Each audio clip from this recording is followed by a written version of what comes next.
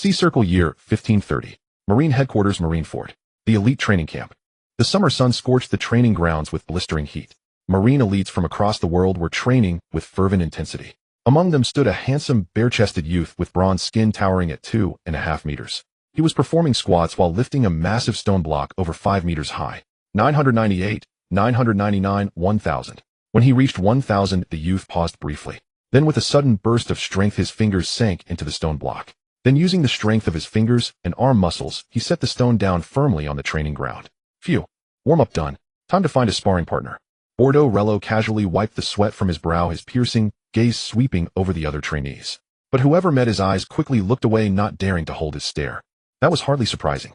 He, Bordeaux Relo, was the orphan picked up by Marine hero Garp a year ago on a deserted island in the East Blue, a ruthless man who had spent 14 years playing stranded soldier with a wolf pack after crossing worlds, a monster who displayed a terrifying physique the moment he joined the elite training camp, and the most proud disciple personally acknowledged by instructor Zephyr. So it was natural that ordinary trainees feared being beaten. That's right. Bordeaux Relo was a transmigrated, the kind who, after being dropped into this world, was left alone on a deserted island with no one to care for him. He had expected his life to end soon. Unexpectedly, a pack of wolves found him and raised him as their own. Relo lived with the wolves for 14 years. A year ago, while he was burying the old alpha that had died, the passing Garp noticed him. That was how the present-day Bordeaux Relo came to be. Relo scanned the training yard and found not a single trainee bold enough to meet his eyes. He felt bored. These trainees are all too weak. Not to mention they refused to spar with me. Even if they did, it wouldn't do me any good. Deliberately raising his voice, Relo let his words reach every trainee present. The words were true, but harsh. Still, the trainees pretended not to hear and continued their exercises as usual. That bastard Relo is provoking them. They wouldn't take the bait. Besides, he had pulled this trick many times before. No fool would let such clumsy provocation affect them anymore. But as always, where there was a basically, there would always be an exception. Damn you, Relo. Don't look down on people.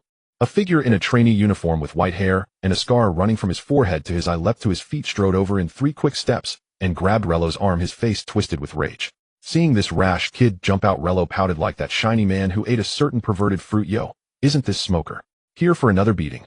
Behind Smoker, a female trainee with long pink hair and a pair of sunglasses hanging on her forehead pressed her forehead in exasperation.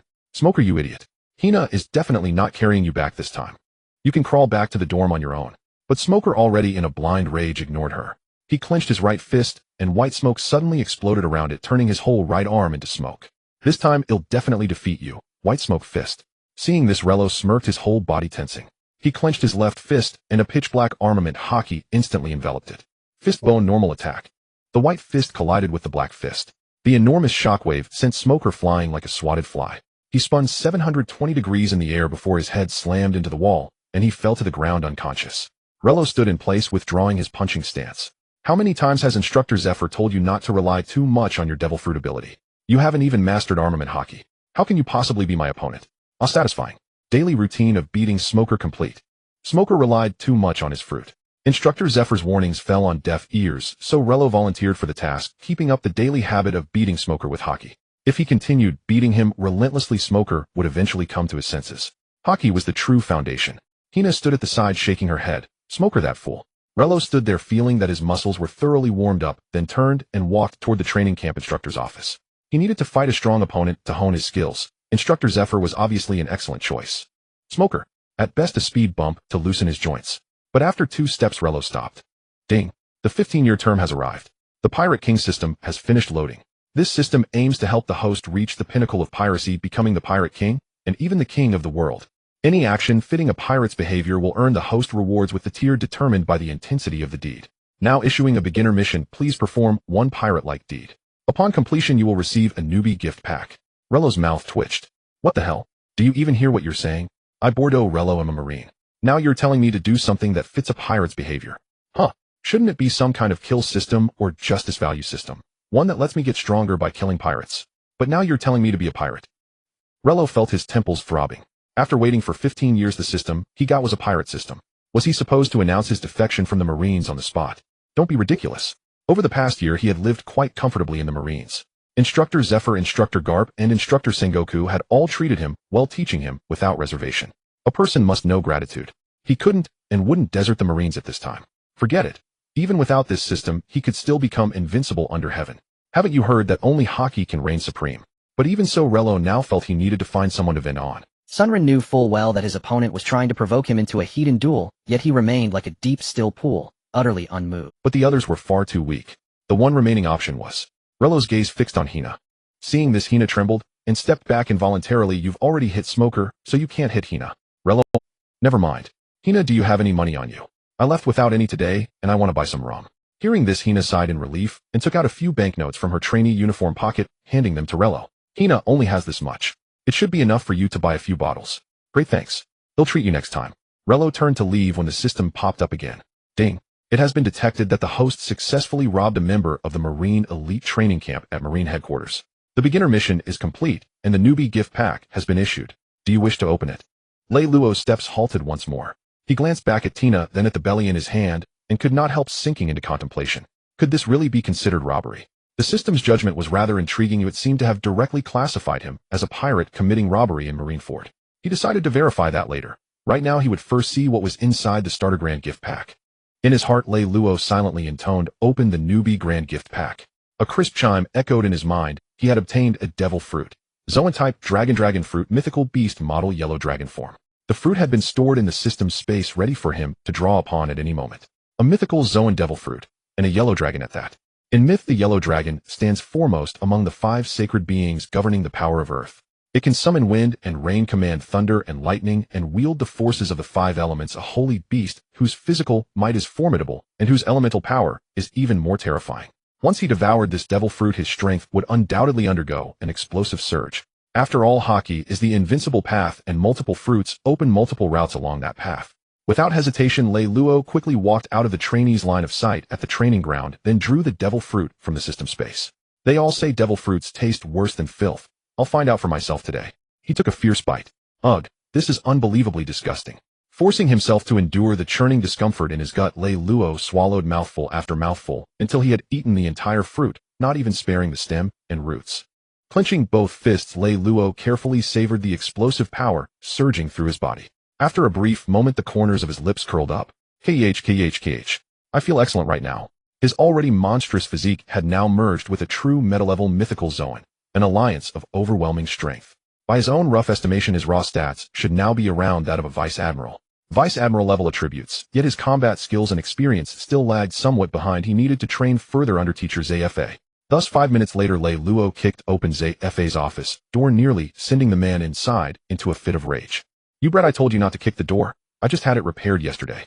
Relax, teacher Zephyr, it's only a door. I'll find someone to fix it for you later. Lei Luo had no notion of restraint before Zephyr.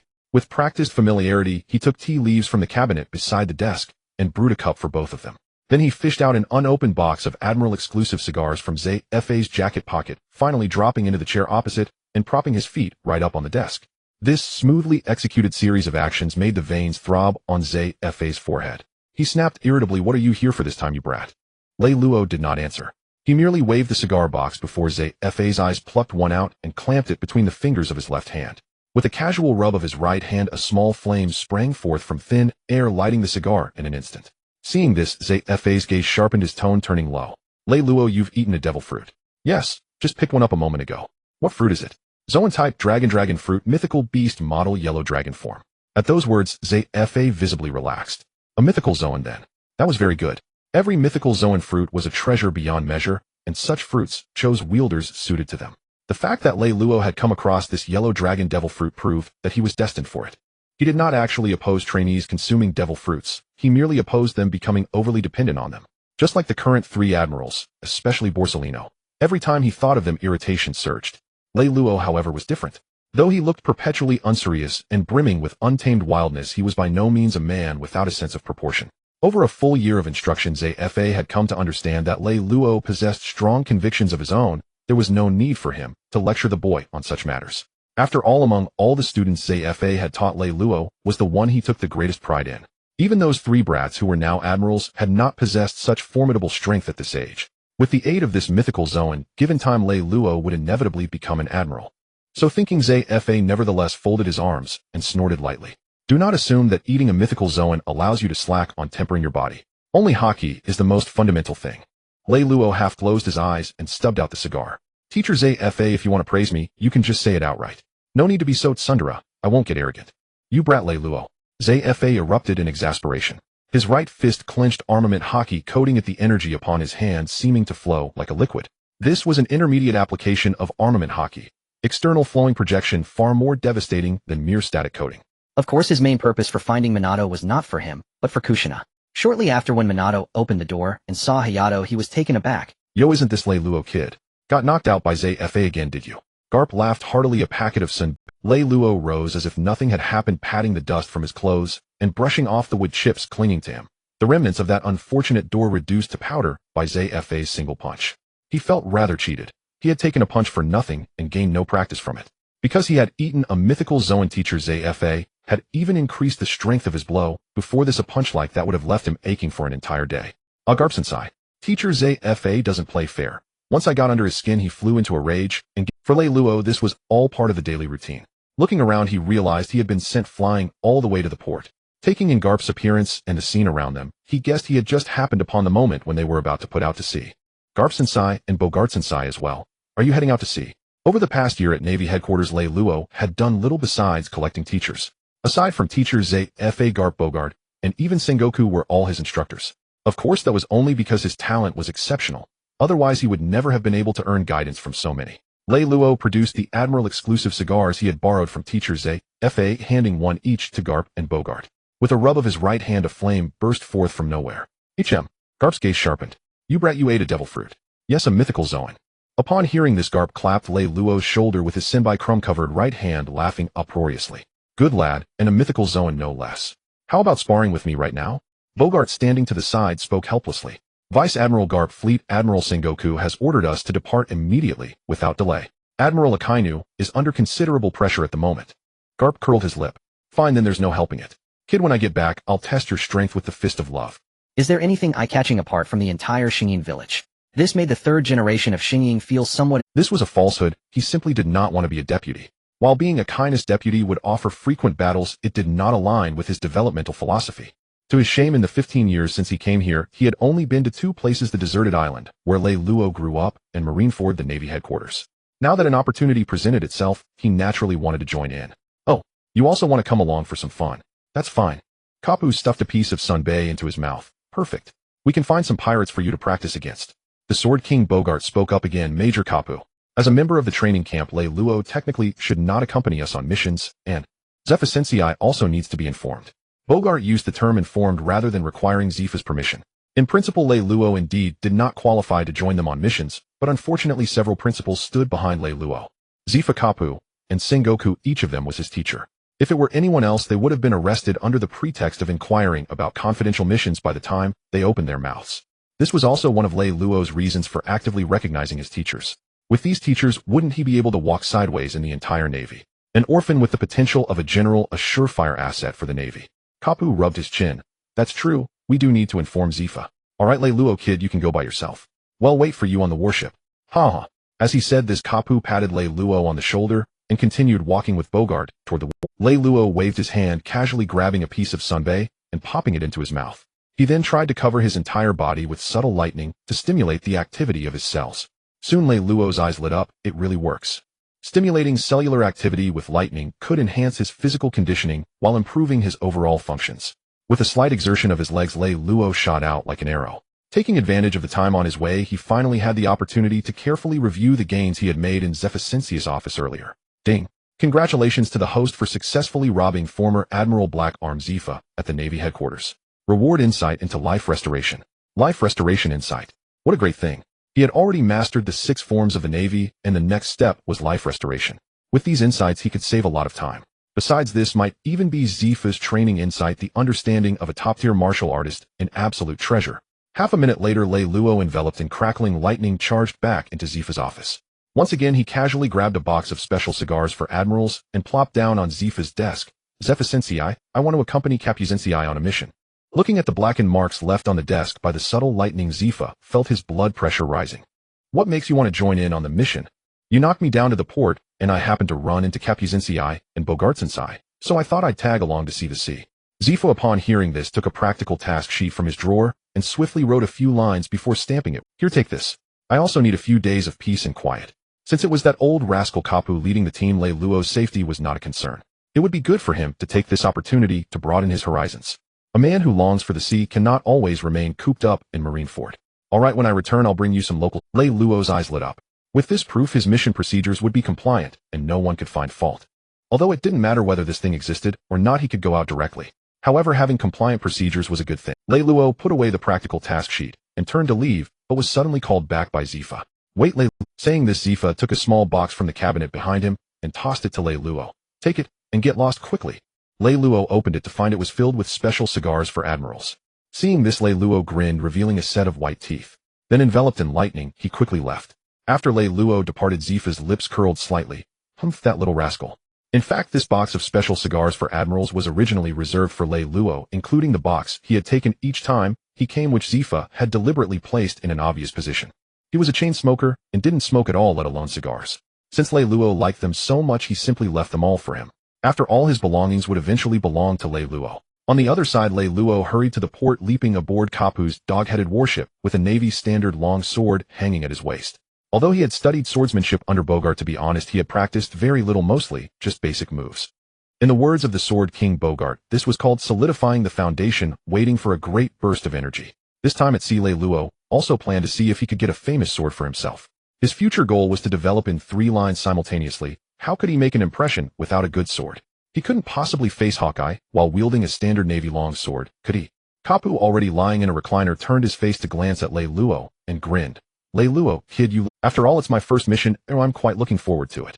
Kapu chuckled lightly, his dog-head hat covering his face, and soon fell asleep. Lei Luo was pulled aside by Bogart, who began to explain some precautions. This mission that Major Kapu is on is very dangerous. Remember, if it really comes to fighting, don't hesitate to run when it's time. Major Kapu, and I might not be able to look after you. Lei Luo asked in confusion. What is the mission? Even Capuzinci finds it tricky. Actually, there's nothing much to say. It's an invitation from one of the 4 emperors' Big Mom to the other 4 Emperor Kaido to attend a tea party at Cake Island. Admiral Akainu is currently monitoring there just in case. Admiral Sengoku has sent Major Kapu over, so it's very likely that it won't escalate to a fight. Lei Luo understood it was Big Mom and Kaido. The meeting of these 4 emperors indeed warranted the Navy's attention. Perhaps he would get to witness the battle between top-tier powerhouses at sea, and that system challenging stronger opponents. Should it also count as pirate behavior? Lei Luo felt he was beginning to grasp the underlying logic of this so-called pirate behavior. According to his calculations, the system had already identified him as a pirate. Thus, certain actions taken by this pirate could yield rewards in a somewhat bug-exploiting manner.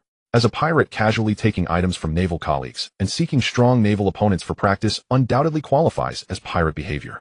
Understanding this, Lei Luo felt elated and sat cross-legged on the ground, beginning to meticulously review the insights he gained from his previous practice of life. Understanding this, Lei Luo felt elated and sat cross-legged on the ground, beginning to meticulously review the insights he gained from his previous practice of life restoration. Once he successfully mastered life restoration, he would gain perfect control over any part of his body and could quickly recover his physical functions through abundant food intake, making it a highly practical skill. Half a month later, Lei Luo sat with his eyes closed on the bow of the dog-head warship, the fierce sea breeze causing his clothes to flutter. Suddenly, Lei Luo opened his eyes wide, a flash of red light gleaming in them as he clenched his right fist, the muscles in his arm bulging with a swirl of crimson flames enveloping his fist. In the next moment, he swung a powerful punch towards the sea surface. Fist technique, Dragon Flame Strike. This is one of the results of my training over the past half-month. After completing the cultivation of life restoration, I began to integrate my techniques with my fruit abilities, thus creating this move, the Dragon Flame Strike.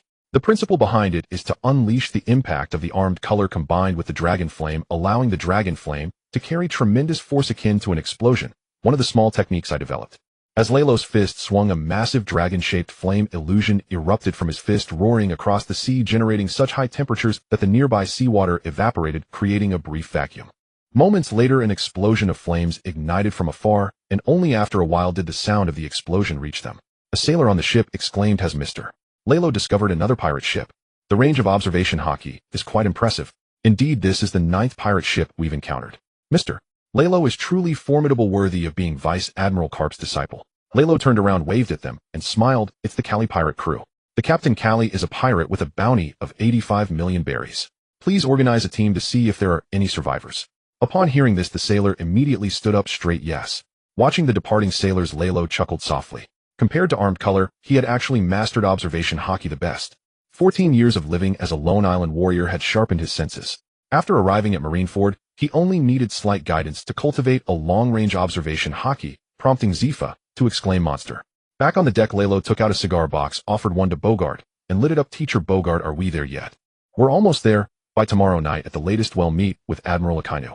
By the way, you've really improved your strength. He had observed that punch just now. Lalo had already mastered life restoration, showing traces of Vice Admiral Carp's influence, but more prominently his own style.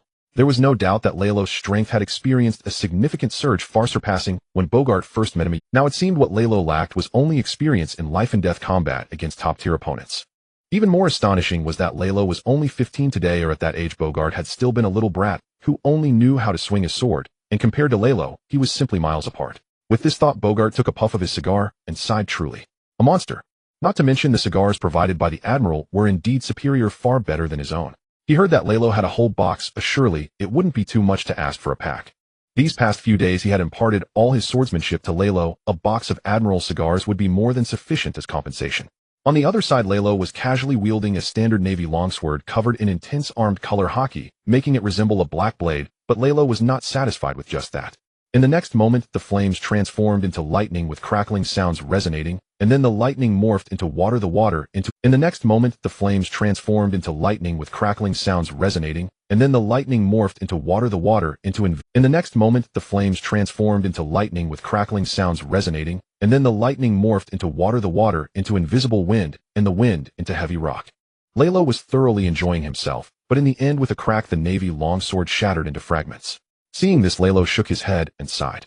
An ordinary standard longsword simply could not withstand such violent and unpredictable energy. He needed to find a high-quality famous sword, preferably an unparalleled great blade capable of withstanding both his hockey and the ever-changing elemental energy. Lalo picked up another Navy longsword. He had an idea that needed testing. But at that moment his observation hockey sensed a significant disturbance. Teacher Carp. Lalo approached Carp and whispered. The few people who just went out seemed to have encountered a major pirate, and Carp was reclining in a lounge chair sound asleep, as if he hadn't heard Lalo's words at all. Seeing this, Lalo was not surprised. He merely nodded at Bogart before turning and soaring into the air, transforming into a magnificent golden dragon, its scales shimmering in the sunlight, making it seem as though all the world's light was drawn to it, positioning him at the center of the universe. Lalo flew towards the direction sensed by his observation hockey. In a short time, he arrived above a pirate ship still engulfed in flames, descending straight down in human form. At that moment on the pirate ship, several sailors stood back to back, holding standard longswords, nervously watching the pirates surrounding them. Don't be nervous, mister. Lalo must have noticed the situation here. Just hold on for a moment, and he will come. That's right. Other sailors echoed. At this moment, the leading pirate, wielding a spiked club, wore a disdainful, "What nonsense is this, Lalo? Listen well, Navy. I am the Sea Mad Dog, Lord Gerarca, with a bounty of 200,200,000 berries. Ha ha ha ha. You all can go die." With that, he raised the spiked club in his hand and swung it heavily towards a sailor in front. But in the next moment, a figure descended from the sky, pressing down on his spiked club with one hand, rendering it a move. "Who goes there?" Jalaka recoiled in shock, then bellowed in fury. A sly grin spread across Rello's lips. "Oh, just a passing marine officer. Nothing more." As he spoke, Rello flexed his arm, and Jalaka staggered backward several paces. Yet upon truly seeing Rello's face, he burst into mocking laughter. "Ha! So you're just a brat in a marine uniform. Hey brat, have you even weaned yet? Look closely. I am Jalaka the Mad Dog, this year's supernova with a bounty of 220 million berries." With that, he coated his spiked club in armament hockey and brought it down in a thunderous overhead strike toward Rello's head. "Damn you brat, die. Mister. Rello, watch out." His fellow marines surged forward, but Jalaka's blow had already landed squarely on Rello's skull, its force shattering the deck planks and sending splinters flying. "Ha ha ha. You pathetic marine brat. You heard my name, Jalaka, and froze in terror, too frightened even to die." Jalaka roared with unrestrained laughter. Yet as he retracted his club, his mirth faltered. The splinters settled, but instead of the grisly spectacle he'd envisioned, the marine brat's skull bursting like a watermelon, nothing of the sort occurred. Not only was there no blood, there wasn't even a single drop. When he glanced again at the young marine, he saw that the boy's head had turned pitch black as if carved from obsidian. Armament hockey. Impossible. Jalaka stood frozen. Such refined, dense hockey. How could a mere marine brat possibly possess it? Could it be another monster had emerged within the marines? Huh. Rello exhaled softly, lowering his head slightly. Your strike holds merit, but falls far short of Master Zephyr's. Blackness rippled from his skull down his torso, swiftly engulfing his powerful frame, until at his brow's center a golden sigil blazed into being. Too long in the training camp. I'd nearly forgotten what life used to feel like. For that I thank you. You've helped me reclaim a sliver of who I once was. In return, Rello clenched his right fist, lifted his head, and flashed a feral razor-edged grin. I'll send you to your grave.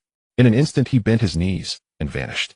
His foot shattered the deck beneath him. In the next breath, he stood before Jalaka black armament, haki swirling thickly around his fist. Bone fist impact. You insolent wretch, don't dare look down on me. Cold sweat drenched Jalaka's brow. This damned marine brat moved too fast. He barely managed to cross his spiked club before him reinforcing it with armament haki in a desperate bid to block the blow. It was futile. Reno became pure impact, unflinching, unswerving, his fist crashing directly onto the club. The sheer concussive force drove the weapon straight through Jalaka's chest where no haki shield protected him. With a deafening BOM, Jalaka flew backward, club and body fused, shattering what remained of the wrecked ship's cabins before slamming into the sea, blood spraying like crimson rain. The spiked club splintered beyond repair. Jalaka's internal organs were pulverized by the embedded weapon, life already slipping away. One punch, and silence fell over the entire deck. The remaining pirates stood paralyzed, their swords clattering uselessly onto the deck. How is this possible? He's Jalaka, the fearsome pirate with a 220 million berry bounty. This year's supernova. How could he be obliterated in a single blow? Is this marine brat a monster? Panic seized the crew. Within moments they dropped their weapons and knelt, surrendering en masse. Don't kill us, we surrender. In stark contrast, the Marines erupted in jubilant cheers. Mr. Reno is truly peerless. That was a 220 million berry bounty, felled in one strike. No wonder he's Admiral Garp's disciple. Indeed, long live Mr. Reno. The surrendered pirates gaped in awe, then gradually nodded in grim understanding. So, he's Admiral Garp's disciple. Then such power makes perfect sense. Reno waved his hand, his armament haki receded like a tide, revealing corded, formidable musculature beneath. He shook his head, voice laced with quiet disappointment. What pitiful pirates, gone in one punch. I should have held back. I could have toyed with them longer.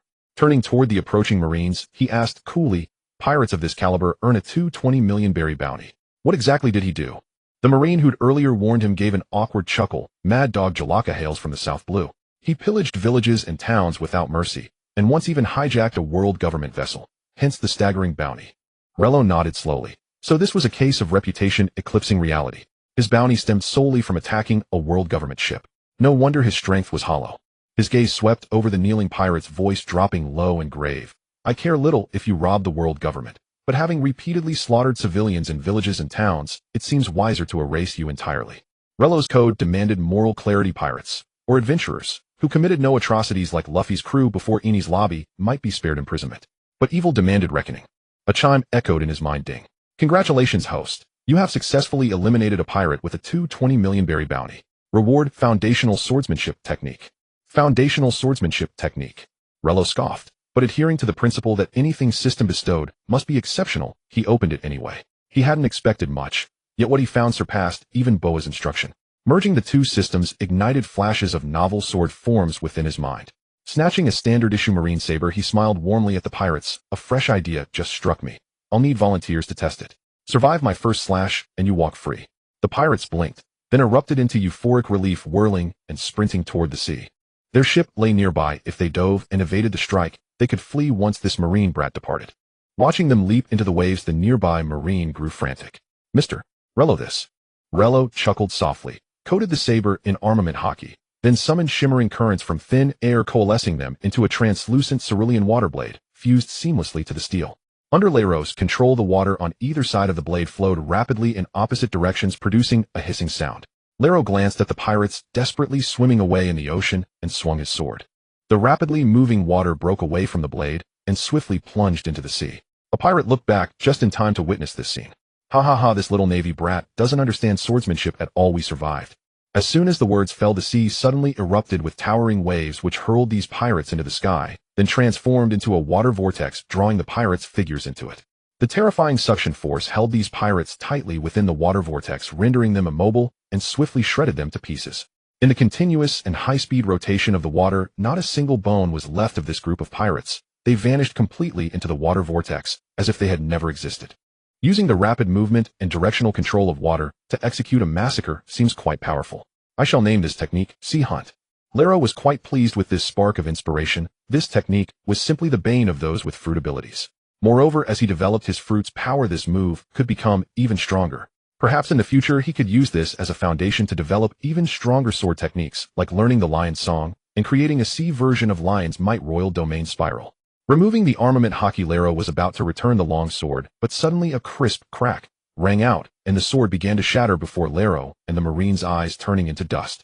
Asari will compensate you with berries later. Lero scratched his head, his desire for a famous sword deepening.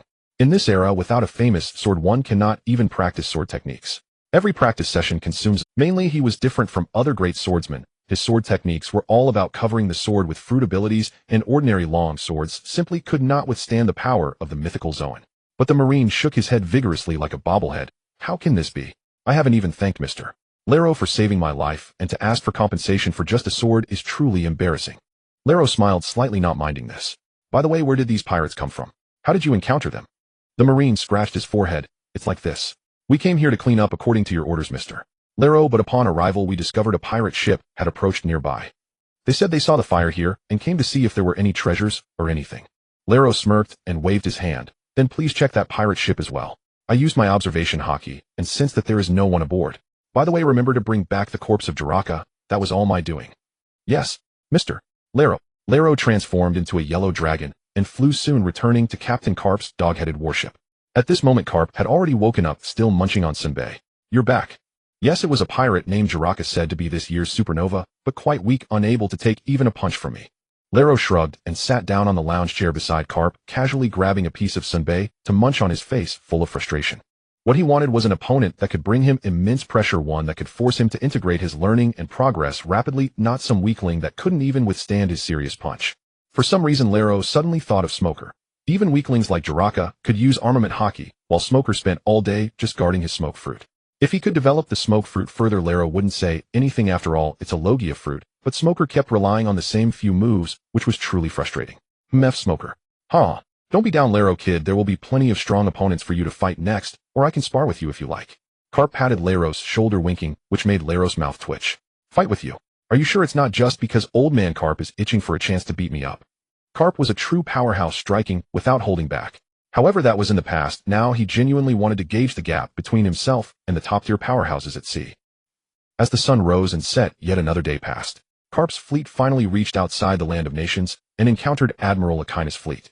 Sakazuki, dressed in a red suit, approached and nodded to Carp as a greeting. Then his gaze fell upon Lero, his stiff expression seeming like a forced smile. Bordo Lero, I've heard about the Jiraka pirate crew incident. You did well. After you graduate from the training camp, would you be interested in being my aide? With your strength and potential, I will surely promote you to captain within 2 years, a 17-year-old captain. Upon hearing this, the Marines present couldn't help but gasp. Admiral Akainu actually extended an invitation to a student who hasn't even graduated from the elite training camp yet, and for the position of aide. He even promised to promote him to captain within 2 years. Are they still not awake? Akainu was unclear about what others thought and didn't care. He had his own considerations. Based on the information gathered, Bordo Lero, though only 15 years old, had the backing of Sengoku, Zephyr, and Carp, making him one of the strongest connections in the Navy. Considering his inherent strength and the potential of the mythical Zoan, 2 years was merely a conservative estimate.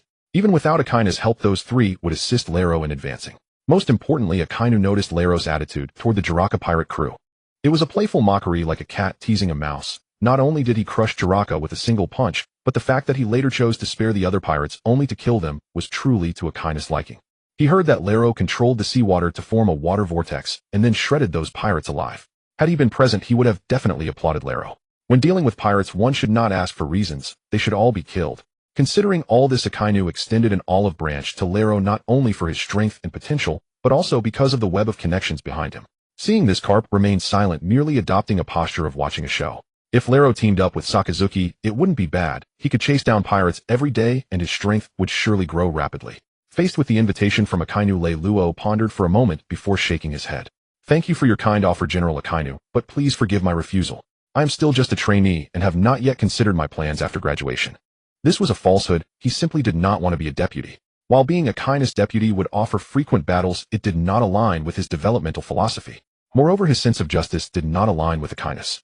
Lei Luo had already thought it through. After graduation, he would first go to Sky Island to acquire gold, then accumulate merit to promote his rank, aiming to be dispatched to a certain base as its commander, where he could both hone his own strength and develop the economy, gradually freeing the Navy from its economic dependency on the world government.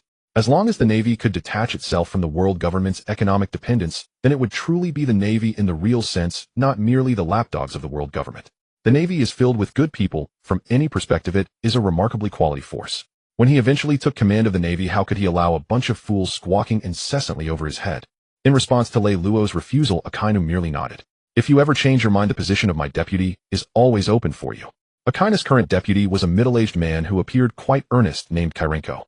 He wore a helpless smile and behaved kindly, making it hard to imagine he was also a member of the hawkish faction. Vice Admiral Karp and 2 others, please follow me. He gestured for them to proceed, and then led the way, speaking as he walked. We have detected ships belonging to the beast pirates heading towards the land of Reno, estimated to arrive tomorrow. Karp held a bag filled with snacks in one hand and picked his nose with the other. Why would Kaido and Charlotte Linlin choose to meet after such a long time? If it weren't for this situation, I could be back in the East Blue visiting my grandson. Kyrenko shook his head. Currently, we are not clear on the reasons. Fleet Admiral Sengoku has instructed us to monitor the situation here and not to interfere unless absolutely necessary. Upon hearing this, Karp instantly looked displeased. He thought he would come here for some action, and leaving the monitoring to Akiji would be better. Lei Luo shrugged nearby continuously, sensing his surroundings with observation haki. The tea party at Reno is renowned throughout the New World. Participants at each tea party are notable figures from various sectors, including officials from the world government. At the level of Reno, the world government no longer treats it as an ordinary pirate territory. This is a nation, a powerful and truly sovereign state. Ships from all walks of life gathered here, providing Lei Luo with a grand view. He stroked his chin with his right hand, greedily scanning the ships belonging to the world government. He could sense that within those ships lay many treasures that belonged to him. As a system-certified pirate, isn't it reasonable for him to seize ships from the world government? No, it was clearly the world government that had taken his treasures. He was the victim. What are you looking at, Lei Luo? Karp approached, following Lei Luo's gaze and also spotting the ships belonging to the world government. Oh, do you have an idea? Lei Luo's lips curled slightly. Karp Sensei, if these ships were to encounter a storm at sea, would anything happen? Karp burst into laughter. Huh, of course not. It's quite normal to encounter storms at sea, isn't it? Even a great pirate like the Golden Lion can be defeated by storms, let alone a few ships from the world government. Lei Luo understood, his smile growing wider. With Karp's words, he could act boldly and without worry.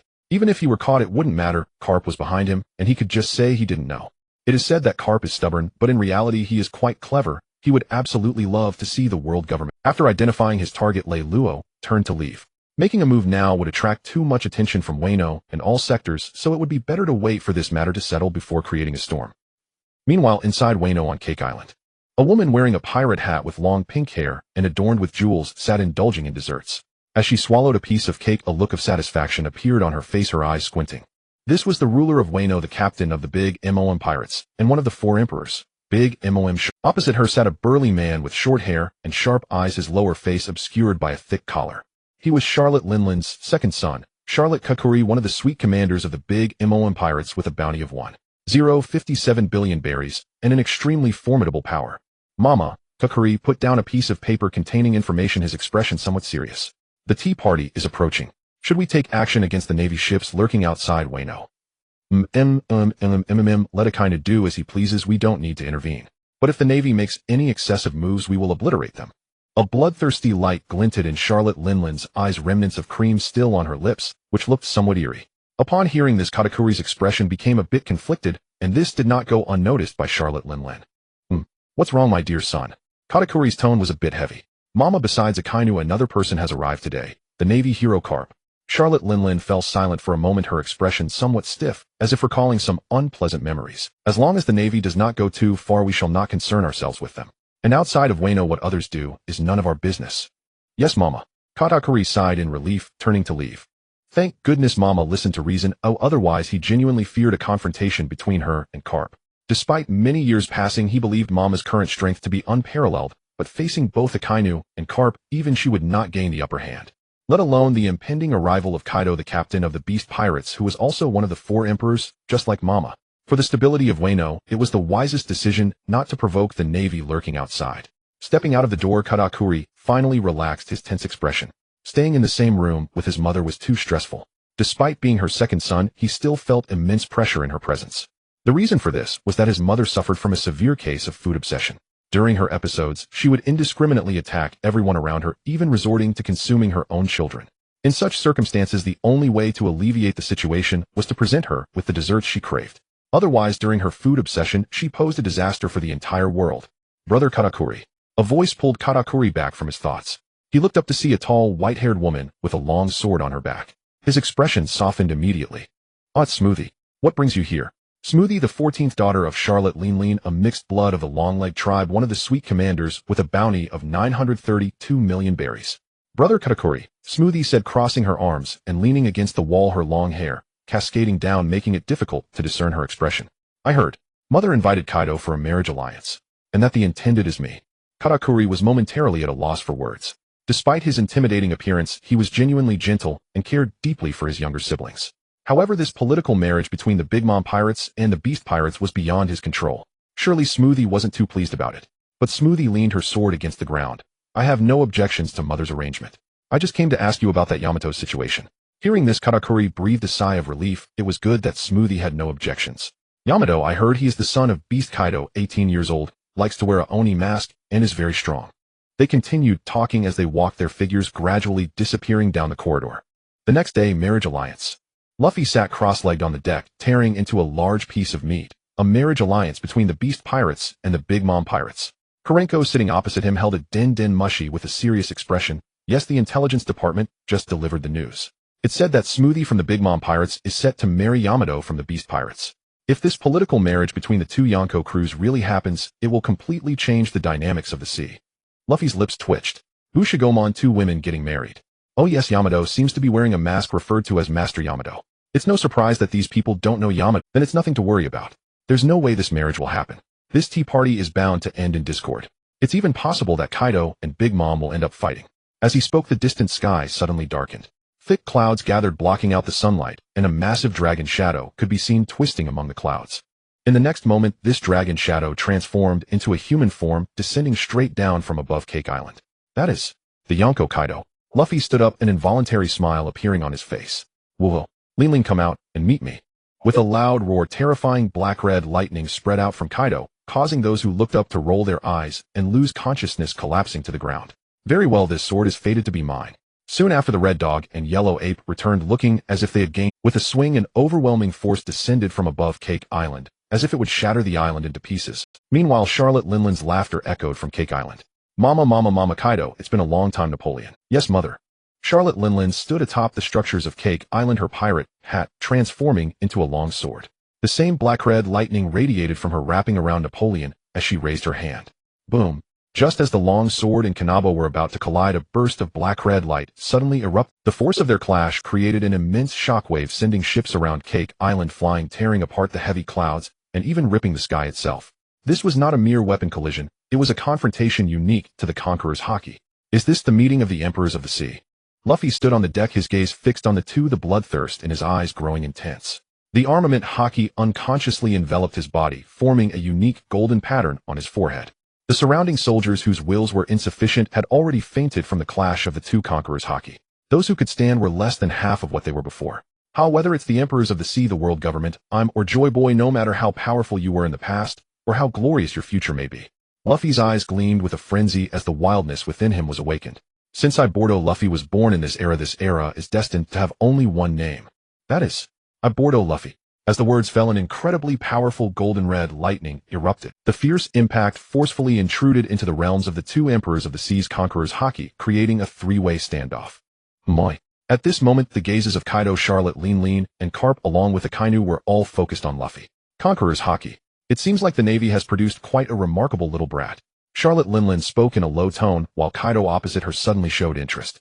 The two exchanged glances, simultaneously retracting their long swords and Kanabo. Then Kaido shifted his target and charged directly towards Luffy. Woohoo, Navy brat, you look pretty good. Kaido grinned maliciously. The Kanabo wrapped in Conqueror's Haki swung down towards Luffy. If you can survive this blow, I'll let you join my beast pirates. As the Kanabo wrapped in Conqueror's Haki approached, Luffy made no move. Instead, a smile crept on his lips. Hey Kaido brat. His voice was soft, but to Kaido it sounded like thunder. Turning to look, he saw an elderly man with gray hair enveloped in Conqueror's Haki standing there. Kaido's pupils constricted sharply. Carp raised his head, focusing on Kaido, his right hand slightly lifting. What do you want to do to my beloved disciple? What are you doing? He clenched his fist, aiming his Haki directly at Kaido. As Carp's voice fell, dark red lightning suddenly surged forth, and the righteous cape behind him billowed, exuding an aura that froze Kaido's movements. The spike club that was about to strike was momentarily halted. Carp, what are you doing here? Kaido's eyes widened in shock. It is well known that Teacher Kaido has a profound saying, Haki surpasses everything. So the question arises, where did this profound saying come from? Of course it was from when he encountered a Marine Admiral who would attack anyone he saw in God's Valley. You little brat Kaido, you've really made a name for yourself daring to lay hands on my disciple. Cold sweat trickled down Kaido's forehead, but it disappeared without a trace the next moment. Damn it. Carp, I'm not the same as I was back then. Rumble 8 trigrams. Kaido swung the spiked club in his hand with Conqueror's Haki entwined around it, spinning it in a wide arc toward Carp. In response, Carp's counter was Fistbone Galaxy Impact. Dark red light gathered in his right hand, the brilliance so intense that it formed a cross star dazzlingly bright. The fierce clash of Conqueror's Haki erupted with immense shockwaves. In the next moment, Kaido flew back at a speed even faster than when he had charged in, crashing directly into Cake Island. At this moment, Carp was at the peak of his power. How could Kaido's Rumble 8 trigrams withstand such a punch? In his youth, Carp could unleash a barrage of such attacks. Charlotte Linlin couldn't help but curse. Damn, Kaido, are you trying to destroy my Cake Island? Napoleon. Yes, mama. Charlotte Linlin held Napoleon in her hand, and a terrifying light gathered. Wigaku. A powerful penetrating shockwave was unleashed from Napoleon, directly striking the returning Kaido and sending him crashing into the sea. Captain, the pirates of the Beast Pirates shouted in panic. The leader, a man wearing a half-iron mask with 2 tusks protruding, slammed his hands on the ship's railing in anger. The Beast Pirates, Big Name, one of the 3 disasters. Drought Jack. Damn it. Are the Marines and Big MOM planning to start a war? You lot bring the ship closer to Captain Kaido. We need to rescue him first. Yes, Lord Jack. The others, still somewhat conscious and farther from the battlefield, looked on in shock. Are they not awake? Did it seem like they saw Big MOM teaming up with the Marines to take down Beast Kaido? Could it be that Big Mom's Tea Party was meant to combine forces with the Marines to destroy the Beast Pirates? Suddenly, this group began brainstorming, and above the clouds an albatross sat in a hot air balloon, furiously waving a pen. Hee, this is big news. The Marines and Big MOM teamed up to strike down Beast Kaido. Tomorrow's news will definitely sell out. Meanwhile, Charlotte Linlin rode her created son homie, Prometheus, over to Carp. Mama, Carp, you messed up my tea party. Carp stepped into the air with moonwalk, his gaze dismissive. It was Kaido who first attacked my disciple. What, Charlotte Linlin, do you want to fight me too? Mama, don't be so angry, Carp. I just came to ask if that Marine brat would like to marry into whole cake. Charlotte Linlin's eyes sparkled with a strange light. There are differences in Conqueror's Haki, and the strength of a person's initial awakening of Conqueror's Haki greatly represents their potential. Just like the flamingo Don Quixote da Flamingo, although he also possesses Conqueror's Haki, compared to the top heroes of the sea, he can only be seen as playing house. She had clearly seen that the initial strength of Conqueror's Haki in front of her was so impressive that even she had to praise it as monstrous, truly comparable to the likes of Rox and Roger. Such a premium potential stock must be properly courted with her daughter. After all, it seemed that the marriage with Kaido had already fallen through, so it would be better to set her sights on this Marine brat. Hey, Marine brat, as long as you want my daughters can be yours to choose from. How about it? In an instant, all eyes in the room were once again focused on Reno. I must have misheard. One of the 4 emperors, Big MOM, is actually extending an invitation to a Marine brat she has never met. Hey, this is no longer just a Marine brat. This person possesses the qualifications of a king. This should be considered a Marine supernova. Under the watchful gaze of the crowd, Reno tilted his head slightly and chuckled. Charlotte Linlin, you are a pirate, and I am a Marine. On what basis do you think a Marine would marry a pirate? In such a public setting, his response could only be one to firmly stand on the side of the Marines. That Marine brat actually rejected Big Mom's invitation. Damn it, why wasn't I the one invited by Big MOM? Just take a good look at yourself in the mirror, and you'll understand. On Cake Island, Katakuri crossed his arms, his sharp gaze locked onto Reno. That Marine named Bordeaux Reno, even Mama's invitation was rejected. Mama Marine, brat, you better think carefully before you answer. Reno raised an eyebrow. Wasn't what I said. Charlotte Linlin, I refuse. Being rejected in front of everyone, even with Carp present, Charlotte Linlin felt a surge of anger. If it were a private setting, it would be one thing, but this is her tea party, the focal point of the world's attention at this moment. In such a setting, if she did not show any reaction, her prestige as one of the 4 emperors would be greatly damaged, and more reckless pirates would challenge Whole Cake Island in the future. But considering Carp's presence, Mama, your name is Bordeaux Reno, right? Very well, I will remember. Charlotte Linlin turned her gaze towards the sea behind her. Hey, Kaido, are you not awake yet? As her voice fell, a massive wave suddenly surged from the depths of the sea, and then a tall figure with 2 horns on its head jumped out. It was Kaido. Shut up, Linlin. You were the one who just knocked me into the sea. Kaido grabbed a gourd of wine and took a swig, showing no signs of injury. Seeing Kaido come ashore, the area where the beast pirates were erupted in cheers. Oh. Charlotte Linlin and Kaido both turned to Carp, grinning menacingly, their Conqueror's Haki stirring restlessly. At this moment, the temperature in this sea area was rapidly rising, with visible waves of distortion appearing in the— What's going on? Why has the temperature suddenly risen? Crisp footsteps echoed into Charlotte Linlin's and Kaido's ears. A man clad in a crimson suit and draped in the mantle of justice strode slowly to Leilua's rear. Nani. Sakazuki. Well done, Leiluo. Akainu spoke, his tone brimming with approval. I've already dispatched messages to Fleet Admiral Sengoku and all nearby marine fleets. They'll arrive immediately. With their reinforcement, we stand a decisive chance to cripple, or even annihilate, both Yonko pirate crews. At that moment, Akainu truly felt exhilarated. Fleet Admiral Sengoku had ordered him not to act unless absolutely necessary, meaning he'd been forced to stand idle while the enemy made the first move. But now everything had changed.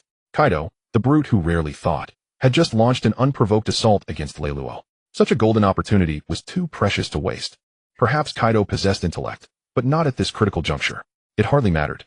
To Akainu, what mattered was clear. Yonko Kaido had struck first against the Marines, and now they could strike back. That sufficed. Akainu strode forward onto the bow. As he walked, droplets of molten magma splashed onto the deck, scorching gaping holes with each impact. Then, raising both arms toward the sky, his forearms dissolved into a ceaseless torrent of searing magma. Meteor volcano. Akainu's mind raced. Facing Charlotte Linlin and Kaido alongside Garp posed no insurmountable challenge, but they were not alone here. Their forces were insufficient. Leluo and Karenko alone could not hold back the tide of pirates. Thus Akainu needed to relieve their pressure, just long enough for the marine fleet to arrive. Victory would then be inevitable. Damn you, Sakazuki, don't get too cocky. Zeus. Yes, mama. Charlotte Linlin erupted in fury. One after another, they fought without regard for her beloved Whole Cake Island, her very stronghold. Vigilant drum. Hey, Charlotte Linlin, don't treat me like thin air. Garp stepped upward with moonwalk poised to intercept the attack aimed at Akainu. Linlin's vigilant drum might not gravely wound Akainu, but his meteor volcano could not be interrupted. His intent mirrored Akainu's to ease Leluo's and Karenko's burden before the true battle commenced. Once the marine fleet arrived, retreat or pursuit would be theirs to decide. Oof. Garp, interfering in others' duels is ill-mannered. Great Val Thunder 8 trigrams. As Akainu watched the lightning barrage surge toward him, his brow furrowed. Just as he prepared to halt Meteor Volcano, a figure shot past him. It was Boruto Leluo. His entire body shimmered with armament haki, while intricate cobalt-purple lightning danced across his skin.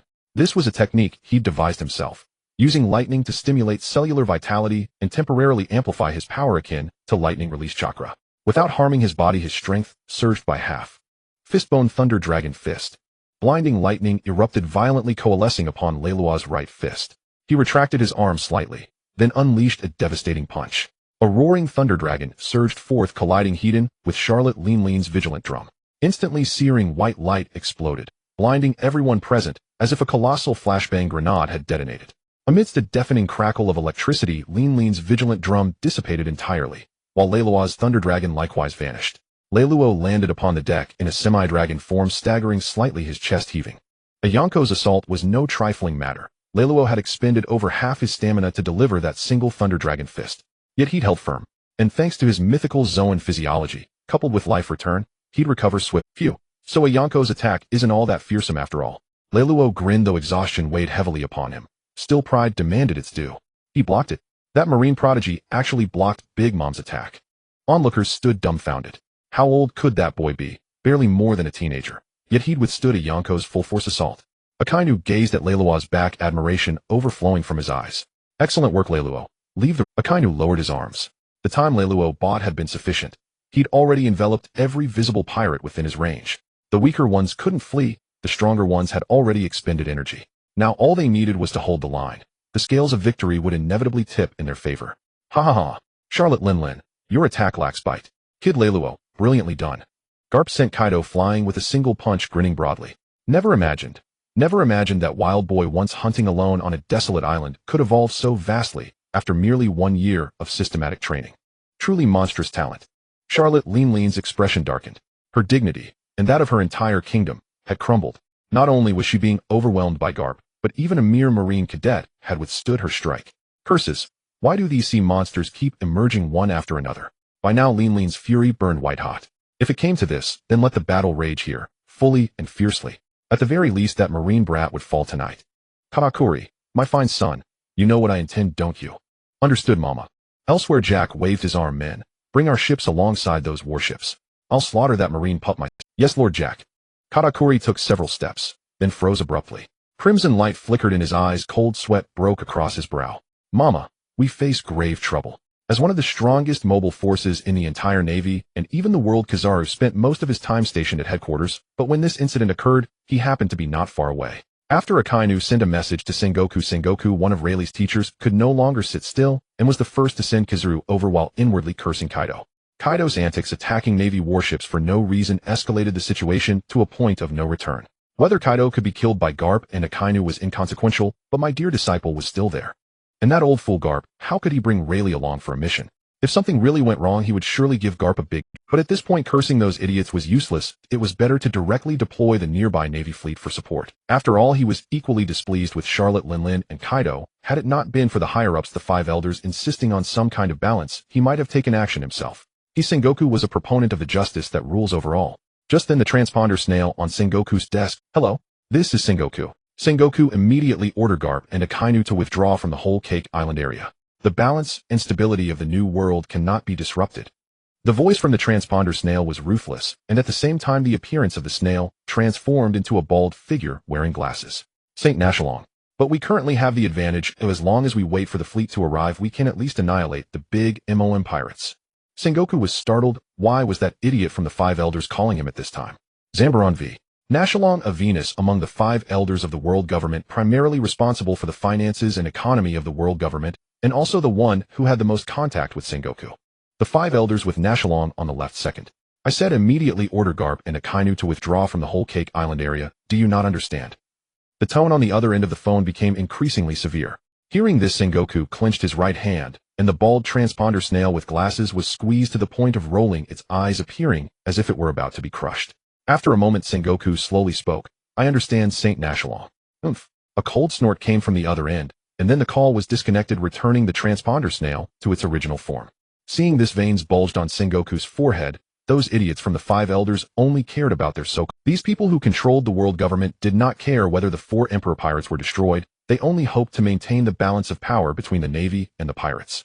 Only with sufficient chaos in the seas would those affiliated countries willingly continue to deliver gold from above. Moreover, not just the five elders, even that red-haired Shanks had previously exhibited such thoughts in Mariewa. Damn red-haired Shanks, damn five elders. Meanwhile, on Whole Cake Island, as soon as Kizaru appeared, he instantly tipped the scales of battle in favor of the navy. Kizaru's hands formed a circle, and intense golden light gathered in his palms. Well, I'm rather afraid of trouble, so may I kindly ask the two of you not to lay a hand on Rayleigh. Kizaru's tone seemed polite, but the expressions of Charlotte Linlin and Kaido were quite grim. The addition of a Vice Admiral-level combat force on the battlefield, especially a top-tier powerhouse like Kizaru, would mean disaster for them if a fight broke out. Seeing that the situation was unfavorable, Kaido immediately transformed into a blue dragon and flew back to his pirate ship. Rower Linlin, am not participating in this tea party. You guys return to the ship. Hey, who said Kaido was foolish? He's actually quite clever. Damn Kaido. Charlotte Linlin was truly at her wits' end, with Garp, Akainu, and Kizaru on the opposite side. If Kaido ran away, would she have to face all three of them alone? If you want Whole Cake Island to perish, just say so. Well, Garp, I think we can sit down and talk.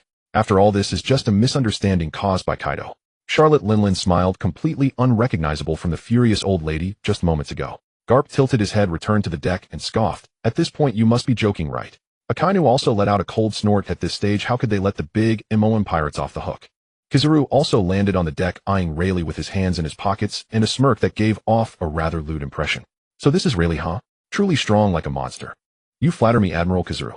Rayleigh smiled. Those who knew their own affairs understood their situation. The monster Kizaru referred to could be any pirate worth over 100 million. He had potential, but it required time to manifest. The fruit needed development, his physique needed training, his techniques needed consolidation and insight, as well as the development of fruit abilities alongside swordsmanship. He was still far from it. While Garp's punches were indeed useful, they didn't seem entirely suitable for him. He needed time to create his own techniques. At this moment, Karenko hurried over with a transponder snail in hand. Vice Admiral Garp, Admiral Akainu, Admiral Kizaru, Commander Sengoku has ordered us to retreat immediately. Nanny. Akainu suddenly turned around, his anger surging. We have such a good opportunity to annihilate the big MOM pirates, and we're being told to retreat. Karenko wiped the cold sweat from his forehead. Yes, Commander, Sengoku said, this is an order from the five elders. Damn. Akainu clenched his fists, his expression twisted. Damn, five elders withdrawing from such a certain victory. And Sengoku, why would he not dare to confront the five elders? Garp, on the other hand, didn't mind too much. He simply pulled Rayleigh aside. Rayleigh, tell me what you need now, and he'll go ask Charlotte Linlin for it later. Admiral Garp, are you suggesting we rob the big MOM pirates? Oh no, I mean make the big MOM pirates compensate us for the damages and emotional distress. Hearing this, Garp was taken aback. Could it be done this way? He merely wanted to ask Charlotte Linlin for some compensation. After all, now that they were here, they couldn't just leave empty-handed after a fight. Garp looked at Rayleigh with a changed expression. This kid, he saw wisdom in him akin to Sengoku's bad example. Rayleigh thought carefully. Admiral Garp, besides ordinary wealth, could you help me get a better sword? A regular sword can't withstand my fruit ability, and it shatters when the haki is retracted. Garp revealed a big grin. No problem, leave it to me. With that, Garp turned and stepped onto Whole Cake Island. Beside him, Akainu sighed. There was no choice but to obey the command from the 5 elders, but it wasn't impossible to snatch a bit from Whole Cake Island before leaving. Thus the red dog followed Garp to Cake Island, and as for the yellow ape, the gluttonous man, who consumed the sleazy fruit, was even more excited. It should be noted that Admiral Sengoku did not mention any so-called compensation. In other words, they could keep the wealth for themselves. Hey Charlotte Lean. Garp grinned broadly, revealing a mischievous smile. Your nation must have a considerable amount of wealth and treasures, right? Charlotte Linlin immediately understood Garp's intentions, but if it only took some treasures to send these 3 away, it was not a big problem. After all, there were only people from the nation nearby, and everyone else had long fled. Those who hadn't escaped had perished in the aftermath of the battle and under the Red Dog's meteor volcano. Just a bit of wealth if given, then so be it. Compared to her nation, these were inconsequential. Well then, Garp, in your nation there should be quite a few famous swords, right?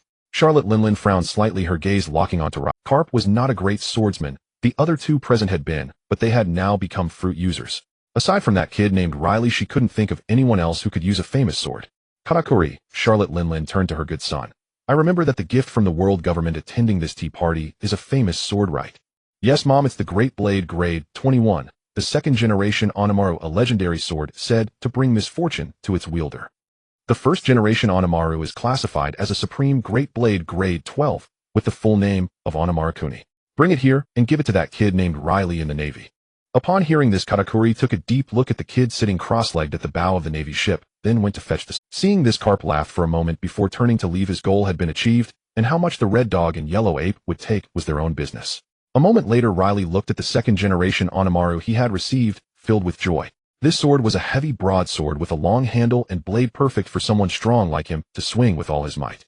Since the sword has been delivered, I'll take my leave. Katakuri glanced at Riley once more before turning to depart. He had a premonition that this kid would become a very troublesome adversary in the future. Riley merely glanced at Katakuri, then continued to focus on the Onimaru in his hand. First he covered it with armament haki, then he also enveloped it with the powers of his devil fruit. After some handling, the Onimaru remained perfectly intact. As expected of the Great Blade Grade 21, one can only imagine how exceptional the Supreme Great Blade Grade 12 must be. He remembered that Nesushu from the 5 elders seemed to possess the 1st generation Onitoro, which like Onimaru was also a cursed sword. Very well, this sword is fated to be mine. Soon after, the red dog and yellow ape returned, looking as if they had gained quite a bit. Even the red dog's expression was not as grim. Thus the Navy ship set sail, turning away from the waters of the nation. Just when Riley thought he could return directly to the Navy headquarters, someone unafraid of death approached. Holding the 2nd generation Onimaru, Riley's eyes glinted red as he suddenly turned to look towards the back of the ship, then clicked his tongue in surprise. I had forgotten about you all, yet you came looking for me instead. Saying this, Riley waved to Garp and the yellow ape resting on the deck. Hey, Garp Sensei, I Admiral Yellow Ape, there are unidentified ships following us. I suspect they are pirate ships. I'll go handle it. Garp waved his hand, signaling Riley to do as he pleased. The yellow ape lifted his brown sunglasses and used his observation haki to sense the situation. Yo, how terrifying. There are actually pirates impersonating the world government, and they even hoisted a pirate flag identical to that of the world government. Riley, you better handle this thoroughly. Don't worry, Admiral Yellow Ape. With that, Riley leaped up, transforming into a dragon, and flew straight toward the world government ship behind. Moments later, Riley stood on the deck of that ship, facing 2 individuals dressed in world government official attire, who looked somewhat disheveled. Riley was somewhat surprised that the Red Dog's meteor volcano had not burned these 2 to death. The force of their clash created an immense shockwave, sending ships around Cake Island flying, tearing apart the heavy clouds, and even ripping the sky itself. I saw a big MOM, hand that sword over to you. Now I command you to return that sword to the world government immediately. Riley scoffed. What nonsense are you pirates impersonating world government officials spouting? Saying this, Riley jumped, leaping into the air, drawing the 2nd generation Onimaru. A blue stream of water clung to the blade, moving at high speed. Sea Hunt. With a single slash, a powerful water blade plunged into the sea. In the next moment, a violent tsunami erupted, centered around this ship, forming a massive water tornado that shredded the vessel. Riley looked at the 2nd generation Onimaru in his hand with some surprise. Even the power of the sword techniques has increased significantly. It truly is a good sword. A little over 10 minutes later, Riley returned to the Navy ship, carrying 2 treasure chests with a broad smile. These pirates are indeed wealthy. They actually brought several 100 million berries on one ship. Riley opened the 2 chests and distributed some to the Navy personnel present, sharing the wealth. Since they were taking on risks, they had to ensure the rewards were sufficient. Otherwise, wouldn't that be making them work for free? Friendship is friendship, but benefits are benefits. Talking only about friendship without discussing benefits is just being a rogue. Having completed these tasks, Riley finally lay back on a lounge chair and began to review his gains from this trip. Ding. Congratulations, host, for Awakening Conquerors Hockey, challenging the Yonko Big MOM and plundering the world government's ship. Reward 1 copy of Intermediate Insight on the cultivation of the 3 hockey. 3 hockey cultivation insights. What a good thing. Observation hockey and armament hockey need no further explanation, but the cultivation insights for Conquerors hockey are indeed quite special. Conquerors hockey is simply a versatile type, it can attack, defend, and even negate the powers of devil fruits, but cultivating it is truly incredibly challenging. Just wrapping one in Conquerors hockey can stump many. Though Carp Sensei can also wrap with Conquerors hockey, his teaching level better left unsaid. Aside from his Iron Fist of Love, it's still the Iron Fist of Love. This current insight undoubtedly helped greatly. Riley calculated that he had all the things a top-tier powerhouse should have, so next he needed time to thoroughly consolidate himself. In the Grand Hall of the World Government, 5 elders of varying heights and builds sat around a table with a photograph prominently displayed before them showing Lalo. Ordo Lalo, 15 years old, an orphan. Zambalong v. Nazashiro, holding the first generation of the Demon Slayer, lightly tapped his finger and said, one of the roots of this international incident is the disciples of Carp Sengoku and Zephyr, who have awakened the Conquerors hockey and are suspected of having consumed a devil fruit, showing great potential and are likely to become admirals in the future. Opposite him, Shepherd X. Peter spoke. To add on, the 2nd generation of the demon sword given to Big Mom was passed on to Lalo. I see, so he's a great swordsman as well. An orphan disciple of the 3 former admirals, and with Conquerors hockey this talent is of high quality. The situation on the seas is becoming increasingly turbulent, and Carp and Zephyr are aging. There's a lack of top-tier strength in the Navy. Therefore, we must support talents like Lalo to maintain the Navy's deterrent power. Agreed. Agreed. So how should we support him? Lalo just obtained a great sword, the 21 work, and seems to have also eaten a fruit. Then, after he graduates from the training camp, we can promote him beyond the usual ranks and assign him a ship according to the standard of a vice admiral. How about that? Agreed. Agreed. After another half-month, Lalo finally returned to Marineford with Carp. After greeting Carp, Lalo charged his lower legs with lightning and soon returned to the training camp. Upon arriving at the training ground, he saw Smoker with a cigar in his mouth, engulfed in smoke, talking to Tina, while, "Yo Smoker, what are you reading?" Lalo appeared behind Smoker like a ghost and snatched the newspaper. Marine supernova directly clashing with the 4 emperors without losing ground. The newspaper portrayed Lalo as a rare super monster in the Navy, claiming that today he could withstand the 4 emperors without losing ground, and that next year he could become an admiral, and the year after he could push the 4 emperors aside. Lalo scoffed. Morgans was still as boastful as ever. Withstanding the 4 emperors, he would need to expend most of his energy just to take a hit from one of them. If Charlotte Linlin were to attack again, he'd be down. The difference between the ranks of Rear Admiral and Admiral is too vast, with the positions of Vice Admiral and Admiral candidates in between. No matter how confident he was, he had to admit that he was still merely a rookie. After all, he was only 15 years old and had only undergone systematic training for a year. Potential requires time to manifest. Let's disperse. There's nothing worth watching in such exaggerated news. Lalo crumpled the newspaper into a ball and tossed it aside. Nanny, you've made a name for yourself on the seas, aren't you at all excited, Lalo? Smoker looked surprised. He thought a guy like Lalo would laugh and say, "I'm just that awesome, Smoker, you're still far behind." Tina's gaze also shifted over. Tina is curious too. Lalo, aren't you happy at all? Lalo shrugged and pulled out a few berries from his pocket, handing them to Tina. This was the money she had given him a month ago. The most precious quality of a person is self-awareness. If I truly had such strength, I would indeed be proud, but in reality, I do not, so it is not worth my pride. Upon hearing this, Smoker couldn't help but look shocked. This man before him was surprisingly humble. Why had he been so arrogant before? Thinking of this, Smoker couldn't help but ask, then why did you act so arrogantly before? Because you are too weak. It is not worth my humility. Lalo, you bastard. Smoker's face flushed red, and he shouted angrily, wanting to fight Lalo again. Seeing this, Lalo smirked. Perfect timing. I haven't used this ability even once since I got it. In the next moment, Lalo's eyes sharpened and golden red lightning erupted suddenly, an invisible pressure instantly enveloping the entire training ground. Smoker and Tina closest to him fell asleep on the spot, and the other trainees in the training ground were not spared either, immediately collapsing into a deep sleep. I'm not good. It seems I've caused trouble. Lalo scratched his head, smiling somewhat awkwardly. The Conqueror's hockey was just beginning to be cultivated, currently only from the stage of being uncontrollable to being able to control its range, but not yet able to do fine control. The result was that an entire training camp of trainees was laid out on the ground. At that moment, a furious roar came from the direction of the office building. Lalo, get in here. Lalo sighed, somewhat dispirited, and walked into the office building only to crash through the door. Whom Zephyr strength is still as familiar as ever. Lalo smirked. Zephyr was the type who was strict in words but soft in actions, still acting tsundere at his age. Clearly concerned for him, yet had to make it so awkward. Just as he entered, Zephy's gaze swept over him, confirming there were no issues, before finally relaxing. He had clearly seen everything. However, before he could tease a few words, he was once again punched away by the embarrassed Zephyr. Lalo, flying out, stepped back with moonwalk and returned, beginning to carry the trainees to the corner and lay them out in a row. After finishing this, he headed towards the office of the Marine Admiral. After all, having encountered such a big event, he should report to his teacher Sengoku. Walking up to the door of Admiral Sengoku's office, he heard Carp's hearty laughter even before entering. Ha ha ha, what's the big deal? It's you, Sengoku, who will take the blame, ha ha ha. Lalo peeked in and saw Sengoku, who looked displeased, Carp, who was thumping the table with a big laugh, and Vice Admiral Tsuru, who was used to their quarrels and was sipping tea alone nearby. Sengoku, unable to vent his anger, turned his gaze to the door and glared. You brat, what are you still staring at? Hurry up and come in. Lalo, innocently caught in the crossfire, could only shrug and walk in. Good morning, teacher Sengoku. Teacher Carp. Tsuru smiled and nodded, her face filled with kindness. She was very pleased with this disciple of her old friends. Sengoku looked Lalo up and down. You aren't hurt, are you, kid? Carp, munching on senbei, cheerfully said. I told you he's fine. Oh, Lalo's strength is impressive now. Shut up, Carp, I didn't ask you. Sengoku gave Carp a whack, and Lalo had reason to suspect Sengoku was venting. Damn, Sengoku.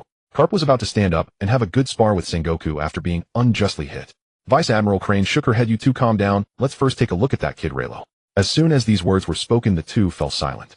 Sengoku let out a cold snort while Carp casually snatched a pack of senbei from Sengoku's cabinet, throwing a provocative look in Sengoku's direction. Sengoku acted as if he hadn't seen it, simply standing up, walking around the desk, and pinching Relo's muscles, revealing a satisfied expression. Not bad, your physique is quite robust. I heard you've eaten a mythical zoan-type devil fruit. Relo nodded, raising his right hand with elements of fire, water, thunder, clouds, and airflow swirling around. I've eaten the mythical zoan-type dragon fruit, yellow dragon form. Sengoku nodded, a look of appreciation appearing in his eyes. How about it? Do you want to graduate early from Zephyr's elite training camp? Your strength is already sufficient. EY can make an exception and grant you the rank of Rear Admiral. The 5 elders have already given their approval. As long as Relo graduates from the elite training camp, he will be granted the rank of Rear Admiral. If successful, Relo would become the youngest Rear Admiral in naval history. The 5 elders of the Groove have finally done something worthwhile this time. In terms of strength, Relo can already take a hit from one of the 4 emperors hidden, but in terms of merit, Relo's achievements are somewhat lacking, having only captured a bounty of 220 million on a pirate, but that's not a big deal. An exception can be made for the rank of Rear Admiral. It's worth noting that even an elite Vice Admiral might not be able to take a hit from one of the 4 emperors. Just granting the rank of Rear Admiral seems a bit of an underestimation in Sengoku's eyes. After all, Relo is still too young. Being a 15-year-old Rear Admiral is already astonishing. However, after careful consideration, Relo slowly shook his head. No, Master Sengoku, this experience has made me feel that I still have many areas to improve. Graduating early is not a good thing for me. Once graduated, there will be many more things to consider, which would undoubtedly take away from his training time. After all, he is only 15 years old. There's no rush to graduate. Well, that's also good. You've gained quite a reputation. If you graduate and go on missions, many pirates are likely to want to take you down to make a name for themselves. Vice Admiral Crane chuckled, nodding in agreement. In her eyes, Relo was still just a child. Why should someone so young be in such a hurry to graduate? It's better to train more until his strength increases further. Sengoku pondered slightly and then expressed his agreement. Then it's settled. According to the normal process, your class still has a year before graduation, so let's grant you the rank of Rear Admiral a year later. At this point, Vice Admiral Crane asked, do you have any requirements for your future subordinates? If you have someone in mind, you can tell us directly. Look, having a teacher is great. They already start letting you choose your subordinates even before graduation. This is the benefit of connections. As for subordinates, Smoker and Tina would actually be quite good. Sengoku raised an eyebrow slightly. I remember these two. Smoker is a Logia-type smoke fruit user and Tina is a Paramecia-type Sabaody fruit user. Their strengths are quite good. They can be granted the rank of lieutenant upon graduation. Yes, both of them are quite capable. Sengoku nodded. In that case, I understand. When you graduate, we will prepare every— Alright, thank you, Master Sengoku. Thank you, Master Carp. And thank you, Aunt Crane. Relo said with a smile, then turned and grabbed a pack of senbei from Sengoku's cabinet and walked away. As soon as he stepped out the door, Sengoku's furious voice came from inside. Damn kid, Relo, why are you learning from Carp? 6 months later, on March 6th, 1531 of the Sea Circle calendar. At this moment, Relo was shirtless doing a one-handed handstand. There weren't many conditions for exercising on the ship. At this moment, Relo was shirtless doing a one-handed handstand. There weren't many conditions for exercising on the ship, so he could only use this method to keep warm. 10 days ago, he was still living the daily routine of training and mentoring Smoker in the training camp. However, Carp barged into the training camp and pulled him out, saying he wanted to introduce Reno to his adorable grandson. Reno thought it would be good to see Luffy, or perhaps he could also see Sabo and Ace. These three are outstanding talents. It would be a waste for them to become pirates or revolutionaries. It would be great to have them join the Navy. Joining the Navy still allows one to overthrow the world government. Plus Shanks from the Groove. At this point in time, Luffy should have just been sent to Fusha village not long ago, and Shanks hasn't arrived there yet, so naturally, he wouldn't have instilled the pirate ideology in Luffy, and the Nika fruit wouldn't have appeared either. In other words, he can first explain to Luffy the evil of pirates, and then gently guide him to join the Navy. Carp is his teacher, and as Carp's disciple, he cannot just watch Luffy go down the path of piracy. At this moment, Bogart walked over. Reno, pack up, we're about to arrive at Fusha village. Upon hearing this, Reno stopped his one-handed handstand and stood up straight. His strong muscles shone under the sunlight, appearing as though covered in a layer of golden brilliance. Coupled with Raylo's current height of 2.9 meters, he looked extremely imposing. Ha ha ha, I'm finally going to meet my adorable grandson. Carp laughed heartily next to the warship, while winking at Reno. Luffy is even cuter than you were back then, Reno. Oh right. Reno agreed. By the time you picked me up, I was already 14, and Luffy is only 7 or 8. As they waited for the warship to dock, the two descended the gangway, while Bogart stayed behind on the warship to prevent any pirates from stealing it. Yo, Date and Sasuke, where are my adorable grandsons? Carp's mood was evidently good as he flashed a big smile at Dayton, who came to greet them. Dayton snorted coldly. Carp, what is this, a daycare? One Ace isn't enough, and now you've brought another. Luffy, I'm a mount. Dayton complained, but the smile at the corner of her mouth revealed her true feelings. Recently, Luffy and Ace met a friend named Sabo who is said to be a noble. They should all be at the back mountain now. Upon hearing this, Carp immediately took long strides, activating his observation haki, and rushed toward the back mountain. Hey Raylo, come with me. Ooh, I'll take you to meet my adorable grandsons. At this moment in the back mountain of Windmill Village, the youngest Luffy, the freckled Ace, and the well-dressed Sabo holding a water pipe were drooling around a campfire. A large piece of roasted meat was placed on the fire, the spoils of the three brothers from the morning. Ace, how long until this meat is ready? I'm so hungry. Luffy with a starved look tugged at Ace's arm. Ace, staring intently at the roasted meat, replied, Soon it should be ready in a few minutes. Sabo also comforted, Don't worry Luffy, it will be ready soon. A few minutes later, as the meat turned a golden brown and a rich aroma wafted through the air, Ace's eyes brightened. The meat is done. In the next moment, the three of them lunged at the roasted meat, like starving ghosts, quickly dividing it into 3 portions. Luffy, heedless of the heat, took a big bite, his eyes sparkling. Delicious. Sabo, munching away, gave Ace a thumbs up. Ace, your skills are amazing. You'll definitely be a master of fire. Ace remained silent, but the corners of his mouth lifted in a grin. As Luffy finished his portion in a few bites, and was about to urge his brothers to hunt a wild beast, he suddenly felt an inexplicable sense of foreboding. How strange, why do I feel like something bad is about to happen? Luffy scratched his head and looked at Sabo and Ace. Sabo shook his head, but Ace's expression grew serious. Oh, I feel it too. I know this feeling. The last time I felt like this was when an old man chased me with his so-called Iron Fist of Love. Luffy tilted his head. Iron Fist of Love? Huh, no way. Luffy and Ace jumped up, simultaneously grabbing Sabo and sprinting deeper into the back mountain. But it was already too late. Huh. Luffy, Ace, don't run. Come taste my Iron Fist of Love. Carp leaped from somewhere high, looking down at the 3 little ones as they ran. Is that little guy Sabo? He looks like a good seedling too, then let him taste my Iron Fist of Love as well. Ha. With that, Carp punched down at the spot where the 3 were landing. Luffy glanced back and was immediately horrified, shouting, Run. Grandpa is coming for us. Your grandpa? Sabo looked astonished. Is this how you interacted with your grandpa before coming here? For the first time, Sabo felt that his noble family didn't seem so unfortunate. Though he wasn't well regarded, at least he wasn't chased and beaten by his own grandpa like that. This so-called Iron Fist of Love was entirely aimed at smashing someone to death. Under immense pressure, the 3 of them ran faster than ever, narrowly avoiding Carp's Iron Fist of Love, but were still sent flying by the shockwave, rolling on the ground several times in a messy manner. Riley, who was following behind, couldn't help but twitch his lips at this scene. No wonder Luffy runs away upon seeing Carp as an adult. He was trained like this when he was little. Who could withstand it? Damn, Grandpa, what do you want to do? Luffy and Ace got up, dragging Sabo to continue running. Seeing this, Carp intended to use his Iron Fist of Love again. Riley hurriedly stepped in front of Carp. Stop, Carp Sensei. Is this how you train? They're still just kids. Carp tilted his head in confusion. I remember you said you hunted with a wolf pack when you were 5, right? Compared to you, these kids are still far behind. Riley was shocked. How did this involve me? I had no choice back then and had to run with the wolf pack. What is your grandson, also an orphan with no parents? What kind of family conditions do you have that you want me to learn from? Of course, Riley didn't dare to say that, fearing he would also receive an Iron Fist of Love. Instead, he patiently tried to dissuade Carp. Back then I had no choice. Normally, how can a grandpa chase his grandson to beat him up? Seeing Carp seem to waver, Riley continued to persuade him while Luffy and the others seemed to sense that this new uncle was a good person, so they hid aside and secretly watched. Carp Sensei, these three little brats look to be only 7 or 8 years old, no more than 10. They can't withstand training like yours. If something goes wrong, won't you regret it for a lifetime? Riley seized on this point, telling Carp that his method was extremely risky and unsuitable for children. He could only say that it was impressive for these three to endure until they set sail. He didn't believe they could do it without some fate bestowed upon them. Carp stroked his chin. What you said seems to make sense. Perhaps my pressure is indeed too great, right? Training should be appropriate and intensity should be moderate. How about you train them instead? Riley stood there beginning to doubt if Carp was intentionally setting a trap for him, pulling him out of training camp and then presenting an image of, I won't teach anyone, just the iron fist of love. Isn't that meant for him to take over Luffy and Ace's training? Oh, and now he had to include Sabo. Carp, you're plotting against me. However, at this moment Carp was already laughing heartily, patting Riley on the shoulder and waving to the three watching from the side. Hey Luffy, Ace, and that little guy named Sabo, come here. Hey, I found you a teacher. Seeing that there seemed to be no more danger under Ace's lead, Luffy, Ace, and Sabo cautiously stepped out, still in a defensive posture. Carp pointed at Riley and said, this is my disciple Boldo, Riley, who is also your new teacher. Riley shook his head. Fine, Carp, you're amazing. You pulled me out just to have me teach your grandson. But Windmill Village is quite large with mountains, so training here won't cause damage. It's better than a training ground. So Riley approached, squatted down, and greeted the three.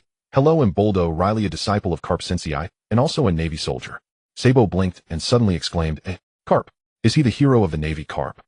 Riley smiled. Yes, he is indeed the admired hero of the Navy. He tried to present himself as friendly since he was there to be a teacher instilling the ideals of the Navy into Luffy. He naturally had to pay attention to his image. Upon hearing this, Sabo's eyes immediately sparkled with excitement. Luffy, Ace, your grandfather is actually the naval hero, Garp. That's impressive. Huh. Luffy tilted his head and exchanged glances with Ace simultaneously, saying, isn't he just an old geezer? What's so impressive about that? Don't you know? Sabo cast a look of astonishment at the two brothers, realizing that they truly were oblivious to the treasure they possessed. Ace and Luffy shook their heads in unison. Seeing this, Sabo couldn't help but sigh. As a noble of the kingdom, he naturally understood Garp's reputation. It is no exaggeration to say that with Luffy and Ace being Garp's grandsons, they essentially had the most formidable backing in the world. As long as they didn't become pirates, they could stride confidently across the world, except for Mariewa. In contrast, he as a so-called noble of the kingdom was utterly insignificant, not to mention that he had to wait until he came of age to inherit his noble status. At this moment, Rayleigh clapped his hands, drawing the attention of the three. These things Luffy and Ace will understand later. For now, as your teacher, let me first assess your abilities. I noticed earlier that Luffy wasn't shouting about wanting to become a pirate, which indicates that Shanks hasn't arrived at Fusha Village yet. That's good then, I will start guiding you towards the Navy, Shanks. Luffy and the others turned to Rayleigh simultaneously, their expressions suddenly turning provocative. Ace took the lead. Hey, you said you were the old man's disciple, right? Are you strong? Me, Rayleigh chuckled, then thought for a moment, holding up a finger to indicate a point in the universe. Well, probably just a tiny bit stronger than you guys. Let's see who wins in a fight. Luffy's expression was excited. He couldn't defeat his grumpy grandfather, but he could certainly take on his grandfather's disciple. He didn't believe that his grandfather's disciple could be that formidable. There were 3 of them, 3 against 1. The advantage was on their side. A little brat, you really aren't cute at all. Rayleigh stood up and turned to Garp. Garp, is it all right if I teach your grandson a lesson? Garp, sitting on a nearby rock with a bag of sunbae in his hands, grinned. Rayleigh, do as you wish. He knew his methods weren't quite right, but Garp was stubborn and wouldn't change easily. Then he thought, since he had a disciple, why not let him teach instead? After all, Rayleigh frequently received training from Zephyr, Sengoku, and Bogart, and he would definitely be better at teaching than Garp, which led to this scene.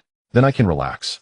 Rayleigh turned back to Luffy and the others, slowly closing his eyes. They'll close my eyes and use only one hand to fight you. If I move at all, consider it a loss for me. How about that? Luffy and Ace both flushed red, and even Sabo, who usually had the best temper, showed signs of anger. This guy is so arrogant. Sabo, holding a water pipe, said in a deep voice, Luffy, Ace, let's go. Okay. The 3 brothers lunged at Rayleigh together, with Sabo swinging the water pipe at Rayleigh's head, while Ace and Luffy aimed for Rayleigh's legs. In response, Rayleigh merely smirked. Iron block. The next moment, Sabo's water pipe and Luffy and Ace's fists landed on Rayleigh. Bang! Sabo's water pipe was violently recoiled while Luffy and Ace jumped up, holding their hands. Ouch, why is your body as hard as steel? Rayleigh opened his eyes, grinning. This is the 6 powers of the Navy, the most exquisite method of body training in the Navy. This technique, Iron Block, allows me to withstand your attacks without getting hurt. Pretty impressive, right? Since he needed to instill the idea of the Naval King in Luffy and the others, he naturally had to show the advantages of the Navy. Thus, Rayleigh pondered and decided to use the 6 powers as bait to spark their interest in the Navy, ultimately leading them to join step by step. Since he needed to instill the idea of the naval king in Luffy and the others, he naturally had to show the advantage. Garp turned around to avoid laughing out loud.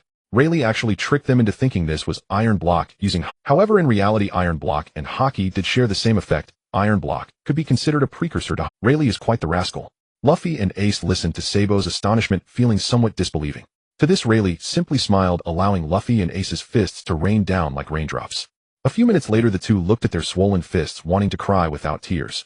Ace, my hand hurts so much. Luffy, my hand hurts too. Rayleigh maintained his cheerful demeanor. So how about it? Want to learn? Upon hearing this, the three nodded simultaneously. We want to learn.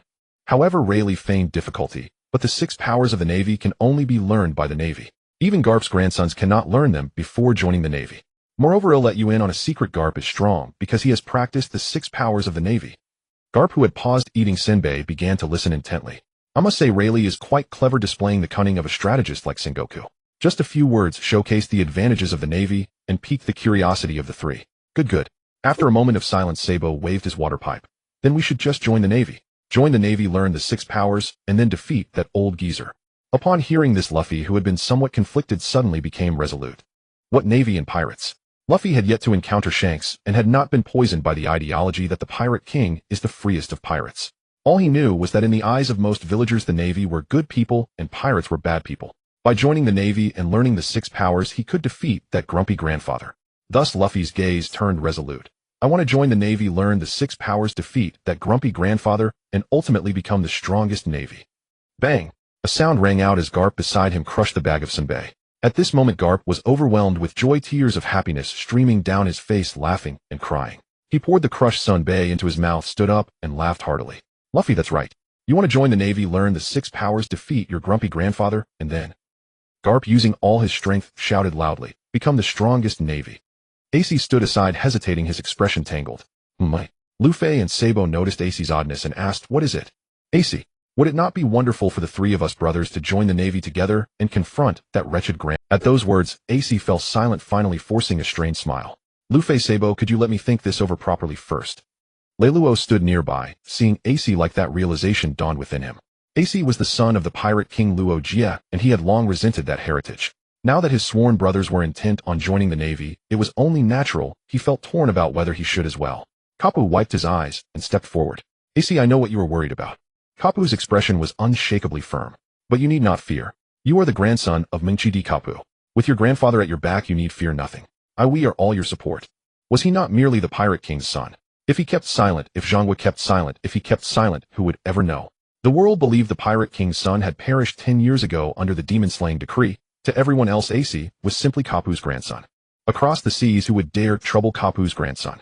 Tien Longren. Go and ask Imu what it feels like to receive this old man's fist in the face. That damned old man. Ace's gaze fixed on Kapu's resolute face. He saw kindness there, and his vision began to blur. It was not that his sight had failed, tears had quietly brimmed in his eyes, making Kapu's face swim before him. Luffy nudged Ace. Ace, you are crying. I am not. Ace bristled like a cat whose tail had been trodden on, snorting in indignation. Hey, you damned old man, just you wait. I will join the Navy, learn the Navy's 6 styles, and then I will defeat you, and with Luffy become the strongest in the Navy. With that, Ace pivoted and left at once. He had to run. He had let his guard fall and wept, and if he stayed, he could not bear how Luffy and Sabo would tease him. Ace! Luffy and Sabo cried out in alarm and hurried after him, which only made Ace run faster. Do not come after me. Watching the 3 recede, Leluo walked up to Kapu and murmured, Teacher Kapu, you must be very pleased right now, yes. With Mengchi Dilong as a recent lesson, Kapu was determined at all costs to see Luffy and Ace join the Navy. He turned his head to Leluo, to the child he had taken from a lonely isle a year and a half ago. Leluo, he said with solemn gravity, I must thank you. You have helped lift a weight from this old man's heart. Leluo waved his hand. Teacher Kapu, what are you saying? I am your disciple. Of course a disciple must help ease his teacher's burdens. Kapu broke into deep, booming laughter. You are right. You are my disciple. Go fetch those 3 rascals back. Dayton should have lunch ready, and I am nearly starved. But Teacher Kapu, you just finished a bag of senbei. You dare talk back to this old man. Understood. We'll fetch them back. That is more like it, ha ha ha. The sun shone brightly over Fengche village, as radiant as Kapu's mood. The next day, Leluo and Kapu brought Sabo and the others once more to the back hill. The previous afternoon, Kapu had used a Den Mushi to inform Zhangwa that the 3 intended to join the Navy. Zhangwa, saying nothing, immediately established Navy files for them, fearing a moment's delay might see the 3 turn pirate. There was no choice. Mengqi Dilong's cautionary example still loomed large. It was all the better if Kapu's 3 grandsons could join the navy together. If those 3 became pirates. The mere thought gave Zhanghua a headache. Kapu and Leiluo took their positions while the 3 watched from the side. What are teacher and that blasted grandpa doing? Sabo asked. He had spent the afternoon cajoling and even managed to call Kapu grandpa, becoming his adopted grandson, so he could say it without embarrassment. Lu Fei and AC both shook their heads. We do not know. Oomph. Kapu picked his nose. Today I will train your teacher, and at the same time show you what a duel between the sea's top fighters looks like. The sea's top fighters? Sabo pondered for a moment, then his eyes lit up. So teacher is a top fighter too. Leiluo waved his hand. Compared to teacher Kapu, I still fall far short. It was true. After half a year's steady work his strength had advanced greatly, but against a monstrous figure like Kapu, he was still immature. At best he was still at the vice-captain stage, barely entered. The gap between him and a top-tier powerhouse like Kapu was still vast. Kapu tossed aside the empty senbei bag and looked to Leiluo. Leiluo, how is your control now? Leiluo understood what Kapu meant. I can now achieve fine-tuned control. I will not harm Sabo and the others. Good, Kapu replied. Kapu smiled in satisfaction, then narrowed his eyes. A fierce incred lightning flared from him radiant. In an instant the forest fell silent, fish sank, beasts collapsed. Leiluo merely smiled, and in the next breath golden lightning erupted as well, answering Kapu's conqueror's haki. The clash of their conqueror's haki sent rocks tumbling and trees toppling. The tremendous pressure seemed on the verge of tearing the sky. What is this? Sabo's pupils dilated. Lu Fei and AC were equally stunned. The 3 gaped as if their mouths were larger than their heads. Because Leiluo and Kapu deliberately restrained themselves, they could not perceive the full oppressive weight of the conqueror's haki. Yet from the sheer magnitude of the presence alone, they could tell teacher and that blasted grandpa were extraordinary powers. It was their first time witnessing a collision at such a level. An aura that can rend the sky and shatter the earth. Are these the sea's top fighters? The next instant, the golden conqueror's haki withdrew and coiled around his right hand. Teacher Kapu, Leiluo said softly. Over the past 6 months, I have combined my fruit power with my training and developed my own set of boxing techniques called the Phantom Beast Fist. Oh, is that so? Very well then. Kapu also withdrew his conqueror's haki, wrapping it about both fists. I wonder how it measures against this old man's fists. Then please guide me. After speaking, Leiluo transformed into a half-dragon form, and an overwhelming armament haki instantly enveloped his entire body, coalescing into a golden sigil upon his forehead. Compared to 6 months ago, the golden sigil had grown larger and carried greater solemnity. Immediately afterward, intricate indigo and violet lightning wreathed his form, further elevating the vitality of every cell in his body. After systematic refinement and exploration, Leiluo named this state the Thunder Dragon Body, a technique divided into 3 distinct stages. Stage 1 moderately stimulates all bodily cells, enhancing physical prowess across the board by 50%. It may be sustained indefinitely without adverse effects on the user's condition. Stage 2 intensifies cellular stimulation, further doubling physical capacity overall. Though potent, it imposes measurable strain. Duration depends entirely on the body's resilience, and recovery time is required afterward. Stage 3 unleashes unrestrained self-destructive stimulation, augmenting physical capability by 200%. Upon its conclusion, grievous injury is inevitable, demanding prolonged convalescence. Faced with sparring against Master Garp, Leiluo dared not hold back. He activated Stage 2 of the Thunder Dragon Body at once. Violet lightning erupted, propelling his aura to new heights. Garp observed closely and remarked, what a remarkably versatile devil fruit ability, even rivaling the rumble fruit itself. Back in his prime, he remained untainted by devil fruit consumption, yet had he partaken, his power might have soared even higher. Phantom Beast Fist, Thunder Dragon Fist. Leiluo opened with his ultimate technique, a gesture of profound respect toward Garp. This was his strongest single-target strike under normal conditions, synergizing perfectly with the Thunder Dragon Body to achieve exponential amplification. Clashing stamina Hedon with Garp would be futile. Only by detonating his full physical reserves within seconds could he hope to land a meaningful blow. A celestial dragon forged from violet lightning coiled around his fist, its energy interwoven with crimson gold thunder. Leiluo became lightning incarnate, surging forward like a storm given form. Not bad. Not bad at all. Garp grinned, his right fist blazing with a crimson asterisk. Fistbone Galaxy Impact. As the saying goes, fear not the warrior who masters 10,000 techniques, but dread the one who perfects a single technique 10,000 times. Garp was precisely such a man. His fists honed through countless repetitions beyond reckoning. Their fists collided, unleashing cataclysmic pressure that shattered the terrain for miles around, leaving only the patch beneath Sabo and the others miraculously intact. Whoa, so strong. Luffy gaped awestruck. Both Grandpa and Teacher are incredible. Compared to this, Grandpa's love-driven punch seems almost trivial. Indeed, Ace nodded silently, yet inwardly pondered whether his own father, the pirate King Joel D. Roger had ever wielded comparable might. Young Leluo, you've cultivated your physique admirably. Now old man Garp shall fight seriously. As he spoke, Garp's conqueror's haki surged violently, shattering Leluo's crimson gold haki barrier. In Leluo's stunned gaze, Garp seized his skull in one iron grip and launched skyward in a single bound. Undersea descent. Garp hurled Leluo downward with crushing force. The impact explosive Leluo, hurtling earthward like a rocket launched from heaven. Boom! A seismic tremor shook the land. Dust billowed thickly where Leluo struck. Sabo and the others felt the heavens themselves lurch, toppling them onto the ground. Could they truly not withstand even the battle's aftershocks? Whoa, what an overwhelming shockwave. Is teacher all? Is he dead? Sabo braced himself with a metal pipe, squinting toward Leluo's location, only to find the dust too dense to see anything clearly. Just then Luffy, having staggered upright, tilted his head curiously. Wind's picking up. Wind. Sabo extended his hand. It really is getting stronger. Suddenly gales roared, scouring away the dust cloud, and revealing Leluo's position and his current state. At the center lay a colossal crater. Within it stood Leluo, drenched head to toe in blood, forehead, nose, arms, torso, like a figure risen from a pool of crimson. He tore off his tattered shirt, exposing dense, sculpted musculature, still bearing faint scars left by wild. Master Garp, your strength is truly formidable, Leluo murmured softly, eyes fixed on Garp, who now stood calmly upon the earth. Garp merely grinned. Against a monster like you, half measures won't suffice. Tell me, does this stir memories of your former self? Yes, I feel it. Thank you, Master Garp. For over a year and a half, he had lacked genuine life or death trials. Though his physique and power had steadily ascended, his body had grown lethargic, complacent. Even during the incident in Reno country 6 months prior, no true peril had threatened him. Garp, Akainu, and Kizuru were present. Oh, what cause for panic. He had become like a wildflower transplanted to Marine headquarters, tenderly nurtured, yet gradually losing its hardy resilience. Just moments ago, facing Garp, knowing death was unlikely, he'd still opted for the cautious stage 2. Why not unleash stage 3? Severe injury, not death, was the price. Was this rare chance to test himself against one of the ocean's supreme warriors truly worth holding back? Leluo had to admit his mindset had shifted, growing overly conservative. The reckless boy who once fought beasts barehanded now feared battlefield wounds. Unacceptable. Now Garp's undersea descent had reawakened that razor-thin edge between life and oblivion. Garp must have perceived this flaw long ago, and chosen combat as the means to restore Leluo's lost instinct. Only now did Leluo grasp Garp could teach. He simply channeled his deepest emotions into the language of fit. Love-driven punch, love-driven punch. Such fierce devotion can be nothing else. I am deeply honored, Master Garp. Now, I shall show you my absolute limit. Thunder Dragon Body, Stage 3, activate. At those words, a far more ferocious tempest of lightning burst forth from Leluo, agony searing through every limb and sinew.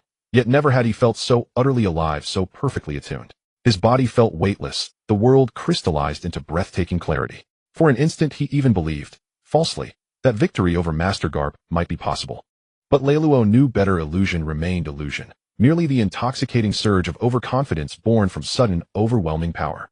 The celestial dragon commands lightning, refining the self through its purifying fury, day after day until one ascends as dragon sovereign, the ultimate embodiment of my path.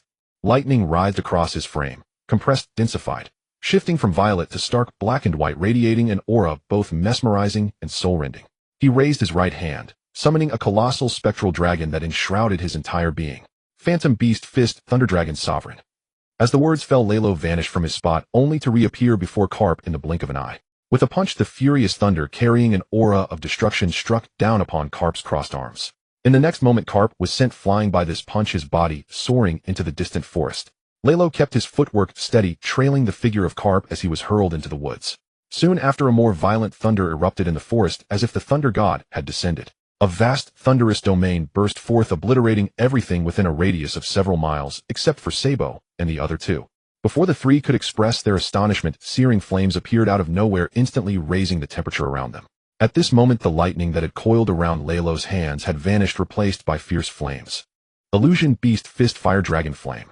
With a punch thrown, a pillar of fire dragon flame shot straight towards Garp, its heat seemingly capable of melting everything in its path. What an incredible monster. Garp, now quite disheveled, had blood gushing from his forehead. Although Leluo's strength appeared somewhat lacking in this state, his speed was exceptionally fast, requiring Garp to focus fully to cope. Yet in response to Leluo's attack, Garp had but one move. Fistbone Galaxy Impact Infinite. In simple terms, this was a series of rapid-fire Fistbone Galaxy impacts, Garp's proudest technique. The Raging Conqueror's haki clashed once more, plowing through the already ruined ground. After a brief stalemate, Garp's crimson-black haki directly dispersed Leluo's golden-red haki, sending him flying with a punch. A mouthful of blood was spat out and Lalo's figure was sent hurtling back before Sabo, and the others his eyes rolling back as he fainted. Moments later Carp returned to the scene, his gaze towards Lalo filled with immense satisfaction. Haha, after all my skills surpass yours. In terms of physical skills Lalo was no weaker than him, but he lacked the physique and hockey. If the Conqueror's hockey isn't strong enough, neither the attack nor defense will be solid. This is why he was able to disperse Lalo's Conqueror's hockey twice. However, to reach this level after just 6 months of training, Carp was indeed quite astonished. Carp gave Lalo a quick checkup. Most of his ribs were broken, internal bleeding occurred, his arm was fractured, and his skull was cracked, but it wasn't serious. Just minor injuries that would heal in about a week. So Carp hoisted Lalo onto his shoulder, casually wiped the blood from his face, and waved to the stunned Sabo and the others. Let's go up first, we need to take your teacher to find a doctor. 3 days later Lalo removed the bandages, moved around a bit, and after feeling no issues he let out a long sigh. The side effects of the Dragon Stage 3 seemed to be less severe than he had anticipated. He had thought he would be bettered in for at least a week after using it, but surprisingly he recovered in just 3 days, even after taking several galaxy impacts from Carp. Ding! Congratulations to the host for challenging and successfully injuring the Navy hero Monkey D. Carp, gaining fame across the seas with a reward of 30 million berries and a comprehension of the 3-colored hockey Carp. Oh, Carp's insights on training. Very impressive. After carefully reviewing these insights, Lalo couldn't help but marvel at how much of a statistical freak Carp truly was. Carp's success had no shortcuts, it was entirely forged through countless punches he practiced himself. Stepping out of the room, he saw a slender woman wearing a headscarf, the bar owner of Windmill Village, Makino, who along with Dayton took care of Sabo and Luffy. Lalo had been staying at the tavern for the past few days. Makino said, mister. Lalo, are you feeling better? She held a tray with some bread and drinks, beaming a big smile at Lalo replied with a smile, I'm all better now, thank you for your concern. That's great. Mister. Carp is currently training Luffy and the others in the back. They are training in that area behind. You can take some of this bread to fill your stomach first. Makino had intended to say the back mountain out of habit, but that area, including the mountain and forest, had been completely obliterated 3 days ago by the man before her and Vice Admiral Carp, so she could only say that area behind. Thinking back to the might of that area 3 days ago, Makino couldn't help but gasp. The man before her looked small, but was unexpectedly powerful, capable of battling Carp to such an extent. Thank you. Lalo took the bread, quickly stuffed a few pieces into his mouth, and then bid farewell to Makino, transforming into a dragon and flying towards the back. Before he even got close, he heard Carp's hearty laughter and the screams of Luffy and the others. Lalo's lips twitched, and he transformed back into human form as he descended to the location of the others. Ha ha ha, don't run. Take this, my love fist. Huh. Lalo, are you better? Carp paused his actions, looking at the approaching Lalo. Luffy and the others rushed over as if they had seen their long-lost father. Teacher Lalo, you're finally better. Please come teach us.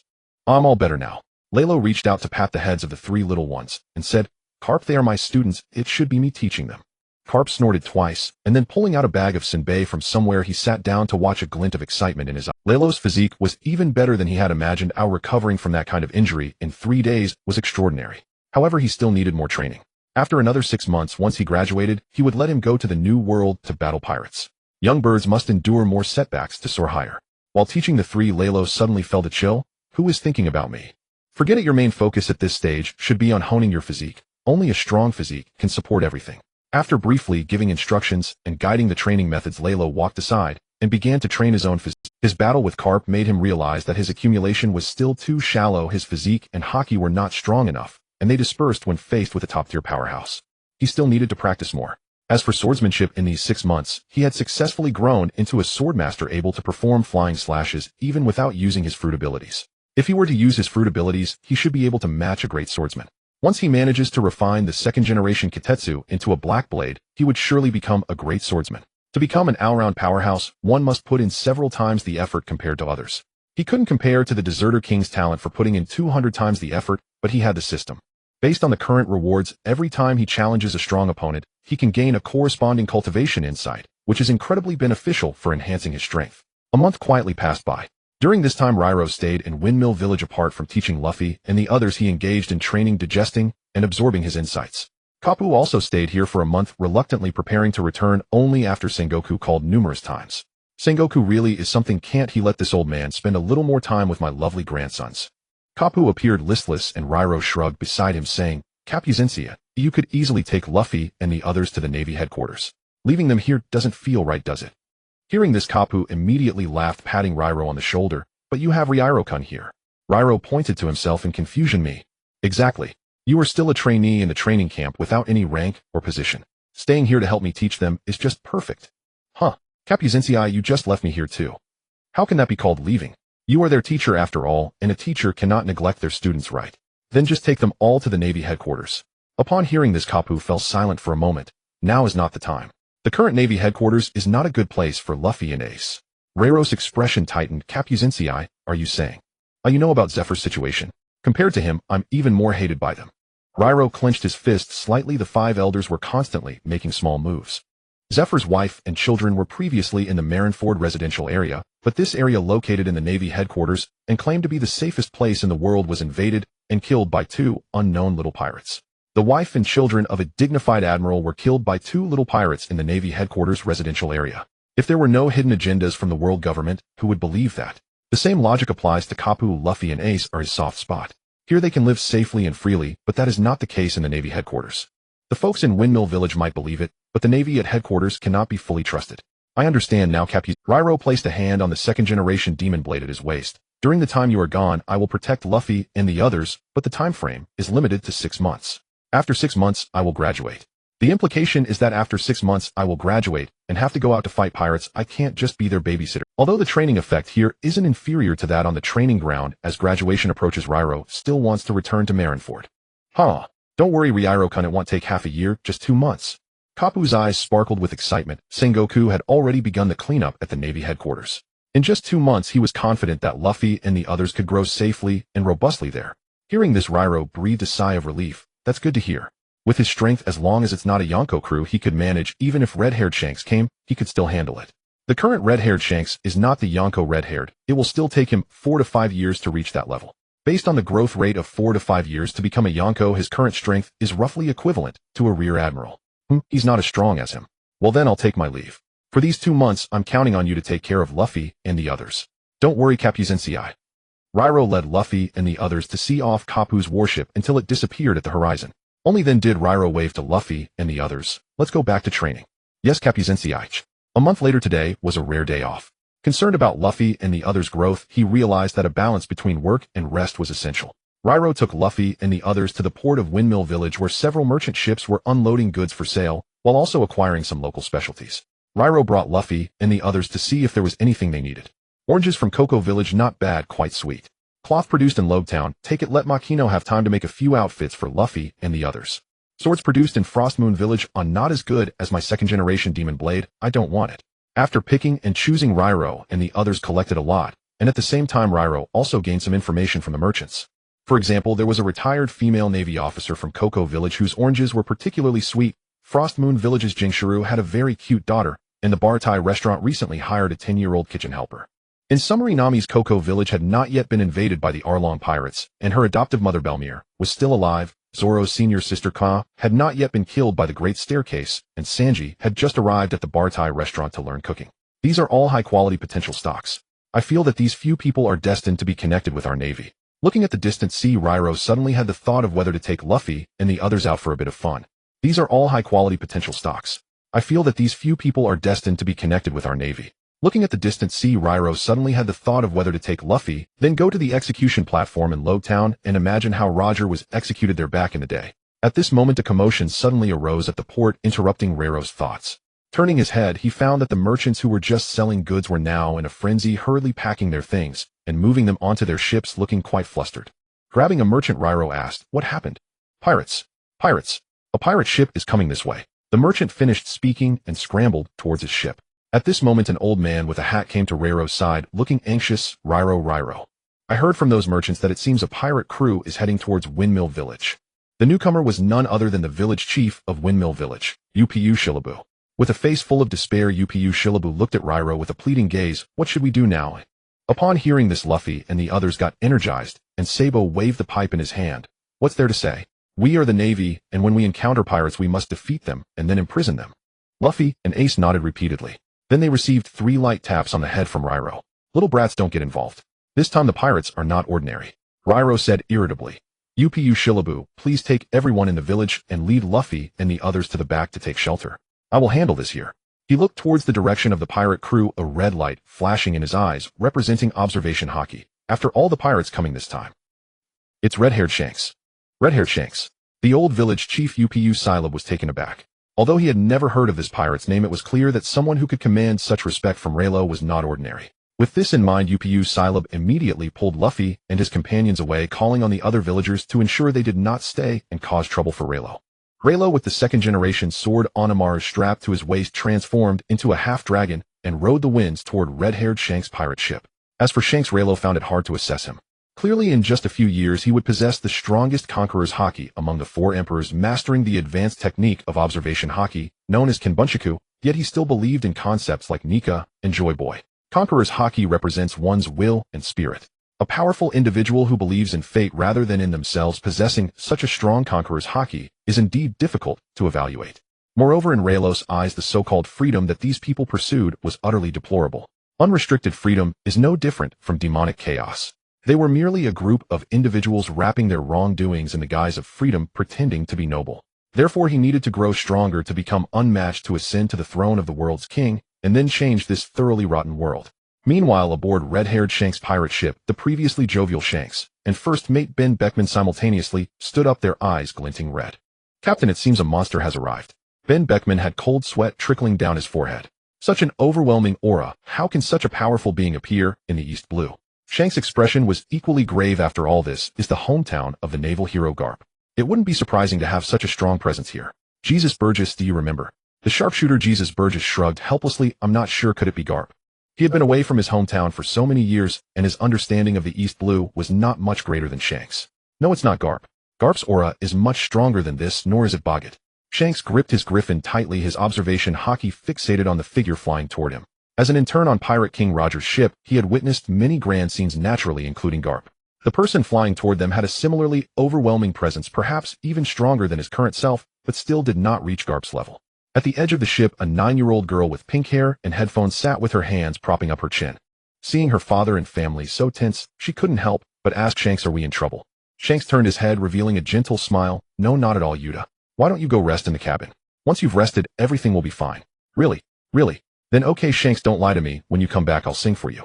"Ah, Yuta, you saying that gives me a sudden burst of motivation."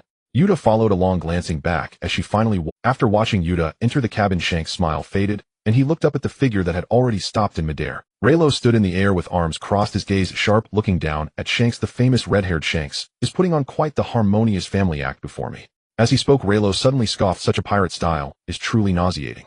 Raylo had initially intended to use sea justice to crush Shanks' pirate ship, but changed his mind upon seeing Yuta. This little girl was a pitiful soul, her parents killed by pirates, herself abducted, and the pirates who took her ended up crossing paths with red-haired Shanks, leading to the 2-year-old Yuta being adopted by Shanks, who felt that being a pirate was respectable. In short, yet another poor child poisoned by Shanks' pirate ideology. Her family shattered by pirates, yet she joined them, even finding respect in the profession because of red-haired Shanks. It's simply laughable. But regardless, Yuta was innocent, and he would not involve her in this. "Hey there, young man, are you a Navy soldier? You look quite young. I wonder if you could do me a favor and let us coexist peacefully." Shanks spoke lightly, as if greeting a friend. "Shanks, you saw what just happened, right?" Raylo did not respond directly, but recounted the earlier scene. "Because of your arrival, the entire windmill village fled and merchant ships scattered without a trace. And now you actually say you want to coexist peacefully, Shanks. Do you really think you have any standing here with me?" Just as his words fell, a powerful golden-red conqueror's haki erupted, targeting the members of the red-haired pirates. "How can I truly let you pass comfortably, Shanks? Not good." Shanks never expected that the person before him would unleash conqueror's haki at the slightest provocation. His own body erupted with black-red lightning, countering Raylos' golden-red haki. Can I say it's no wonder this is Garp's hometown? To casually encounter someone with such strong conqueror's haki. He had merely intended to replenish supplies here. Ben Beckman's expression was no longer calm, his eyes widened. "That golden-red conqueror's haki reminds me of someone. I think I know who it is." Jesus Burgess looked at him. "Who is it?" The other crew members also turned their attention, filled with curiosity. Ben Beckman took a deep breath, then removed his cigarette, sighing. "That naval monster rookie, Garp's disciple, the one who awakened conqueror's haki half a year ago, and single-handedly resisted the 4 emperors, Big Bordo Raylo. Based on what I know, he is the only one with golden-red conqueror's haki." The surrounding crew members' pupils constricted sharply as they looked up at Raylo in midair. The hefty Ratchlu even put down the roasted meat in his hands, his gaze somewhat dazed. No wonder such a monster would appear in the East Blue. It turns out he is Garp's disciple. It seems we are in for big trouble. And it wasn't just them who heard this. Yuta, hiding in the cabin, also caught these words. At 9 years old, Yuta was at a lively and active age. Although she had entered the cabin after Shanks' words, she pressed herself against the door, peeking through the gap to observe the scene outside. Ben Beckman's words also reached Yuta's ears without missing a beat. Naval rookie monster resisting the four emperors. Yuta murmured, her expression filled with concern. Shanks, will everything be alright? Leiluo carefully gauged the intensity of Shanks' Conqueror's haki. Its quality was exceptional and solid, truly befitting Shanks, who already possessed such a powerful Conqueror's haki at this moment. But that was all. At this moment he surpassed Shanks. The golden-red lightning domain suddenly exerted force, relentlessly pressing against Shanks' black-red haki, compressing its range. Damn, such formidable Conqueror's haki, truly a monster of the Navy. Shanks gritted his teeth and drew the supreme great blade, the 12-work griffin. Though he lost the clash of Conqueror's haki intensity, this did not mean he would lose in sheer strength. Conqueror's haki entwined the griffin as Shanks unleashed a horizontal slash. Divine avoidance. Leiluo curled his lips disdainfully. Wrapping Conqueror's haki around a blade was nothing new. He could do the same, and even combine it with his devil fruit power for more advanced techniques. Leilong form stage 1 activate. The second generation Onamaru was drawn, Conqueror's haki swirling upon it. With a sizzle, lightning danced across Leiluo's body, extending to the Onamaru as he struck with a single slash. In an instant, a divine dragon formed from lightning appeared once more. Leilong. His swordsmanship resembled his phantom beast fist, merely channeling his devil fruit ability through the blade. Leiluo primarily wielded 3 elemental powers from his fruit: lightning for combat, fire for ignition, and wind to accelerate flight. Occasionally he would unleash a water torrent technique named Sea Hunt. He usually pretended to be a proper swordsman, with these resorting to fists only when outmatched.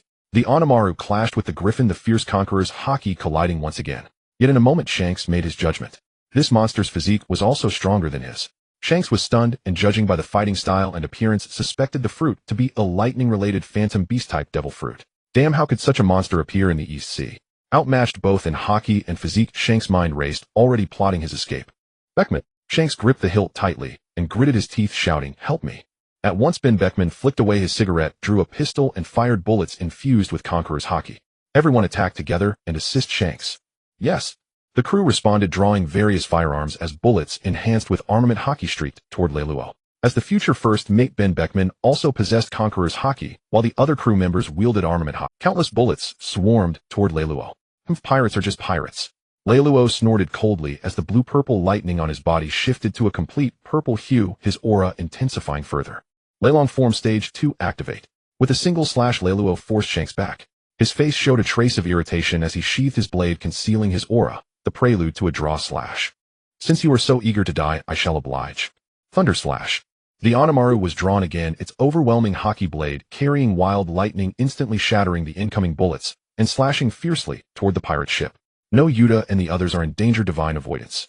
Shanks exclaimed in alarm, rushing to the bow and fiercely slashing with divine avoidance. Damn it, this monster's strength has increased again. Wasn't that already his full power? Feeling the force traveling along the blade, Shanks gritted his teeth, fiercely cutting the blade light apart before saying, "You all run first, I'll hold him off." Upon hearing this, Ben Beckman stepped forward. "I'll go with you." "No," Shanks refused. "Beckman, you are the brain of our crew. I can't let you stay behind and face this monster with me. I'm trying to escape. Do you really think I'm so insignificant?" Leiluo raised his hand, and the sky darkened instantly as dense thunderclouds gathered above, countless intricate lightning bolts weaving within. Thunder Prison Extreme Electric Heavenly Thunder. Boundless thunder crashed down, enveloping the pirate ship and the entire surrounding sea. "Beckman, take them away quickly." Shanks leapt up, swinging his blade fiercely once more. Divine avoidance. Beckman gritted his teeth and turned, saying, "Start the ship, we'll head in the opposite direction. But first, mate, the outside is full of lightning. Our ship can't move." Baldy Snake, the navigator of the red-haired pirates, shouted, "I'll block the lightning for you." Ben Beckman covered himself with armament haki and climbed the mast, preparing to withstand the torrential bolts. He was not a close combat or physical expert, only skilled with bullets wrapped in Conqueror's haki. Facing such terrifying thunder, he could only rely on his flesh and blood to endure. At that moment, Jisusbu suddenly spoke. "No, Captain, perhaps we have another way." Ben Beckman was stunned, then saw Jisusbu rush into the cabin, dragging out the trembling Yuta and pressing a spear against her back. "Hey, Bordo Lilo, look here. Since you are Navy, you wouldn't want this little girl harmed, would you? She is still an innocent child." "What? Jisusbu, what are you doing? Let go of Yuta." Ignoring his comrades, scolding, Jisusbu pressed his back tightly against the cabin, holding Yuta's shoulder with one hand and raising the spear with the other. This was both to prevent Yuta from escaping and to stop his comrades from attacking him out of affection for Yuta. "Oh, interesting." Leiluo smiled coldly, dispersing the thunderclouds and signaling Shanks to turn back. "Isn't that little girl your comrade?" As expected, pirates remain pirates. When life hangs in the balance, even comrades can be betrayed. Jisusbu's actions were both unexpected and yet unsurprising. After all, he was a man who abandoned his wife and children for decades in pursuit of a so-called dream at sea. A man unwilling to bear even family responsibilities could hardly be expected to shoulder the duties of a comrade. Perhaps the red-haired pirates truly valued brotherhood, but Jesusbu was certainly an exception. The so-called brotherhood was merely untested by pressure until now. As their crew faced life and death, Leloa's pressure was immense and Jesusbu's true nature was fully revealed. "Jesusbu, what are you doing?" Shanks turned, his eyes blazing with fury. "Release Yuta now." Yet Jesusbu appeared somewhat deranged. "Hey, release her. Captain, your family game should be over. Even if you don't push Yuta out now, she will hate you in the future. After all, we are pirates, and the ones responsible for Yuta's family's ruin and her own abduction." "Indeed, pirates." As Jesus' words fell, Yuta was immediately stunned. She slowly turned her head, looking at Jesus, but with an expression of disbelief, her voice trembling. "What did you just say?" "I said it is us pirates who caused your family to fall apart." Jesus shouted loudly, sweat pouring down his face. "You were only 2 years old at the time, kidnapped by those pirates and locked in a box. If it weren't for us, you might have already been sold into slavery. So in gratitude for our saving you, please act as a hostage and protect us for a while." Then Jesus turned to Lero. "You are the Navy. You wouldn't just stand by and watch such an innocent girl die in front." He was also betting that Lero was not part of a kindness hawkish faction, betting that Lero would be willing to let them go for the sake of an innocent girl. At this moment, Yuta felt as if all her strength had been drained, her body going limp. If Jesus hadn't been holding onto her shoulder, she would surely have collapsed to the ground. Shanks' eyes turned red. "Jesus, let go of Yuta. Captain, I'm doing this for our red-haired pirate crew." Jesus nervously laughed. "Captain, you think the same way, right?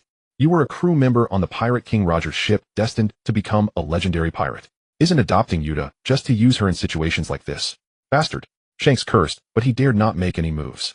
With Jesus' strength and Yuta's frail physique, even he couldn't save Yuta from this distance. Under the watchful eyes of all, Lero looked at Jesus and Yuta below, and suddenly burst into laughter. He took out a box of cigars, pulled one out, and placed it in his mouth. With a snap of his fingers, flames appeared out of nowhere, igniting the cigar before vanishing. "Indeed, you pirates, though you look all sorts of weird, are uniformly despicable." Lero looked up to the sky and slowly exhaled a mouthful of stale air. He had long established a principle for himself to discern right from wrong. Justice should be served, and evil should be punished. Delayed justice is not justice, early evil is still evil. It was that simple. Whenever faced with difficulties, he would ask himself how the police of his past life would handle it, how the soldiers of his past life would deal with it. And then he would have his answer. Now he had the answer too. Lero spoke softly. "I have to admit, Jesus, you are the pirate I want to take down the most." As soon as he finished speaking, purple lightning intensified around Lero, transforming into black and white. The overwhelming pressure made the red-haired pirates below break into a cold sweat. This monster was actually getting stronger. Thunder Dragon Body Stage 3 launch. Lero sheathed the second-generation demon blade and assumed a draw stance, causing Shanks to panic and reach out to stop him. Thunder Slash. The black and white lightning shot past Shanks, and Lero's blade light aimed straight at Jesus. The next moment, blood spurted as Lero cleaved Jesus' body, and half-blood splattering everywhere. Jesus. Shanks' eyes widened with rage as he drew the griffin from his waist, slashing horizontally at Lero, who stood behind Yuta. Divine avoidance. Seeing this, Lero scoffed. "Didn't I just cut down Jesus without cutting you?" Using the power of wind, he lifted Yuta and the second-generation demon blade into the air, his fists crackling with electricity. "You think I'm a swordsman? No, I'm actually a master of martial arts. Don't forget whose disciple I am, you bastard." Phantom Beast Fist, Thunder Dragon God. With a burst from beneath Lero's feet, multiple golden waves of energy erupted. Lero struck Shanks with a punch at a speed that Shanks couldn't even perceive. Pooh! Shanks spat out a mouthful of blood, his eyes glazing over as he fell towards the sea. Lero reached out, grasping the second-generation demon blade again, lowering his body to draw his sword. Thunder Slash. The black and white lightning reappeared, and Lero's blade light aimed straight at the head of the red hair. At that moment, a green flying slash carrying immense conqueror's haki suddenly charged in from afar, aiming precisely at Lero's position. A green flying slash. Such powerful conqueror's haki. Lero dodged to the side, and the blade light sliced through Shanks' arm, severing it cleanly. The green flying slash grazed past Lero, ultimately disappearing into the sea. Lero held Shanks' severed arm, casually tossing it into the sea. He then pressed the second-generation demon blade down, his gaze sharp as he looked at the man who suddenly appeared to catch Shanks. "Hawkeye, I remember you just became a warlord. Why are you already making a move against the Navy?" "Hawkeye, Dracul Myhawk, one of the warlords, the world's greatest swordsman. His swordsmanship is extraordinary, and he should be nearing the level of an emperor, perhaps even touching upon that power." Hawkeye Dracul Myhawk. Lero frowned slightly. Given his current stamina and level of injury, if he fought Hawkeye again, he would be at a disadvantage. This was also the drawback of the Thunder Dragon Boat's third stage. While his power surged dramatically, its sustainability was truly lacking. Hawkeye drew the supreme grade greatsword 12 works, the Black Sword. Knight, his expression calm. Shanks is my friend. I ask you not to make things difficult for him. If you haven't had enough fun, why not spar with me? His gaze swept over Lero's second-generation demon blade, recognizing it as the great sword of 21 works in an instant. He had watched the battle between this man and Shanks from a distance. The swordsmanship was quite good, but unfortunately, he had eaten a devil fruit and was not a pure swordsman. If it were a different place and time, he would indeed be very interested in sparring with Lero. Lero, feeling his rapidly depleting stamina, ultimately accepted the fact that Hawkeye had saved Shanks. Right now, he really couldn't fight Hawkeye again, but he had done the work of a king of the sea, and severing Shanks' arm was not a loss. Moreover, the arm he had just thrown away bore no markings, which meant that Shanks' shallow sea contract still remained on him and was located on his other arm. Haha, now Shanks has become stuck between a rock and a hard place. If he wanted to escape IMS control, he would have to cut off the other arm, but if he chose not to for the sake of maintaining combat power, it meant Shanks would remain under IMS control. Stuck between a rock and a hard place. Shanks, don't you want to find the Nika fruit? Don't you want to find Joy Boy? I'm curious how you'll manage that now. Perhaps the moment Shanks obtains the Nika fruit, he'll be controlled by him and returned to Marioa. Will he become IMS dog, or become a powerless man without arms? Shanks, make your choice wisely, ha ha ha. Lero cast a deep glance at Hawkeye, then flew away with Yuta towards Windmill Village. I'm exhausted. After returning to Windmill Village with Yuta and having released the third stage of the Thunder Dragon form, Lero sat down heavily on the ground, panting heavily. It's rather amusing that red-haired Shanks hardly touched him at all. All his injuries were a result of the third stage of the Thunder Dragon form. At this moment, Yuta's voice came from beside him. Why did you save me? He followed the voice and saw Yuta sitting there dumbfounded. Are you asking me? Yuta nodded, her eyes filled with despair. Yes, why did you save me? After all, for you I am also the singer of the red-haired pirates, and I am also a pirate, right? Lero stroked his chin. That's a good question. Probably because I am a Navy officer and cannot stand by while an innocent girl is in danger. Yuta looked up, but I've heard that even the Navy has many who disregard the lives of civilians, right? You're not wrong, but I'm not one of them. Lero smiled. My justice is the justice that distinguishes right from wrong. It does not belong to the hawkish faction. Yuta nodded, seemingly lost in thought, her eyes vacant. It seems that the betrayal and coercion by Jesus Burgess hit her hard, shattering the family concepts she held in her mind, and causing the respect she once had for pirates to collapse. For a 9-year-old girl, this was indeed a heavy blow. After a moment, Yuta asked again, what is the Navy like? Lero raised an eyebrow. What do you think it is like? Yuta thought for a moment. Probably ruthless in capturing pirates, often sacrificing civilians in the process. It feels like in the eyes of the Navy there isn't much difference between pirates and civilians. Lero chuckled and reached out to ruffle Yuta's hair. I admit there are indeed such members in the Navy, but the difference between the Navy and pirates is that the Navy acts in the name of justice and does not strike at civilians first. Of course, a few scum exist as well. Yuta pondered. It seems that you are quite special in the Navy. Having been with the red-haired pirates in the New World for so long, she had never seen a Navy officer who would specifically save an innocent girl. Perhaps I also think I am the most special one, ha. Yuta turned her face to carefully examine Lero, who was strong and handsome, much better looking than the odd-looking members of the red-haired pirates. As she looked, Yuta's face suddenly flushed, and she buried her head in her knees, falling silent. Seeing Yuta, who hugged her knees and fell silent again, Lero shook his head, then took out a Den Mushi and connected to the communication with Village Chief Shirabu. Before long, the Den Mushi transformed into the image of an old man wearing a hat. It's Lero. Are you okay? What happened with the pirates? Don't worry, Chief Shirabu. I've already chased the pirates away. Everyone in Windmill Village can come back now. That's good, that's good. As expected of Lero, you truly bring reassurance. However, Luffy and the others are making quite a racket. It seems they are upset about not being able to personally chase the pirates away. Lero laughed, thinking how those 3 little kids were so young and didn't even know how to use hockey, yet they were already thinking about fighting pirates.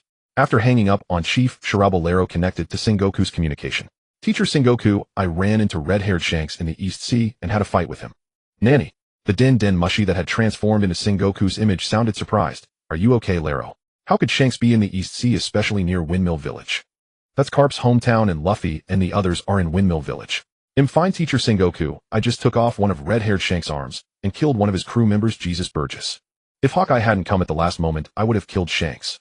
Lero spoke casually, but it sounded like an explosion in Sengoku's ears.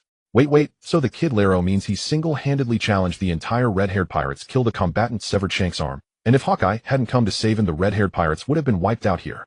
The Den Mushi fell silent for a moment before bursting into laughter. Huh? Well done, Lero. The troublesome red-haired Shanks, you better watch your step. While we old folks who know you are a celestial dragon can't act against you, the younger ones are not so clear. This loss will be something Shanks and the 5 elders will have to swallow. Just thinking about the expressions of the 5 elders makes Sengoku feel as refreshing as eating ice cream on a hot summer day. After laughing for a long time, Sengoku finally stopped. I will send someone to verify this matter, and once confirmed it will be recorded in your merit book. Then, Luffy and the others weren't hurt, right? No, I had Chief Shirabu take them all to safety. That's good. At this point, Sengoku's Den Mushi suddenly took on a serious expression. Shanks appearing in Windmill Village might just be a coincidence, but we can't take that risk. Laro, I will ensure that all Navy branches near Windmill Village follow your command and protect Luffy and the others within this last month. Rest assured, Teacher Sengoku, I will take care of Luffy and the others. Just the fact that Luffy is Carp's grandson means Laro will never let anything happen to him. After hanging up the call, Laro saw up Shirabu and the villagers of Windmill Village appearing at the end of the road. An hour later, Laro and Yuta sat in Makino's bar, and Laro looked like a starving ghost reincarnated, shoving whatever food Makino brought him into his mouth. With the energy from a large amount of food, his injuries were slowly recovering, and he estimated that he would be back to normal in about a day's time. Laro took a moment to squeeze his arm, feeling that his recovery ability seemed to be getting stronger and his physique was improving. It seemed that being outside was much better. 2 fights yielded more results than 6 months of training in the training camp. Ding! Congratulations to the host for defeating the future Emperor Red-Haired Shanks, severing one of his arms, and killing the Red-Haired Pirates member Jesus Burgess. Reward: 100 million berries, 1 weapon evolution, and 1 advanced hockey training comprehension observation. Upon seeing this, Laro revealed a look of interest. Weapon evolution. His current weapon is the Great Knife of 21, and if it evolves again, will it become the Supreme Great Knife of 12? Laro focused his mind and began to check the so-called weapon evolution. As Lei Luo activated the weapon evolution permission, the second-generation Ghost Blade placed beside him began to undergo a silent transformation. Lei Luo continued to eat casually, pushing a plate of roasted meat in front of Yuta. Aren't you going to eat? Yuta's eyes seemed to show a hint of anger. She opened her mouth, but didn't say anything, merely joining in on the meal. At this moment, Luffy and his 2 companions who had finished eating ahead of time stood at the table with an imposing presence. Teacher Lei Luo, you are so ungrateful. You went to fight pirates without bringing us along. Sabo and Ace nodded in agreement nearby. Exactly, Teacher Lei Luo. You went to fight pirates all by yourself. We are also Navy. We need to protect the people of Windmill Village. Lei Luo glanced at the 3 of them, thinking that the training he had given them these days was still too easy. They had so much energy, he might as well double their training next time. They are all good seeds whose potential cannot be wasted. Lei Luo remained silent, but Yuta suddenly spoke up. Stop joking. With little brats like you can't possibly defeat red-haired Shanks. Lei Luo noticed that Yuta's reference to Shanks had changed, as she used to call him by name directly, but now she was referring to him as red-haired. It seemed that the pirate's ideology of freedom that Shanks instilled in her had been shattered. What did you say, Rabbit Head? Luffy and his friends immediately jumped up, their faces pressing close to Yuta. We are very strong. You say red-haired. I can knock him away with 1 punch. Luffy continued to show off his muscles, and Sabo and Ace, not wanting to be outdone, joined in, as if this would demonstrate just how powerful they were. Yuta tilted her head and snorted coldly. You're just 3 immature little brats. Do you even know how to use observation hockey? How about armament hockey? Do you have conqueror's hockey? Without any hockey, you think you can defeat red-haired? With each question, Luffy and his friends' heads drooped lower until they were completely pressed against the table. Lei Luo had already explained the concept of the 3 types of hockey to them, and had taught them the training methods for observation and armament hockey, but after a month none of the 3 brothers had mastered it. Lei Luo felt it was due to their insufficient physical strength. They were still children, and Luffy was only 7 years old, so it was normal that they couldn't practice it. But the fact remained that they couldn't do it, and Yuta had easily put them in their place with 1 sentence. At this moment, Ace suddenly looked up. Then what qualification do you, Rabbit Head, have to criticize us? If we don't have it, do you have it? Seeing this, Yuta couldn't help but curl her lips. But I have a devil fruit. I am a user of the Paramecia type Song fruit. The 3 of you combined are not even my match. What?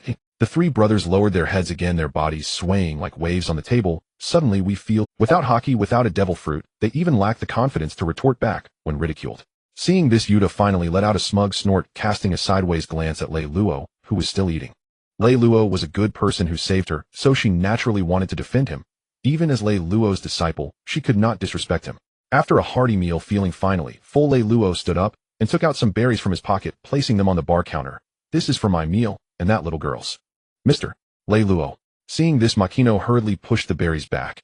You are the hero who drove the pirates away from Windmill Village. How can I take your money? But Lei Luo firmly shoved the berries back, his tone leaving no room for negotiation. A deal is a deal. Repelling pirates is my duty as a Navy officer, but I can't just take food and drink for free. Seeing Lei Luo's firm attitude, Makino had no choice but to accept the berries. After counting, she realized that Lei Luo had given her too much. A full 500,000. Not to mention, just 1 meal. Even if he ate like this every day, it would be enough for Lei Luo to eat here for half a year. Makino looked up wanting to say something, but saw Lei Luo waving his hand. The extra can be considered as my accommodation fee here, Miss Makino. Yuta watched all of this from the side, secretly labeling Lei Luo as a gentle man in her heart. Previously, she had also followed the red-haired pirates to rescue merchants in the New World, but the red-haired pirates had used the resources of those merchants to hold a feast, and after one feast those merchants often had only a little left over. At that time she thought this behavior was only natural. After all, the red-haired pirates were saving the lives of those merchants, and being alive was already very good compared to some money and resources. Objectively speaking, the actions of the red-haired pirates were indeed not problematic. But when compared to Lei Luo's behavior, it made the red-haired pirates seem so overbearing. Perhaps this is the difference between pirates and the Navy. Yuta rested her chin on her hand, watching Lei Luo's back, thinking this. No, there are those hawkish members in the Navy who would fight both pirates and civilians, so this isn't the difference between pirates and the Navy. This is the difference between Lei Luo and red-haired. Indeed, Lei Luo is a very gentle person. At this moment, a series of knocking sounds pulled Yuta's thoughts back, and then she saw that it was Lei Luo knocking on the table in front of her. Is something wrong? Is the food here not to your liking? No, the food here is very delicious. Yuta shrank back, her ears slightly reddening, but then suddenly realized she was eating. Thus, with her ears reddening, Yuta could only quickly finish her food in front of Lei Luo. Fortunately, the headphones she was wearing covered her ears, so Lei Luo couldn't see. Lei Luo sat down beside her. I will probably stay here for another month. I will be training Luffy and the others daily, so you can stick with me for now. If you're interested, you can join the training too. Yuta nodded quickly, her cheeks puffed out like a little hamster. She had already been betrayed by the so-called family, and now the only one she could rely on was Lei Luo. Makino, carrying a plate, saw this scene and couldn't help but smile. This little girl rescued from the red-haired pirates by Mr. Lei Luo is really cute. Yuta, hearing this, merely continued to eat. Yes, she had only moved from one pirate crew to another. It was only today that she had been truly rescued by Lei Luo. 3 days later, at the harbor of Windmill Village, Lei Luo held the evolved second-generation Guiguang, examining it closely from every angle, while Luffy and his two brothers, Sabu and Ace, as well as Yuta, sat nearby. Though they knew nothing of swords, even they could tell this blade had grown more magnificent. Its former eerie aura now replaced by a noble, commanding presence. Master Lei Luo, why has your sword changed its appearance? Sabu asked. Perhaps due to my devil fruit ability. Legends say the greatest swordsmen of the Grand Line forged their blades into black swords using armament haki. Maybe over time my constant infusion of fruit power has reshaped this weapon. Lei Luo spoke with solemn conviction, a blatant fabrication meant to deceive impressionable youths. The second-generation Guiguang was no longer its name. Now it bore the title Longzhan, the dragon's severance, a name Lei Luo himself had bestowed. Longzhan had taken precisely 3 days to complete its evolution, and the moment it did, Lei Luo immediately withdrew it for meticulous inspection. Its dimensions remained largely unchanged, yet the sinister serpentine patterns along the blade had transformed into radiant golden sigils, strikingly similar to the mark that appeared upon his brow whenever he fully enveloped himself in armament haki. Moreover, whether armament haki, conqueror's haki, or his devil fruit power, all adhered to Longzhan far more swiftly and far more deeply than before. Its length now perfectly suited his frame, and its responsiveness to both ability and haki had become astonishingly refined. Already exceptional, the blade had now ascended to sublime perfection. Truly remarkable, Lei Luo murmured, deeply satisfied. In terms of quality, Longzhan rivaled even the 12 supreme grade swords, and in certain respects surpassed them. Yuta swung her legs idly beside him, waiting until Lei Luo finished admiring his new blade before speaking. Lei Luo, are we setting sail today? Luffy and his brothers were naive children, but Yuta was not. She knew of no precedent in maritime lore where prolonged use of a devil fruit ability alone altered a sword's essence. Yet if Lei Luo chose silence, she would ask no further. Still, judging by Lei Luo's demeanor today, they were preparing to sail. At the word sail, Luffy and his brothers instantly tore their gaze from Longzhan and turned expectantly toward Lei Luo. Master Lei Luo, are we really setting sail today? He smiled and nodded. Indeed. The East Blue teams with exceptional talents, just like you three. I intend to recruit them into the Marines. Nami possessed peerless talent as a navigator. Kuna and Zoro were prodigious swordsmen. Sanji could wait. For now he remained under the tutelage of red-legged Zephyr, and little could be expected from such a brief apprenticeship. After all, Sanji was still a chef, barely begun his training. What mastery could possibly emerge in so short? Originally, Lei Luo had planned to begin recruitment only after delivering Luffy to Garp a month hence. But then he reconsidered. Shanks had already arrived, and the Arlong pirates might well be en route. Worse still, the unbelievable staircase might already be sharpening its knives awaiting Kuna. Weighing all possibilities, Lei Luo resolved to act immediately, not only to secure promising recruits, but also to keep Luffy and the others close. Traveling together offered far greater safety than leaving them behind in Windmill Village. How exhilarating! Luffy and his brothers dashed about the harbor like 3 untamable monkeys. Moments later, a marine warship glided gracefully into port and docked. This vessel had been requisitioned by Lalo from a nearby marine base, intended solely as transport. A marine lieutenant commander strode briskly toward Lalo and saluted sharply. Mr. Lalo, I am Lieutenant Commander IKA of Marine Base 173, assigned to oversee your expedition. Lalo nodded, then beckoned cheerfully to the leaping trio. Luffy, Sabu, Ace, it's time to board. With that, he gently took Yuta's hand and walked toward the warship, while Luffy and his brothers scrambled after him breathless. Coming. Wait for us, Master Lalo. First destination, Kokoyashi Village. 2 days later, near Kokoyashi Village, a pirate ship bearing the shark banner drew steadily closer. At its prow stood a jagged-toothed shark fisherman peering through his spyglass. After a moment, he raised his right arm. Lads, ahead lies a village. We'll plunder it thoroughly and claim this island as our stronghold. Establish my Arlong Park. Behind him, a horde of fishmen brandished swords and spears, roaring in unison. The shark fisherman who'd spoken, Arlong, stood arms crossed, gazing coldly upon Kokoyashi Village. Pathetic lowborn humans, fit only to grovel beneath fishmen.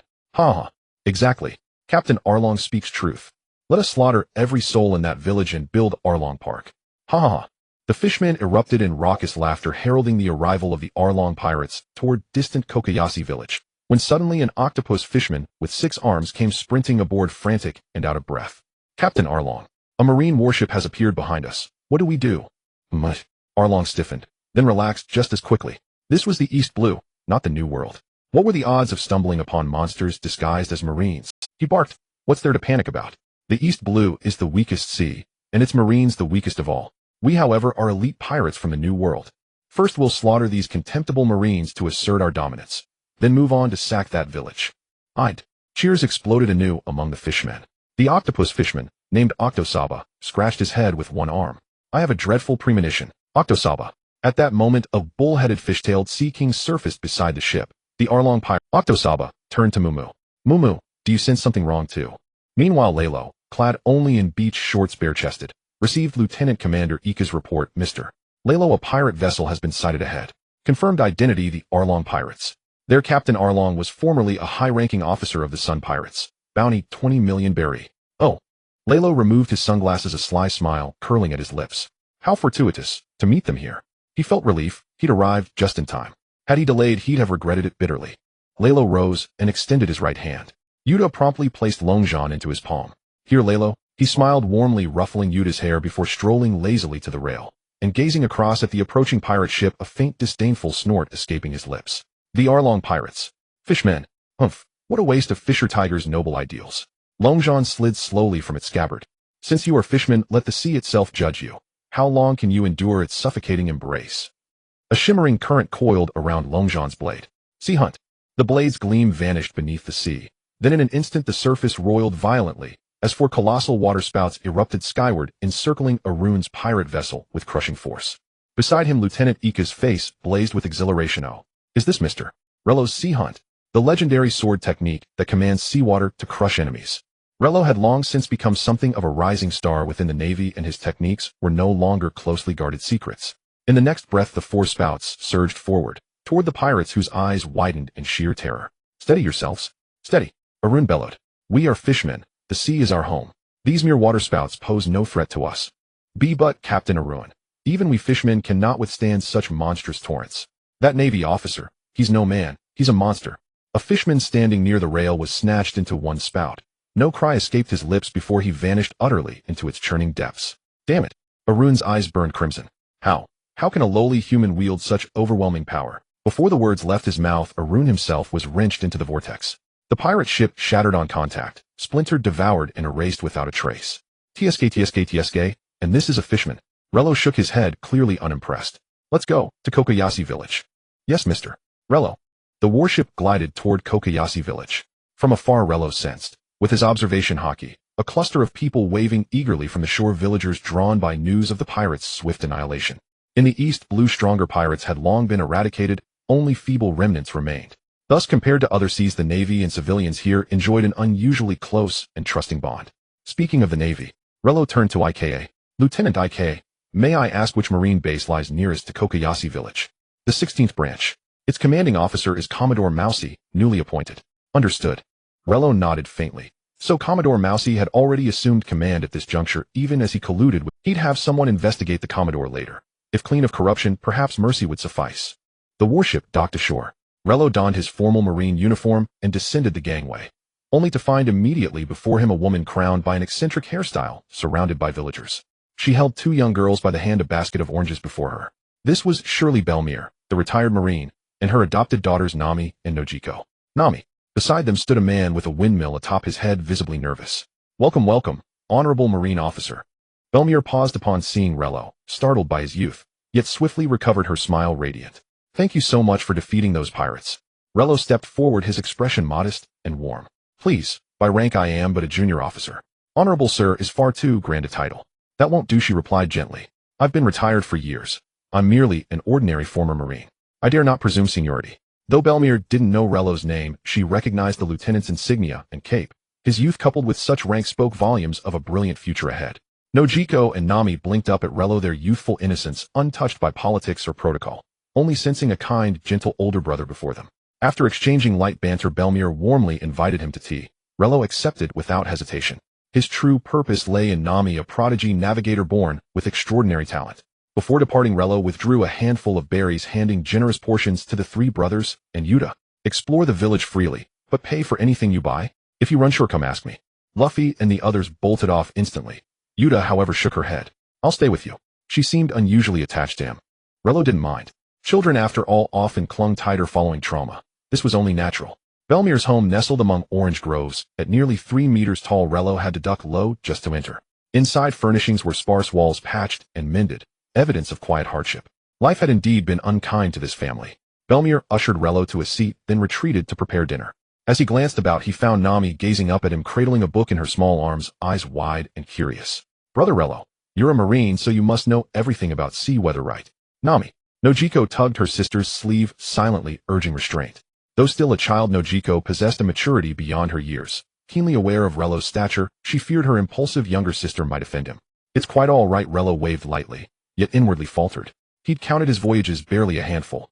His farthest journey had been 6 months prior, aboard Vice Admiral Garp's flagship to Reno country, where every extreme weather event had been dispelled effortlessly by Garp's fist. Nami, I love being called brother, but your question, I simply can't answer. He coughed dryly, then turned pleading eyes toward Yuta. Yuta, having sailed relentlessly across the New World with Shank's crew, knew its tempests intimately, its hurricanes, cyclones, and skies gone mad. Yuta winked, receiving Reno's silent signal, and instantly brightened. You're Nami, right? I'm Yuta. I'll handle this. Let me tell you, in the New World, storms rage like living things. Gales, deluges, skies torn asunder. As Yuta and Nami chatted animatedly, Reno discreetly wiped a bead of sweat from his brow. Strength he had, but seafaring wisdom.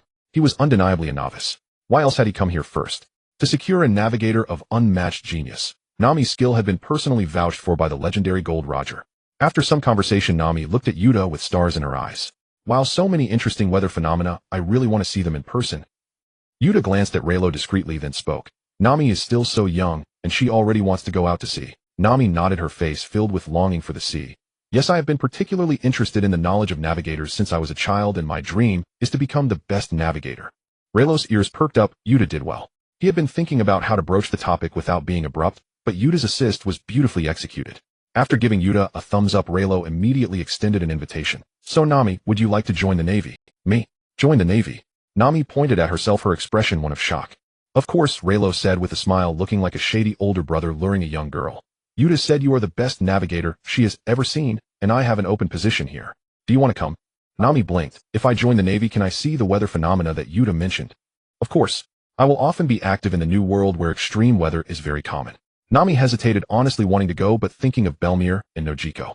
At that moment, Belmere came out of the kitchen with a plate of food, smiling. She had overheard their conversation clearly in the kitchen, and as Nami's adoptive mother, she naturally knew about Nami. Since there was this opportunity, how could she, as a mother, stop her daughter from pursuing her dreams? Belmere. Nami exclaimed like a little rabbit caught doing something bad. I heard everything, Nami. Belmere said gently. If you want to go, then go. I have no objections. Then she shifted her gaze to Reno. However, I have some questions for you, Reno. Please go ahead, senior. Nami is still young. Will there be problems if she joins the Navy?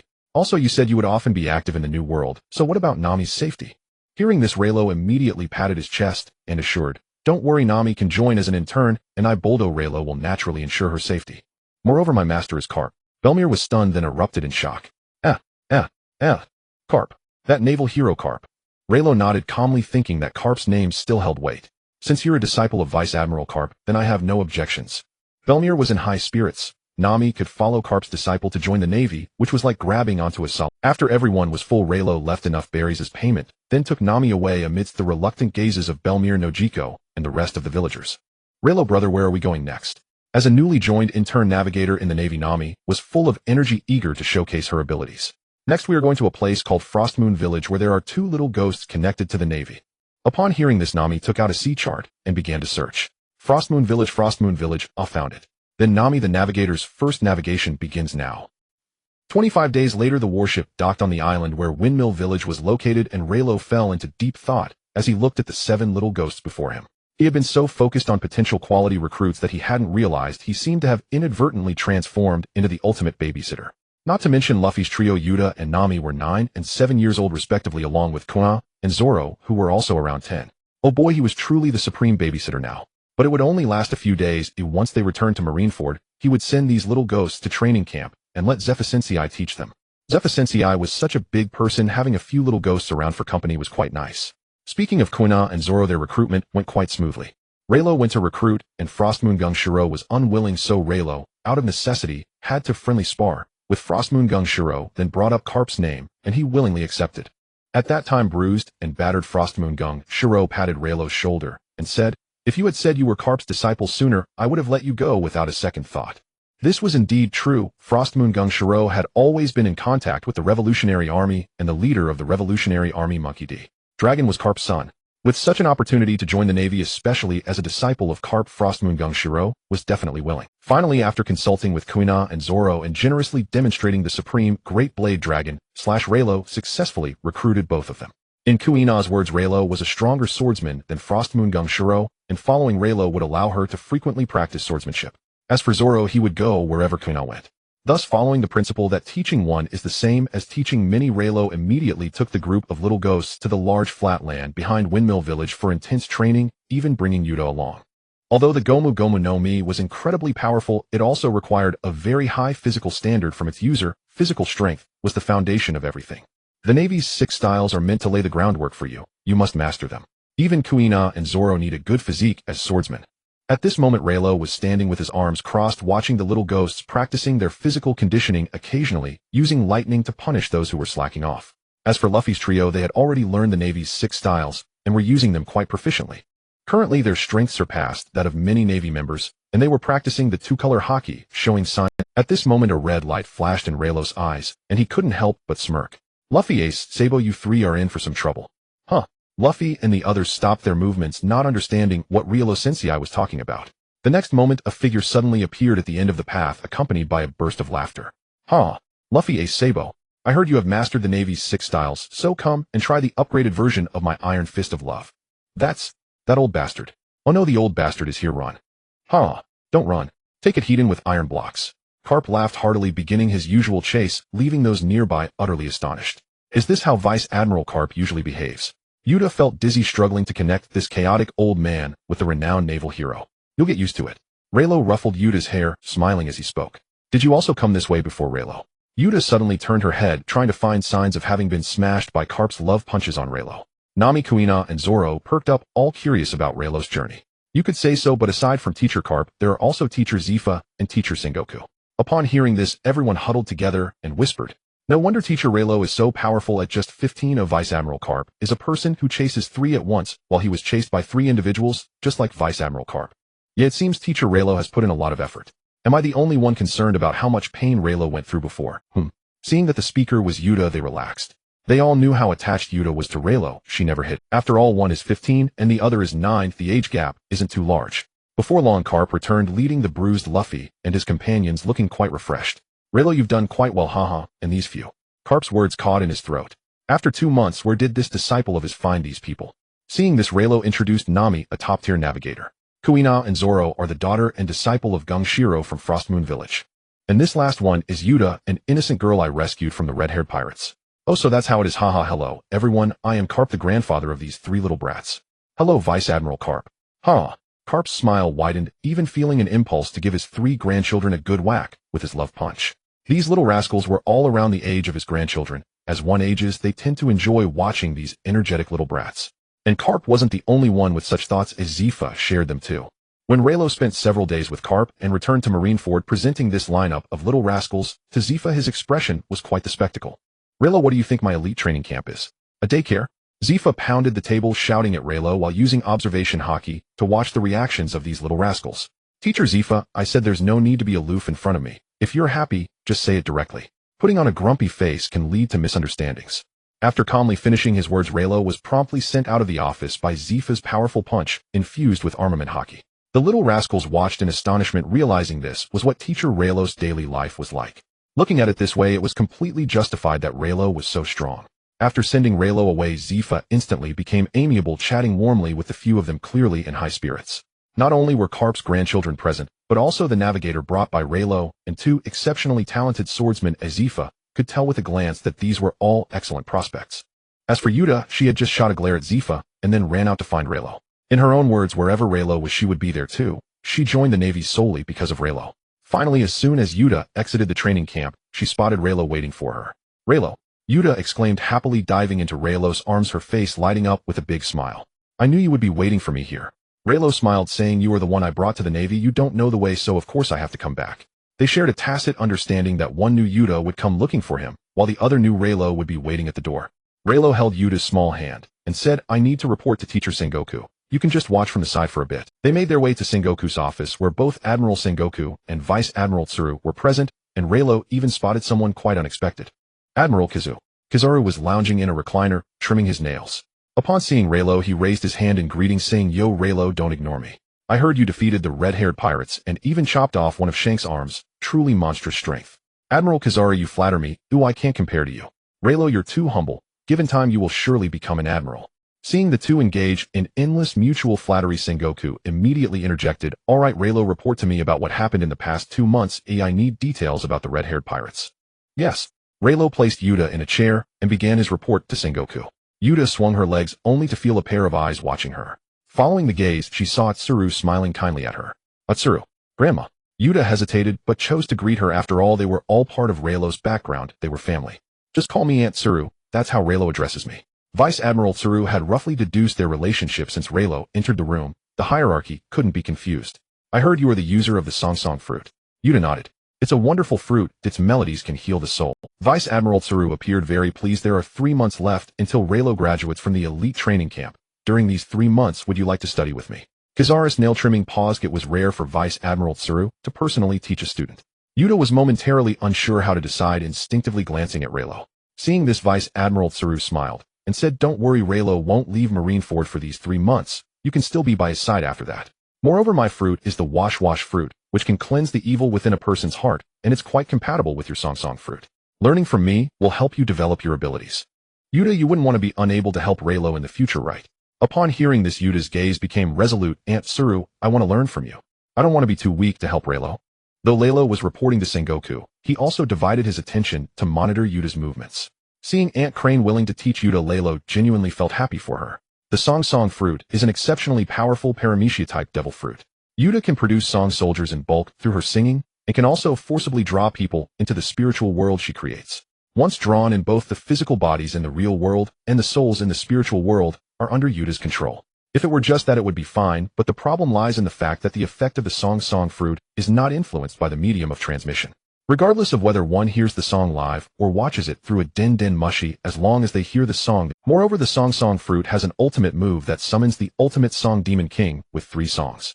This being is immensely powerful and requires both people in the spiritual world and those in the real world to strike a lethal blow at the same time to defeat it, making it an absolute bug-level ability. However, there is a drawback. If Yuta herself falls into a state of sleep, all the abilities granted by the fruit will become ineffective. Currently, with Aunt Crane providing Hansen guidance to Yuta, it is estimated that Yuta's strength will experience a rapid increase. After finishing his report, Sengoku stroked his goatee, nodding in satisfaction as he looked at Raylo. I will record this achievement in your merit book. With such accomplishments, even if you were to be promoted out of turn, no one would have anything to say against it. Raylo stood straight, saying, It's all thanks to my teacher's guidance. All right, this is all your own ability. I haven't taught you for very long. Sengoku waved his hand, saying, By the way, have you thought about what kind of ship you want to be built? Raylo, puzzled, replied, Yes, the Gorosei approved a ship of the rank of Rear Admiral for you, and it is already in the preparation phase. If you have any ideas, bring them up soon. Lalo pondered for a moment, preparing to ask Yuta for her opinion to see what she thought. He wasn't very knowledgeable about this aspect and had no particular ideas, so it was better to let Yuta handle it. After Lalo left, Sengoku called over a messenger, contact Morgans, and tell him that the news can be released now. Yes, Admiral. As the Marine Admiral, although Sengoku couldn't find the exact location of the newsman, Morgans reaching out was still no problem. Previously, he had already contacted Morgans to request that the news about Shanks be delayed for a while, as the Navy needed time to verify it. With his status as the Marine Admiral, and as the teacher of the news main subject, Morgans naturally was willing to do him. It was just a small news item, not a world-shattering event, like one of the 4 emperors being taken down, so delaying it wasn't a big deal. In the New World, aboard the Moby Dick, Marco waved at the newspaper bird flying in the sky, exchanging berries for a copy of the newspaper. Just a cursory glance made shock appear on Marco's face. That red-haired Shanks, actually. Marco turned and ran towards the main deck, waving the newspaper in his hand. Old man. That Shanks from Roger's ship was attacked, and had an arm cut off by the Navy in the East Blue, and even one of his crew members was taken down. On the main deck sat a tall, burly man with a crescent-shaped beard. One of the kings of the New World, known as the strongest man in the world, Whitebeard. That snot-nosed kid from Roger's ship. Whitebeard took the newspaper, and his gaze sharpened slightly. The photo clearly depicted the scene where red-haired Shanks was punched, his eyes glazing over, followed by a knife severing his arm. The images made it evident that Shanks had no power to fight back. Waha!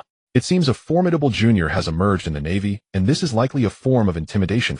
Whitebeard put down the newspaper and laughed heartily. But so what? If the Navy dares to offend, we can leave. After all, I am Whitebeard. As his words fell, 2 beams of white light appeared in Whitebeard's fists, and the powerful conqueror's haki surged forth, causing the sea to churn and the earth to shake. Somewhere in the New World, a clown-like man named Buggy, wearing a clown nose and dressed like a clown, also received this news. Nanny. Shanks actually had his arm cut off by a Navy officer. Damn it, only I can defeat Shanks. Bordeaux, Lalo, right. Don't let me run into you. If I do. At this point, Buggy suddenly hesitated, looking around carefully to ensure no one was nearby, before daring to continue. I'll chop you into 8 pieces. Meanwhile, Yuta was learning how to develop the Song Fruit with Rear Admiral Crane, while Lalo continued his unwavering training and occasionally sparred with Captain Zephyr. 3 months quietly passed, and Lalo finally graduated successfully from the elite training camp. Looking at the Justice cloak behind him and the Rear Admiral insignia on his shoulder, Lalo felt an indescribable joy. Having spent 2 years in the training camp, he was finally graduating now. Lalo, congratulations. Yuta's small face wore a big smile, and her physique had noticeably developed compared to 3 months ago, stepping from a young girl into the early stages of womanhood. Luffy, Zoro, Kana, and Nami were also gathered there. Lilo Sensei graduated and became a Rear Admiral. Sabo spoke in amazement. But thinking about Lilo Sensei's strength, it's only natural for him to be awarded the rank of Rear Admiral. No one could even say it's too low. Luffy scratched his head. Rear Admiral. Is that impressive? Of course it's impressive. I heard that the highest rank a graduate from the elite training camp can achieve is that of a colonel. Lilo Sensei was promoted 3 ranks at once and directly awarded Rear Admiral. Luffy, realizing something, then looked at a white-haired man nearby who had a scar on his face and was chewing on a cigar, appearing displeased, and pointed at his shoulder insignia, asking, "So, is that uncle a colonel?" Smoker's forehead sported a hashtag. "So what if I am?" "That uncle is so lame. You look older than Lilo Sensei. How come you only have the rank of colonel?" Smoker. Damn it, why is this brat so infuriating with his words? Ace, who was silent at the side, contemplated a matter. Now that Lilo Sensei has graduated, and according to regulations needs to be dispatched to a base, could they follow their teacher? Staying in the training camp all day was boring, and they had to occasionally endure Zephyr's beatings. How much more exciting would it be to go out to sea and fight pirates? Ace shared this idea with Sabo and Luffy, and the two immediately clamored to go with Raylo, only to receive a punch. With a punch enhanced by Haki, Luffy and the others immediately felt a lump rise on their heads. "If you follow that kid Raylo out to sea, forget about it. We'll talk after you graduate." Zephyr crossed his arms and snorted coldly. "Not just you guys, even Zoro, Kana, and Nami have to wait until after graduation to report to that kid Raylo. You little brats who haven't even laid a solid foundation, are you going to deliver vegetables to pirates in the New World? What about Yuta?"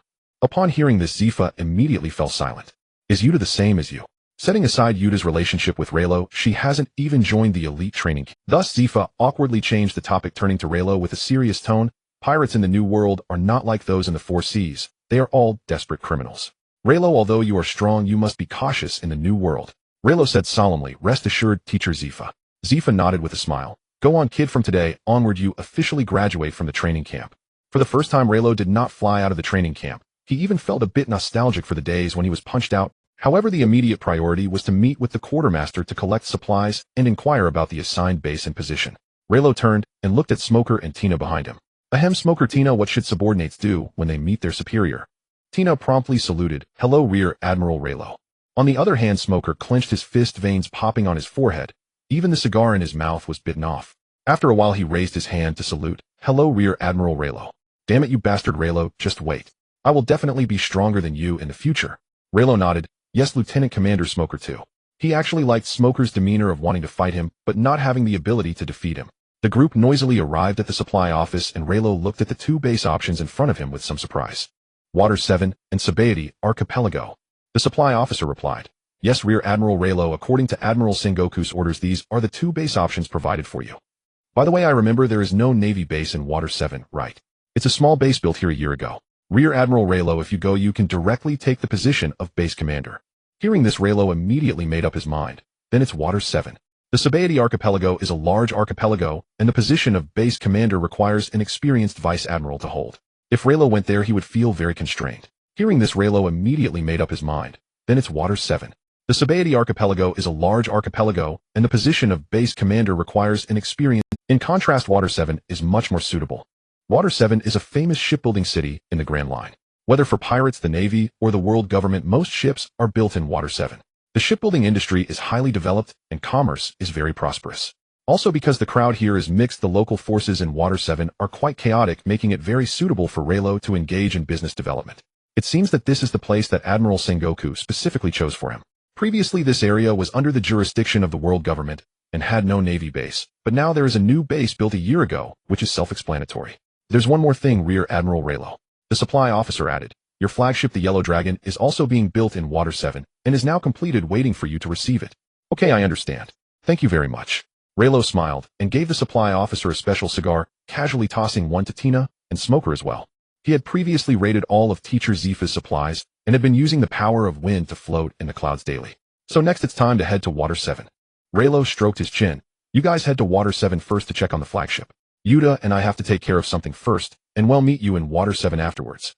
Upon hearing this, Smoker couldn't help but ask, what are you going to take care of? It's none of your business, so stop prying. Smoker clenched his fist, bastard Reno. You should call me Officer Reno. Reno and Yuta took a supply ship to the port and got off near Gaia Island. After changing into ordinary clothes, they headed to Gaia Island. Reno, what are we doing here? I heard there are many pirates on this island. Yuta walked along the road in Devil Town, looking somewhat disgusted. This is the only town on Gaia Island where most passing pirates will resupply.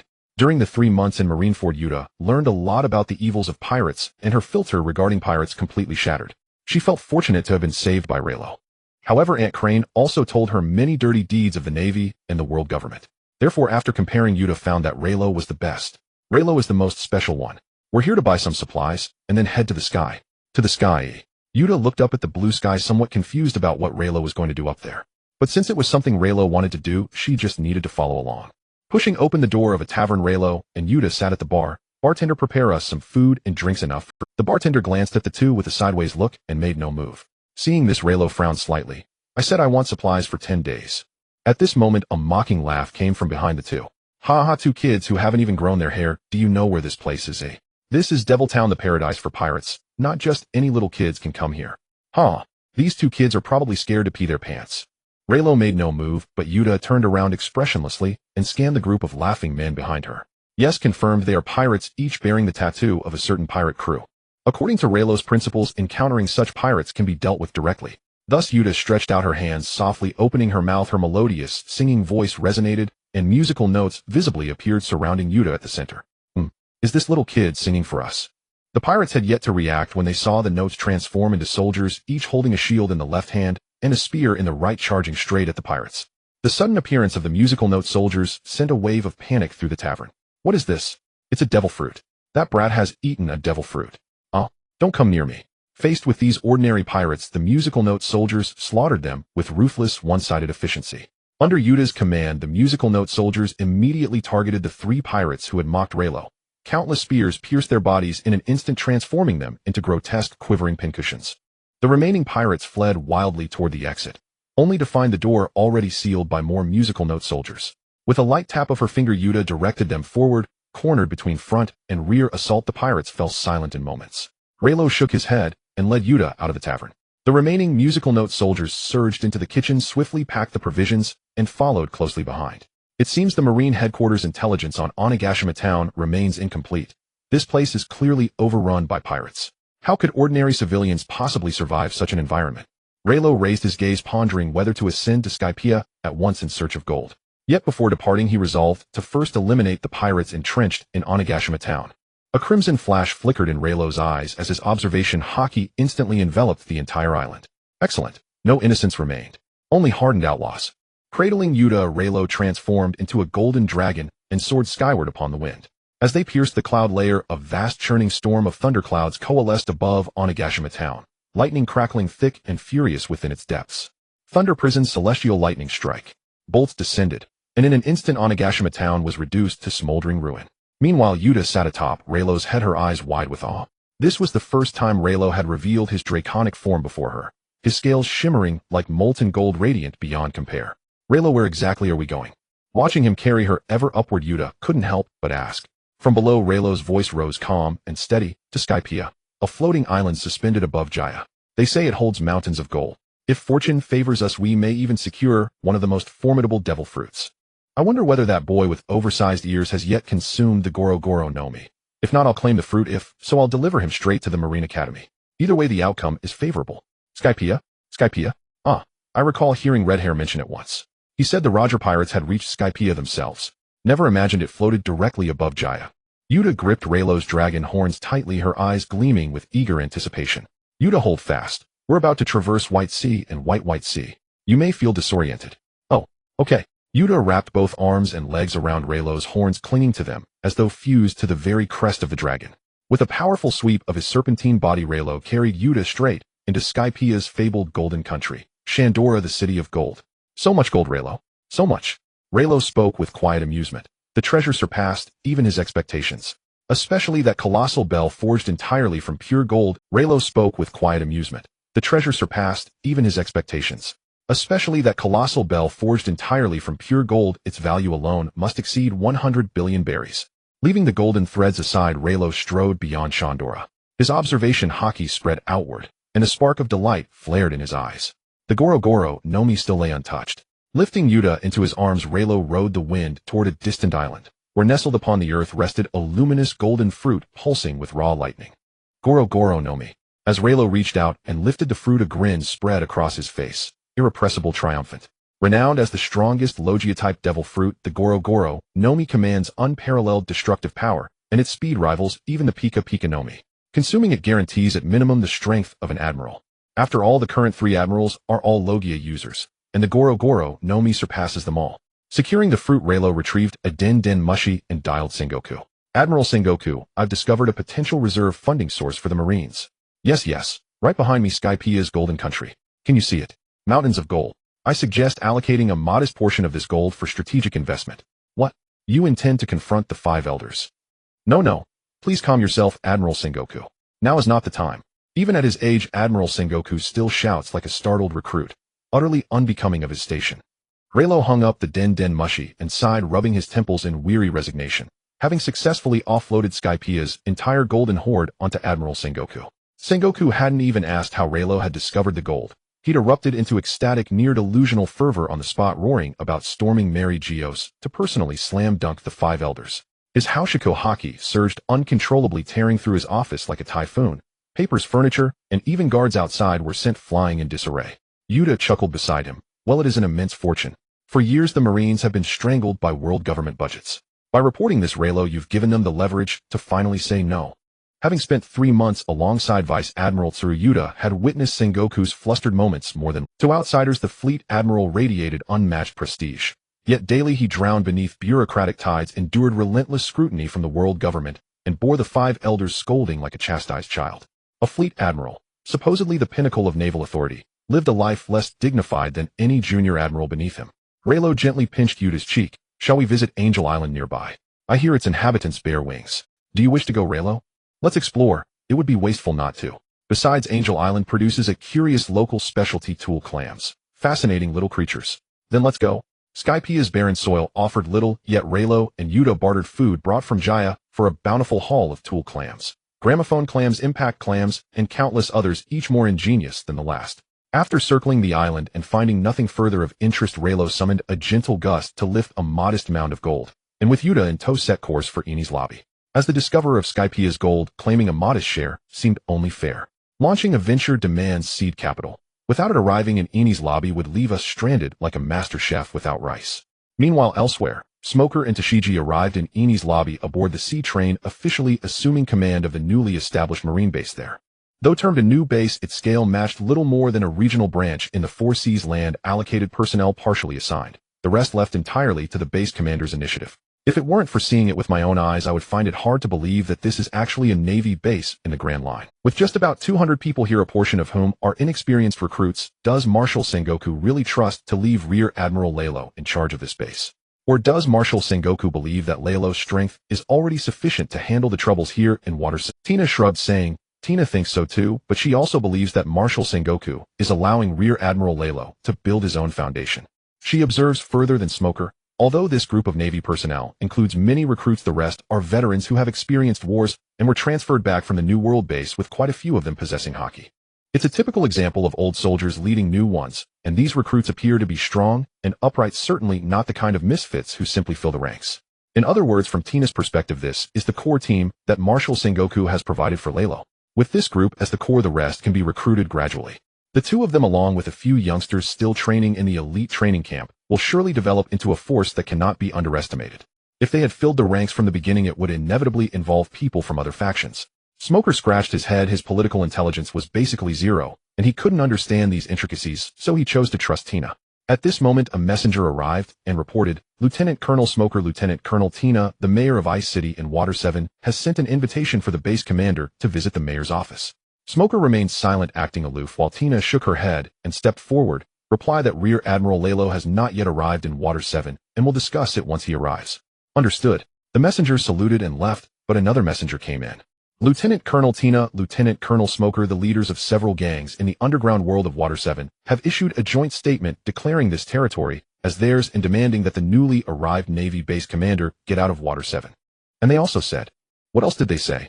They said if the Navy doesn't leave within 3 days, they will ensure that the Navy in Water 7 disappears forever. Upon hearing this, Tina and Smoker exchanged glances. Smoker took a puff of his cigar, exhaling a ring of smoke, and showed a puzzled expression. Do a bunch of punks have the audacity to speak to the Navy like that? How many heads do these guys have? Are they not afraid of death? Tina took out a lattice cigarette and put it in her mouth. Water 7 has a cooperative relationship with the world government, so it's normal for them to look down on the Navy. Moreover, this Navy base was previously mismanaged and personnel were scarce, so it's normal for them to consider us soft targets. Then it's just right we can stretch our muscles a bit. Smoker placed the sea prism stone weapon 10 hands on his back and shouted to the messenger, hey, get me a list of the headquarters locations and leaders of these underground world gangs. Understood. The messenger reached into his pocket and handed over the map and information of Water 7 to Smoker, who then called out to Tina. Tina, please contact Lalo and have him come back quickly. Tina acknowledged. The next morning, an elderly woman trembled as she set up a stall, carefully glancing around, as if she were doing something. On her stall lay some freshly baked soft bread, exuding an enticing aroma. She was a regular vendor on this street, known for her well-made bread with good ingredients and flavor. Although life was a bit tough after paying the protection fees to the gang managing the street, she could still make ends meet. However, things took a turn for the worse since her grandson fell ill 2 days ago. The elderly woman had spent all her money on her grandson's medical treatment, and with no money left for further treatment or to pay the gang for protection, she was forbidden to set up her stall again. Seeing the food at home dwindling and her grandson's condition worsening, she decided to take her chances early in the morning while those gang members were still asleep, hoping to earn some money for her grandson's treatment. At that moment, the sound of boots walking on the cobblestone road grew closer, and the elderly woman, seeing this, hastily packed up her stall ready to flee. Ordinary citizens cannot afford boots, only those gang members have that financial capability. It must be those coming to collect protection fees. But in the next moment, a pair of large hands pressed down on her stall. I'm sorry, I didn't mean to skip out on the protection fee. I want sell here again. The elderly woman trembled all over, turning to kneel, her movements so practiced it was heart-wrenching. But she did not kneel, as strong hands helped her up. Smoker, with a cigar in his mouth, looked at the elderly woman who was about to kneel and exhaled a puff of smoke. I'm here. The elderly woman paused, carefully raising her head, and saw a strong man with a scarred face smoking a cigar and covered in bloodstains from his Navy Justice cloak. Not one of those gang members, but the Navy. Smoker pointed to the blood on his cloak. I've been busy all night and am very hungry. I'll buy all your bread. Saying this, Smoker took out all the money he had from his pocket and placed it on the stall. Is this enough? Thank you, Navy sir. The elderly woman's eyes lit up with immense joy as she looked at the money in her hand, dispersing her anxiety and pain. This money would not only cover her grandson's treatment, but also enough to pay the protection fees. The elderly woman trembled as she looked at the money for a moment, but finally took a few bills from the stack and put them in her pocket, offering the rest back to Smoker with both hands. "Navy sir, this bread is only worth this much, please take the rest back." Smoker merely waved his hand, taking the bag to pack the bread for himself. "Consider the rest as compensation for scaring you earlier." With that, Smoker turned to leave, but after taking a couple of steps he paused again. "By the way, no one will come to collect protection fees from you on this street anymore." After saying this, Smoker mysteriously pulled out a motorcycle, hopped on, started it, and the motorcycle, belching thick white smoke, gradually disappeared from the elderly woman's sight. The elderly woman rubbed the money in her hand, her eyes growing moist. "Navy sir, you are truly a good person."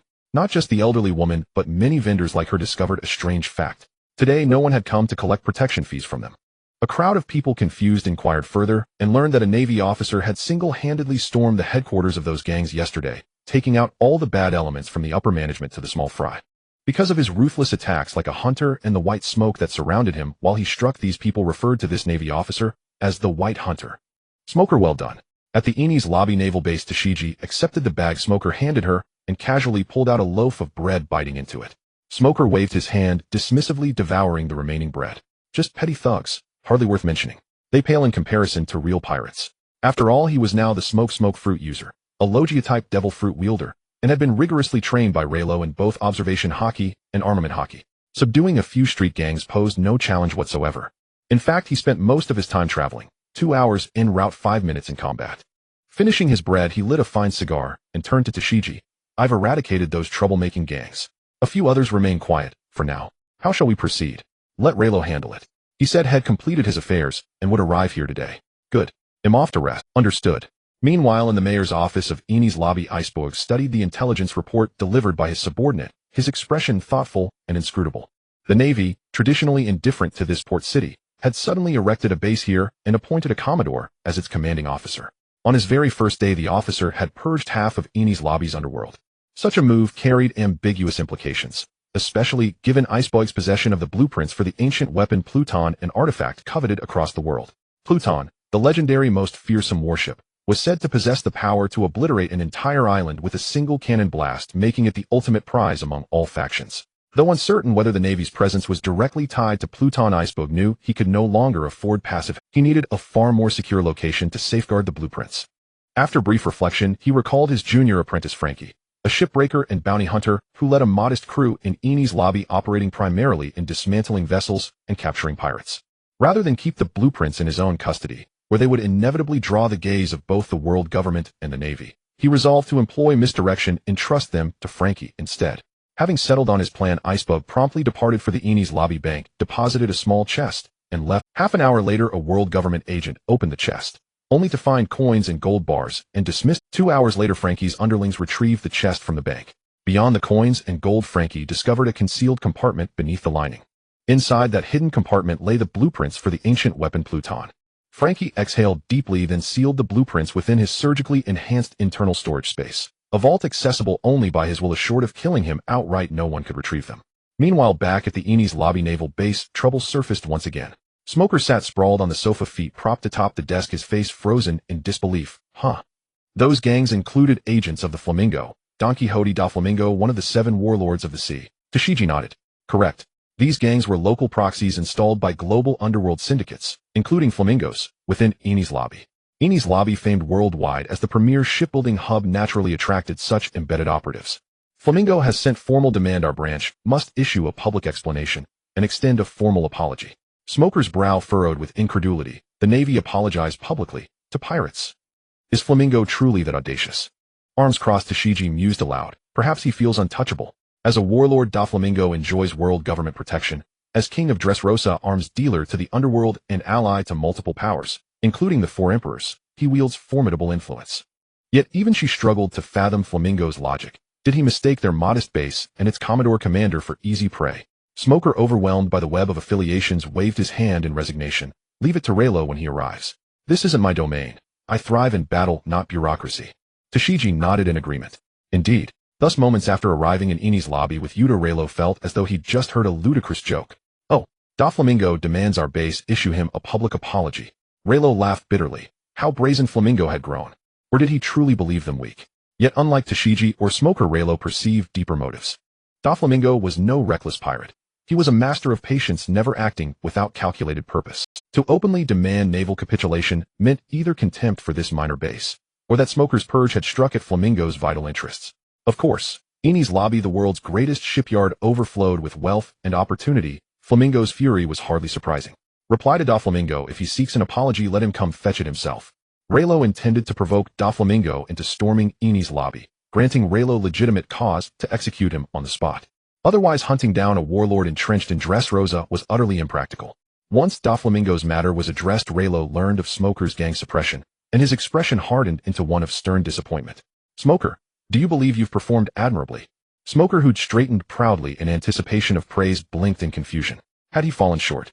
Hadn't he eradicated every provocateur? Before he could react, Raylo clapped a heavy hand onto Smoker's shoulder, drawing a sharp, pained grimace. Who are we? The Marines. And what are those gangs? Criminal syndicates, agents of chaos undermining civic order. Raylo began instructing Smoker and Tashigi in the art of rhetorical framing. Here the primary target isn't merely a handful of gangs challenging our base. It's the entire Eni's lobby underworld, defying the Marine Corps itself. Do you grasp my meaning? Huh. Smoker stared stunned. Wasn't this just about a few gangs sending threatening letters? How had it escalated to a city-wide institutional provocation? His mind reeled, momentarily adrift in bewildered disarray. Upon seeing Smoker's bewildered expression, Riley realized that the white-haired man had taught him a lesson. Oh well, given Smoker's political sensitivity, it's better for him to be a reliable enforcer. However, the unusual glint in Tina's eyes caught attention. General Riley, do you mean to say that we can take advantage of this situation to completely eradicate the underground gangs of Water 7? Riley clapped his hands, a look of approval on his face. Tina is indeed smarter than Smoker. That's exactly the point. It doesn't matter how many gangs are causing trouble. What matters is that there are indeed gangs causing trouble, and everyone with some influence in Water 7 is aware of it. So doesn't it mean that we can determine exactly how many gangs are causing trouble? If I say you're causing trouble, then you are. If you say you're not, who can prove it? Today my Navy will completely cleanse the underground world of Water 7 under the banner of maintaining civilian safety. No, this isn't just a banner. This is our Navy's fundamental duty. Only we, the Navy, are truly invested. But isn't there still a world government official in the underground world of Water 7? Tina raised her hand to ask, what should we do about those people? As long as they don't explicitly state they're from the world government, and don't present any documents or insignia to identify themselves, treat them all as unstable elements. World government. As long as they don't openly display the world government insignia, they can be killed without hesitation. Riley's demand is that from today onwards the underground world of Water 7 can only have his voice. Tina nodded. I understand, I'll arrange it right away. Bring Smoker along, we'll let him take action. Tina and Smoker exchanged glances. Smoker is a military officer, uneducated and not eloquent. Tina understood. The implication was to let Smoker ignore all the nonsense and just go in and kill. If the other side really presents any valid document, Smoker could also use I'm illiterate or this is fake as reasons. As for the potential turmoil that might arise from this action, that was beyond her consideration. Thus that afternoon the Navy base of Water 7 was mobilized again, claiming to suppress the remaining evil gang forces under the pretext of the gangs openly provoking the Navy. Smoker thoroughly enjoyed this wave of action, his fists flying from south to north of the city, then from west to east, all distracting thoughts fading away, leaving only the thrill of battle.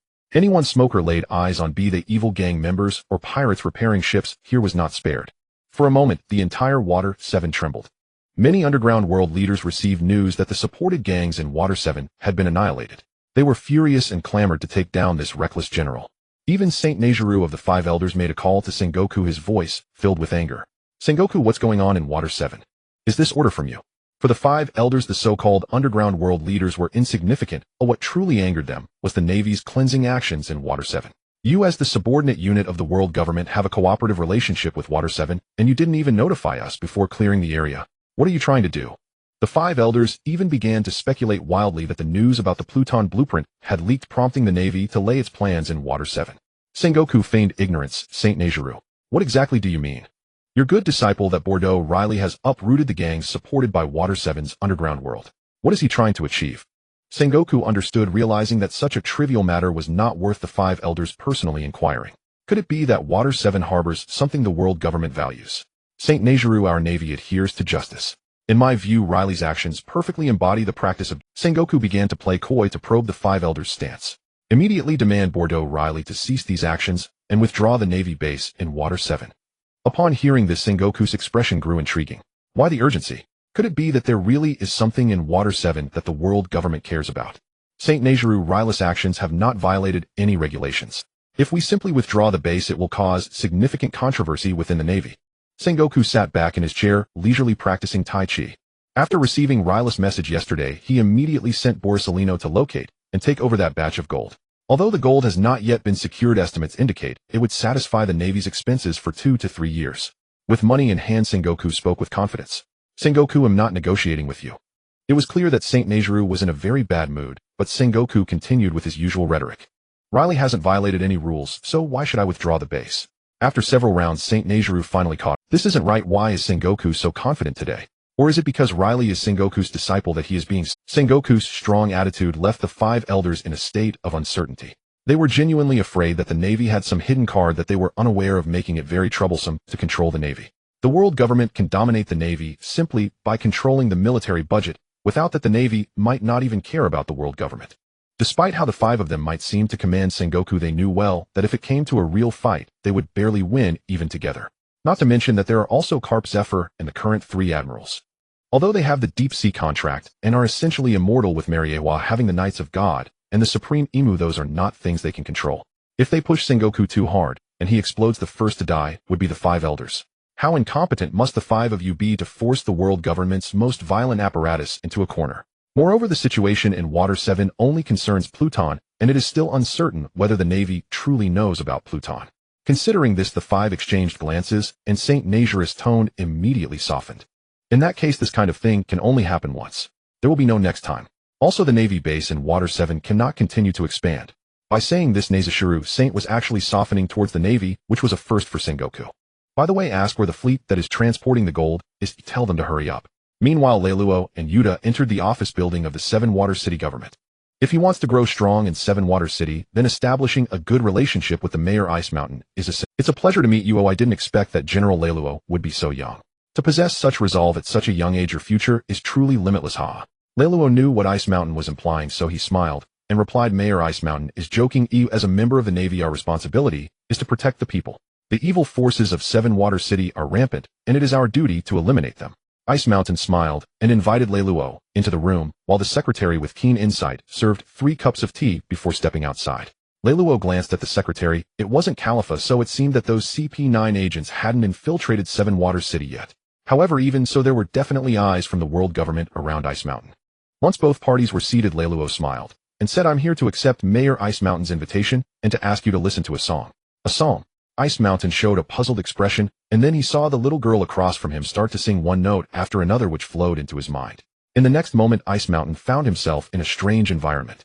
It was still a reception room, but everything inside was vastly different from his office. The sofa and tea table were covered in musical notes, and even a plate of pastries was placed in front of him. Leluo and the little girl were still sitting across from him. This is... Mayor Ice Mountain, please forgive me. This is Yuta's fruit ability, which can create a mental space. It's better that the world government doesn't know about our upcoming conversation. Leluo spoke with a smile while Yuta sat beside him, swinging her legs, a lollipop in her mouth. She needed to multitask, controlling the bodies of Leluo and Ice Mountain in the real world while creating a casual chatting illusion to deceive the world government agents eavesdropping outside the office. Ice Mountain was startled. A conversation not to be known by the world government. Ice Mountain remained expressionless on the surface and probed. General 7 Water City has a cooperative relationship with the world government, and the Navy is also a subordinate unit of the world government. This wouldn't be good, right? Leluo smiled and said, let me be direct, Mayor Ice Mountain. The design plans for the Pluto should already be in the hands of your junior brother Glame, or rather, he should now be called Frankie, right? Upon hearing this, Ice Mountain was greatly shocked inside, but his expression remained calm. General Leluo, I don't know what you're talking about. My junior brother Glame has long since gone missing. As for Pluto, are you referring to that ancient weapon Pluto? He didn't know where this overly young Navy officer had gotten the information, but the best response now was to deny everything. Leluo waved his hand and said, don't worry, Mayor Ice Mountain, I have no interest in Pluto. I can also send someone to protect your junior brother Frankie. This is my goodwill. Ice Mountain stared at Leluo, his hands, which were under the table, unconsciously tightening. As for my purpose, the Navy wants to develop business here, and we need your assistance as the mayor, that's all. Hearing this, Ice Mountain forced a smile and said, I completely don't understand what General Leluo is saying. As for that Frankie, I have heard of him. He is a skilled craftsman. Before Ice Mountain could finish his words, he was interrupted by Leluo. Hey Ice Mountain, I've made myself so clear, and you still pretend not to understand, right? Do you believe I can go pull out my sword and cut Frankie down right now? Ice Mountain choked, struggling for a while, before slumping onto the sofa like a limp piece of clay. What does your Navy want? The design plans for Pluto. I've already said I have no interest in that thing. I just want to ask Mayor Ice Mountain to cooperate with my subsequent business actions in Seven Water City. Of course, if Mayor Ice Mountain is willing to provide me a copy of the Pluto design plans, that would not be a problem either. After this exchange combined with Leluo's expression, Ice Mountain finally began to believe that General Leluo's purpose was not the Pluto design plans. But Ice Mountain still cautiously asked, is that all? That's all, I'm not interested in anything else. Ice Mountain replied. After a few minutes, Leluo walked out of the city government building with Yuta while Ice Mountain sent them off from behind, and the two seemed to be enjoying a lively conversation. As for those world government agents, they were currently stunned by the information they had overheard. What does it mean that two people discussed which restaurant in the city had the best taste? What does it mean that two people thought which girl in the city was the most beautiful? What does it mean that General Leluo and Mayor Ice Mountain were quietly discussing how to embezzle some tax revenue? The agent struggled for a while, ultimately deciding to report the information exactly as it was, and added his own analysis at the end. General Leluo is lustful and greedy, and he has a strong appetite for food. This piece of information soon reached the table of the 5 elder stars, who exchanged glances upon reading it. Sengoku's hardline stance caught them off guard. The dog that had always been obedient was actually biting back. What was even more frustrating was that they had no real countermeasure. Cutting the Navy's budget. They used to think that was effective, but now, uncertain, really uncertain. Until they figured out Sengoku's basis for confidence, they would take a more conciliatory stance. However, the issue of Pluto is also very important, so they decided to take another approach and win over Leluo. From this information, it seems that Bordeaux Leluo is a man of the world. Neizashuru Saint casually placed the demon sword on Akiri. Beside him, his tone relaxed. Topman Walchuri Saint nodded in agreement. Commoners are easier to win over. Since Sengoku has taken a hardline stance, let's win over this Leluo. Since he likes money and beauties, then let's mark his Maz. Saint stroked his chin. Let CP9 see if there are suitable beauties and send that beauty to Leluo. This beauty has to be a newcomer. Trained agents can easily be recognized by Leluo. Since it's about winning him over, we must show our sincerity. Agreed. Agreed. Thus orders were passed down, eventually assigned to a newly trained CP9 agent, Khalifa, to execute this command. Oh, I'm being transferred to the Navy. Khalifa pushed up her glasses, her big eyes full of astonishment. I just joined CP9, and I haven't even settled into my new dorm yet. Now I have to go to the Navy. CP9 Chief Spandane spoke with a firm tone. This is a direct order from the 5 elder stars. You have no right to refuse. Furthermore, from now on you will have no connection with the world government. You only belong to Leluo. Do you understand? Unbeknownst to Leluo, the actions of the world government were taking place as he pondered his next steps. The greatest challenge before him was not money but people. He had no subordinates. The entire naval base of Seven Water City housed fewer than 200 personnel, most of whom were combat troops, making it impossible for them to engage in commercial activities. Should he request a relevant talent from teacher Zhanghua or recruit locally in Seven Water City? Leluo found the mayor of Ice City quite impressive, but unfortunately, he could not utilize him just yet. Perhaps a dual approach would work, applying for support from teacher Zhanghua while also scouting for outstanding local talents. Smoker's proactive moves had both advantages and disadvantages. The downside was that he couldn't cleanse everything in one go, but the upside was that the Navy's image as a people's force had already been engraved in the hearts of most citizens of Seven Water City. First impressions are crucial. With this layer of perception in place, any future endeavors would encounter significantly less resistance. After a moment of contemplation, Leluo felt that he shouldn't rush into recruiting. He needed to enhance the Navy's positive image and transform Seven Water City into the second stronghold of the Navy. So the question arose, how could he deepen the Navy's positive image?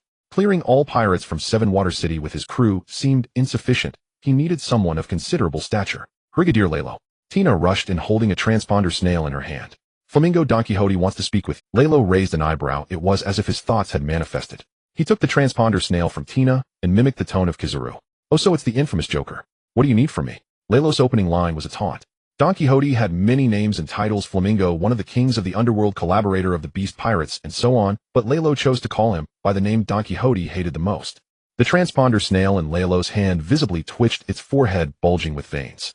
So Brigadier Leluo, I see you have quite the audacity. It's precisely because of my strength that I can be bold.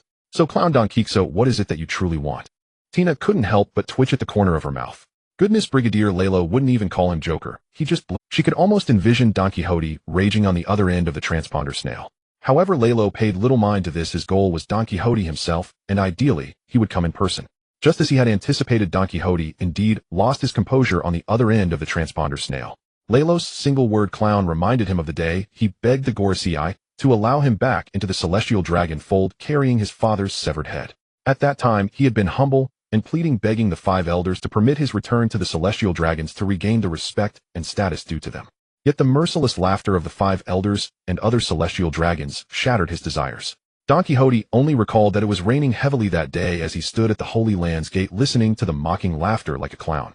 At that time he lacked the power to retaliate against the 5 elders and those celestial dragons, but now a mere brigadier dares to mock him as a clown. Don Quixote clenched the transponder snail, tightly enunciating each word through gritted teeth. Lalo, I hope your strength will not disappoint me.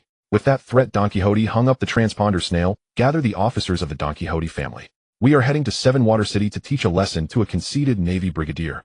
Furthermore, have Virgo go stir up some trouble for that guy.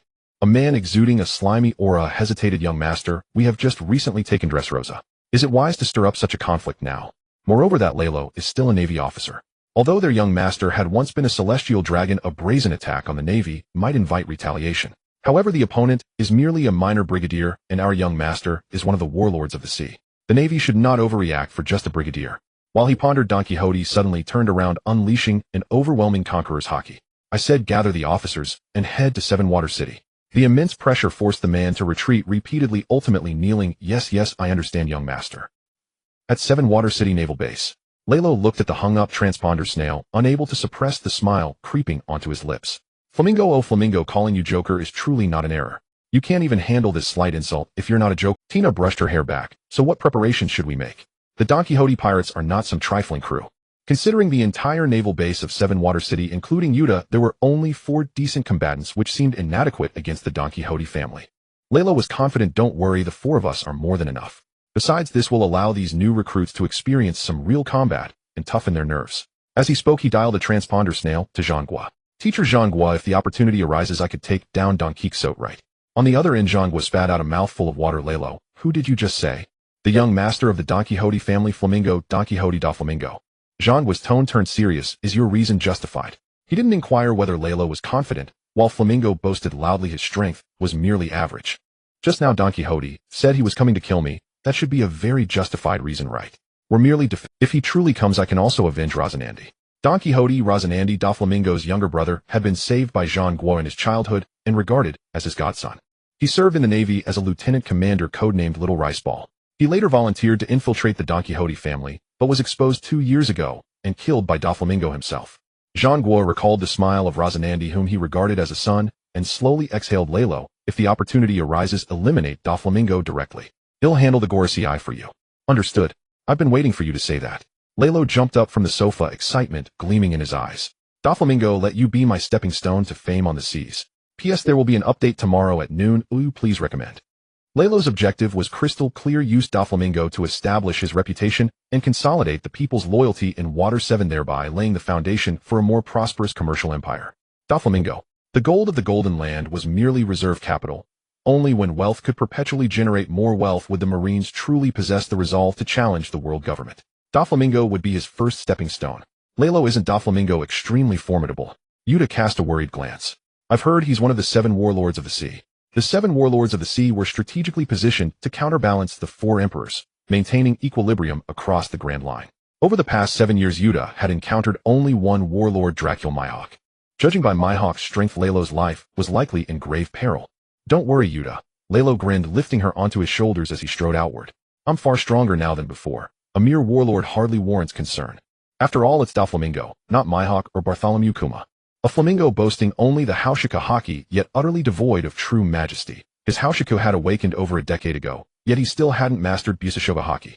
Years of scheming had eroded his inner fortitude. He chose restraint where boldness was required, and recklessly charged forward when discretion demanded silence. Such a flamingo was no more threatening than a stray dog by the roadside. Nothing to fear. Yuta cupped her cheeks with time. Is that really so? Of course. Let's go eat. All right. Meanwhile, on an island deep within the New World, the Red Hair Pirate's ship lay anchored. Over these past months, the crew's morale had visibly plummeted, not only due to their crushing defeat at Lalo's hands, but also because of Jesus Burgess's sudden betrayal during battle. Shanks had once united this crew under the banner of brotherhood, leveraging his legacy as a former Roger pirate and his formidable strength. Yet Lalo's pressure test had stripped away every pretense of that bond. Faced with mortal peril, their so-called brotherhood proved astonishingly fragile. Shanks couldn't comprehend how Jesus, who'd abandoned wife and child to sail with him, could falter so utterly before such a trial. In Shanks's mind, the last man to forsake family and endure a year's solitary wait for the world's most beautiful woman was Joel D. Roger, his captain, the undisputed king of the pirates. To Shanks, such unwavering resolve defined true charisma and grandeur, yet Jesus had failed. Though others had endured the trial, Jesus's treachery wounded Shanks deeply. Worse still, Shanks grieved anew upon realizing his remaining arm bore the shallow sea pact. Damn it. If only that pact-imbued arm had been severed instead. Now he faced a cruel impasse. Either lose both arms and become utterly crippled, or abandon his quest for the Nika fruit and Joy Boy's legacy, submitting meekly to Im's ever-looming dominion. Ben Beckman lit a cigarette and sat beside the despondent Shanks. Shanks, he said quietly, make your decision soon. We crewmen still follow your path. Hearing this, Shanks lifted his head, his bloodshot, tear-rimmed eyes scanning the circle around him. His crew, though weary, stood steadfast, gazing at him with unshakable conviction. Though Jesus's betrayal is tragic, Beckman added gently, life demands forward motion. You must not let the past cloud your resolve, Shanks. At that, Shanks smiled, a smile of profound relief. You're right, Beckman. It's not time to surrender yet. Shanks rose, his demeanor once again radiating carefree confidence. Losing an arm doesn't diminish my path. His gaze locked onto his sole remaining arm, the shallow sea pact sigil blazing vividly upon its skin. That sigil had to be removed, its presence was an intolerable liability. Yet losing both arms carried too steep a cost, so he chose an alternative path. Beckman, steer us toward Egghead Island. Beckman blinked. Egghead. He'd never heard of it. Noting his first mate's confusion, Shanks smiled faintly. Egghead Island, also known as Egghead, is currently under world government jurisdiction. There resides a research facility, the Vegapunk Research Institute. With my status as a celestial dragon, gaining entry to Egghead poses no Water 7 truly looks different from before. After all, Kazan himself had trained under Garp and spent time at Zeph's academy. He was by extension Lalo's elder brother in the naval hierarchy. Kazan, better known as Akiji, had merely passed through en route to another assignment. Hearing that Fleet Admiral Sengoku, Vice Admiral Garp, and Instructor Zeph's disciple was stationed here, he decided to pay a visit. After all, Kazan himself had trained under Garp and spent time at Zeph's academy. He was by extension Lalo's elder brother in the naval hierarchy. Having been occupied with missions until now, he seized this chance to stop by. Oh, is another Rear Admiral stationed here too? Kazan glanced at the Rear Admiral's flagship docked nearby. From memory, his younger brother held the rank of Commodore, his highest-ranking subordinate being a captain. Yuta herself held only the honorary rank of Rear Admiral. Whence came this Rear Admiral's vessel? Likely another officer passing through, Kazan reasoned. After all, having been raised as Zeph's own son, it was only natural someone would come to check on him. He wheeled his bicycle through Water 7 streets, observing the townsfolk with quiet scrutiny. He'd heard whispers of his junior brother's deeds. His iron-fisted purging of the city's criminal underworld had earned unanimous praise from the Navy's hardliners. Even Kazan, leader of the moderate faction, found no flaw to criticize. The results surpassed even his expectations. Nowhere in his sight did anyone dare openly oppress civilians. Though fewer Marines patrolled the streets, each performed duties diligently and impartially. Kazan at that moment conceded. His junior brother possessed genuine mastery in soldier training and urban governance. At that moment, Akiji's observation Haki conveyed an unusual message to him. The Navy with the rank of Rear Admiral is oppressing the people, eh? Akiji's expression instantly turned cold, but as he released his observation Haki, his forward movement paused. It's better to be a bystander, allowing me to see what kind of justice my junior brother believes in. Raylo was in a very displeased mood, extremely displeased. He had happily taken Yuta out for shopping today, but unexpectedly received reports from the citizens that the Navy was causing trouble on the streets, taking items without payment. The combination of the words Navy taking items and not paying instantly ignited Raylo's fury. He had repeatedly emphasized in the base that no one was allowed to take even a single stitch from the citizens' meals, and purchases had to be paid for. How could there be someone so blind as to flaunt military authority? Thus Raylo quickly rushed to the scene, with Yuta wanting to see who dared to defy his orders. Upon arrival, Raylo immediately understood the situation. Oh, it's that Virgo from the trench. Well, that's fine as long as it's not one of my subordinates. At this moment, Virgo was holding a string of jewels, looking disdainfully at the jewelry store owner, clinging to his clothes, cold words bursting from his mouth. I said, let go. No way, Sir Navy. I run a small business here. If you take this string of jewels, my shop will be on the verge of bank. The owner clutched Virgo's justice cloak tightly, his expression fearful, yet he dared not release his grip for a moment. Oomph. We Navy protect the Water 7, clearing out pirates and criminals from the city. It's just a string of jewels. How dare you refuse, you lowly citizen? At these words, the crowd around them began to murmur. No way, Rear Admiral Raylo didn't say such things. Now who knows if that Raylo is one way on the surface and another behind the scenes. Perhaps this is the true nature. I haven't seen this Navy officer before. He shouldn't be one of Rear Admiral Raylo's subordinates, right? But the justice cloak on his back is no fake. It seems the Navy may not be the good guys after all. This Listening to the discussions around him, Virgo's eyes flashed with a strange light.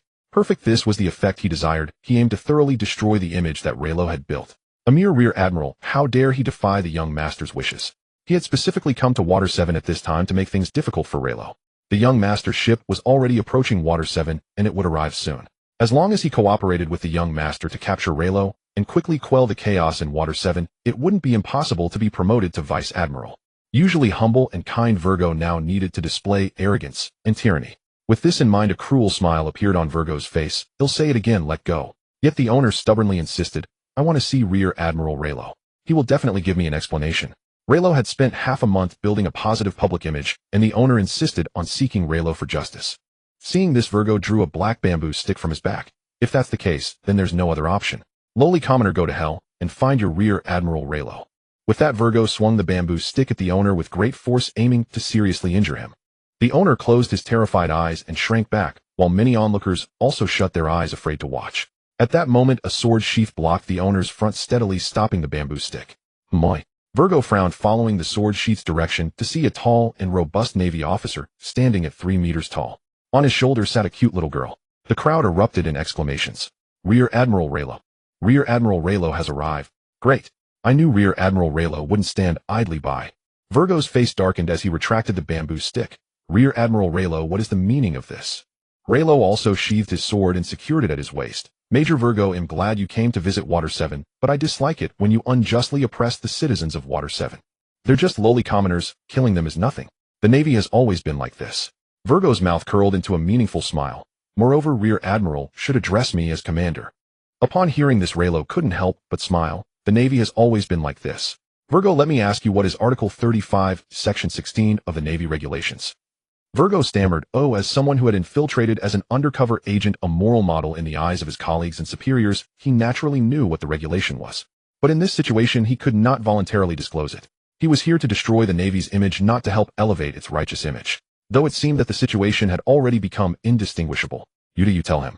Yuta, sitting on Raylo's shoulder, looked at Virgo as if he were a dead man. Article 35, Section 16 of the Navy Regulations states that as a Navy officer, one must not unjustly oppress civilians or kill them indiscriminately. The crowd immediately began to discuss again.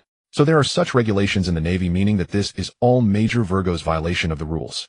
Exactly, and this Major Virgo is not even part of the Water 7 Navy.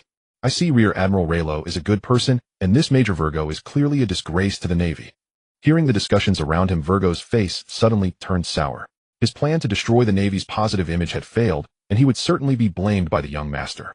In that case, he would have to take down Reno and present him to the young master for forgiveness. With this in mind, Virgo snorted coldly. It seems that as a commander, I must teach you how to respect your superiors today.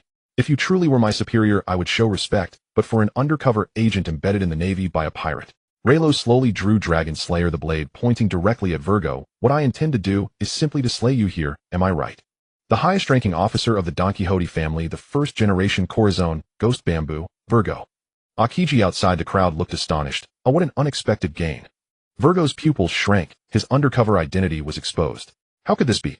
If I don't understand what you're... No worries, you'll understand soon enough.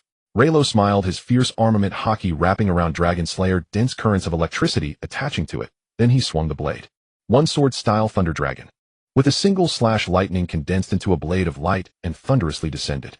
Wei Erg's eyes narrowed as his bamboo staff bloomed with armament hockey held horizontally before him. A mere Rear Admiral could never be my. Before he could finish, Lei Luo's blade cleaved at the bamboo staff. A tremendous impact erupted, sending Wei Erg careening backward in a straight line, smashing through several buildings and raising a cloud of dust. Even before Lei Luo moved, Wuda had already contacted the Marines of Chishui capital to evacuate the surrounding crowd. When masters clash, even the aftershocks are far beyond what ordinary folk can endure. Lei Luo's blade tip tilted toward the earth as he walked slowly toward where Wei Erg had fallen. Hey Wei Erg, you can't be that brittle, can you? Moments later, Wei Erg emerged slowly from the dust, his face sullen. He looked utterly bedraggled, blood streamed from his forehead, his clothes were tattered, and his Navy's mantle of justice was nowhere to be seen. A mere Rear Admiral, yet possessing such strength, Wei Erg cursed under his breath. What on earth was this being? How could he be so powerful? That slash had inflicted threefold damage, the lightning coiling along the blade, the outward blast of armament hockey's impact, and the highest application of armament hockey, internal destruction. Though he still stood, his entrails throbbed with agony. He had clearly suffered grievous internal injuries. How could such refined armament hockey manifest in the body of a mere rear admiral? Wei Urge could not help recalling rumors had heard at the G5 branch that Lei Luo was a disciple trained jointly by Zephyr Kapu and Zhanghua, a prodigy of terrifying talent, a monster upon the sea. He had once treated such talk as a joke. After a single slash that cleared his eyes, he could no longer laugh it off. So young, yet with swordsmanship and physique so formidable. That strike taught him humility. Lei Luo, I repeat, without evidence, even if you are the disciple of Marshal Zhanghua, you cannot so slander a major general. Wei Urge raised his bamboo staff, whose formidable armament hockey erupted, enveloping the staff and his body in layered armor until he was rendered as if lacquered in onyx. Wei Urge was after all a master of pure physical combat. With a sharp exhale, he swung the bamboo staff with a motion like teleportation, and it came down upon Lei Luo's head with crushing force. Ghost bamboo. Iron block. Lei Luo chose to meet it heat. Few in the Navy could cloak their entire body with armament hockey. Wei Urge's ghost bamboo made him one. His reserve of armament hockey was vast enough to sustain full body coverage for an extended fight. Lei Luo wanted to test whether this pure brawler's force measured up. The staff struck his head with brutal concussive force. A thin trickle of blood ran down Lei Luo's temple. Lei Luo felt it, and was somewhat disappointed. Without using his armament hockey, the blow barely broke his guard. So this ghost bamboo Wei Urge was only of such caliber. His quantity of armament hockey was ample, but its quality lacking. His power paled in comparison to Master Kapu and Master Zephyr. What a... Seeing Lei Luo so nonchalant, Wei Urge nearly popped his eyes out. He had met my iron block head on. What sort of monster is this? Boring. Since you cannot elevate me, then be temporarily deprived of the ability. Lei Luo seized the staff with one hand and drove his strength inward. The bamboo staff, though sheathed in Wei Urge's armament hockey, began to splinter from within, cracking inch by inch. A single kick struck Wei Urge's abdomen squarely, sending him flying again as Lei Luo casually sheathed his dragon slash. Midair, Wei Urge's pupils shrank as he cried out, "Iron block." One sword style Lei slash. With a sizzling roar like live current, Lei Luo and the airborne Wei Urge crossed paths in an instant. Lei Luo landed atop a building, flicked the blood from his blade, sheathed it, and hung it at his waist. Then Lei Luo produced a commander-grade cigar, lit it, and clenched it between his teeth. What caliber are you to dare mimic my iron block? Do you not know that iron block only works properly for those of Kapu's line? Behind him lay Wei Urge, blood pouring from his body, eyes rolled white, rendered unconscious, a deep gouge across his chest down to the bone. Wei Urge crashed heavily to the ground, landing before Woulda fetch a doctor to keep him alive. He will be useful later. Understood, Lei Luo. Lei Luo stood atop the rooftop and watched as Wei Urge was carried away on a stretcher and the other Marines swept in to clean up. Then a voice sounded behind him. "Ah, I only meant to come for a look and found such a spectacle." Impressive strength, Lei Luo. Crystalline ice spread across the rooftop. The sound of footsteps on the frozen surface drew near and finally halted beside Lei Luo. "Only a small trick. You flatter me, Admiral Qingji." Lei Luo smiled and slipped his hands into his pockets without turning. His observation hockey had detected Qingji in the crowd earlier. He had purposely waited here for him. "That Wei Urge, can we be certain he is of the Tangjide family?" "Certain. He was planted long ago by Huo Lianyao to infiltrate the Navy. Although we lack direct proof now, we can capture an officer of the Tangjide family later and extract a confession." Hearing this, Qingji tilted his head, studied Lei Luo carefully, and nodded. "I see. Such a code of conduct. No wonder you awakened Conqueror's hockey. If you do not object in the future, you may call me senior brother." He was not one to abide by rules for their own sake. Once his heart had decided, he acted. Perhaps only such a man could naturally awaken Conqueror's hockey. Seeing Qingji extend an olive branch, Lei Luo seized the moment and replied, "Senior brother Kazan. By the way, the Tangjide family you mentioned earlier." "Oh, the cleanup operation in Chishui capital before had trampled upon the Tangjide family's interests. Duof Yulingming threatened to come personally to twist my head off. By my reckoning, his arrival should be imminent. This Wei Urge was sent ahead to irritate me." At those words, even Qingji was momentarily taken aback. Huo Lianyao, so brazen. But after his brief astonishment, Qingji asked, "Do you require my assistance?" Lei Luo turned the cigar clenched in his teeth and with a cold expression said, "It's only the Tangjide family, not worth senior brother Kazan's personal intervention." He typically only held the lit cigar between his teeth without drawing smoke. He did not much care for cigars themselves, but used it as a habit to appear aloof. And indeed the ruse proved effective, at least in Qingji's eyes. That show of cool composure read as confident. "Very well. In that case, I will help you guard Chishui capital to prevent petty scoundrels from taking advantage of the chaos and inflicting greater harm upon the city. Such a magnificent city as Eni's lobby must not be desecrated by lawless pirates." For Akiji, profound confusion had taken root within him ever since the buster call at O'Hara. Before the O'Hara incident, he embodied fiery justice, passionate, fervent, and brimming with unwavering zeal. It was during those years that he trained under Vice Admiral Garp. Yet after O'Hara, that fiery justice was extinguished, leaving behind only languid justice. Aokiji had long wrestled with the nature of his own justice, and that which the Marines upheld. Yet even to this day no definitive answer had emerged. Now in Eni's lobby faint glimmers of insight flickered across his mind, a fleeting epiphany, but he failed to grasp it fully. Thus he resolved to remain longer, observing closely, and in doing so seeking to understand the essence of his junior brother's justice. Half an hour later Aokiji stood before a carved plaque, gazing thoughtfully at its bold characters. Justice that distinguishes right from wrong. The phrase was lucid, the capacity to discern truth from falsehood, to affirm what is right and condemn what is wrong, guided solely by one's own moral compass, unswayed by external dogma. At O'Hara, moved by compassion for innocent civilians caught in the crossfire of the Buster Call, he had secretly defied orders and spared a young girl named Nico Robin. He remained uncertain whether that act had been righteous or reckless, and so sought answers in Robin's subsequent fate. Yet now another answer seemed to emerge before him. Right is right, wrong is wrong.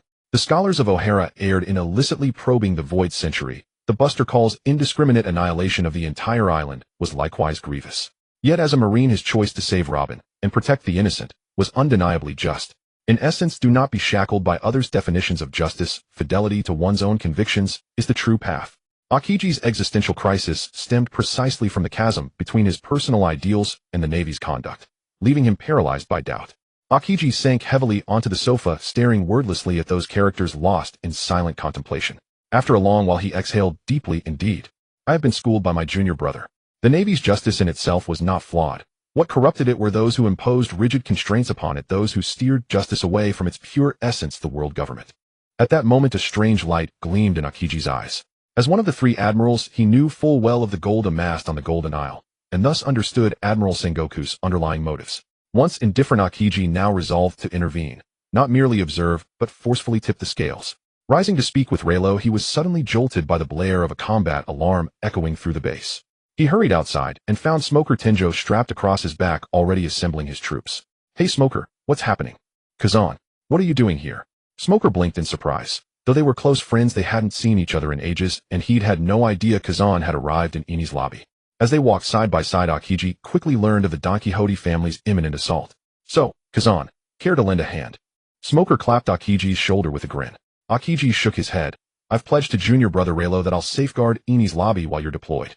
Ah, I see. Smoker nodded, saying no more.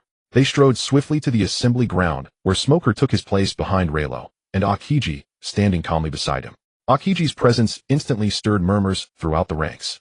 A veteran exclaimed, "Am I seeing clearly? That's Admiral Aokiji. With him guarding us, we're utterly secure." At the commotion below, Reno raised his right hand, and silence fell instantly, as if commanded by thunder. Aokiji glanced at Reno anew, impressed. Absolute discipline, unwavering obedience regardless of time or place, marked truly exceptional soldiers.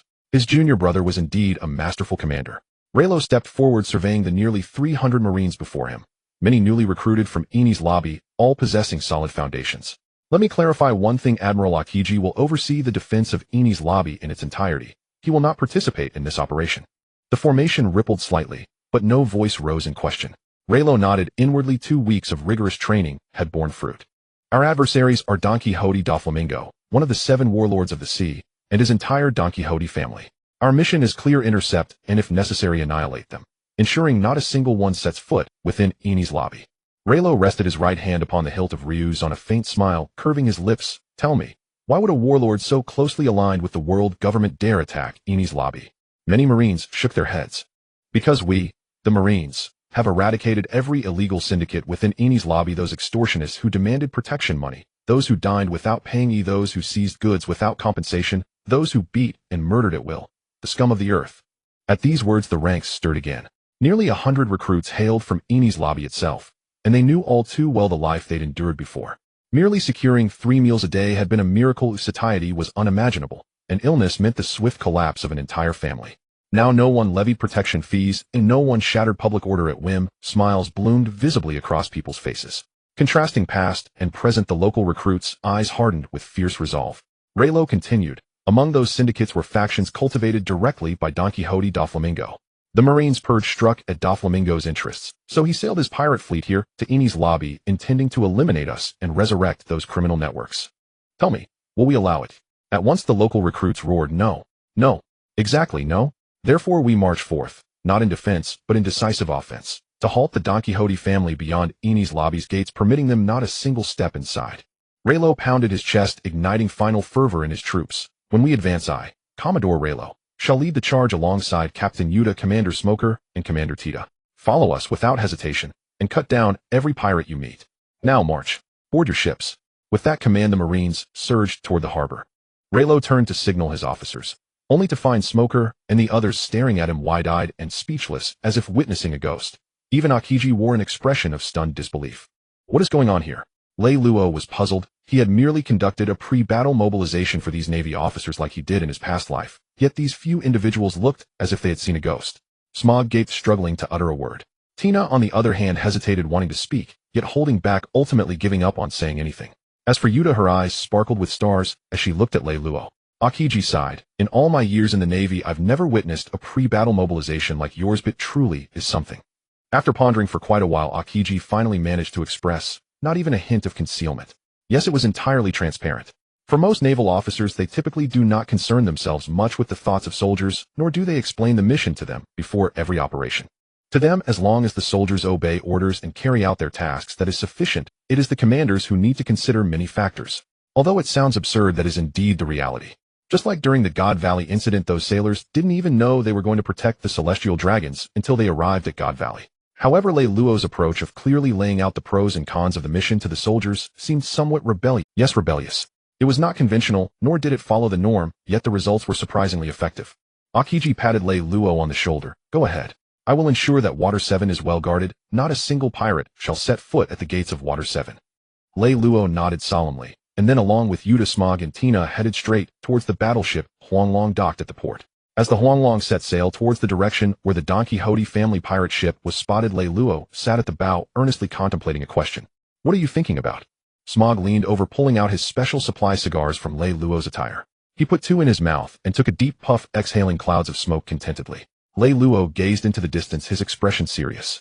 I was pondering whether to wipe out the entire Don Quixote family upon encountering Flamingo, or should I share some experience and let the sailors see some blood to hone their battlefield skills. Smog choked on his breath, giving Lei Luo a fierce glare before returning to the deck. He had reason to suspect that Lei Luo was teasing him, cleverly implying that he was a weakling. For the past few days, Smog had been studying the profiles of the Don Quixote family executives, pondering how many he should intercept to alleviate Lei Luo's burden. Looking at Smog, who was heading back, Lei Luo couldn't help but chuckle. Yes, he still needed to distribute experience. He only needed to deal with Looking at Smog, who was heading back, Lei Luo couldn't help but chuckle. Yes, he still needed to distribute experience. He only needed to deal with Doflamingo and serve as the final safety net. After all, Water 7 is a complete naval base, not just his solo endeavor. At that moment, his observation hockey alerted him that the Don Quixote family's pirate ship had appeared 10 kilometers away. Moreover, that reckless clown Flamingo had even started to hang lines on the surrounding clouds, setting up an advantageous battlefield environment in advance, evidently aware of their fleet. Lei Luo let out a soft exclamation. This observation hockey had a wide range, nearly matching his own. It seemed that Flamingo, the veteran warlord of the sea, still possessed some strength. However, ultimately, he was the disgrace of the warlords of the sea. Today he would take down this Flamingo and avenge Rosinante. Smog, prepare all troops on the ship for battle. The Don Quixote family has arrived. Yes. With a single command, the sailors on the Huanglong immediately sprang into action. Since the base at Water 7 was originally small, and there weren't many ships, Lei Luo simply brought all of them onto Huanglong. Although there was only one warship, it was sufficient to deal with the Don Quixote family. After about 20 minutes, the two sides drew closer, already within the range of the naked eye. Lei Luo could even see Doflamingo standing on the giant flamingo emblem, grinning at him. Seeing this, Lei Luo slowly drew the long blade and raised his hand to unleash a flying slash. It was purely a flying slash without any enhancement from hockey or devil fruit powers. The golden flying slash tore through the sea, its sharp energy aimed directly at Doflamingo's face. So he's a swordsman after all. No wonder he dares to provoke the Don Quixote family. Doflamingo grinned wickedly, his right hand clawing as 5 threads appeared at his fingertips. He waved his 5 color threads. As a user of the Paramecia-type string fruit, Doflamingo had a profound mastery over its abilities, even reaching the level of awakening. The 5 threads infused with hockey struck out, meeting the flying slash with equal sharpness. The moment they made contact, the shockwave caused the surrounding seawater to surge. Moments later, the flying slash Lei Luo had unleashed vanished, yet Doflamingo's wicked grin remained. Hey, you must be Lei Luo, right? Doflamingo flicked his pink coat. As a swordsman, I must admit your strength is indeed impressive, but some things are simply innate. Open your eyes and take a good look at this, the aura of a born king. With that, a powerful black-red lightning erupted from Doflamingo, transforming into immense pressure that surged towards Lei Luo. That is Doflamingo's Conqueror's Haki. Brigadier General Lei Luo, what should we do? The sailors who had only witnessed Lei Luo drawing his sword to cut Virgo were somewhat worried, unsure how to respond to such Conqueror's Haki. Lei Luo took a cigar from the box, lit it, and watched Doflamingo's overwhelming Conqueror's Haki with a dismissive "It's just Conqueror's Haki. Such a thing. How could it possibly be absent?" As soon as the words fell, a more formidable golden-red lightning erupted from Lei Luo, colliding head-on with Doflamingo's Conqueror's Haki without evasion. The clash of their Conqueror's Haki instantly tore through the clouds, causing the sea to churn and the ship to sway violently on the ocean. Doflamingo's pupils narrowed. How is this possible? How could an ordinary Navy brigadier general possess such kingly qualifications? Behind him, the pirates of the Don Quixote family gasped in astonishment. That is Conqueror's Haki. Does the opponent also possess such royal qualifications? Such a powerful navy. But our young master is invincible. A man wearing a cross-shaped golden mask and possessing an extremely robust physique spoke in a very thin voice. So it's a Navy officer with the same royal qualifications. No wonder he dares to provoke the young master, but today he must pay the price. Pico, one of the executives of the Don Quixote family, is a paramecia-type devil fruit user known as the Stone Fruit, with a bounty of 99 million berries. Although the bounty is relatively low, it won't change as long as Doflamingo remains a warlord. Considering everything, he should be a bit stronger than Jirauka, who was killed in one punch by Reno when he first set sail. Beside him, a man covered in a sticky substance holding a cane suddenly covered his ears in pain. Torpal, another executive of the Don Quixote family, is a paramecia-type devil fruit user known as the Stick Fruit. Pica, could you please not speak? With such a muscular build, the fact that he speaks in a lowly voice is unbearable. The other executives nodded in agreement. Pica's voice is too deceptive, they simply can't stand it. A group of executives and ordinary pirates were chatting firmly, believing that their young master could win this clash of Conqueror's Haki, but Doflamingo was too preoccupied to care. Because the pressure he was under had become overwhelming. Damn it, what powerful Conqueror's Haki. Why does a mere teenage Navy commander possess such formidable Haki? Reno looked at Doflamingo, who was drenched in sweat, and couldn't help but curl his lip. No wonder he's the shame of the warlords, he's only at this level. Then a more powerful golden-red lightning erupted, its immense pressure directly shattering Doflamingo's Conqueror's Haki domain, and the lightning struck Doflamingo's face, slapping him hard. Doflamingo. He couldn't believe he was covering his cheek. Had he just been slapped? Slapped by that teenage brat opposite him with Conqueror's Haki. After the shock came a surge of intense anger. Doflamingo's forehead bulged with veins as he spoke through gritted teeth.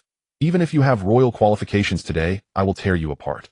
Saying this, Doflamingo leaped up using the threads he had previously hung in the clouds to swiftly charge at Reno. Seeing this, Reno couldn't help but applaud Doflamingo, giving him a thumbs up. Impressive. Even after being slapped by his Conqueror's Haki, he isn't thinking of running away, but is instead charging forward. Doflamingo is truly something. Smoker Tina, the rest is up to you. Yuta, do your thing, I'm going to take down that flamingo. Saying this, Reno summoned the wind and took off, also charging towards Doflamingo. Leave it to us.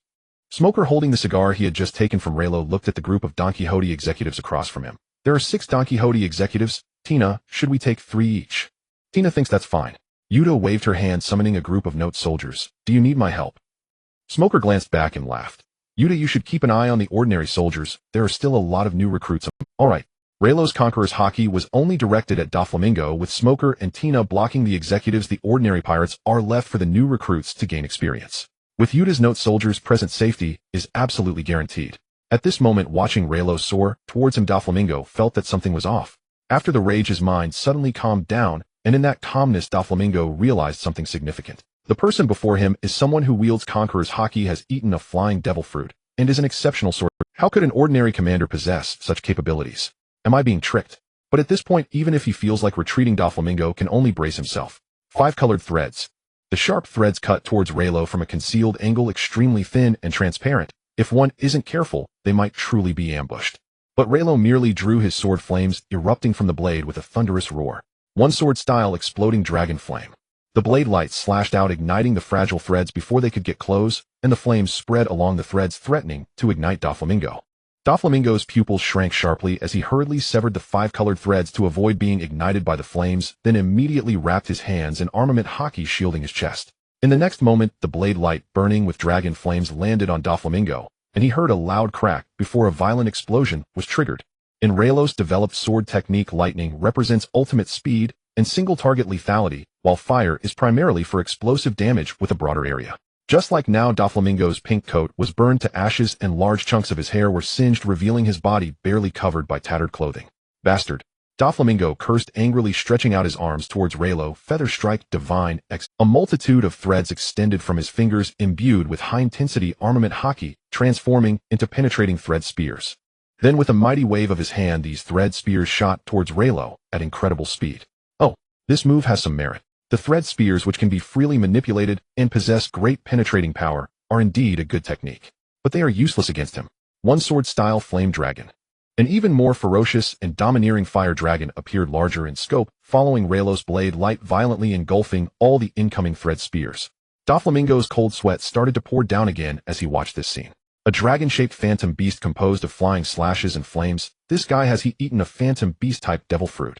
It can fly and control flames, making him reminiscent of Kaido. A phantom beast-type, a version of the true god, a real elite devil fruit. In 3 years, no, in 2 years, this Reno will crush him as easily as crushing an ant. Reno, wrong. In fact, crushing you now isn't hard at all. After the fire dragon burned away the thread spears, it charged towards Doflamingo with undiminished momentum. An even more intense explosion occurred, and moments later Doflamingo was covered in blood, his clothes tattered, and his body riddled with burns. Doflamingo gritted his teeth, looking at Reno. How about we call it a draw and retreat? I no longer want the benefits of Water 7. Reno, holding his sword with one hand, glanced at Doflamingo sideways. Wanna run? At this moment you must be joking. I'm here to take your head. To pay tribute to my long-lost brother Rosinante. One sword-style ultimate yellow dragon. The massive conqueror's haki surged forth, then suddenly retracted, enveloping the blade. The golden patterns on the blade were activated, erupting with a dazzling brilliance, as if they had come to life. If one were to look closely, they would discover that these golden patterns were identical to the dragon form of Lei Luo. The 4 elements of water, earth, fire, and wind appeared in succession, and ultimately twisted together under the power of lightning, transforming into a magnificent golden dragon, imposing and resplendent. In that moment, the entire sky suddenly darkened, fierce winds arose, and thunderclouds appeared. Lei Luo stood there alone, the dragon slash returning to its sheath, his posture lowered. His conqueror's haki pointed directly at Don Quixote. Doflamingo, in the sky, a strong sense of crisis crawling over Doflamingo's entire body at that moment. I'm going to die. If that strike comes down, I will die. Every cell in Doflamingo's body screamed in panic, warning him of the danger posed by Lei Luo's strike. He looked frantic, sweat covering his body. You can't kill me. I am a noble celestial dragon. If you kill me, the Gorosei I will strip you of your position, and even the Navy will punish you. You can't kill me. Damn it, I just reclaimed Dressrosa and started my grand undertaking. I haven't avenged myself on the celestial dragons yet, nor have I truly become a celestial dragon. Faced with the frantic and deranged Doflamingo, Lei Luo remained unmoved. Joker, Lei Luo said softly. Go to hell and speak of your ridiculous dreams there. As his words finished, the incredibly brilliant blade light instantly filled Doflamingo's entire field of vision. The blade light was golden, and the golden dragon was also golden. Doflamingo felt that everything in sight was bathed in gold. In this moment of impending death, Doflamingo instead calmed down, recalling scenes from the past. As a child, he and his brother were taken out of Mariawa by their parents. They abandoned their identity as celestial dragons, but were oppressed by those commoners due to their lack of protection. Unable to endure such a life, he personally severed his father's head, kneeling humbly like a dog before the holy land of Mariawa, yet was met with rejection. At the age of 10, he struggled to survive with his brother Rosinante, and after awakening his conqueror's haki, he was sought out by the current executives who regarded him as their young master. Now he had become one of the 7 warlords of the sea, meant to truly begin his revenge, yet he was about to lose his life under such dazzling blade light. In the end, I couldn't achieve it. Doflamingo sighed lightly, his breath fading, yet his conqueror's haki at this moment surged with unprecedented intensity. Conqueror's haki is the ultimate manifestation of a person's will and ambition. From this brilliant blade light, and from the conqueror's haki mixed within it, he saw Lei Luo's ambition. At this moment, Doflamingo smiled. Since that's the case, take it away, take my life, sever my head, and turn it into your nourishment as my offering to those lofty celestial dragons. The first step of revenge. A flurry of white thread reappeared. At this moment, the unmatched conqueror's haki was no longer an empty shell. Doflamingo, in his final moments, successfully entwined it with his own threads. Super string modified God string. He did not use a birdcage, for such a thing was useless against a powerhouse. It would only waste his stamina. Doflamingo laughed loudly, exerting all his strength to swing the thread entwined with Conqueror's haki, directly confronting the resplendent golden dragon. The blade light brushed past the aura, resonated like a bell. The threads collided with the blade light, Conqueror's haki clashing against Conqueror's haki, producing an explosive roar like the ringing of a bell, as if sending Doflamingo off on his final journey. Moments later, Doflamingo's Conqueror's haki was shattered, the black-red lightning disappeared, and the golden dragon swept past Doflamingo's body, signaling the end of his life. Lei Luo lit another cigar, and put it in his mouth, recalling Doflamingo's earlier display of theatrics, and couldn't help but twitch his mouth. Why did it look like him the villain here? Clearly it was you, Don Quixote Doflamingo, who came to kill me. It was just that I'm stronger, and I killed you instead. Shaking his head, he casually hung the dragon, slashed back at his waist. Lei Luo looked down and saw that all the cadres of the Don Quixote family were currently frozen in shock, staring incredulously at Doflamingo's corpse. Young master. How could this be? Tori Pole trembled, his entire body's slime uncontrollably spreading. That was the young master with the qualifications of a king. How could he be killed by a mere navy rear? The other cadres reacted similarly. They could not believe that the young master they viewed as invincible, destined to become a king, had died just like that. Dying at the hands of a mere navy rear admiral. Bastard. Pika roared, his thin voice exploding forth. He placed both hands on the deck, turning everything he could touch into stone, which ultimately adhered to his body. I will avenge the young master. As soon as these words were spoken, the other cadres also reacted. Yes, revenge, avenge the young master. Several of them shouted as they charged into the sky, only to be blocked by two individuals. Smoker, mimicking Lei Luo, lit another cigar for himself and exhaled a long puff of smoke. Sorry, everyone, our battle is not over yet. How can I let you disturb our captain's business? Tina, holding a black staff, infused her hands with armament hockey. Your opponents are us. Smoker glanced at Lei Luo, who was watching the show from the sky, and couldn't help but snort coldly, throwing a punch wrapped in armament hockey at Pika. White fist. At this moment, Lei Luo was sitting cross-legged in the air, resting his chin on his hand, watching below, clicking his tongue. Smoker's armament hockey is all right, but wait, how is it that he can't even knock Pika down with one punch? Isn't he just a guy made of stone? Can't you handle that? That's too pathetic.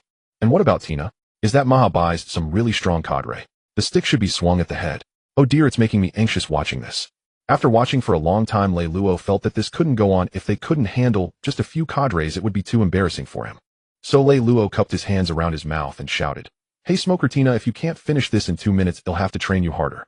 As soon as these words were spoken, Smoker and Tina immediately tensed up, a sense of urgency rising within them. Damn it, they had to take down these cadres. They did not want to return and face Lei Luo's fists. Thus, Smoker and Tashigi abandoned restraint, shifting their combat style to a far more aggressive one, exchanging injuries for injuries, even injuries for lives. The sudden acceleration in battle tempo caught the officers off guard. Consumed by vengeance, they lost composure, and Smoker and Tashigi seized the opening without mercy. Tashigi concluded the fight in 1 minute and 58 seconds, though battered, her wounds were superficial. Smoker, however, exceeded the time limit, finishing in 2 minutes and 3 seconds. Just 3 seconds over, yet enough to condemn him once more to Raylo's iron-fisted discipline. Damn it, just 3 seconds. Smoker grimaced in bitter regret, as if wishing to strike himself down. With the time violation irrevocable, his only recourse was to savor one final unrestrained triumph before returning. With that thought, Smoker turned his gaze toward the ordinary Don Quixote pirates. Natural devil fruit ability and dual-color hockey against foes who hadn't even mastered hockey is slaughter with no contest. Yuta sat aboard the Yellow Dragon, directing her musical soldiers to eliminate the remaining pirates. As the last pirate fell beneath their spears, a notification shimmered before Raylo's eyes. Ding. Congratulations, host. You have slain the 7 warlords of the sea Don Quixote Doflamingo in combat against the Don Quixote family. Due to his former status as a celestial dragon, your reward has been enhanced. Reward: 1 billion berries, paramecia type, string fruit 1, devil fruit, trade extraction permission 1. Raylo raised an eyebrow. Devil fruit trade extraction permission.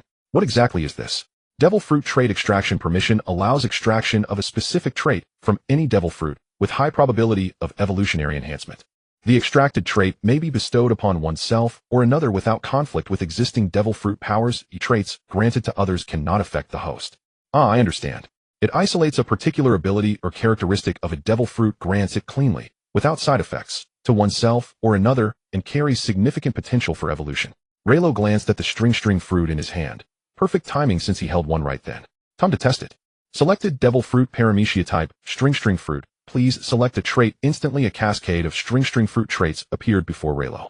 After careful scrutiny, he chose one labeled controllability. The other traits were unremarkable, largely overlapping with his mythical zone fruit's capabilities. Only controllability piqued his interest.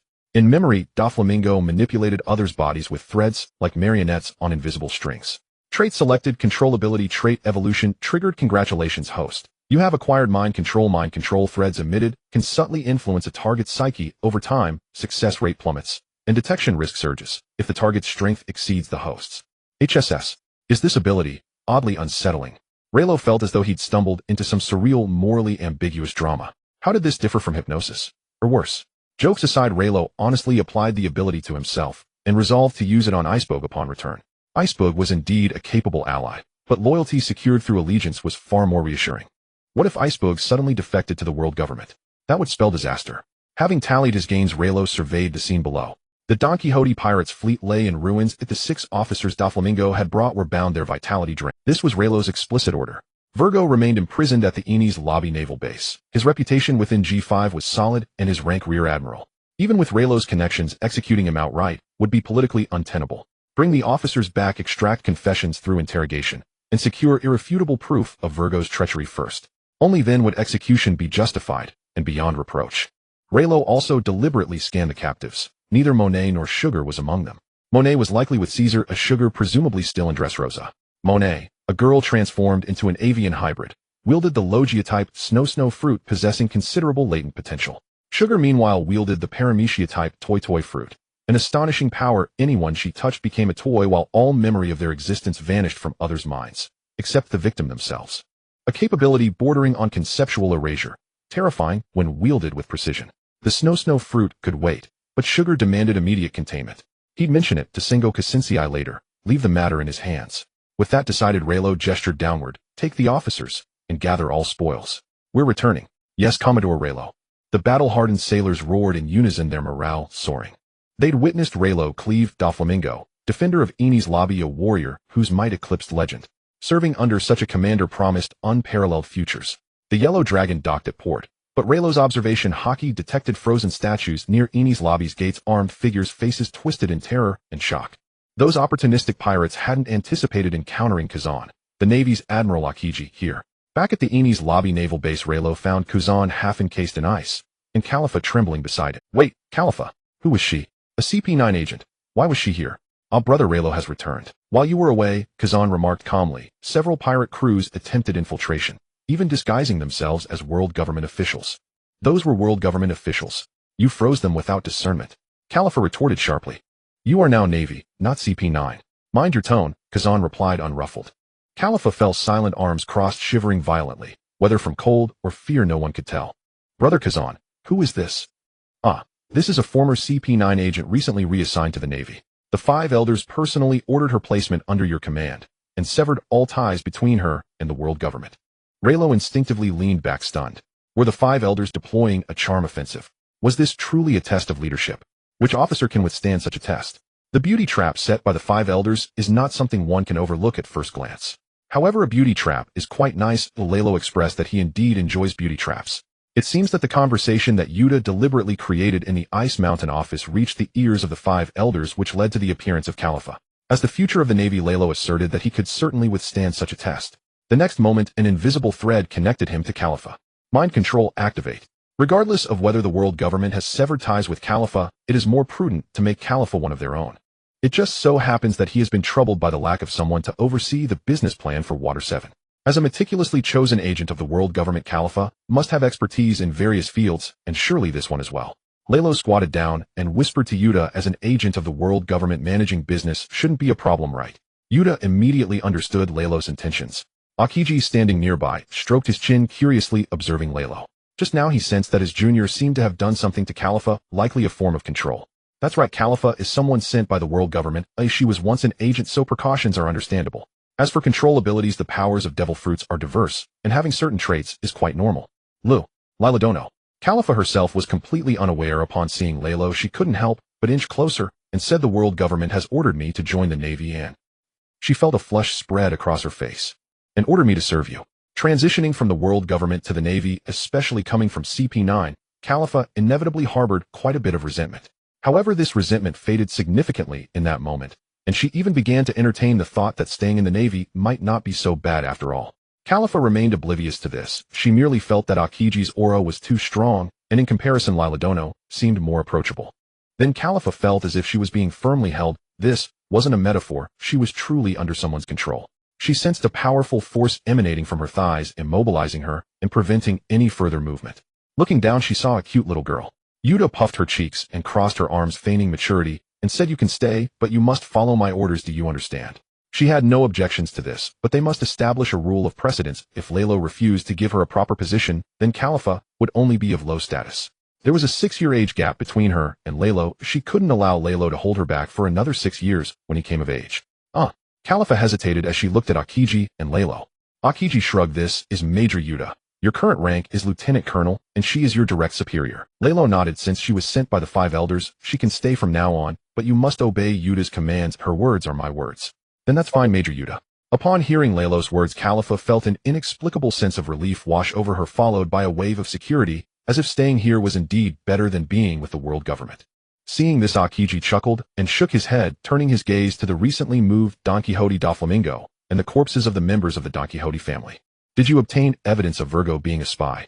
Lalo nodded. I've already clarified it. We interrogated him on the way back. The rest will be up to you, Aokiji-senpai. Akiji waved his hand. It's a small matter. Leave it to me.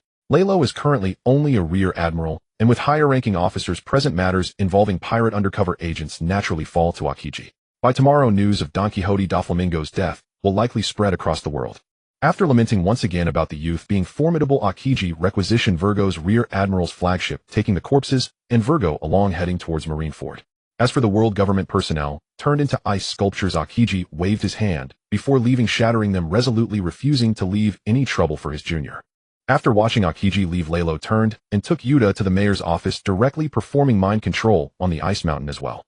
Thus, apart from the world government agents lurking in Water 7, the entire Water 7 can be said to be under Lalo. He is now the de facto emperor of Water 7. Following this, Lalo further discussed the upcoming business development plan for Water 7 with Yuta and Khalifa.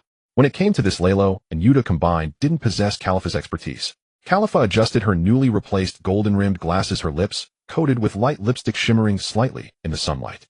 Water 7 is world-renowned as the shipbuilding capital, with a mature supporting industrial chain for shipbuilding maintenance and dismantling. We can start here, focusing on developing entertainment and service industries for shipyard workers, and based on that begin to develop the tourism industry. Yuta seemed puzzled. Why? Khalifa patiently explained, because apart from the numerous local craftsmen in Water 7, there are also many outsiders ordering ships. These people are wealthy, and it's completely normal for them to tour around Water 7. Yuta blinked. She still didn't quite understand, but to show that she wasn't that clueless, she pretended to nod in agreement. I see. The next moment, Lalo pinched Yuta's underarm from behind, lifting her onto his lap. Then, Yuta, why don't you explain it to me? I didn't quite catch that. Yuta froze for a moment, and her cheeks quickly flushed. Cough, my eloquence isn't very good. I think it would be better if Khalifa explained it again. Seeing this, Lalo couldn't help but laugh heartily, pinching Yuta's little face. Let's let Khalifa take responsibility for it. We only need to know the general idea. Okay. Yuta sighed in relief, but when she caught a glimpse of Lalo's mischievous gaze from the corner of her eye, she immediately understood that Lalo was doing it on purpose. Angry, Yuta suddenly jumped into Lalo's arms and bit him. The force was light, leaving no mark, but Yuta's eyes squinted with joy, as if she had received a prize. Khalifa watched from the side, pursing her lips. Am I also a part of your play? How infuriating. I envy Major Yuta so much. After some playful banter, once Lalo provided Khalifa with sufficient startup funds, he set this matter aside and headed straight to the training ground within the Navy base. Smoker, I told you I would put you through enhanced training, right? Upon seeing Lalo arrive, Smoker turned and ran. Smoker, don't run a charge at my fist. The next day, while Luo immersed himself in honing his skills and continuing to train, Smog the Sea was in turn. How dare that Luo take down Don Quixote da Flamingo? I zang belong v. Nasu Shoro slammed his sword into the ground with a heavy thud, visibly enraged. Even if he is an unacknowledged celestial dragon, he is still a celestial dragon. Marcus Matsi shook his head. The cause of the incident has already been investigated. It was Doflamingo himself who refused to give up his interest in Water 7 and took action against Luo, which seriously violated the behavior code of the 7 warlords. Jageru Sartan nodded in agreement. He is merely Doflamingo, and now that he has been disqualified, he is no longer considered one of the gods. However, this Luo is quite strong. He is only 16 this year, and his talent is simply monstrous. Doesn't this further highlight the necessity of winning Luo over? Topman Wajali smiled. Once we bring Luo to our side, the Navy will be firmly under our control for the next 20 years. I propose that in the name of the world government we bestow a reward upon Luo, and as for the new candidate for the 7 warlords, let Sengoku hurry and choose one. Upon hearing this, Nasu Shoro pondered for a moment, realizing the truth in it, and spoke. I agree. At Navy headquarters, Zephyr forcefully pushed open the door to the marshal's office, followed closely by Karp, who was carrying a bag of senbei. The two strode in only to find Sengoku absent from the office. Little Crane, where did that old guy Sengoku go? Zephyr asked, as he had intended to secure more rewards for his precious apprentice, only to find Sengoku was not there. Vice Admiral Crane put down her pen side and said, "He went to pay respects to Little Rice Ball." Upon hearing this, Zephyr and Carp fell silent. Little Rice Ball refers to Sengoku's godson, Don Quixote Rosinante. "Seems like we came at a bad time. Should we come?" Carp looked at Zephyr inquiring. "No need. Sengoku has already decided on the rewards for that Leiluo kid. You can take a look first, and if there are no issues, he'll send it out directly." Vice Admiral Crane pulled a sheet of paper from the desk and handed it to Zephyr. Zephyr took the paper and examined it closely, promoted to Rear Admiral with treatment calculated at the rank of a Vice Admiral, and the base level of Water 7 further elevated. After reading it, Zephyr frowned. "Isn't there any material reward?" Sengoku said that the Gorosei will also reward Leiluo, so he won't be giving anything out. If Leiluo needs anything, he can just take from that pile of gold. Upon hearing this, Zephyr's frown relaxed. "That's more like it. By the way, Carp, when you have time, come to the training camp and teach your grandson. I'm almost overwhelmed here. Those little brats are clamoring to graduate as soon as they heard about this." Mentioning those little brats in the training camp brought a smile to Zephyr's face. Carp waved his hand. "You're fine teaching those brats. If I go, I'll just teach them the iron fist of love, and I've already been criticized by that Leiluo kid several times for this." Zephyr scoffed. "Then lend me Bogart. There are no great sword masters among the training camp instructors, and the teachings of Kana and Zoro cannot be interrupted." His true aim was in fact Bogart. As for Carp, why would the old man who only knows the iron fist of love go to the training camp? "No problem. They'll have Bogart report to you shortly." Satisfied, Zephyr and Carp laughed and walked out with their arms around each other's shoulders, making Vice Admiral Crane shake her head and smile. In Reno country at the Beast Pirates headquarters, Kaido drank heavily, his kanabo set aside, and he wept loudly at a newspaper. The newspaper featured a vividly illustrated scene of a golden dragon phantom piercing through Doflamingo's body with a headline that was as sensational as ever. "Navy Supernova forcefully slays 7 warlords, Don Quixote Doflamingo. Who will be his next target? The 4 emperors. Joker, oh Joker. Why did you have to die?" Kaido wept bitterly, seemingly genuinely heartbroken over Doflamingo's demise. Indeed, Kaido referred to Doflamingo as Joker, yet Doflamingo dared not show any anger. Why? Because Kaido is the ruler of the seas while Doflamingo is merely a minor 7 warlord. With a single swing of Kaido's kanabo, he would have to kneel and beg him not to die. Doflamingo thought that Leiluo, a mere rear admiral, was utterly audacious. "What identity and strength do you have to dare call me Joker? I must see what kind of strength you possess." And then he saw Leiluo's strength, and he died.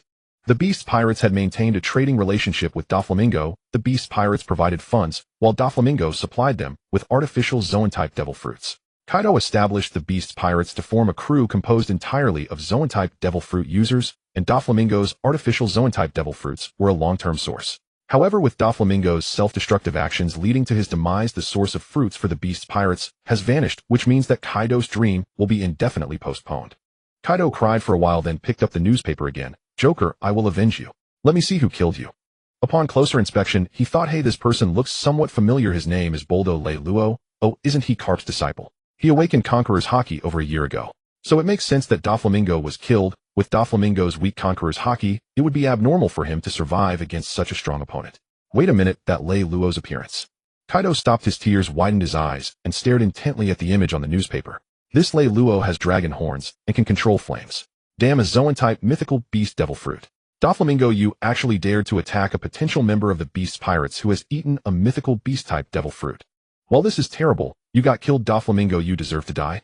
Kaido became interested. A young man who possesses Conqueror's Haki has eaten a mythical beast-type devil fruit and appears to be very likely a dragon type, all at the mere age of 16. I want him so badly. Oh, I want to recruit him into the Beast Pirates. Leiluo's entire profile perfectly meets Kaido's recruitment criteria. Checking the location, oh, Water 7, and he isn't accompanied by that old man Carp. With that, he suddenly stood up, threw the wine jug aside, picked up his kanabo, and shouted, "Men, I'm going out for a bit." With that, Kaido transformed into his dragon form and shot up into the clouds. After Kaido flew away, a chubby man with long yellow hair emerged from behind. He was one of the prominent figures of the Beast Pirates, one of the 3 calamities. "Queen, the bounty is won. 32 billion berries." "Huh." Kaido left. A trembling pirate responded, "Yes, Kaido just said he had something to attend to." "Well then, hey, send someone to inform Jack to bring that scientist under Don Quixote Doflamingo, the one named Caesar Clown, to Reno. Tell him this person is very important someone. Kaido needs to realize his dream." "Understood." At Sabaody Archipelago in the knock-up stream bar, an old man dressed sloppily with pale hair and a scar over his right eye pushed open the bar door and walked in. "Shucky, do you have anything to eat? Bring me something to eat." Rayleigh casually picked up a bottle of liquor from the bar and gulped it down, letting out a comfortable sigh. Shucky raised an eyebrow, took out a few pieces of bread from the cupboard, and pushed them in front of Rayleigh. "Why are you back so quickly this time?" I heard some significant news and thought I should hurry back. Rayleigh smiled and casually opened another bottle of wine from the cupboard. Seeing this, Shucky rolled her eyes. This old man had gotten too accustomed to freeloading, and his actions were incredible. Silver's Rayleigh, the first mate of pirate King Roger, a great swordsman nicknamed Dark King, with a bounty of 3.5 billion berries. After Roger was executed, he retreated with Shucky, and now the two run this knock-up stream bar in Sabati Archipelago. To be precise, it is Shucky who manages it. Rayleigh, used to spending lavishly and lacking money, often disguised himself as an unwanted old man, selling himself as a slave and escaping after being sold. Rayleigh had just returned to the knock-up stream bar from a buyer. You're talking about that Marine supernova, right? I saw the news. He's indeed a formidable lad, even defeating Don Quixote da Flamingo. Shucky served a plate of grilled meat in front of Rayleigh and then rested her chin on one hand, smiling as she watched him. Don Quixote da Flamingo. He's merely a mediocre talent with conqueror's hockey, but lacking ambition. It's not surprising that fiery bird was defeated. Rayleigh quickly finished the food in front of him and downed another bottle of wine before letting out a long sigh. The title of Warlord of the Sea may sound intimidating, but in the eyes of strong people like them, he could be disposed of with a single strike. However, what truly concerned him was not this, but the pirates are running out of successors. I was quite optimistic about that little brat Shanks, but I didn't expect him to lose an arm in the East Blue, apparently, to that Marine supernova. That kid named Bardo Lello is truly a monstrous figure. Rayleigh was almost certain that as long as this Lello kid didn't die prematurely, he would become a figure of the Emperor level in the future. But in comparison, the pirates seemed to lack successors. Although there are supernovas among the new pirates recently setting sail, none possess conqueror's hockey, and their strengths vary greatly. Having experienced the God Valley incident, Rayleigh knew very well that lacking conqueror's hockey meant losing the qualification to reach the peak. Shucky glanced at Rayleigh. Are you starting to get sentimental? Then let me tell you another piece of bad news. Rayleigh raised an eyebrow. Oh, what other bad news? It's also about that Bardo Lello. Shucky was cleaning a glass, her gaze fixed intently on Rayleigh. Your savior Octopus 8 was killed by Bardo Lello in the East Blue. What a... Rayleigh's expression tightened, and a terrifying wave of conqueror's hockey immediately burst forth. The bottles on the cabinet shattered one after another, spilling liquor everywhere. Outside the knock-up stream bar centered around the bar, the people on the 3 streets were instantly overwhelmed by this wave of conqueror's hockey, losing consciousness and collapsing to the ground. Hey Rayleigh. Shucky frowned and immediately slapped Rayleigh on the head. Remember to pay me back for all this liquor. Sorry, Shucky. Rayleigh's face returned to a helpless smile, thinking that the Marines would come looking for trouble. However, Rayleigh's expression quickly turned serious again. Are you sure? I'm sure. Octopus 8 went to the East Blue with Arlong, a cadre of the Sun Pirates, half a year ago, and just happened to run into Bardo Lello. I only recently received this news. Upon hearing this, Rayleigh closed his eyes, and after a long moment he sighed deeply. I see. Are you going to find trouble with that Lello? Shucky cleaned up the bar and cabinet, smiling as she looked at Rayleigh. Rayleigh shook his head. We'll see if we cross paths. He is currently a person under close watch by the Navy. If it weren't for Captain Roger having saved them by offering to surrender, they wouldn't be able to run this bar peacefully with Shucky. If he doesn't encounter that Bardo Lello, then so be it. But if he does, he cannot avoid pursuing the matter of Octopus 8. Marine supernova, no matter how monstrous, is merely a supernova. In Rayleigh's eyes, these are all juniors. The current Cs are vastly different from what they once were. Promoted. The rank of Major, not bad, not bad. I can consider myself the youngest Major in Navy. Rayleigh donned the rank of Major, draped in the Justice cloak, feeling quite pleased. The 5 elders also. Yuta pointed at the box on the table, some berries and a devil fruit. I checked against the illustrated guide. It's an ancient type cat fruit, in the form of a saber-toothed tiger. An ancient type Zoan. Rayleigh turned around and opened the box where a devil fruit lay quietly inside. If he remembered correctly, this ancient devil fruit was supposedly eaten by the former CP9 agent Rob Lucci, and now it was unexpectedly sent as a reward by the 5 elders. Not bad, not bad. He picked up this ancient type devil fruit and directly tossed it to Khalifa, who was working nearby. Khalifa was dressed in OL attire today, wearing gold-rimmed glasses, her legs wrapped in finely patterned black stockings, her figure curvaceous. Huh. Lord Rayleigh, what is this? Khalifa looked up, adjusting her golden glasses, her expression puzzled, her moist lips glimmering slightly. It's for you. As my trusted aide, you can't lag behind in strength. This ancient type Zoan devil fruit is... So this is how it is, eh? Khalifa cradled the devil fruit in both hands, deeply moved. Her gaze upon Rayleigh softened, almost tender. Recall that before Khalifa's transfer to the Marines, even Rob Lucci, the so-called greatest prodigy of CP9 in 800 years, had only ever obtained one Zoan-type fruit, the cat fruit leopard model. Yet the devil fruit now in her hands surpassed even that in value. Devil fruits fall into 3 great categories: Zoan, Paramecia, and Logia. Zoan fruits are the most common. Numerous, yet their effects are direct. They enhance physical prowess across the board, boosting raw statistics. Paramecia and Logia, by contrast, alter fundamental mechanisms. And what of mythical Zoan? They grant both statistical amplification and mechanistic transformation, true avatars of the divine iteration. Without hesitation, Khalifa took a bite and instantly clamped both hands over her mouth, forcing herself to swallow. What overwhelming power! A look of pure delight lit her face. This was a comprehensive surge in physical capability, far swifter than years of grueling Marine 6 powers training. Reno stroked his chin, appraising Khalifa with quiet admiration. Not bad at all. I hadn't expected the ancient Zoan fruit to manifest such an aesthetically pleasing form. Perceptive as ever, Khalifa noticed the subtle shift in Raylo's gaze. She swayed her posture just slightly, remained transformed, and plucked a document from the stack on the desk, handing it to him. Lord Reno, here is the business proposal I've just finalized. Please review it, and let me know if any revisions. Oh. Reno accepted the document and read it carefully. According to Khalifa's plan, the optimal solution to their current manpower shortage was not micromanagement, but rather strategic oversight exercised solely at the highest level. Icebug was already loyal, thus development of entertainment and service industries would face no obstruction. All that remained was for Khalifa to coordinate operations and disperse investment funds downstream. They were flush with capital. Why not identify promising merchants within Water 7 and invest directly, retaining majority stakes, then have Lord Reno apply his unique influence to each. In this way, Water 7's commercial ecosystem would flourish with boundless vitality, accelerating Reno's vision of wealth begetting wealth. As for self-sufficiency in raw materials, that posed no real challenge. The Navy's vast gold reserves were never meant to lie idle. Sengoku, a far-sighted admiral, had undoubtedly cultivated an integrated industrial chain. A single negotiation would suffice to connect upstream and downstream. Excellent. Commerce required no further intervention from him. He could entrust it entirely to Khalifa. Her responsibilities were manifold, his singular focus remained self-strengthening. His current physique was far from its apex, his body still maturing the immense power granted by the mythical Zoan fruit, yet unexplored, and the three-colored haki, still demanding rigorous cultivation. In this world, everything could be illusion. Only one's own strength was absolute truth. Khalifa remembered to draft a letter of thanks to the 5 elders. Word it with due reverence. After all, appearances must be maintained. Yes, Lord Reno. In response to the 5 elders' overt overture, Reno adopted a stance of polite enthusiasm. Responsive yet non-committal, engaged but never fulfilled. Neither proactive nor dismissive, merely holding them at arm's length for now. Over the following days, under Khalifa's meticulous planning and Icebug's seamless cooperation, residents relocated from the designated entertainment district were properly resettled, buildings demolished, and countless construction teams mobilized, ushering in an era of vibrant renewal. Meanwhile, Reno stood in the training ground contemplating 2 swords before him, one his personal blade Dragon Slash, the other a standard-issue Marine longsword.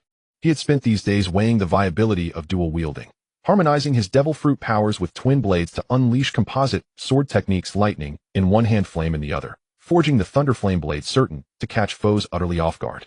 Admittedly crude in phrasing, but Reno had indeed weighed the dual sword path with utmost seriousness. During his prior battle against Doflamingo, he'd identified a critical limitation: only one blade could channel elemental energy, too narrow a conduit. Lightning excelled against single targets, flame against crowds. Dual wielding would therefore achieve perfect synergy, precision, and area dominance. Moreover, the second blade need not bear flame alone. Water, earth, or wine could all serve equally well, offering versatile situation-specific utility. Looks like I'll need a famed blade after all. Reno scratched his head. He recalled a weapons shop in Logetown East Blue housing 2 fine swords among the 50 worthy blades, Snow Walk and 3rd generation Ghost Cut. He could request Admiral Sengoku dispatch agents there to procure them. Though admittedly fine swords no longer met his standards, they'd serve only as backups. As for higher tier blades, Moonlight. No, Kazuki. Kazuki Moria possessed a black blade. Black Blade Autumn Water, one of the 21 great grade swords and a national treasure of Wano country. Reno had once resolved to forge his own black blades, 2 not 1, honoring the pride of a swordsman. Yet Autumn Water, as Wano's sovereign relic, demanded acquisition by right of necessity. Reno had once resolved to forge his own black blades, 2 not 1, honoring the pride of a swordsman. Yet Autumn Water, as Wano's sovereign relic, demanded acquisition by right of necessity. Claim without hesitation. Having settled his decision, Reno rose and glanced toward Smoker, who trained nearby. Smoker, arrange transport. I'm departing for the Triangle of Devils. Huh. Smoker frowned. You're seeking Moonlight Moria? Correct. I require something from him. Shall I remain here? I'll fly there and back, swiftly. Smoker scoffed, about to protest, when suddenly a thunderous, unrestrained laugh boomed down from the heavens. WROOO, Reno brat. Come out and face me. At those words, Reno froze, his expression contorted in shock. Kaido. He rushed outside the training ground, only to behold Kaido soaring overhead in his azure dragon form, surveying Water 7. Upon spotting Reno, Kaido roared with wild exhilaration. Let's exchange greetings, heat breath. Raylo's pupils contracted. Without delay, he transformed into his yellow dragon form, jaws wide, unleashing his own heat breath. Heat breath. Two searing beams collided midair, igniting a cataclysmic shockwave that sent bystanders tumbling wildly across Water 7. Indeed. Indeed. Gazing upon Raylo's yellow dragon form, Kaido erupted with ecstatic fervor. This youth too had consumed a dragon-type mythical Zoan fruit. Shifting into a half-dragon state, Kaido extended his right arm, lips curling in a grin, preparing to emulate Whitebeard's gesture of sincere invitation. Raylo brat, you're exceptional. Become my son. Raylo. Leluo was utterly stunned by Kaido's words, as if his ears had betrayed him with an auditory illusion. My son, since when did you, brow-heavy and broad-featured Kaido, start emulating Whitebeard? Kaido, is your mind still lucid? Leluo dug idly at his ear, curling his lip in disdain. You expect a marine to become the son of a pirate like you? What? Is it so urgent that you need a son? Ah yes, Kaido truly was short on heirs. Unlike Big Mom, whose lineage overflowed with grandchildren, Kaido had only one daughter, Yamato, whose very identity blurred gender lines, donning masks and insisting others address her as young master, while remaining an unwavering devotee of the fallen warrior Kazuki Oden. That wound festered deep within Kaido's heart, an unhealed scar. His beloved daughter sought to follow in Oden's footsteps. Who among fathers could bear such a thing? After all, Kazuki Oden had danced bare-chested through the streets of Reno country for 5 full years. 5 years. And bare-chested no less. At the thought of his daughter idolizing such a man, Kaido felt his blood pressure surge, his temples throbbing violently. Leluo, realizing he'd struck Kaido's rawest nerve, studied the Emperor closely. Indeed, Kaido's face had darkened to the shade of a scorched wok. Brat Leluo, you seek death. Thunderbolt, 8 trigrams. 1 sword style, secret technique, yellow dragon. Facing Kaido, Leluo instantly activated his second stage lightning dragon form and unleashed his ultimate technique, yellow dragon. A radiant golden yellow dragon apparition wreathed in overwhelming conqueror's haki surged forward to meet Kaido's spiked club. Caught off guard, Kaido was hurled backward by the blade-formed dragon, his body rocketing outward beyond the borders of Water 7. Leluo flicked his blade, stepped upon the wind, and transformed halfway into a draconic being, pursuing Kaido without hesitation. They could not battle within Water 7, such a clash would reduce the city to utter ruin. Smoker clenched his teeth watching Leluo vanish into the distance, then turned sharply to his messenger contact, Fleet Admiral Sengoku. Immediately report that the 4 Emperor Kaido has launched a surprise assault on the Marine base at Water 7. Request urgent reinforcements. Yes, sir. Having issued his orders, Smoker tossed over his shoulder Tina. Remain at the base before vanishing in a trail of white smoke. Yuta had already taken flight moments earlier. She too needed to witness what unfolded. Tina understands. Stay here, Tina said, firmly blocking Calipha's path. Your current strength offers little value in this confrontation. Better to hold position and await reinforcements. No, Calipha replied, shaking her head. My purpose lies with Commander Leluo. Even facing a 4 Emperor, I will walk the same path he treads. With that, she shoved Tina aside and ascended skyward on Moonwalk. Tina watched Calipha recede into the distance, fists clenching tight. Damn it. All of them abandoning responsibility to me. I want to go too. Though seething, Tina moved swiftly, locating a Den Mushi and dialing naval headquarters directly. Sengoku slammed his fist onto the desk, the fury radiating across the line, palpable even through the Den Mushi. That accursed Kaido dares strike Leluo. Does he take us elders for mere ornaments? Tina had relayed the truth. Clearly Kaido had come to recruit Leluo, and only erupted after a single barbed remark. Was this not proof that Kaido held their generation in utter contempt? Oh my, how terrifying. The 4 Emperor Kaido has raised his hand against young Leluo. Kizaru sat across from Sengoku, calmly filing his nails, until the news made him snap, shut the clipper, and reach for his sunglasses. Fleet Admiral, I depart immediately. With those words, Kizaru dissolved into shimmering golden light, vanishing from sight. Just as his form began to fade completely, Sengoku called out triple overtime pay. Kizaru's eyes flickered faintly, a subtle smirk curved his lips, then he vanished entirely. Watching him go, Sengoku wasted no time, reaching again for another Den Mushi. Hello, Kazan. Kaido has attacked your junior brother. Yes, at Water 7. Kizaru has already departed. Meanwhile, on an unnamed islet just outside Water 7, Kaido stood in his true form, gripping his spiked club, gazing down at a fresh wound across his chest. It was inflicted by Leluo's yellow dragon slash. Despite Kaido's conquerors and armament haki shielding him, the blow had carved a deep gash, now oozing crimson. It hurts. Truly it hurts. This sensation of injury. Kaido roared, then burst into raucous laughter. But it's good. Roro. Brat Leluo, let's fight with everything we've got. Then you'll return with me to the Beast's pirates. I've said it before, I am a marine. I will never join your wretched Beast pirates.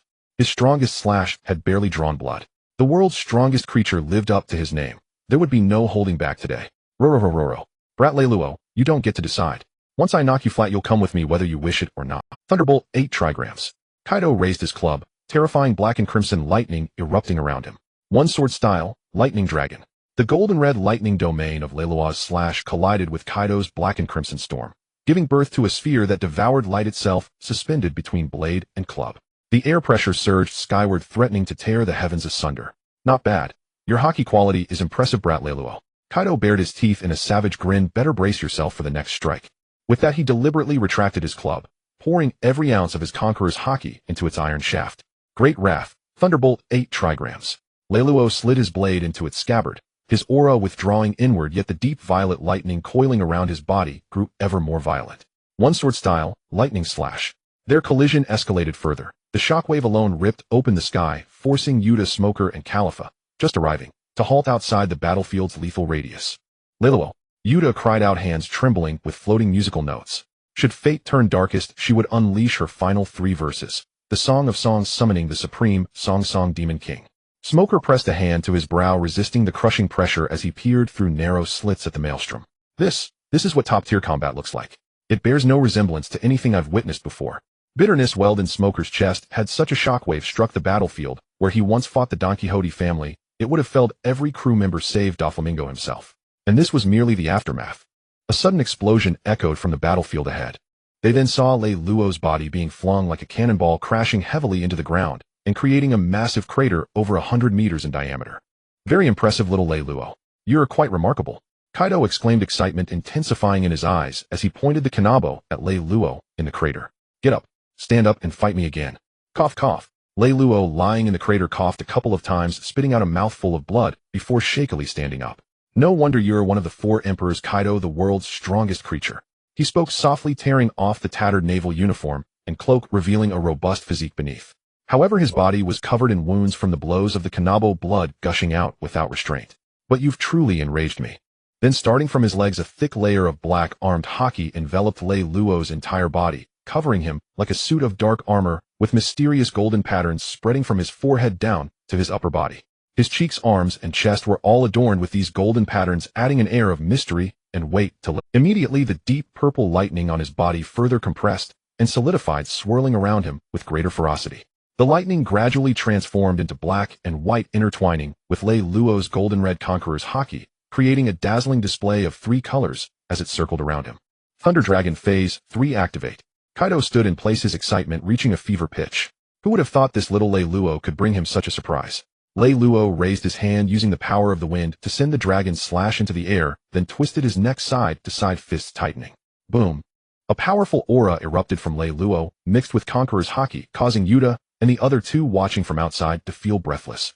Kaido, Leiluo bent his legs slightly, taking a combat stance, and said softly, "Why don't you try taking a punch from me?" Mythical Beast Fist, Thunder Dragon God. A surge of lightning burst forth violently as Leiluo stomped down, causing the very ground to crack apart, the soil turning to dust in an instant. With a flash, Leiluo's figure vanished, leaving Kaido feeling as if a streak of lightning had passed before him. Kaido was genuinely astonished. This little Leiluo was incredibly fast. Even his observation hockey could not catch him. In the next moment, a sharp pain shot through his abdomen and a strong sense of paralysis surged from within. When did that happen? Kaido had only time to look down, seeing Leiluo's calm face stained with blood before his body was uncontrollably sent flying backward. Pooh! Kaido suddenly spat out a mouthful of blood, his body flying uncontrollably as the surroundings blurred, by ultimately landing in a massive crater mirroring Leiluo's posture and stirring up a cloud of dust. Leiluo transformed into a streak of lightning, continuing his assault towards Kaido in the pit. Mythical Beast Fist, Fire Dragon Flame. A scorching pillar of flame erupted from Leiluo's fist, shooting towards the pit, with terrifying heat distorting the surrounding air. Boom! Another explosion echoed as Leiluo's Fire Dragon Flame turned the pit and surrounding soil into an endless purgatory, incinerating everything in sight. Yet amidst such horrific heat, a towering figure stepped out. It was Kaido.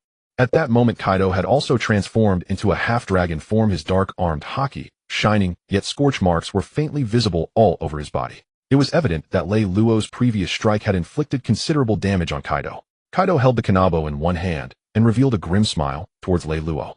"You've got some real strength, little Leiluo. I've changed my mind. I'm not just going to knock you out and take you back. I want you to join my pirate crew, and I want you to be my son-in-law. A talented young man like you deserves my daughter.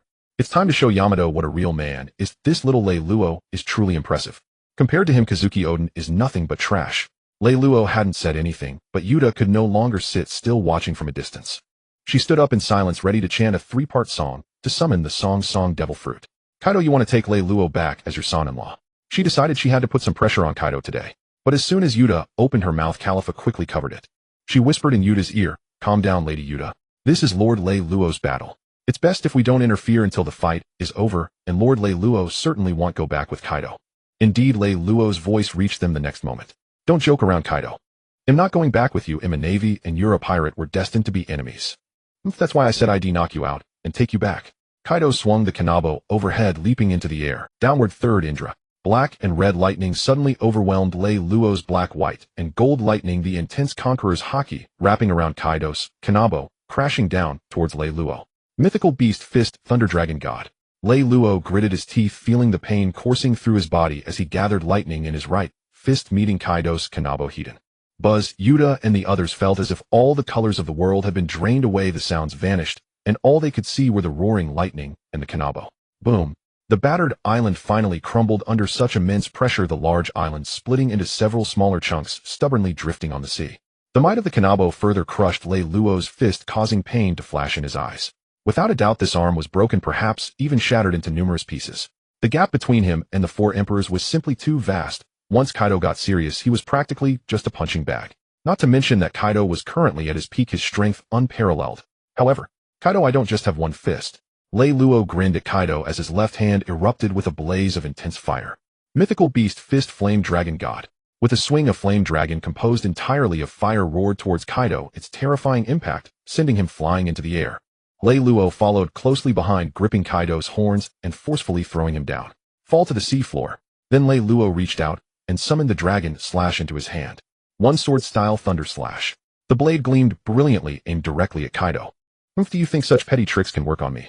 Kaido's face twisted with rage as several flame clouds appeared out of thin air, cushioning the impact he received. Then Kaido grasped his kanabo, the rich color of Conqueror's haki enveloping it, making the weapon appear. Munitions Dragon Grand Army. The kanabo accurately blocked Raylo's dragon slash, and in the next moment it suddenly disappeared, reappearing at Raylo's chest. Munitions Dragon Grand Army is Kaido's high-speed attack technique, utilizing a kanabo wrapped in Conqueror's haki for rapid successive strikes, perfectly suited for dealing with fast opponents like Raylo. Once he catches an opportunity, what follows will be Kaido's torrential barrage of attacks. With a swing of his weapon, Raylo's chest took a heavy blow, causing him to cough up blood once more. Kaido then seized Raylo's arm and struck his abdomen again, sending him flying high into the sky. Pua! At this moment, Raylo was drenched in blood, gushing out freely, with all his ribs broken, limbs fractured, and his body covered in countless wounds, his consciousness nearing blackout. But in the next moment, the black, white, and golden lightning on Raylo intensified. In the distance, Yuta's pupils suddenly constricted. Raylo is forcibly squeezing the last bit of power from his body. "We must go save Raylo now. I see it now. Even though our strength is lacking, we must risk our lives to rescue Raylo," Smoker said, gripping his weapon tightly. Califa said nothing, transforming into her half-beast form, her sharp gaze fixed intently on Raylo's body, calculating where to launch the rescue. At this moment, the black, white, and golden lightning on Raylo had completely vanished, replaced by a more violent and profoundly dark golden hue. Raylo clenched his right fist, gathering the dark golden lightning in his hand. "Phantom beast fist, Thunder Dragon God." Raylo's voice resonated through the skies, accompanied by dark golden lightning that overshadowed the heavens as he dove down. Kaido held his kanabo, his expression grave, no longer displaying the earlier levity. Raylo's punch truly posed a real threat to him. Fallen 3 realms, inducing the abyss. The kanabo, infused with intense haki, swung upwards towards Raylo's fist. The fist and kanabo collided once more, unleashing a terrifying shockwave that shattered the surrounding islands into fragments. "Now is our chance. Let's go save Raylo." Smoker gritted his teeth, clutching his weapon and charging towards the center of the battlefield, but after only a few steps, he was blown back by the gust generated by the shockwave. "Damn it." Smoker got back up and rushed forward, disregarding the numerous wounds on his body. Califa turned and pushed him from behind. Yuta was already chanting a 3-part melody, countless musical notes flying out and slowly outlining the silhouette of a massive entity in the air. The 3 of them were all trying in their own ways to rescue Raylo. In the next moment, a voice resonated in their ears. "8 Shakuyata no Kagami." A golden light suddenly broke into this world, composed of black, red, and dark golden lightning, transforming into a tall figure clad in a yellow-striped suit. "Kizaru." Smoker looked up, mouth agape, nearly jumping with excitement. "It's Admiral Kizaru. Admiral Kizaru has arrived." A dense golden light gathered at Kizaru's fingertip, then transformed into countless golden light points, all shooting towards Kaido. Boom, boom, boom.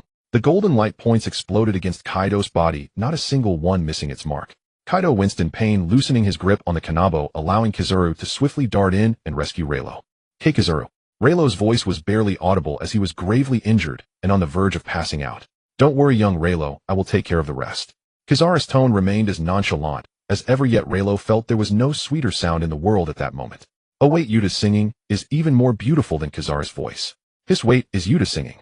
Boo-hoo. Relo, who was on the brink of fainting, mustered the strength to lift his head towards Yuta. Sure enough, the silhouette of the great singing demon was nearly formed. Considering Yuta's current physique and the level of her fruit's development, executing this feat would be incredibly strenuous. Thus Relo squeezed out another ounce of strength and shouted at Yuta. Yuta, don't let it out. I'm fine. Upon hearing this, Yuta suddenly looked over, and upon seeing Relo and Kizaru, she breathed a sigh of relief, halting her three-part melody.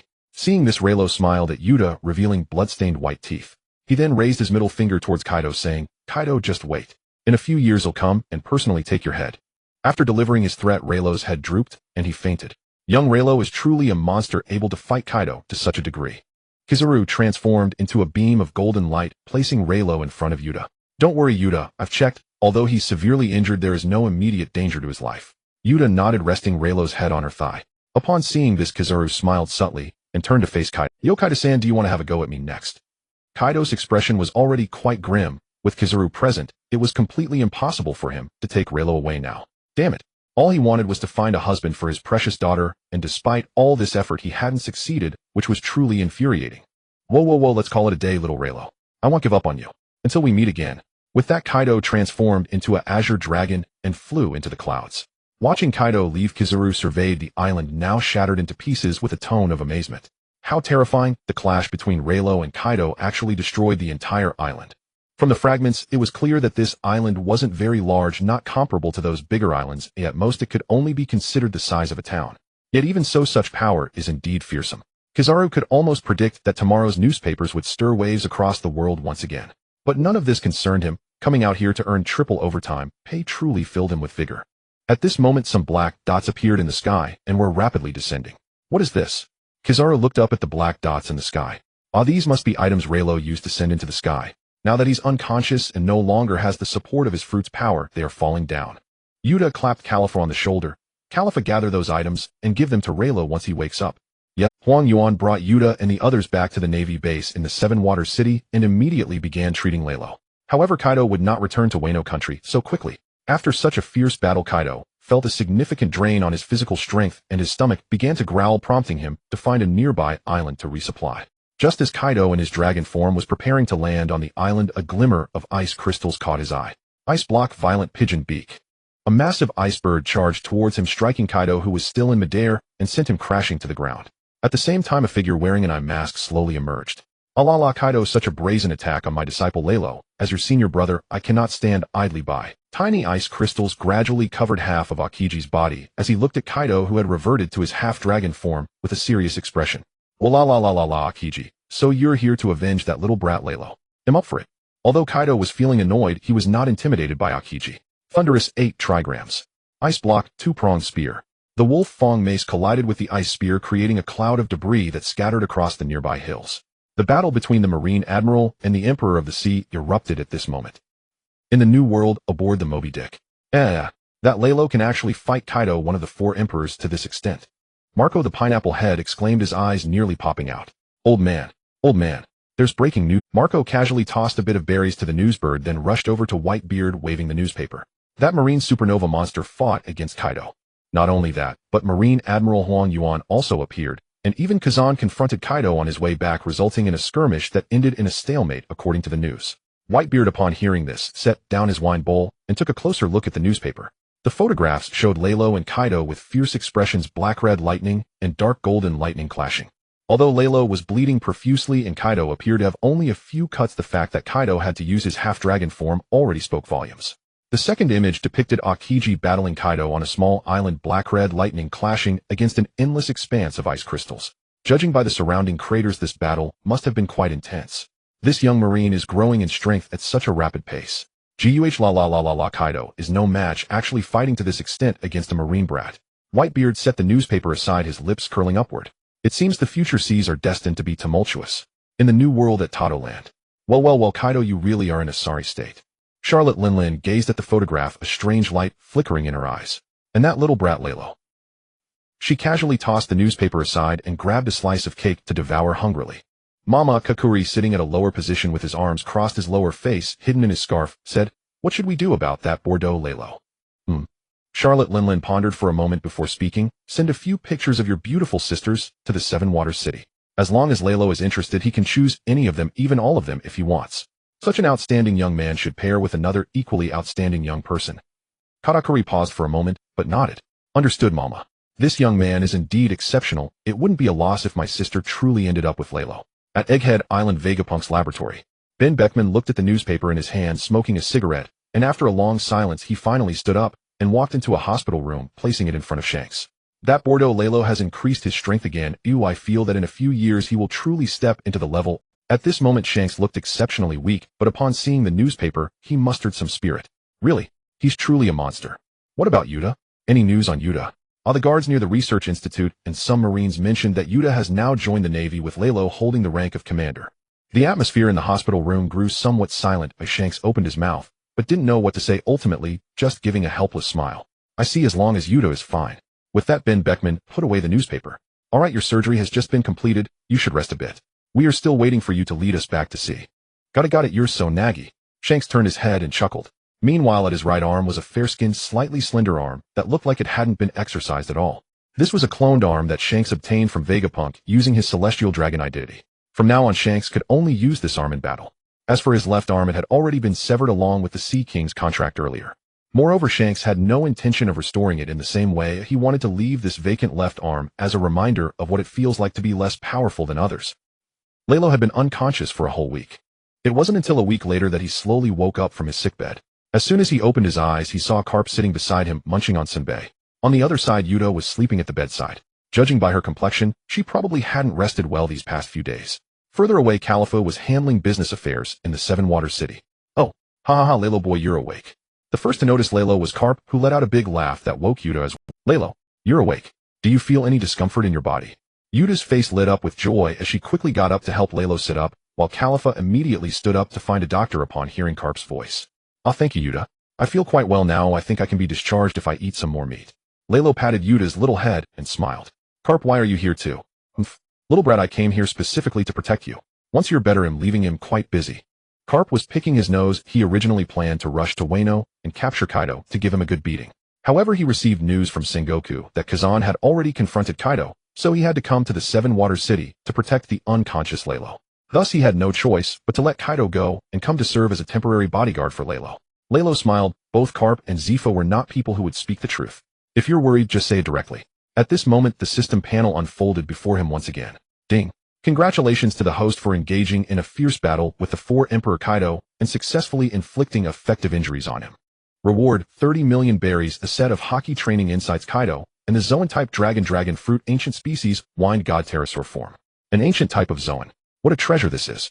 It is well known that the most precious of Zoan devil fruits are the mythical Zoan type, followed by the ancient type. The ancient Zoan devil fruits possess effects far superior to ordinary Zoan devil fruits, providing a more comprehensive boost in attributes, and often granting the consumer unexpected abilities. This ancient type of wind god dragon undoubtedly enhances attributes, while also providing powerful and sustained flying capabilities.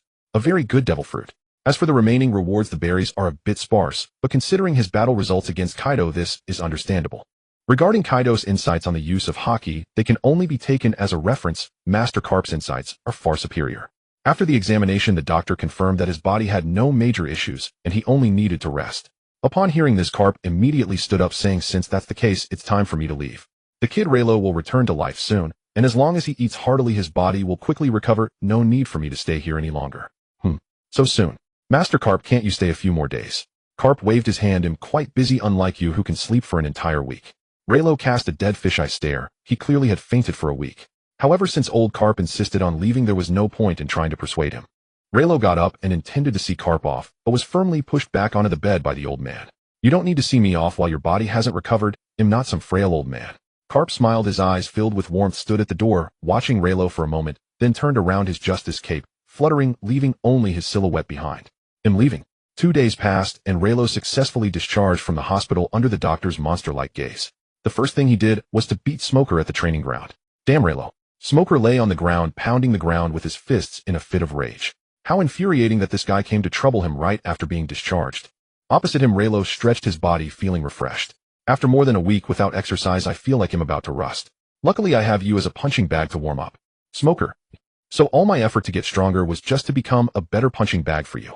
Tina chuckled softly beside them, only to be flicked on her fair forehead by Reno. Oh, Reno, why did you hit Tina too? Tina glared at Reno, but he remained unfazed, even cheerfully asking if she wanted to join his training plan. The kind that enhances strength. Looking at Smoker, his strength has surged remarkably under Reno's training. Thus Tina fell silent and handed over a few photographs. Reno contacted us a few days ago and sent some photos. Reno asked curiously, Reno, what is Big Mo? He took the photos and found several of Big Mom's daughters on them, Smoothie Katakuri, and even the still little Bruley in front. Reno immediately leaned back in shock. What does Reno mean by sending him these images? Tina's voice echoed in his ear. Kakuri from Reno said that the 4 Emperor Big Mom intends to betroth these daughters to you, allowing you to choose one, or even all if you want. Has Charlotte Linlin lost her mind? Why is she so eager to marry off her daughters? Reno scoffed and tossed the photos aside, saying, just ignore it, pretend we didn't receive anything. These pirates are really something, each of them seems to have a screw loose. Kaido wants him as a son-in-law, and when that failed he got angry. Now Big Mom is rushing to send her daughters. So what's next? Is Whitebeard going to come looking for him to be his son? Reno shook his head, then draped his justice cape over himself, saying, I need to make a trip to the Devil's Triangle. You all continue training and recruiting as usual. If there's anything uncertain, just ask Yuta. If Yuta can't decide, then contact me. Tina was a bit surprised. You just got better, and you're going out so soon. I need more power. I have to go get a famous sword. Reno shrugged.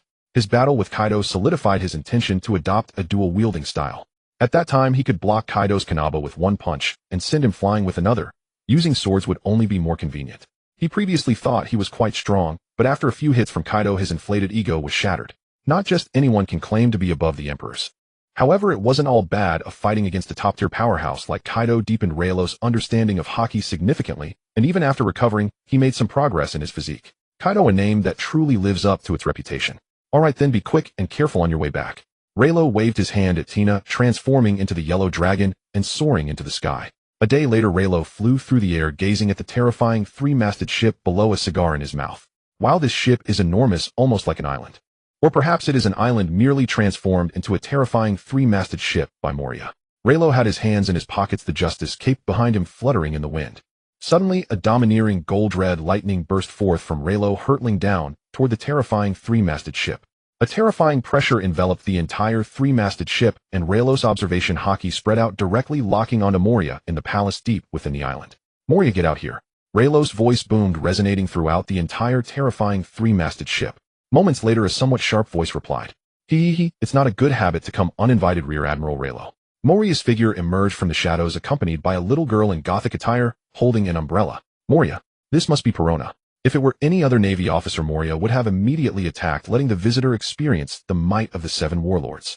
But since the visitor is Rear Admiral Reno, it's a different story. Just over a week ago, Moria read about Reno's solo confrontation with Kaido in the newspaper. Even though Rear Admiral Reno failed to defeat Kaido, it doesn't matter. He is still young, and given a few years, Kaido will definitely not be Reno's match. As long as he opposes Kaido, he is my friend Moria. As someone bestowed with the name Kazuki in Wano, he naturally holds gratitude towards Reno. Thus, even though Reno had just covered the entire island with his conqueror's haki, causing a large number of zombies under his command to fall, Moria felt no anger. After all, isn't it normal for a strong person to showcase their conqueror's haki first? It was quite courteous of him not to greet with a barrage of haki. Reno sized up Moria. Although he had begun to develop horizontally, his physique remained robust, far from the image of a fat man he would become in a few years. Cut the nonsense. I'm here because I want a famous sword. You have the corpse of the dragon slayer from Wano country, right? I want the black sword Shioshui in his hand. No matter how Moria thought about it, Reno's purpose for coming was that sword Shioshui. Upon hearing this, Moria's pupils contracted. How does Major Reno know that the corpse of the dragon slayer is here with me? This information should only be known to his own people. How did Reno find out? Could it be that there is an undercover agent among the Marines on the terrifying 3-masted ship? Moria quickly pondered internally, but maintained a cheerful facade. With a wave of his right hand, a zombie with a bandaged head emerged from the terrifying 3-masted ship, holding a knife that was indeed Shioshui. Since it's needed by Major Reno, then this national treasure of Wano, the black sword Shioshui, shall be gifted to you. It's just a famous sword. Moria himself had no use for it. Giving it up was no big deal, even if it was a national treasure of Wano. After all, he was the man who made Kaido spit blood. What was wrong with wanting a famous sword? Still the same saying applies, as long as you can fight Kaido we are good friends. Reno looked at the Chioshui in his hand, somewhat surprised as he glanced at Moria. So easily given away. He thought he would have to engage in a friendly spar to make Moria voluntarily hand over Chioshui. Slowly pulling out Chioshui, the entirely black blade emanated a chilling aura, and its finely detailed patterns felt exquisite to the touch. Chioshui was somewhat smaller than Long John, but it was sufficient for wielding with his left hand, especially in a reverse grip, surprisingly fitting.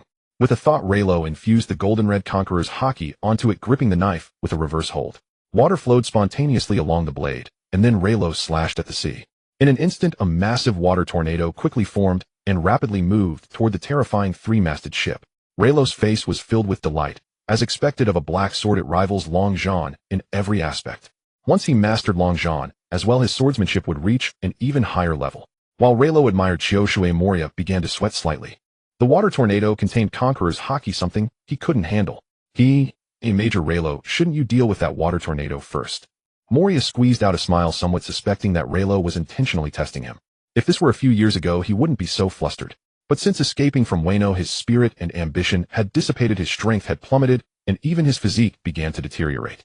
From being able to clash with Kaido for 3 days and nights in his youth to now lacking the confidence to withstand even a single strike infused with Conqueror's haki, it was evident how severely his strength had declined. Reno glanced at Moria and waved his right hand casually. The massive water tornado instantly dissipated, returning to the sea. He hung Chioshui at his waist alongside Long John. For the sake of this Chioshui, Moria, no, I should call you Kazuki. Moria, here's a piece of advice. Don't think about using powerful corpses to defeat Kaido. That will be of no use to him. The most important thing is still your own strength and spirit. Right now you can't even withstand a single blow from Kaido. After saying this, Reno transformed into a yellow dragon and turned to leave the terrifying three-masted ship, leaving Moria standing there in a daze.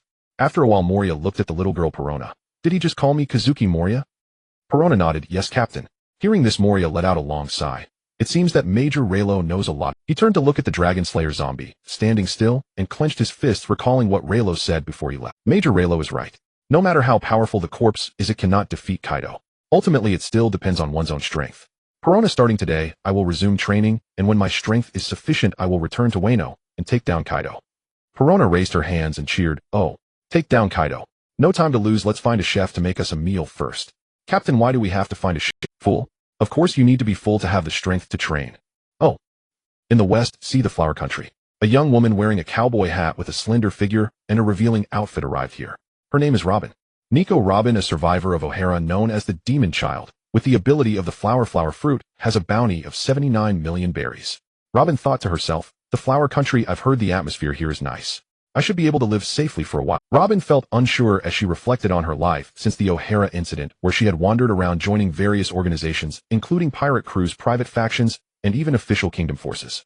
However, upon learning of her bounty and background, these forces invariably chose betrayal, either abandoning her or planning to turn her in for the bounty. Left with no choice, Robin ultimately had to choose to survive alone. Now she had arrived at the Flower Country, hoping to live here securely for a while. Walking through the streets, Robin scanned the shops on either side, searching for a place that might offer her work. At that moment, she paused, sighed internally, and continued walking as if nothing happened. A few minutes later, Robin turned into a small alley. Moments later, 3 thugs appeared here. This is it, right? Absolutely. I just saw her walk in with my own eyes. This is a dead end, as she can't escape. That's good. This is the Demon Child with a bounty of 79 million berries. If we can capture her and hand her over to the Navy, we 3 brothers will never have to worry about food and clothing for the rest of our lives. The 3 rushed in eagerly, only to be met with Robin standing there calmly with her arms crossed. 6-petal flowers swing dance. Suddenly 2 more arms sprouted from each of the 3, snapping their necks with a crack. Minutes later, Robin emerged from the alley after cleaning up the scene, only to see a familiar figure ahead. In an instant, Robin's calm demeanor vanished, and she stepped back a few paces, her teeth clenched. Akiji, odds me, you don't seem to be doing very well. Are you here to take me back to the Navy? Cold sweat trickled down Robin's forehead as she realized that Akiji, one of the 3 admirals, was someone she could never defeat. Since leaving O'Hara at the age of 8, she had been wandering aimlessly. Now at 19, would she ultimately succumb to the fate of being captured? At this moment, Akiji spoke up. Yes, I am here to take you back to the Navy, but not to Marineford, and not to Impel. Robin was taken aback. Not those 2 places. Could it be that Akiji had other intentions? Akiji shook his head. Don't overthink it. I'm just taking you to my junior's territory. Just follow me.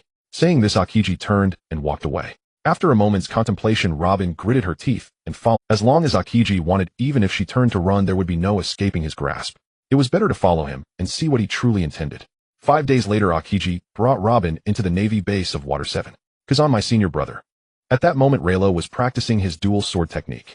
Upon seeing Akiji arrive, he immediately ceased his training, sheathing his sword's long slash and autumn water and neatly placing them on the wall. Following Akiji, Robin examined Reno. He had a youthful face, probably younger than her, but he was tall and looked quite robust. So this is Akiji's junior. Once again disturbing you, junior brother Reno, Kazan said with a warm smile. Not at all. I haven't thanked senior brother Kazan for helping me deal with Kaido last time. Reno chuckled, looking at Kazan's back, a strange light flashing in his eyes. So this is the child of the devil Nico, Robin. Yes, she is the last survivor I deliberately let go back in O'Hara. Kazan's tone carried a hint of nostalgia. Back then I was confused about justice and sought answers through Robin, but now I no longer need them. Robin also cannot be left unattended, which is why I thought of you, junior brother. Now Water 7 is your territory, junior brother. She will definitely be safe here. Reno was astonished. Senior brother Kazan wanted to entrust Robin to him. What difference does it make from delivering meat to a tiger's mouth? However, since it was senior brother's kind intention, it would be rude to refuse, right? Senior brother is truly generous. Therefore Reno decisively agreed. No problem, I'll have Yuta arrange it shortly. At this moment Robin timidly spoke up, just realizing who the person before her was. The Navy's supernova possessing conquerors Haki, having consumed a mythical Zoan devil fruit, a super monster capable of standing against the 4 emperors Golden Dragon Reno. Golden Dragon is the current common title for Reno on the seas, just like Akiji and Akainu. In the future, when Reno is promoted to Admiral, others will refer to him as Admiral Golden Dragon.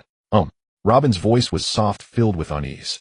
I heard that Water 7 collaborates with the world government, and that Impel Down is nearby, so. She wanted to express that she didn't want to stay here, it was simply too dangerous. Seeing this, Reno chuckled lightly. Rest assured, right now Water 7 is entirely under my control. As long as you are here, no one will dare to lay a finger on you. There was no need to elaborate on the Navy's side, and since he sent a thank you letter to the 5 elders through Khalifa last time, it seemed he had quite a bit of leverage with them. It was akin to a lovesick man finally being granted the right to pay by the goddess he pursued. Though the analogy may not be perfect, it encapsulated Reno's feelings. Currently, the 5 elders almost tacitly accepted his monopoly over Water 7, with no new officials sent after Smoker eliminated the previous one. Just a child of the devil who can interpret the poneglyphs.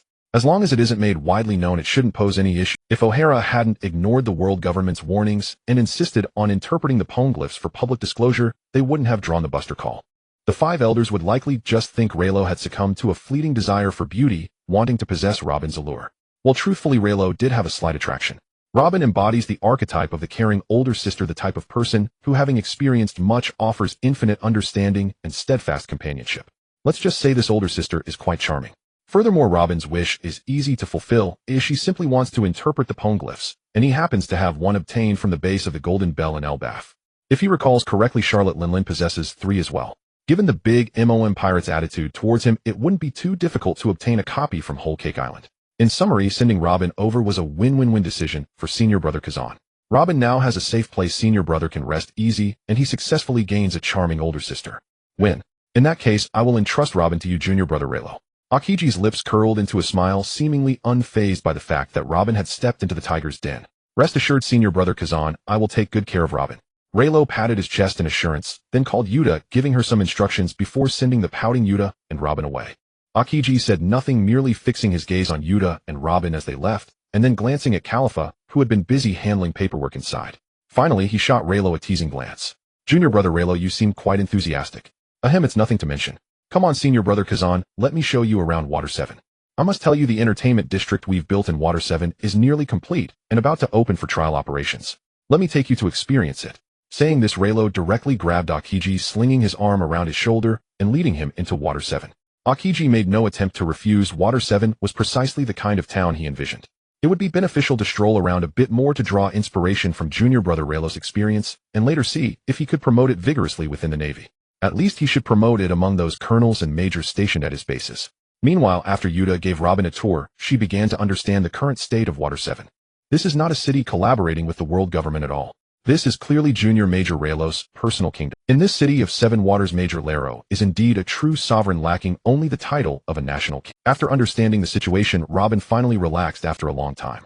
It was Akiji who brought her here and handed her over to Major Lero. Whether it is Akiji or Lero, they are individuals she cannot resist. As the saying goes, if one cannot resist, it is better to enjoy it. Since she has come to 7 waters, she might as well settle down here. If they truly have ulterior motives towards her, she will accept it. If not, then perhaps she would start to doubt her own beauty and charm. With this thought in mind, Robin slept very soundly. The next day Akiji had already left the night before stating that the service staff at the club were too enthusiastic, which he found a bit uncomfortable. This made Lero feel quite regretful, and he sought out Robin early in the morning. Robin looked at the military uniform placed before her and fell silent for a moment, then incredulously gazed at Lero. Do I have to join the Navy? Oh, not really. Lero raised his hand, and an invisible thread of mental control entered Robin's body. It's just a casual position as an advisor for the Navy base in Seven Waters. You won't have to do much, these uniforms are just for backup, and you can wear whatever you like on a daily basis. Robin sighed in relief. That's good. She thought Lero was truly going to arrange for her to join the Navy. It would be somewhat surreal for the daughter of the devil to become part of the Navy. Now it seems that Major Lero's arrangement is quite suitable. Major Lero is truly a gentle and considerate. Feeling a sudden warmth in her heart, Robin couldn't help but cough lightly, her cheeks flushing slightly. Seeing this, Lero chuckled lightly and turned towards the training ground. It was safer to use a mental control thread on a big sister like Robin. Currently, Robin's sense of security is extremely lacking. Without insurance, she might just run away one day. If this opportunity slips away, he could regret it and bash his head against the wall. Arriving at the training ground, Lero waved at Smoker and Tina. Smoker, Tina, I have something to discuss with you. They exchanged glances, then stopped their training and walked over to Lero. What's up? Smoker skillfully pulled out a cigar from Lero's pocket, lit one for himself, and casually handed one. It's about our base's development plan, Lero said as he took out the ancient species devil fruit of the wind god pterodactyl and handed it to Smoker. This is a zoan-type ancient species devil fruit in the form of the wind god pterodactyl. I want you to continuously scout for individuals with sufficient potential within Seven Waters to recruit into the Navy, and among these individuals, select the most outstanding one to give this devil fruit to. We need to expand the base's strength. After all, having less than 300 combat personnel in a base is a bit too— No problem, leave it to me, Smoker said as he took a puff of his cigar. Tina nodded beside him. Tina will handle the logistics and official duties of the base. Lero smiled and took the cigar from Tina's mouth, lit it with fire, and handed it back to her. If there's not enough money, just ask Khalifa. The entertainment industry in Seven Waters has gradually started operating, and soon our finances will flow in continuously. Next will be a rapid development period for our Navy base and Seven Waters. The hard work will fall on both of you, as everything is for justice. Smoker and Tina replied seriously, everything is for justice. Time passed swiftly, and in the blink of an eye 3 years had gone by. 3 years later.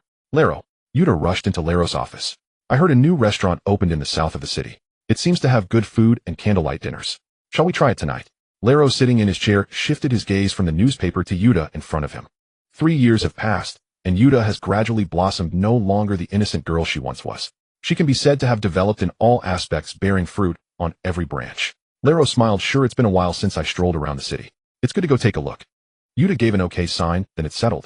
He'll go find Khalifa and Robin and see if Tina is free tonight. Saying this, Yuta rushed out excitedly, causing Lero to shake his head and chuckle.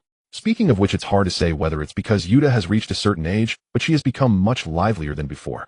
In Lero's words, this is what a teenage girl should be like. Although the previous sensible Yuta was also wonderful, Lero still hoped that Yuta could relax and enjoy life. To Lero, being sensible equals altruism and self-sacrifice. The younger the child, the more sensible they are, the more it tugs at one's heartstrings. After seeing Yuta leave and confirming through his observation haki that she had indeed left, Lero finally lowered his head, as if doing something bad, a wicked smile creeping onto his lips. Did you hear? Yuta said she's going to look for you. A moment later, a rustling sound came from under the table, and then Khalifa and Robin crawled out from either side, making a gurgle sound as their throats rolled in unison. Robin poured herself a glass of water to soothe her sore throat, then leaned against Lero's shoulder, smiling gently. Yuta might be disappointed we aren't in the room. Khalifa adjusted her golden-rimmed glasses, caressed her thigh covered in stockings with one hand, and raised the other to her mouth. But we are here with Lord Lero. Even if Yuta knows, she wouldn't blame us, right? 3 years have passed, and both of them have become increasingly charming, exuding a mature allure from head to toe. On the small waists of both, there is a golden red dragon-shaped mark, a manifestation created by Lero actively controlling the mental thread to indicate their identity. Lero embraced both of them, one on each side, you two, always bullying Yuta about her age. However, Lero also had to admit that Robin and Khalifa indeed knew how to have fun. Relying on Khalifa's catgirl form and Robin's flower fruit, various playful scenarios emerged. The feeling was simply delightful. After a round of playful banter, Robin and Khalifa got up and returned to their respective. Khalifa still manages the business, while Robin has added the title of Lero's personal secretary to her role as a base advisor. As for the position of secretary, those who understand know. With the official duties handled by Tina, Lero's workload is pitifully light. P.S. Wishing everyone a happy May Day. Please follow and urge for updates. In the span of 3 years, the overall development of the Seven Water City has been remarkably rapid. The initial business plan of Khalifa is gradually being realized. Today, Seven Water City boasts a thriving entertainment and tourism service sector, having become a world-renowned vacation destination, earning a truly astronomical amount of berries. As for the naval base, its development has been even swifter. Although the naval base was large, it was merely a shell with very few personnel. However, in these 3 years, thanks to the good reputation established by Lalo, many young locals from Seven Water City eagerly signed up for the Navy. After several rounds of selection by Smoker and Tina, the number of combat personnel in the base has expanded to 5,000, all of whom have some practical combat experience, with many being top veterans capable of using both forms of hockey. Leluo has not missed the opportunity to mock Smoker about this, saying that as an excellent graduate from an elite training camp, he was outpaced by new recruits in the speed of learning the dual-color hockey, directly making Smoker blush. Later, Smoker dedicated considerable effort to physical skills and strengthening his physique, successfully comprehending the concept of life return, which secured his position as Leluo's top male enforcer. According to Leluo's estimation, Smoker is already quite strong among the rear admirals qualified to vie for the position of admiral candidate. As for why it is emphasized that Smoker is the top male enforcer, it is naturally because there is another newly appointed. Ryan Sox, a young man selected by Smoker from the combat personnel, possesses great potential and is a staunch fan. He appears somewhat simple-minded and has a rather innocent personality. According to Ryan himself, he was deeply impressed 3 years ago when he saw Leluo repelling Kaido with a single strike, marveling at Leluo's power and determination to protect the people, which inspired him to join the Navy. Likewise, he has consumed the Zoan-type ancient species fruit, transforming into a wind god pterodactyl, making him exceptionally strong in physique, highly skilled in using the 6 forms of the Navy, and even on the verge of comprehending life return. After being manipulated by Leluo's mental threads, he currently holds the rank of lieutenant colonel at the base. As for Smoker and Tina, both have been promoted to the rank of brigadier general, while Khalifa has achieved the rank of colonel, and Yuta has been promoted to the same rank as Leloa, a rear admiral. Although Yuta does not care much about this, as a disciple of Aunt Crane, the naval headquarters would not treat her unfairly. After driving a supernova pirate crew near Seven Water City and allowing Yuta to eliminate them, it was only natural for her to be promoted to rear admiral. Leluo himself is only lacking an opportunity to achieve great merit. Once that is in place, promotion to rear admiral will be a matter of course, and even directly stepping into admiral candidate is not out of the question. The naval headquarters does not expect small accomplishments from him, but rather a major achievement that could shock the world. In summary, the current naval base at Seven Water City is already capable of rivaling the established bases in the New World in all aspects, perhaps even surpassing them. Humph humph humph. Restaurant, candlelit dinner. Yuta hummed a tune, skipping her way to another office. This is Tina's office next to Smoker's. She plans to first find Tina to discuss how to arrange the evening's gathering. However, as soon as she entered, Yuta sensed that the atmosphere was a bit off. Smoker was also present, holding a din mushy, and judging by the serious expressions on Smoker and Tina's faces, something significant must have happened. What happened? Yuta inquired with her hands behind her back. We'll talk on the way. Oh, something big has happened. Smoker and Tina stood up, with Tina directly pulling Yuta's arm as they rushed to Leluo's office. Soon the three arrived at Leluo's office. Yuta was taken aback to see Robin and Khalifa also present. Did they come after she left? Smoker and Tina wasted no time and immediately delivered the big news. Leluo, the training ship led by Teacher Zephyr, has been attacked by pirates, and Teacher Zephyr is currently requesting assistance from nearby naval bases. What is the location, the time of the attack on the training ship, and the identity of the attackers? According to headquarters intelligence, an hour ago the training ship led by Teacher Zephyr was attacked near Sabati Archipelago, and the attackers are Edward Weevil, the son of Whitebeard, and his mother Bakine Gomu Stussy. Moreover, Admiral Kizaru is currently in the New World and cannot arrive in time. Not only that, among the trainees led by Teacher Zephyr, Luffy's trio Nami and Zoroka are all on that ship. As soon as these words were spoken, the atmosphere in the office shifted dramatically. Teacher Zephyr was attacked, and the promising individuals Leluo had his eye on were also on the ship. Did those pirates not care about their lives anymore? Those individuals were already preordained by Leluo as his foundation, and the Navy headquarters had prepared them as future faction members for Leluo. Teacher Zephyr himself was also suffering from illness if something were to happen. Yuta was somewhat puzzled. Stussy, isn't she the famous queen of the Pleasure District? How could she have a son of Whitebeard and attack a naval ship? The queen of the Pleasure District is merely her clone, a replica. The real Bakine Gomu Stussy is her. As for this Edward Weevil, the clone Stussy's identity is difficult to assess, but regardless of whether he is Whitebeard's son, he must be dealt with. Daring to attack Teacher Zephyr's training ship, he is clearly looking to die. Leluo hung the Dragon Slayer and Autumn Water at his waist. Ryan and I can fly. We will go provide support while you stay here to guard and prevent any damage to Seven Water City. Understood. Leluo lightly tapped his feet and flew out of the office, heading directly to the training ground to retrieve Ryan, who was currently training. Huh, boss. Ryan scratched his head, wearing a simple-minded smile. To make a long story short, we are going to provide support near Sabeti Archipelago, transform into a wind god pterodactyl, and follow me to fly. Okay. Soon a golden yellow dragon and a large wind god pterodactyl soared into the sky at great speed towards the Sabeti Archipelago. Meanwhile, in a distant sea area from Sabeti Archipelago, a fierce battle was raging on a ship. Zephyr covered his chest with one hand, his gaze fixated on the tall figure resembling Whitebeard across from him, as well as the old woman sitting on his shoulder. His old ailment flared up, and he found himself out of breath, struggling to exert power. The former Marine Admiral was currently at a standstill against a small pirate, which made Zephyr feel anxious and angry. Around them, several students from the current elite training camp lay injured, with many already having lost most of their combat capabilities. In front of Zephyr, there were several figures that, despite their youthful faces, bore exceptionally resolute expressions. Edward Weevil. Is he the one from the Four Emperors, Whitebeard? Ace formed a palm with his left hand and clenched his right fist, igniting a burst of flames from his fist. If that's the case, he'll take you down first, and then we'll deal with Whitebeard achieving fame among us brothers. Ace looked at the flames in his hands, feeling an unprecedented surge of confidence. This was the ability he gained from consuming the devil fruit on a deserted island a few days ago, known as the Mera Mera Nomi Logia type fruit, that grants the powerful ability to control fire. Originally, the Mera Mera Nomi was set in the East Blue, but it is not unusual for such a powerful fruit to seek out its owner, so it's perfectly normal for it to have made its way to the Grand Line. Luffy nodded in agreement. Exactly. First, let's knock that old man away, then we'll go after the Four Emperors. Zephyr, you rest for a moment and watch us take care of that old man and the lady on the other side. Beside Ace, Sabo sighed, helplessly holding a water pipe. Ace, Luffy, Whitebeard is one of the Four Emperors. We can't take him on right now. Is he stronger than Master Rayleigh? Luffy was shocked. He had seen the news of Master Rayleigh driving off the Four Emperor Kaido. That guy with the beard is one of the Four Emperors, and Kaido is also one of the Four Emperors. By comparison, Master Rayleigh is stronger than that beard guy. The theory holds. Sabo scratched his head. I don't know either, it's just that Whitebeard is called the strongest man in the world, so he should be pretty formidable, right? Listening to these three little brats, Barjigam Stussy felt her blood pressure rising. They're just three snot-nosed kids. Your Admiral Zephyr couldn't even defeat my son. What makes you think you three can? At that moment, two figures holding swords stepped forward. What if we join in? Zoro tied a green bandana around his head, his gaze sharp as he slowly unsheathed his Sandai Kitetsu and Shusue, finally placing a standard long sword in his mouth. The Sandai Kitetsu and Shusue were brought back from Road Town specifically for Zoro after Carp learned of the situation. Compared to Zoro, Kana appeared much calmer. She simply drew her Wado Ikamanji, the tip angled towards the deck. Kana turned back. Zephyr, the other injured students have been moved to safety. Let Nami take care of you for a while. Oh, we will take care of that old man right away. Zephyr was taken aback, then felt himself being supported by a pair of slender arms. Turning his head, he saw Zephyr. Quickly hide with me, or you might get hurt later. Nami peeked around, looking quite sneaky, but her grip was surprisingly strong, nearly pulling Zephyr off balance. No way.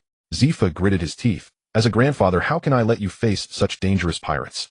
Their strength is not to be underestimated. You three go first, I'll hold them off. In Zephyr's eyes, these people were still children. How could they match such vicious pirates? If something were to happen, how would he face Carp and Rayleigh? No matter what, he could sacrifice his own life, but these few must not come to harm here.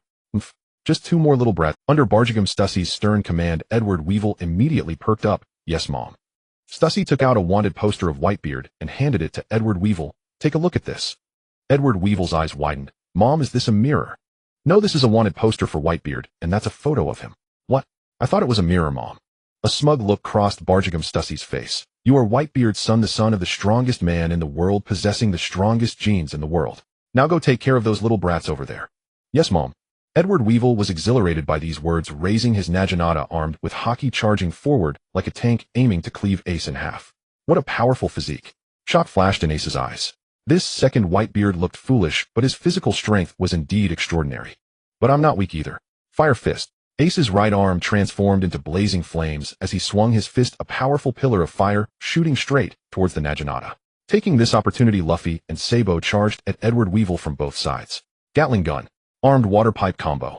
The dark Haki surged around the two of them, with Sabo even managing to wrap Haki around the water pipe in his hand. Both attacks struck Edward Weevil's side simultaneously, yet they failed to budge him even an inch. Nanny. Sabo pulled away the water pipe and discovered that the area he had attacked was covered in Haki. He never expected that this big guy who looked foolish had such precise battle instincts. Ouch, that hurts. Wait, it doesn't hurt at all. Edward Weevil had intended to let out a habitual scream of pain, but suddenly realized that the attacks from these two felt more like tickling. So he used his Naginata to deflect Ace's fire fist, swinging his blade towards Sabo and Ace. Seeing that one strike failed, the two brothers chose to retreat hastily. Their physiques were not strong enough to break through Edward Weevil's defenses, so they needed someone who could. Three-sword-style demon slash. Zoro infused thick haki into his three swords, charging in at high speed to block Edward Weevil's Naginata Kana. Coming. Behind him, Kana moved swiftly, her Wado Ikamanji now as dark as ink. One sword-style cherry. With one slash it appeared as if cherry blossoms were dancing in the wind, but hidden within this beautiful scene was a dense killing intent. With the Naginata trapped and unable to be retracted, Edward Weevil could only defend with haki, watching helplessly as the blade struck his chest. Cherry petals fell, and as Kana sheathed her Wado Ikamanji, blood erupted from Edward Weevil's chest. Ouch! It hurts. Mom, it hurts. The large wound on his chest made Edward Weevil cry out, while Barjigam Stussy watched with a smirk. I didn't expect you little brats to be somewhat capable, but that's all there is to it. Weevil, kill them. Yes, Mom. Edward Weevil's expression turned extremely fierce. You've made me angry. Upon saying this, Edward Weevil's muscles bulged, the haki on his Naginata flowing as a strong pressure began to release. Zephy's pupils constricted. Not good, retreat quickly. You can't take that strike. The impact of the haki combined with Edward Weevil's formidable physique was not something these little brats could withstand. Not everyone is Rayleigh. Zephyr gritted his teeth, stepping forward. But at that moment, a golden red flying slash came from afar, accurately striking Edward Weevil's Naginata, causing him to stagger back several steps. Immediately after, Rayleigh's voice drew closer. So you're the second Whitebeard, huh? How dare you lay hands on Zephyr ship? What? The Navy's support has arrived so quickly. Is it Conqueror's haki? Bagan Gorm Stussy, an elderly woman with average combat ability, found herself pinned under Edward Weevil due to the overwhelming intensity of the Conqueror's haki. How is this possible? Such a degree of Conqueror's haki. She had encountered many possessors of this power, but none as strong as the one she had felt from a few sea emperors. Having personally experienced the Valley of the Gods, Bagan Gorm Stussy thought she had seen all the talents in the world, only to encounter an even more formidable character here. With all her strength, she struggled to look up at the sky, where she saw a young man draped in a navy cape and holding the rank of major with a cigarette in his mouth, looking displeased as he stood in the air, his justice cape fluttering. Beside him stood a man not much shorter than her with a pair of wings on his back. It's Teacher Rayleigh. Ace was the first to cheer. Teacher Rayleigh is here. Sabo and Luffy turned their heads, equally surprised. Hearing this, everyone relaxed and retreated to Zephyr's side. Since Teacher Rayleigh had arrived, they no longer needed to take action in the upcoming battle. Although their previous synchronized assault had caused some damage, with their current strength, enduring the follow-up attack would be difficult. The reason was simple: they were young and lacked the physical strength. They had a newfound understanding of Zephyr's words: physical strength is fundamental. Teacher Zephyr, are you alright? Rayleigh with Ryan landed on the deck and looked at Zephyr from side to side, even pulling at his clothing to check for wounds. Zephyr's old face turned red, and he quickly assured them he was fine. His problem was with his lungs, unable to breathe enough oxygen to sustain prolonged combat, but fortunately Rayleigh had arrived in time, otherwise it could have been serious. Seeing the group across from her chatting to themselves, Bagan Gorm Stussy, despite being pinned and struggling to breathe, felt a surge of anger within. Her son Edward Weevil possessed a monstrous physique, yet even so her good son lacked Conqueror's haki. Why did this brat have it? You are the Golden Dragon, Rayleigh. Even if you have Conqueror's haki, so what? I have seen many possessors of Conqueror's haki, and you don't even compare to a hair of theirs. Weevil. Previously some readers pointed out the color overlapped with Kizaru, so I changed it to Golden Dragon, and I will synchronize the previous parts as well. Yes, Mom. Edward Weevil, straining against the pressure, stood up with a Naginata in hand, his eyes fierce as he killed him. Yes, Mom. Edward Weevil then raised his Naginata, and the flowing armed haki surged forth as he charged at them. Rayleigh turned his head slightly to glance at the charging Edward Weevil, clicking his tongue in annoyance. Tisk, since you want to die so badly, ill oblige. His observation haki briefly foresaw Edward Weevil's attack movements. One could say that although Edward Weevil was a bit dim-witted, he indeed had the strength of a warlord. But so what? With a flick of his left finger, the Dragon Slayer was instantly drawn. A flash of golden red lightning passed by, and everyone only saw Rayleigh's figure blur for a moment, then he reappeared behind Edward Weevil. Edward Weevil, holding his Naginata high, wore a terrified expression, frozen in place, as if he had seen something. Rayleigh didn't even glance back. He sheathed the Dragon Slayer, lit a cigar, and exhaled a puff of smoke. In the next moment, a massive gash suddenly appeared on Edward Weevil's chest, with blood spraying several meters high. The gash was deep enough to see bone. No, it even severed the bone. Rayleigh actually split Edward Weevil in half with a single strike. Weevil. Bagan Gorm Stussy let out a piercing scream. He was her greatest support, and just like that he was killed by a single blow. Don't be anxious, your turn is coming soon. Rayleigh looked down at the elderly woman, whose appearance was far from comparable to that of the Joy Queen. Indeed, women who fail to realize their dreams age rapidly. Even Stussy at this moment was reduced to this. Looking at Shucky, despite her age, she still looked like a young girl. Rayleigh was truly fortunate. After the scream, Bagan Gorm Stussy realized her situation was dire. You can't kill me, I'm Whitebeard's woman. If you kill me, he will definitely avenge me. Shut up, old hag. Raylo shook his head, the flash of his blade sent Stussy down to meet her son. Wow, Luffy and the others gathered together, their eyes sparkling as they looked at Raylo. As expected of Teacher Raylo, he took down that pirate with just one strike. Exactly, Teacher Raylo is really, especially Kuina and Zoro, as they recalled the strike Raylo had just made and compared it to their previous performances, they felt that Raylo's hockey attachment was different from theirs. After some thought, Kuina raised a question. Teacher Raylo, was that just now hockey rapping? They had learned about this in the training camp. Apart from the conventional 3 stages of armed hockey, the Conqueror's hockey, praised as being one in hundreds of thousands, also had rapping techniques. That strike, just now imbued with lightning and tremendous pressure, fit the description of Conqueror's hockey rapping perfectly. Moi. Raylo rubbed Kuina's little head. That's right, it's Conqueror's hockey rapping, which allows sword techniques to unleash even greater power. Hearing this, Kuina looked at her sword, the Wado Ikemonji, deep in thought. Zoro, listening nearby, seemed to realize something. Could his own aura also be attached to his sword? Raylo looked at the group, arms wide open. Little brats, long time no see. Teacher Raylo. Luffy was the first to jump up, clinging to Raylo like a playful monkey, grinning widely, while Ace and Sabo quickly followed suit, diving into Raylo's embrace. Nami rushed over from Zephyr's side, leaping up to sit on Raylo's neck. After 3 years of training in the camp, they couldn't wait to work under Raylo in Water 7. They had planned to graduate and take up positions right after completing this internship task, but then this incident occurred. Zephyr watched the playful scene, feeling his lung pain ease somewhat as he took a deep breath. Cough, cough, cough. Cough, cough. Yes, it's still very serious. Teacher Zephyr, let's head to Sabaody Archipelago to rest for a bit. You can also get treatment there. Others also looked over, their eyes filled with uncontainable worry. Zephyr nodded. Indeed, this was the best option. Saw he was truly getting old. A former admiral was now unable to handle even this level of pirate. It seemed he needed to find someone reliable to lead the next batch of training camp students. Sabaody Archipelago Marine Base. Admiral Mushio gazed at Zephyr, who lay undergoing treatment before him, his expression heavy with remorse. I sincerely apologize, Master Zephyr. As the nearest Marine Admiral, I failed to arrive in time. Admiral Mushio. Zephyr merely waved a dismissive hand. This is not your fault. I myself failed to protect those cadets. His voice carried a somber weight. Though illness was an objective constraint, the ultimate consequence remained irrevocable. Those cadets had lost their lives forever. Leluo stood silently by the window, thinking inwardly that all things considered this outcome was already remarkable. If not for his swift intervention, only 3 souls would have survived the entire ship. Come to think of it, Ain and Benz had indeed been aboard the training vessel, but at the time they had both been safely relocated to secure compartments by Kuina and Zoro.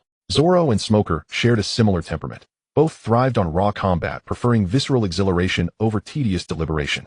Kuina, however, possessed the innate perceptiveness often found in women. Her mind was finely attuned, intuitive, and meticulous. Their temperaments complemented each other surprisingly well. So much so that even Luffy's trio and Nami instinctively deferred to Kuina's judgment, making her the de facto leader of this cohort. At present, Kuina had already organized the trainees aboard the vessel. The wounded were receiving care, others were taking meals, and no doubt several energetic ones had already changed into civilian attire and begun exploring the Sabaody Archipelago. By the way, Master Zephyr. Leluo suddenly recalled something and leaned in, seating himself beside him. I remember these brats, Luffy and the others, were originally scheduled to be assigned to my base. Why not let me take them back with me this time? How could that possibly be allowed? Zephyr furrowed his brow. They haven't even undergone their commissioning ceremony yet. The official documents remain and signed, the procedures incomplete. To transfer them outright would violate protocol entirely. So we must return to Marineford first. Still, I can grant this as a special dispensation. Moi. Leluo lifted his gaze, curious to see what unconventional measure his mentor now intended to undertake. Zephyr paused thoughtfully. I can hold a collective graduation ceremony here on Sabaody Archipelago, complete with rank commissions and assignments. I'll consult Sengoku shortly, it should be feasible. Admiral Mushio, listening nearby, twitched at the corner of his mouth. Only Leluo, his junior brother, could prompt Master Zephyr to make such an exception. Prior to this cohort, no graduation ceremony had ever been held outside Marine headquarters. Of course, neither had any incident of this magnitude occurred before. After all, Zephyr's status as an admiral ensured formidable protection. Such perilous encounters with pirates were exceedingly rare. Master Zephyr's vulnerability lay in his inability to sustain prolonged combat. His physical resilience and strength had deteriorated severely due to illness. Edward Weevil, though mentally impaired, possessed prodigious physical might and raw power, on par with Don Quixote da Flamingo himself. Seeing Zephyr had already resolved matters and arranged everything, Admiral Mushio clapped Leluo firmly on the shoulder and laughed heartily. Ha ha ha. I've long heard tales of junior brother Leluo's extraordinary prowess. Today I've witnessed it firsthand. Come, now that you're on my turf you absolutely must stay. Let me properly honor you as a host. A flicker of envy shimmered in Mushio's eyes. Conqueror's hockey. Among the entire Marine force, only a handful possessed such innate aptitude. Senior brother Mushio flatters me. I've long admired Shabandi Archipelago's renown. Now that fortune grants me the chance, I intend to savor every moment of it. Leluo and Mushio strode out arm in arm, leaving Zephyr with a wry twist of his lips and a muttered grumble, two little rascals. Just moments earlier, he'd watched Leluo slip Mushio a cigar, a specially reserved Admiral-grade blend. Ever since Sengoku learned of Leluo's fondness for them, he'd simply redirected Zephyr's entire allocation straight to Leluo. After all, anything delivered to Zephyr inevitably ended up in Leluo's hands, so why not dispatch it directly? Now Leluo was casually offering his cigars to Mushio, yet hadn't once thought to gift even a single one to his own master. Just then Leluo doubled back with Mushio pulling out a sleek cigar case and tossing it toward Zephyr. Master Zephyr, these are premium cigars custom produced in Eni's lobby with modified composition specifically formulated for those suffering pulmonary ailments. They significantly reduce the likelihood of acute episodes and contain therapeutic compounds. You may smoke them without reservation. With that, Leluo swept Mushio away again, leaving Zephyr holding the case momentarily stunned. After a long pause, he chuckled, shaking his head. That insufferable brat. He drew one cigar forth, nestled it between his lips, and exhaled a rich, fragrant plume, his spirits lifting instantly. Before his illness, he'd never been seen without one. Elsewhere, Mushio studied Leluo with open fascination. Junior brother Leluo carries such treasures on his... He'd heard Eni's lobby had flourished under Leluo's governance, becoming a globally celebrated commercial hub, but never imagined it produced such refined luxuries. At that, Leluo raised a hand, and several elegantly wrapped cigar cases descended from above like falling stars. Here, senior brother Mushio, no need for formalities. I have more exquisite stock. Yes, Admiral-grade cigars are exceptional, but Eni's lobby's premium selections rival them closely. Mushio brought a case to his nose, inhaling deeply, then with practiced subtlety tucked it securely into his robe.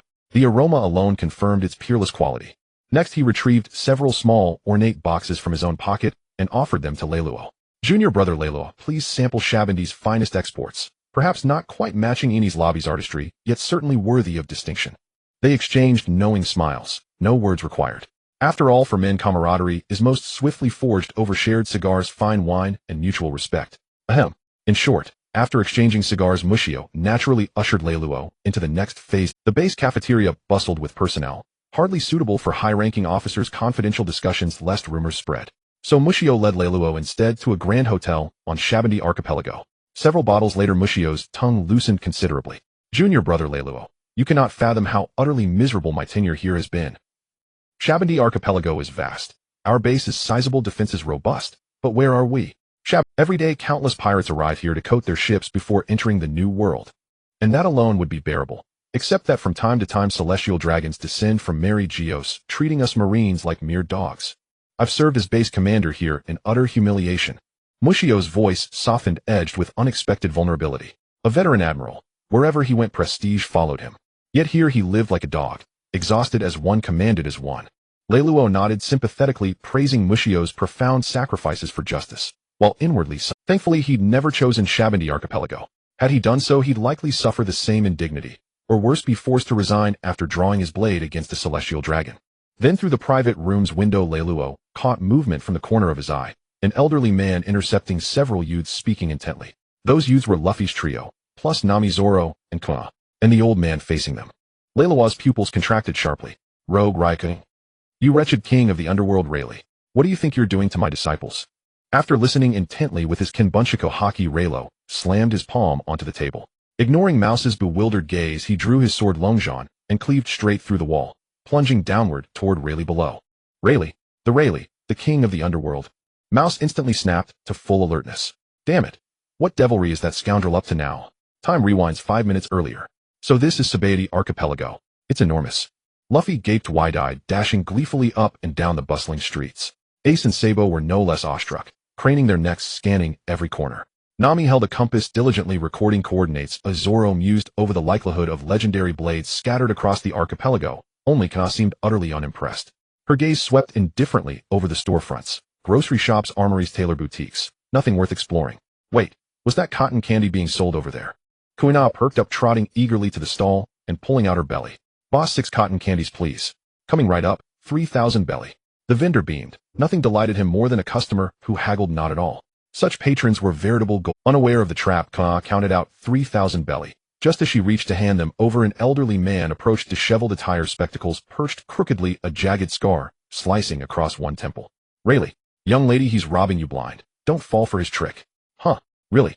A flicker of confusion crossed Kuina's face. She'd assumed prices here would naturally run high.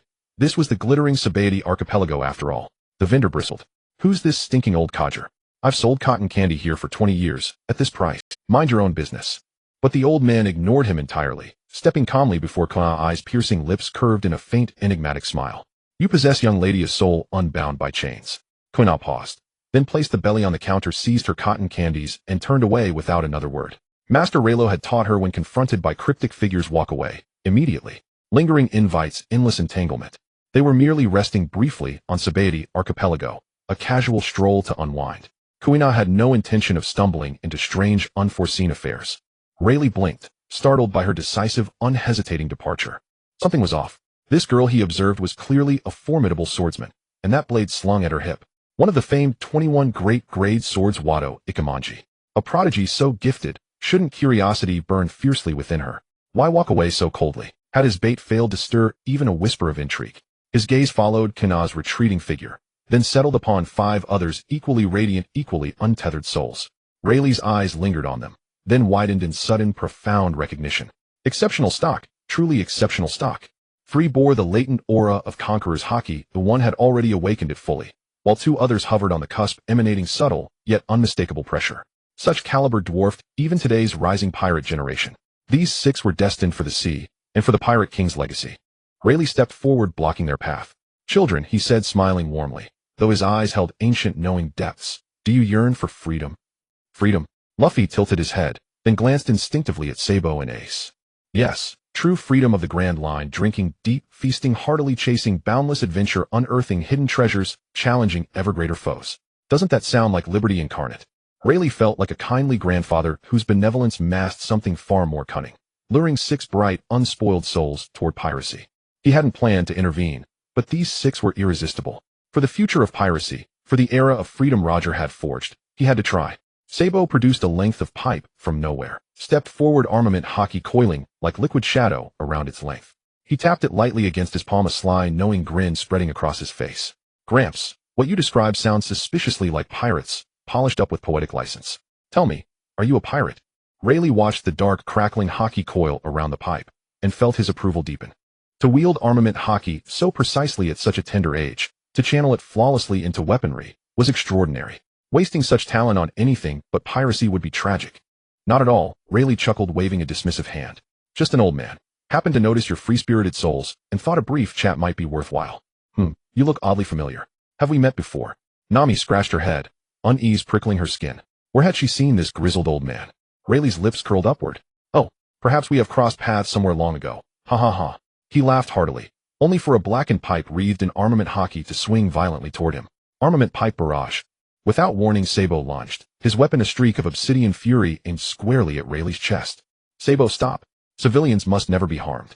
Kuina gasped, reaching out instinctively, then froze, mouth falling open in stunned disbelief.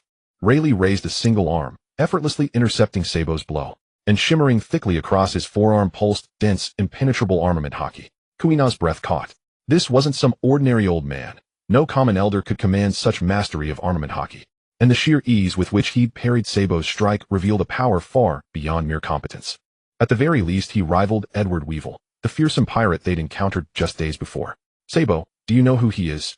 Zoro's hand rested lightly on his sword hilt, voice low and steady as he questioned Sabo. He'd been momentarily unprepared, but trusted his comrade's instincts enough to assume a defensive stance instantly. Sabo adjusted his hat with one hand, confidence radiating from his grin. I wasn't certain, so I tested him. This grizzled old man is a pirate whose bounty stands at 3,500 million belly. Am I correct? Former first mate of the Roger Pirates, the king of the underworld himself, Silver's Rayleigh. As soon as these words were spoken, the atmosphere among the few people suddenly turned cold. Hey, is this old man really the legendary Pirate King's first mate? Luffy seemed to just realize it, holding his head in shock. The others noticed the commotion and rushed over, looking at Rayleigh. I never expected the famous Dark King Rayleigh would be here in Zephyr archipelago. What a huge fortune. Ace was excited, flames igniting around him. He had long severed ties with his Pirate King father, and now only recognized Grandpa Carp and Teacher Raylo. Since this old man was Roger's first mate, he must be extraordinarily powerful, right? Hey Kuina, if we can capture Rayleigh, wouldn't our graduation rank be directly promoted to major, breaking Teacher Raylo's record? Kuina rolled her eyes. Forget about capturing Rayleigh, let's just try to hold him off until Teacher Raylo arrives. Ace was a good guy overall, but he was a bit too confident. Saying this, she drew her sword. Nami, you go notify Teacher Raylo while hold him here. At this moment, Rayleigh's expression had already turned quite grim. Military rank. Teacher Raylo. You little brats, so you are from the Navy. The appearance of a small fry like Raylo had already given him a headache. How come these 6 little monsters are also from the Navy? Have all the good seedlings been scraped away by the Navy? What a waste of his feelings. Kuina pointed her sword directly at Rayleigh. We are elite trainees from the Navy training camp, though we haven't graduated yet. Upon hearing this, Rayleigh's expression became even uglier. These little brats are actually trainees from the camp. Is this generation of the Navy really this outrageous? Military rank. Teacher Raylo. You little brats, so you are from the Navy. The appearance of a small fry like Raylo had already given him a headache. How come these 6 little monsters? 4. The Navy is simply enviable. No, we can't let the Navy grow like this any further. With this ebb and flow, it will be hard for pirates to ever rise again. Rayleigh quickly calculated in his heart. With his strength, taking down these little brats would be effortless even if they have. But what happens after taking them down? The Navy would certainly not sit idly by, which means he and Shaki would no longer be able to stay in Sabaody Archipelago. However, it's not a big deal. At worst, he could go to Amazon Lily to find Hancock, or if it came to that, he could go to Elbaf to find Jabba. He just didn't know if it would provoke the Navy against the old crew of Roger's pirates. Yet this thought was only for an instant. Compared to the future of pirates, these old men are not worth mentioning. The hope of pirates is worth gambling on. Determined, when Rayleigh looked back at Kuina and the others, a killing intent flashed in his eyes. Such impolite little brats, since you are from the Navy, don't blame me for being ruthless. Blame your own fate. Who told you to run into me at this time? As he spoke, a powerful black-red lightning erupted from Rayleigh. Navy brats, take a good look at what the pinnacle of power on the sea really is. A powerful pressure enveloped Kuina and the others. In an instant, they felt as if they were under a tremendous weight, forcing them to kneel. Conqueror's Haki. They were only surprised for a moment, then straightened their backs as if nothing had happened. It's just Conqueror's Haki. They were often bullied by Grandpa Carp's Conqueror's Haki. Though Rayleigh's Conqueror's Haki was strong, it still fell short compared to Grandpa Carp. Moreover, everyone present had strong wills. How could they be overwhelmed by mere Conqueror's Haki? Ace too did not back down, releasing his own black-red lightning to protect his friends behind him. During the 3 years in the training camp, Ace had also sensed his own Conqueror's Haki and successfully guided it, achieving a certain level of precise control. He hadn't used it before because there were only 2 opponents, and with the current strength of his Conqueror's Haki, using it would be pointless. But now he had to use it. If this old man had used it, wouldn't it be embarrassing if he didn't? Wow, Ace, you're so awesome. But I feel like stepping out might be better for me. Luffy's eyes sparkled as if stars were shining. Just now, this pressure from Conqueror's Haki had stimulated him, making him feel like something inside him was stirring. If only the pressure from the opposite side were a bit stronger. After pondering for a moment, Luffy, guided by his instincts, took a step forward, stepping out of Ace's protective range of Conqueror's Haki, facing Rayleigh's Conqueror's Haki directly. In an instant, the familiar pressure came, except this time, it was not the old rascal Grandpa, but a pirate, the legendary pirate who had been defeated by Grandpa. In that case, I absolutely cannot lose to Grandpa at this moment. Luffy grinned, feeling the overwhelmingly domineering power within him. In the next moment, a powerful black-red lightning also erupted from Luffy, forming a counter against Rayleigh alongside Ace. Rayleigh's face darkened. How come this little brat also awakened Conqueror's Haki at this moment? Also earlier, he called that freckled boy Ace. Rayleigh's eyes narrowed as he instantly recalled his previous conversation with Captain Roger. Captain, this knife of yours looks pretty good. This is the supreme grade great knife, 12 works. Ace. If I ever have a son, I will name him Ace too. Pretty good, right, Rayleigh? Looking at the little brat named Ace before him, Rayleigh in a daze seemed to see the former Captain Roger in him. Hey little brat, I ask you, who is your father? Rayleigh's voice was low, his gaze sharp, fixed on Ace. Plans have changed. If it's really as he thought, then today, he must take this child away from here no matter what. The son of the Pirate King must not be deceived by the Navy. Moi. Ace's lips curled, and his expression instantly turned cold. As expected of the Pirate King's first mate, he was so perceptive to detect his identity issue. Grandpa Carp had said that Roger had only entrusted him to take care of himself and his mother, and the other crew members were entirely unaware. But even so, that identity was already a thing of the past. His current identity is only one, a trainee who has not yet graduated from the Navy training camp, Carp's grandson, Raylo's disciple, and a member of this small group of 6, with Luffy and Sabo. Old man, Ace said harshly, what my father is none of your business. Let me tell you, my family is all genuine Navy members. Want to get close to me? Dream on. Yes, Grandpa Carp and Luffy and Sabo are all from the Navy, and saying they are genuine Navy members. Rayleigh, upon hearing this, wanted to say something more, but the next moment a strong golden-red Conqueror's Haki surged into this area, targeting Rayleigh. Accompanying it was Raylo's voice, one sword style, Thunder Dragon. Raylo was in an exceptionally foul mood, deeply, profoundly irate. How on earth had these youngsters merely strolling through town stumbled upon the legendary king of the underworld Rayleigh? Was this some preordained karmic convergence? Whichever the case, Leluo knew the moment Rayleigh began questioning Ace about his father that he had no choice but to. Shimotsuki Islands bore no comparison to Marine Headquarters. Rayleigh, as former first mate to the pirate king Roger, radiated an aura of irresistible gravitas. Newsbirds would surely be circling nearby, poised to seize any sensational scoop. If Rayleigh succeeded in extracting from Ace the truth that his father was none other than Roger, the entire Marine Command, indeed the entire world, would descend into chaos. The pirate king's own son serving as a Marine officer. What seismic world-shattering revelation would that? Fortunately, Ace possessed sharp awareness and flawless composure, immediately severing all spiritual ties with Roger in sacred repudiation. Yet to prevent Rayleigh from probing further, Leluo chose decisive action. A torrent of gold and crimson hockey pressure shattered the tense confrontation zone between Rayleigh and the duo, Ace and Luffy, before a thunderous dragon composed entirely of lightning lunged straight at Rayleigh. And Rayleigh reacted instantaneously, drawing the long sword sheathed at his waist. Hockey surged across its blade as he delivered a sweeping horizontal slash. And boom! Blade light collided with the lightning dragon, unleashing a cataclysmic shockwave that obliterated several nearby buildings. Leluo felt no surprise. Rayleigh, as the Pirate King's trusted first mate, retained formidable reflexes and strength despite his age. Kuna, evacuate the civilians nearby. Imlaw stepped calmly before Kana, gaze fixed upon Rayleigh, a freshly lit cigar resting between his lips. Yes, Master Leluo. Inka blinked once, then instantly grasped the urgency. She seized the onlookers who'd been eager for spectacle and dragged them away. Spectacle could wait, or lives could not. Golden Dragon Leluo. And Rayleigh's eyes sharpened, voice low and resonant. What brings you here? You're trying to lure my disciple into piracy, so tell me, am I not permitted to defend him? Inlaw stood, hands deep in his pockets, scoffing lightly. Hey ha. Ha. And Rayleigh laughed as if hearing the most absurd jest imaginable. You know full well Ace's true identity, yet still choose to shield him unflinchingly. His gaze pierced like twin blades, locking onto Leluo's eyes, as though seeking to pierce past flesh and bone straight into his soul. And Ace's identity. You, a pirate captain's first mate, concern yourself with a marine's lineage. Tell me, do you imagine kinship might spare you mercy when judgment comes? Inlaw sneered, disdain dripping from every syllable. Moreover, my disciple was chosen with utmost care, pure-blooded, upright, unwavering. Why must you speak of him as though he were some common pirate? Rayleigh, shall I interpret this as a direct challenge? Not only to me, but to the entire Marine Command. Inlaw stood resolute, radiating unshakable confidence, as if silently branding Rayleigh's presumption sheer delusion. That very posture unsettled Rayleigh. Could he have misjudged? Was Ace truly not the Pirate King's son? He had been certain, yet Leluo's unyielding certainty now cast doubt like shadow over flame. He would ask Shiki to investigate later. That boy named Ace was unquestionably far more than merely Leluo, but for now another matter demanded reckoning. Rayleigh fell silent for a breath before speaking slowly. I shall let the matter of young Ace pass, for now. But what, pray tell, is your explanation regarding Octopus Hatch-on? At those words, Leluo burst into bitter laughter.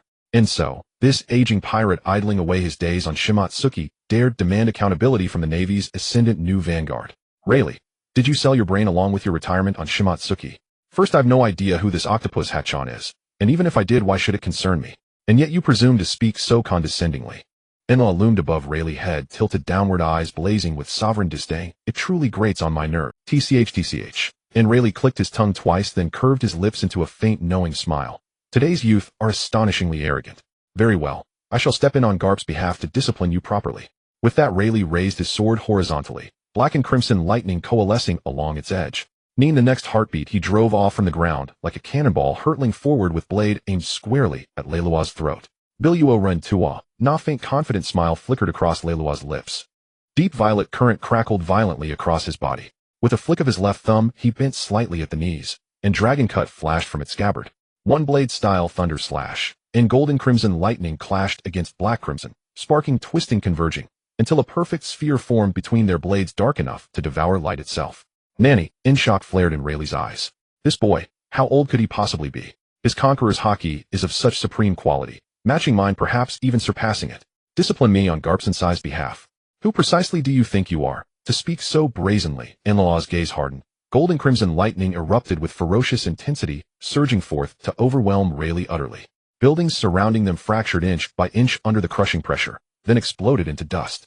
Even high-altitude clouds tore apart beneath the sheer force of their clash, leaving the sky immaculately clear, mirror bright. From afar, Mousy, who had just summoned Zephyr, stared, pupils contracting sharply. Could brother Leluo truly match the king of the underworld Rayleigh at this level? Master Zephyr, what shall we do now? And Zephyr ripped off his bandages in one motion, clenched his fists, his wrists turning pitch black as if ink flowed beneath his skin. Thus came his epithet, Black Arm, the pinnacle of armament hockey fused with a fleet admiral's physical might forged through iron-fisted combat into the rank of admiral itself. Clearly Rayleigh's assault upon his prized disciple had shattered Zephyr's restraint, and at that moment the obsidian sphere between their blades detonated, driving both men backward in equal measure. Leiluo held Dragon Cut diagonally against the ground, his other hand resting upon the hilt of Shusua, drawing it slowly, deliberately, with one hand. Master Zephyr, Nay turned his head slightly, voice calm and quiet, leave Rayleigh to me. Judging by his expression, it seems I may have slain a certain pirate who was quite dear to him. Leiluo, young man, don't overreach. Rayleigh is a legendary pirate, the pirate King Roger's right hand. Facing him alone. Rest assured, Master Zephyr, I've grown stronger. Much, much stronger. As he spoke, Leiluo's grin widened. His stature surged upward, 2 horns piercing through his scalp. He had fully assumed his half-dragon form. In 3 years, Leiluo had undergone a tremendous transformation, resulting in a significant increase in his strength. His physique, swordsmanship, and dominance, as well as his development of abilities, had all reached a profound level. At this moment, he needed a formidable opponent to gauge his strength, and the Underworld King Leiluo was just Underworld King Leiluo felt the explosive power coursing through his body, slightly moving his neck, producing a cracking sound. Considering your age and diminished stamina, I will try to end this battle quickly to spare you too much suffering. Leiluo, with one hand resting on his sword, swept his gaze over Leiluo's Zephyr, and the squirrel secretly thinking that he had offended the Navy today. However, it was fine, this little brat was too arrogant. Although he possessed strength and had even consumed a devil fruit of the illusion beast type, Leiluo still did not believe that Leiluo could match him. As for the other two, Zephyr was a quick man, while the squirrel posed no threat. In other words, if he were to cause chaos here, no one would be able to stop him. It was decided how after this job, he would take Xiachi to Nine Snake Island. He needed to investigate that little brat named Ace, and before that he had to teach this little brat Leiluo a harsh lesson. Farragut. Then let me see just how much weight you carry. Blade of the Other Shore. The black-red, domineering aura coalesced around the blade as a glint of red flashed in Leiluo's eyes, his figure moving like lightning. Leiluo. Concern flashed in Zephyr's eyes. Don't worry, teacher, leave it to me. With his right hand wielding the dragon slash, and his left hand holding the autumn water, lightning and flames surged around both blades. Dual sword flow, thunder flame. At this moment, the lightning and flames achieved a perfect fusion, and Leiluo transformed into lightning, charging forward without evasion, striking with both swords. Clang. Boom. Boom. As the 3 blades clashed, Leiluo felt a blur in front of him, followed by an explosion akin to countless shells, detonating flames and lightning directly entwining his body. What the hell is this? Feeling the burning and numbing sensation on his body, Leiluo immediately covered himself with armament hockey to block the strange flames and lightning. What he had just felt was that the flames had the paralyzing effect of lightning, while the lightning had the explosive effect of flames. The combination of the two caught Leiluo completely off guard, forcing him to wrap himself in armament hockey. Even in his youth, he rarely covered himself entirely with armament hockey. Doing so consumed too much energy and was unsustainable. Moreover, it was essentially a waste of hockey. True masters foresee their opponent's attack direction and area with observation hockey, wrapping the attacked areas with armament hockey in advance to maximize its use. Very few would cover themselves entirely with armament hockey. However, facing Leiluo's flames and lightning, Leiluo had no choice but to resort to this desperate measure. After all, this was an all-encompassing attack that could not be underestimated. In the past, battles relied on hockey combined with brute force, but encountering such an all-around tactic truly made him feel a bit overwhelmed. What a troublesome little brat, what an eerie sword technique. Leiluo's expression remained relatively relaxed. Although he seemed to have underestimated this little brat, it was still manageable within his control. Leiluo leisurely observed Leiluo. Oh, the renowned Underworld King wants to compare the quality and quantity of hockey with me, a young man. Then so be it. With that, a powerful armament hockey erupted from his body, instantly covering Leiluo, ultimately forming a golden pattern on his forehead that extended across his body. Isn't it just covering oneself in armament hockey? As if I couldn't afford it. Instantly, Leiluo's expression darkened. This little brat had not only mastered the Conqueror's hockey, but also cultivated armament hockey to such a profound level, and the amount of hockey he possessed was astonishing. Leiluo felt as if he had stepped into a deep pit, one he couldn't escape from. He hadn't even considered that everything was actually a result of his own recklessness. With a cold snort, Leiluo swung his swords once more. The dragon slash remained charged with lightning, while the autumn water now exhibited flowing water. Dual sword flowing thunder. The lightning intertwined with the water, the once surging lightning dimming, changing from deep purple to dark purple, adding an eerie aura. The lightning was no longer the explosive heat of before, yet Leiluo dared not relax. After all, this thunder was boundless. The dark purple lightning coiled around him like a parasite infiltrating every crevice. Even armament hockey couldn't provide complete defense, requiring him to be cautious and vigilant at all times. If earlier it merely forced Lei Li to cover himself entirely with armament hockey, now it compelled him to observe his own situation with observation hockey while maintaining that coverage. One moment of carelessness could lead to a severe blow, but if he truly did that, how could he fight? Observing the opponent with observation hockey would become secondary to merely feeling his own condition. Beating up weaklings was no issue, but in a contest between masters, it would only mean enduring blows. This troublesome Lei Luo brat wasn't the intel saying he used a single sword style. How come he was now unleashing a dual sword style with such sinister moves? This intel was utterly false. Lei Li clicked his tongue and sighed deeply. There's no other way now. In the next moment, black-red lightning enveloped him, and the eerie thunder was directly eroded and melted away by this lightning, unable to approach Lei Li for even a moment. Seeing this, Lei Li finally breathed a sigh of relief and withdrew his armament hockey. Lei Luo stroked his chin, leisurely watching Lei Li, then burst into laughter. The conqueror's hockey wraps around oneself to form protective armor. I ask you, old man, can you last an hour like this?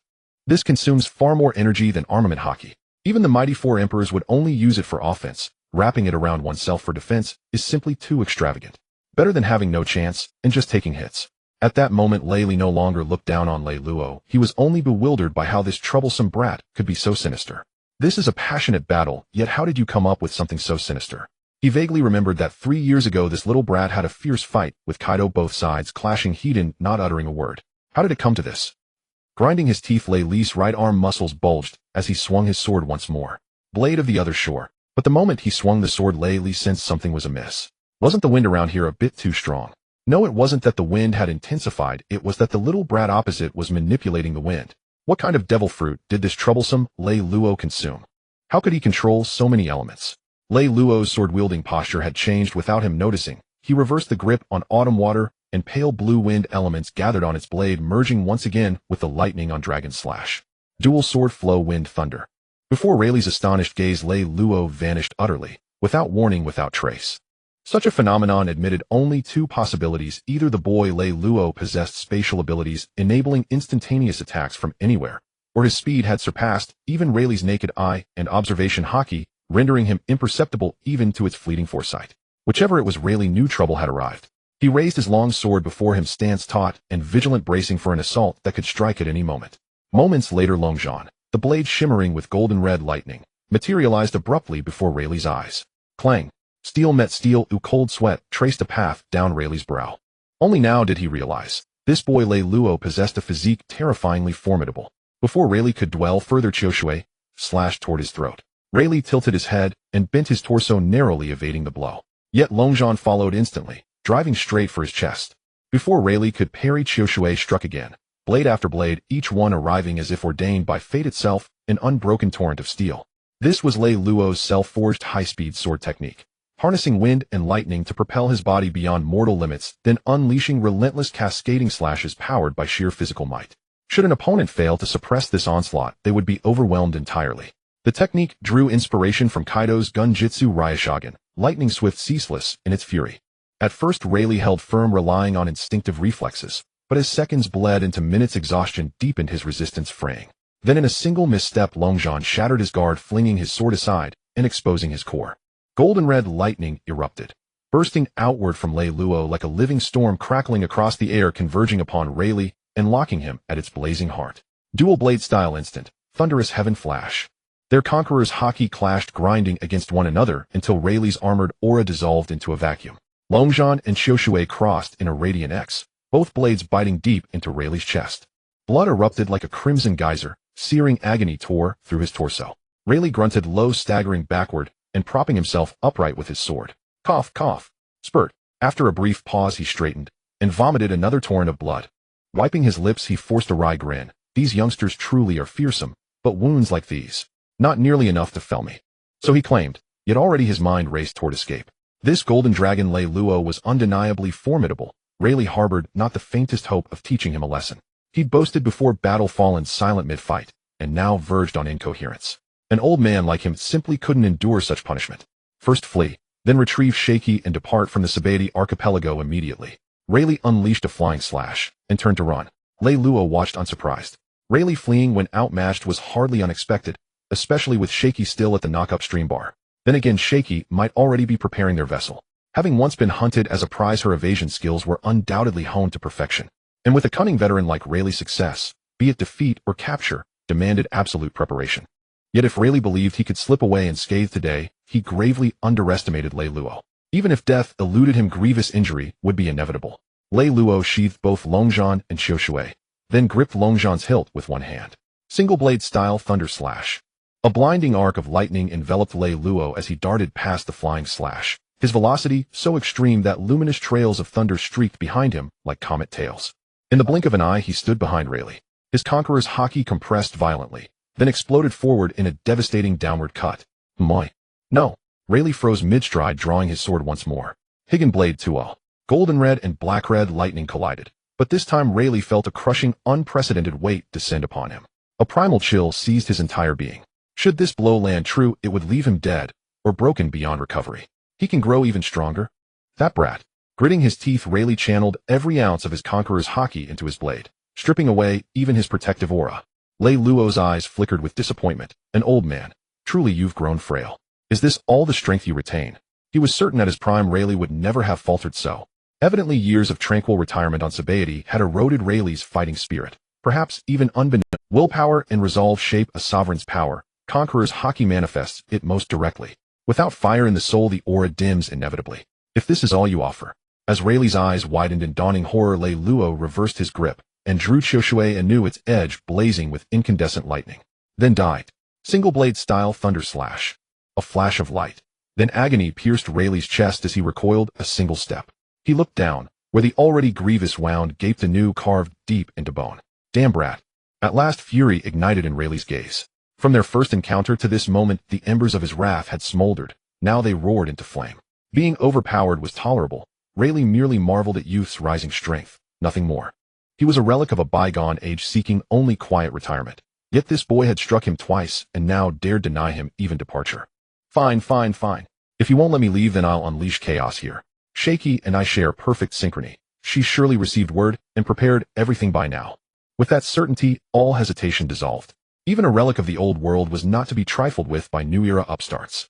Black-red Conqueror's haki erupted from Rayleigh's frame, sinister vapors coalescing behind him into a monstrous grinning specter, claws bared and jaws agape. He stemmed the bleeding from his chest with sheer will, glanced down, then tore away his ruined shirt, revealing a broad scar-laced torso sculpted by centuries of battle.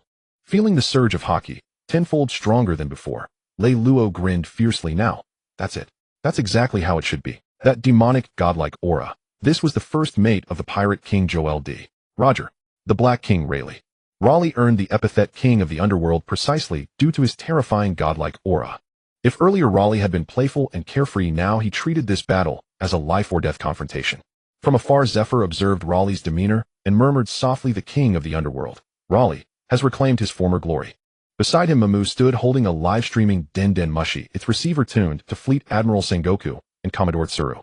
Sengoku's voice emerged calmly and serenely. "It seems a life of ease has not dulled Raleigh's conqueror's haki much. Mamu, prepare the commendation for young Raylo." "Truly," Mamu exclaimed in disbelief. "That's Raleigh, the King of the Underworld. Has brother Raylo truly grown this formidable? Proceed with preparations." Tsuru's voice followed. "Raleigh cannot defeat young Raylo. Haven't you noticed something different about Raylo?" "Different?" Mamu raised his gaze toward the battlefield, and their faint yet unmistakable golden cloud-like halos shimmered around Raylo's silhouette. Though translucent and few in number, they were undeniably present. "This is the omen of a devil fruit," Mamu cried out in shock. These awakening embers appeared whenever a devil fruit user unleashed their power, a hallmark of imminent evolution. Given the immense potency of a mythical zoan-type fruit, full awakening would elevate Raylo's physical resilience, stamina, and regenerative capacity to unprecedented heights, far beyond what Raleigh could withstand. Raleigh clearly saw them too. So the mythical zoan is nearing awakening. What a fearsome brat. He'd uttered those words more than once, but even now it slipped from his lips unbidden. Then little Raylo. Raleigh raised his hand and gripped the hilt of his long sword. "Don't die too quickly." Ming Netherworld Edge. A spectral deity forged from Conqueror's haki dissolved into his blade as Raleigh lunged forward, striking. Confronted by that godlike slash, Raylo raised a hand to his sword hilt, expression grave. This Raleigh was utterly transformed. His very soul felt locked onto the blade's trajectory. Dodge was impossible. Only direct collision remained. Excellent. Just as I hoped. Only this Raleigh deserves the title King of the Underworld. Deep violet lightning surged across Raylo's body, coalescing, until it solidified into stark black and white currents. Simultaneously, the golden halos surrounding him thickened, gaining substance. Dual-blade-style Thunder Dragon. Two roaring black and white dragons erupted forth, meeting the spectral deity Hedon. Boom. Their collision unleashed a cataclysmic explosion. The shockwave shattered nearby buildings, fracturing the earth itself with jagged fissures. Raylo and Raleigh locked eyes, then shot forward like twin meteors. Ming Dread Cut. Dual-blade-style instant thunderflash tempest. Their figures clashed, three blades colliding midair. A thunderous guttural boom resonated, overwhelming pressure radiated outward in concentric waves, instantly knocking Mamu unconscious and silencing the livestream Den Mushy in his hand. Zephyr sighed at the sight of his fallen disciple. His will remains insufficient. Mere diffusion of Conqueror's haki fells him. That boy needs retraining. Back to the forge without delay. All around lay ruins. Once grand hotels, humble candy floss stalls. All pulverized under the sheer weight of that oppressive force. What was once a bustling commercial street now resembled a landscape ravaged by a magnitude 10 earthquake. Impressive power, brat. Raleigh laughed heartily, then without warning launched a devastating straight kick Ming Phantom Stomp. Before Raylo could react, Raleigh's leg, wrapped in surging Conqueror's haki, slammed into his abdomen, launching him airborne before he crashed violently into the ground, carving a deep crater. Raylo rose, dust-streaked and disheveled, blood tracing his lip, face drawn with pain. To be struck unawares by the king of the underworld's haki-infused kick was indeed excruciating. Raleigh grinned. I've never claimed to be a proper swordsman. Some proficiency in hand-to-hand combat is only natural. Don't blame me for lacking chivalry. We pirates cherish freedom above all. Raylo laughed, sharp knowing. Of course I won't blame you. How could I fault you for breaking martial decorum, when I in fact am also a master of close-quarters combat? Disgraceful, Raleigh. Take this Thunder Dragon fist. He'd intended to duel as a swordsman, but Raleigh heedless chose fists instead. Very well. Taste the mythical beast fist taught by none other than Garp himself. Sheathing Ryusen and Shusue, Raylo clenched his fists, black, white, and gold lightning wreathing his frame, his aura surging toward Raleigh. Raleigh blinked, a close combat specialist. After such deceptively lethal swordplay. All right. His mentor was Garp. TCH, this is trouble. I've just provoked a wild beast. Raleigh's jaw twitched as he bent low, closing the distance once more. The spectral deity of Conqueror's haki fused with his form, outlining him in crimson light. Black haki bled from his edges, while his eyes glowed fiercely red. He was indistinguishable from a true demon sovereign. Raleigh seized his sword hilt with both hands and swung with absolute might.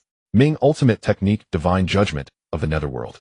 Raylo scoffed coldly. Black, white, and gold lightning compressed again, converging into a deep, burnished gold. Around his fist's dense Conqueror's haki coalesced. Within it, faint but unmistakable twin cross-shaped sigils flickered.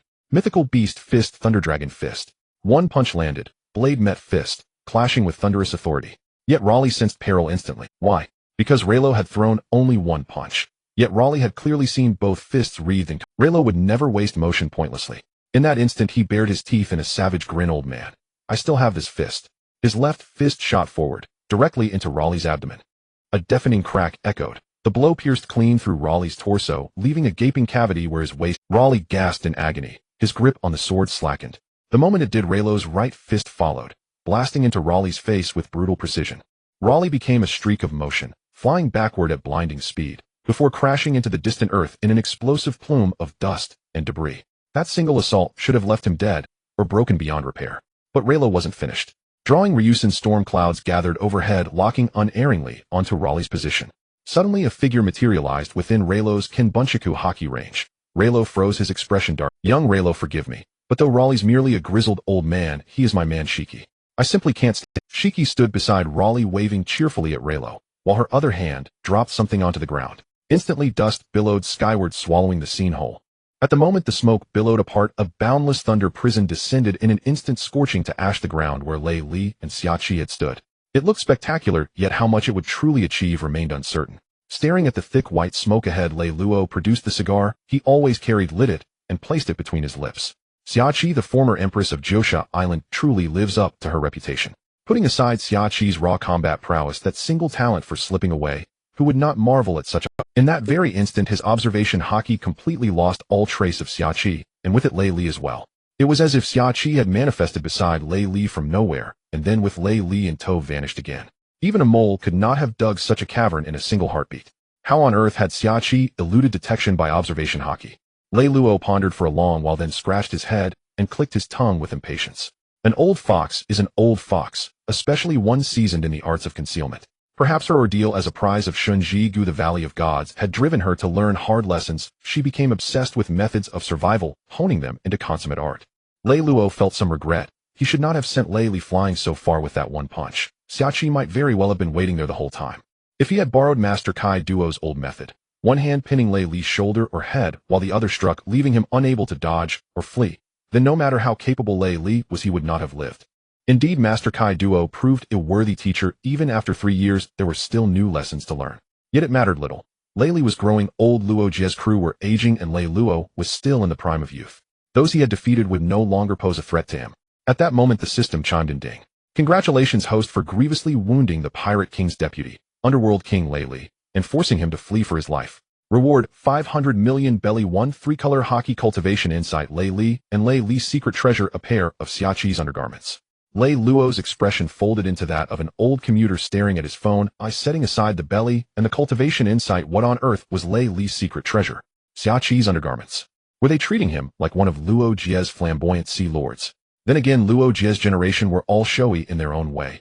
Extravagance seems to be a strong man's hallmark. Flame flared and instantly consumed Lei Li's treasure. Lei Luo had no interest in preserving such an item. At that moment, Zephyr came over, dragging the unconscious Wu Shu, a look of satisfaction in his gaze as he regarded Lei Luo. In a mere 3 years you have grown to such a degree. The display Lei Luo had shown startled him. Physique, swordsmanship, hockey, and devil fruit mastery, all advancing in parallel, each cultivated to a profound depth. No wonder he had once marked him as a prodigy. It's all the master's solid foundation work, Lei Luo said with a grin. Zephyr laughed heartily. Though he knew the words were flattery, he still enjoyed them. Flattery depends on the target. Look at the unconscious Wushu. Zephyr ought to be content to wear such a pleased expression. He circled Lei Luo, appraising him. Once he confirmed there were no serious injuries, Zephyr turned to business. Master Zhang Guo has been informed of the earlier events. The Navy headquarters will relaunch the wanted proceedings against the Pirate King's crew and will publish all currently known location information of the Pirate King's members, including Hong Fa. Hearing this, Lei Luo was surprised. Hong Fa. He's wanted as well. Zephyr nodded. Indeed. Lei Li's actions this time went too far. Master Zhang Guo is very angry. Lei Luo rubbed his chin, pondering what Master Zhang Guo might be planning. Over the past 3 years, he had heard many things about Hong Fa and had pried some information from within the Navy. When Hong Fa once had an arm cloned and grafted from the Beijiaoponka Research Institute, it was as if he had seen through life and death and achieved sudden enlightenment. His strength surged, his 3-color hockey grew especially formidable, and his renown in the New World swelled. The bounty on his head had risen to 1.8 billion belly.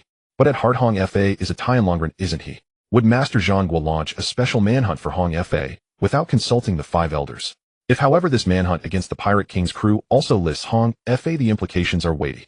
In other words, this is a signal Master Zhang Guo is sending to the 5 elders. If, however, this manhunt against the Pirate King's crew also lists Hong Fa, the implications are weighty.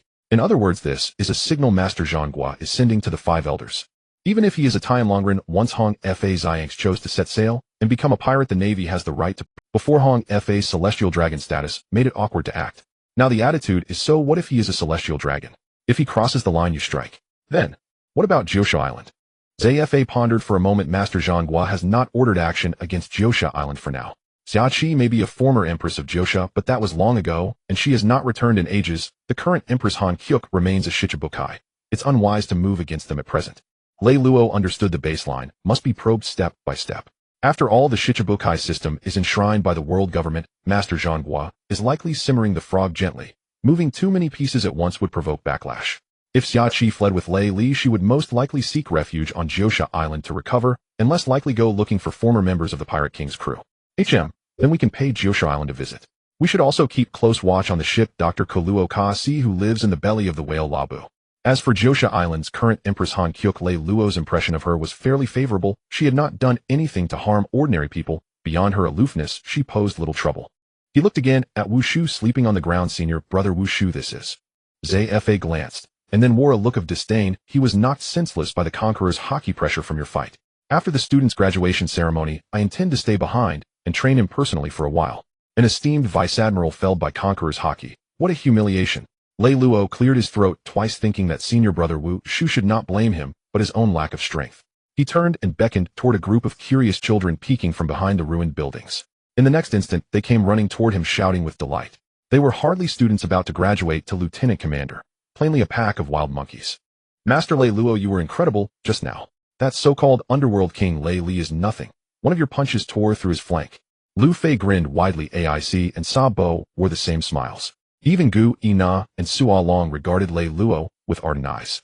The sword moves Lei Luo displayed were a great inspiration to them.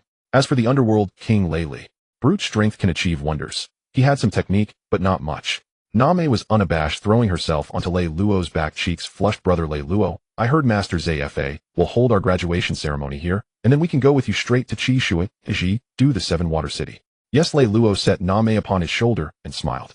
Name will officially become my navigator from now on. We will not confine ourselves to the Seven Water City. Really? Nami's eyes instantly sparkled with starlight. Though she cared little for personal strength, she had been reluctantly trained for 3 years at the academy under Master Zephyr. Now returning to her beloved vocation filled her heart with uncontainable joy. Oh, by the way, this is for you. Lelo raised his hand, and from the sky descended a devil fruit shaped like a jagged bolt of lightning. Since you're to be my navigator, you'll need an exceptional ability to back you up.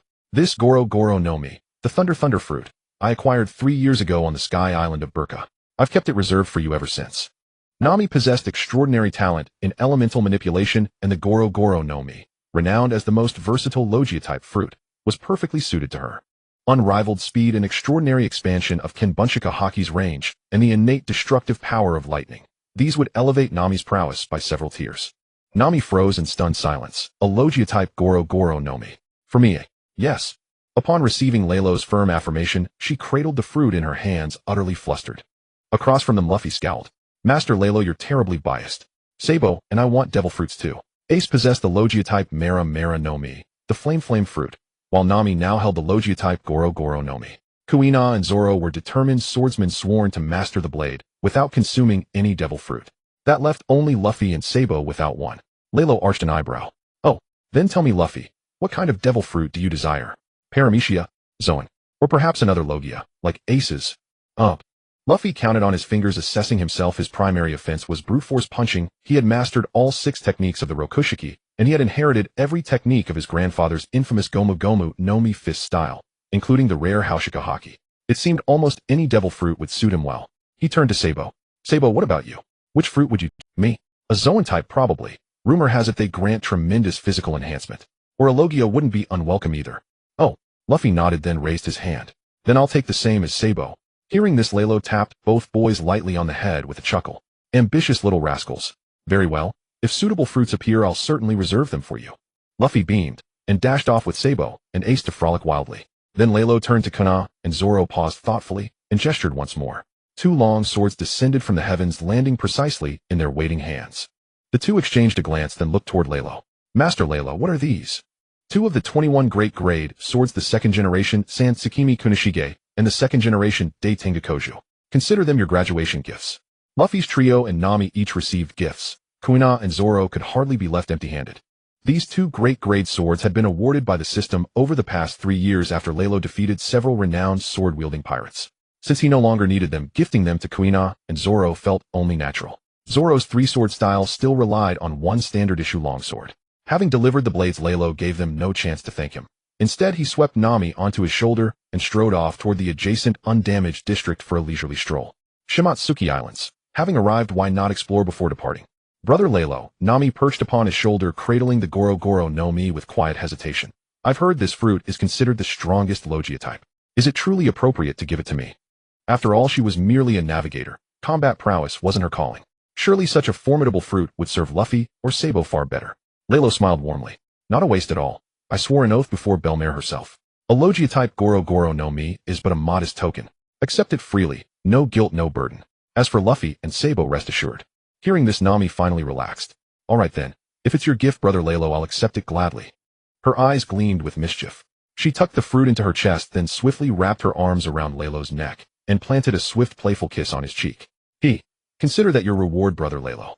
Without pause, she devoured the Goro Goro no Mi whole, ignoring its bitter taste, swallowing every last morsel without hesitation. Lelo shook his head, smiling faintly. In truth, he still held several ancient Zoan-type devil fruits, acquired during those same 3 years, as backups for Luffy and Sabo. Given their prodigious martial aptitude, both could ascend to formidable heights even without devil fruits. Yet an ancient Zoan would accelerate their growth exponentially. Still, he preferred to wait, to seek something even more fitting. A mythical Zoan would be ideal, failing that a fruit whose essence resonated perfectly with either Luffy or Sabo. And then there was Master Zephyr. His pulmonary illness had recently worsened. Yet in Water 7, a research institute in which Lalo held shares, had devoted 3 full years to studying precisely this ailment, and had already achieved remarkable progress. Before long, Zephyr would be fully healed, restored once more as the indomitable Black-Armed Zephyr. As for mythical zoans, he recalled a certain slumbering town in the Grand Line, where hidden within ancient ruins lay a mythical zoan-type devil fruit, the Bateau no Mi model vampire, a bat fruit granting vampiric form. So far, Brother Lalo, I can feel my Kinbunchika haki extending much farther. Like a child enchanted by a treasured toy, she danced tiny, a truly exceptional mythical zoan. Though currently sealed within ruins, he could spare time to accompany Robin on a retrieval expedition. Mid-thought, however, a gasp broke from Nami atop his shoulder. So far, Brother Lalo, I can feel my Kinbunchika haki extending much farther. Like a child enchanted by a treasured toy, she danced tiny arcs of lightning across her fingertips, utterly entranced. Far indeed. That's the Goro no Mi's nature. With proper cultivation, users may expand their Kinbunchika haki across vast distances. Some, after consuming it, have extended their perception to encompass entire islands. Truly astonishing, Nami exclaimed. Her Kinbunchiku had previously reached only a few kilometers, but now it spanned nearly 10. Yet with deeper cultivation of the Goro no Mi, that range would continue to grow. She pushed her Kinbunchiku further, then abruptly paled. Brother Lalo, I sense Lane. He's arguing with someone. That person opposite him appears to be a world government agent. And behind that agent is a celestial dragon. As Nami uttered the words celestial dragons, Raylo suddenly felt a sense of foreboding. How could Ryan be here clashing with the celestial dragons from the trench? Moreover, he had just fought with Rayleigh, destroying several streets, and yet there were celestial dragons with missing brain stems coming down to Sabaody. Raylo dared not delay. He immediately enveloped the surrounding area with his observation haki, and his expression turned grave. He instructed Nami to stay put while he charged up his legs with lightning and jumped onto the rooftops, heading towards Ryan's. He needed to hurry, or Ryan would be in serious trouble. Meanwhile, several streets away, Ryan stood resolutely in front of. Opposite him was an extravagantly dressed celestial dragon wrapped in bubbles and sitting atop a tall slave holding a chain that led to the slave's collar. On either side were numerous agents from the world government's CP0, impeccably dressed. This entire entourage was meant to showcase the authority of the celestial dragon, but his dazed expression and the drool occasionally leaking from his nose sullied the overall demeanor of the group. This was the spoiled celestial dragon from the Roswald family, Roswald Charlos. Hey, with that outfit you must be from the Navy, right? An agent stepped forward from the group, angrily pointing at Ryan. Get out of the way quickly, don't block the path of the great celestial dragon. However, Ryan shook his head, his gaze locked onto the slave beneath Charlos, who appeared expressionless, covered in wounds resembling a living corpse. Ryan softly spoke. He is in great pain. In Water 7, the phenomenon of slave trading had long been eradicated by the boss. Everyone lived happily, without anyone being taken as a slave for no reason. Ryan was a local born and raised in Water 7, hardly having traveled to other islands. He thought that all cities governed by the Navy were like Water 7, with harmonious neighborly relations and mutual. Originally, he had come to the Sabaody archipelago with the boss to witness its splendor, but after a stroll, he felt an indescribable discomfort. Here the Navy could only manage part of the urban area. Here pirates and underground forces were rampant, and crime and evil deeds were even more severe and widespread than in the former Water 7. Here people brazenly captured and sold slaves, and there were even celestial dragons coming down from Mariawa to purchase slaves. The more Ryan walked, the more uneasy he felt, and the more he sensed a rising anger within him. Although he understood that the celestial dragons were considered gods in this world, supreme and unassailable, he still felt distressed. Until he truly encountered a celestial dragon and saw the slave beneath him. How could someone so dazed, drooling, and physically weak be called a god? How could such a god freely trample on the freedom of the people and capture them as slaves? If such scum could be called gods, then his boss was a king of gods. Ryan looked at the tall slave and couldn't help but clench his fists. This tall man was weak and in great pain, but his expression was utterly numb, his eyes devoid of light. On either side of the procession were countless civilians kneeling and crawling on the ground, trembling. They dared not raise their heads to look at the celestial dragon's entourage, nor speak for the tall man, fearing for their own safety. Thus Ryan stepped forward, standing in front of the celestial dragon's procession. He is in great pain. Ryan looked seriously at the agent in front of him, and he is about to die. Upon hearing this, the tall man slightly raised his head, glancing at Ryan, and a hint of joy appeared on his face. Ryan understood that look. It was one of hearing that he was about to be freed from suffering. But he is just a slave. It is his honor to be Charlos' mount. The agent remained arrogant, even extending his hand to push Ryan aside. Get out of the way, Navy. Delaying Charlos matters is a death sentence. The Navy before him was merely a mid-ranking officer. Far from being his opponent today was a great opportunity to show off in front of Charlos. But the next moment, the CP0 agent sensed something was wrong. What? Did it seem he couldn't push this Navy officer? Impossible, absolutely impossible. He was just a mid-ranking Navy officer. There was no way he could be stronger than him physically. So he exerted more force, beads of sweat forming on his forehead. At that moment, Charlo's voice came from behind. Hey, haven't you resolved this yet? As soon as those words were spoken, cold sweat broke out on the agent in front of Ryan. He immediately turned around, kneeling and bowing, making a thudding sound, his voice trembling. I am so sorry, Charlos. I will resolve this immediately. Ryan looked in the direction of the voice and saw the celestial dragon in the bubble outfit pulling out a golden gun encrusted with various precious gems. Stop dawdling, Ew, I can't wait to see my new slave. If you don't resolve this, soon you shall die. With a bang, the bullet shot from the gun and struck the agent in the head. The agent fell into a pool of blood, but Ryan felt even more distressed. This agent was quite strong, although not a match for him. He was still much stronger than an average mid-ranking officer, and he had just died at the hands of the celestial dragon for merely delaying a bit of time. He didn't even have a chance to resist. Ryan's grip tightened, feeling as if the rage within him was about to erupt. No, this shouldn't be how it is. The Zephyr archipelago shouldn't be like this. The boss had taught him that everything they did was for the freedom and equality of the people. Yet in the Zephyr archipelago, he saw nothing that could compare to Water 7. Ryan recalled the previous conversation with Admiral Smoker, where Smoker had once said not all navies are Reno, and not all cities are like Water 7. When Smoker said this, there was a strong mix of emotions in his tone. At the time, Ryan didn't understand, but now he did. Charlos aimed his gun at Ryan. And you lowly commoner, dare to obstruct my view of my slave. Truly deserving of death. Another gunshot rang out, the bullet hurtling towards Ryan with incredible speed. Ryan instantly looked up. The CP0 agent's lackeys wouldn't resist, but he was not a CP0 agent. The anger that had been building up since stepping into the Zephyr archipelago finally erupted at that moment. In the next instant, dark red lightning surged. A realm of black and red lightning surged through, crushing the incoming projectiles and enveloping everyone. In an instant, the sound of bodies hitting the ground echoed continuously, leaving only a few standing from the massive traveling party. A man in a white suit beside St. Charles struggled to steady himself, his body trembling as he shouted at the few agents still able to stand, quickly go find the nearest naval support. Hurry. He remembered that the retired Admiral Zephyr was nearby, though a mere naval colonel was no match for him, and he must let Zephyr deal with this colonel once he arrived. With difficulty, he staggered forward, crawling his way to St. Charles. At this moment, St. Charles had already fainted under the pressure of the Conqueror's hockey, drooling unconsciously, leaving a large pool inside his bubble helmet, looking quite pathetic. St. Charles. St. Charles. This agent was distraught, thinking it's over. This mission not only yielded no merit, but would result in his execution upon return.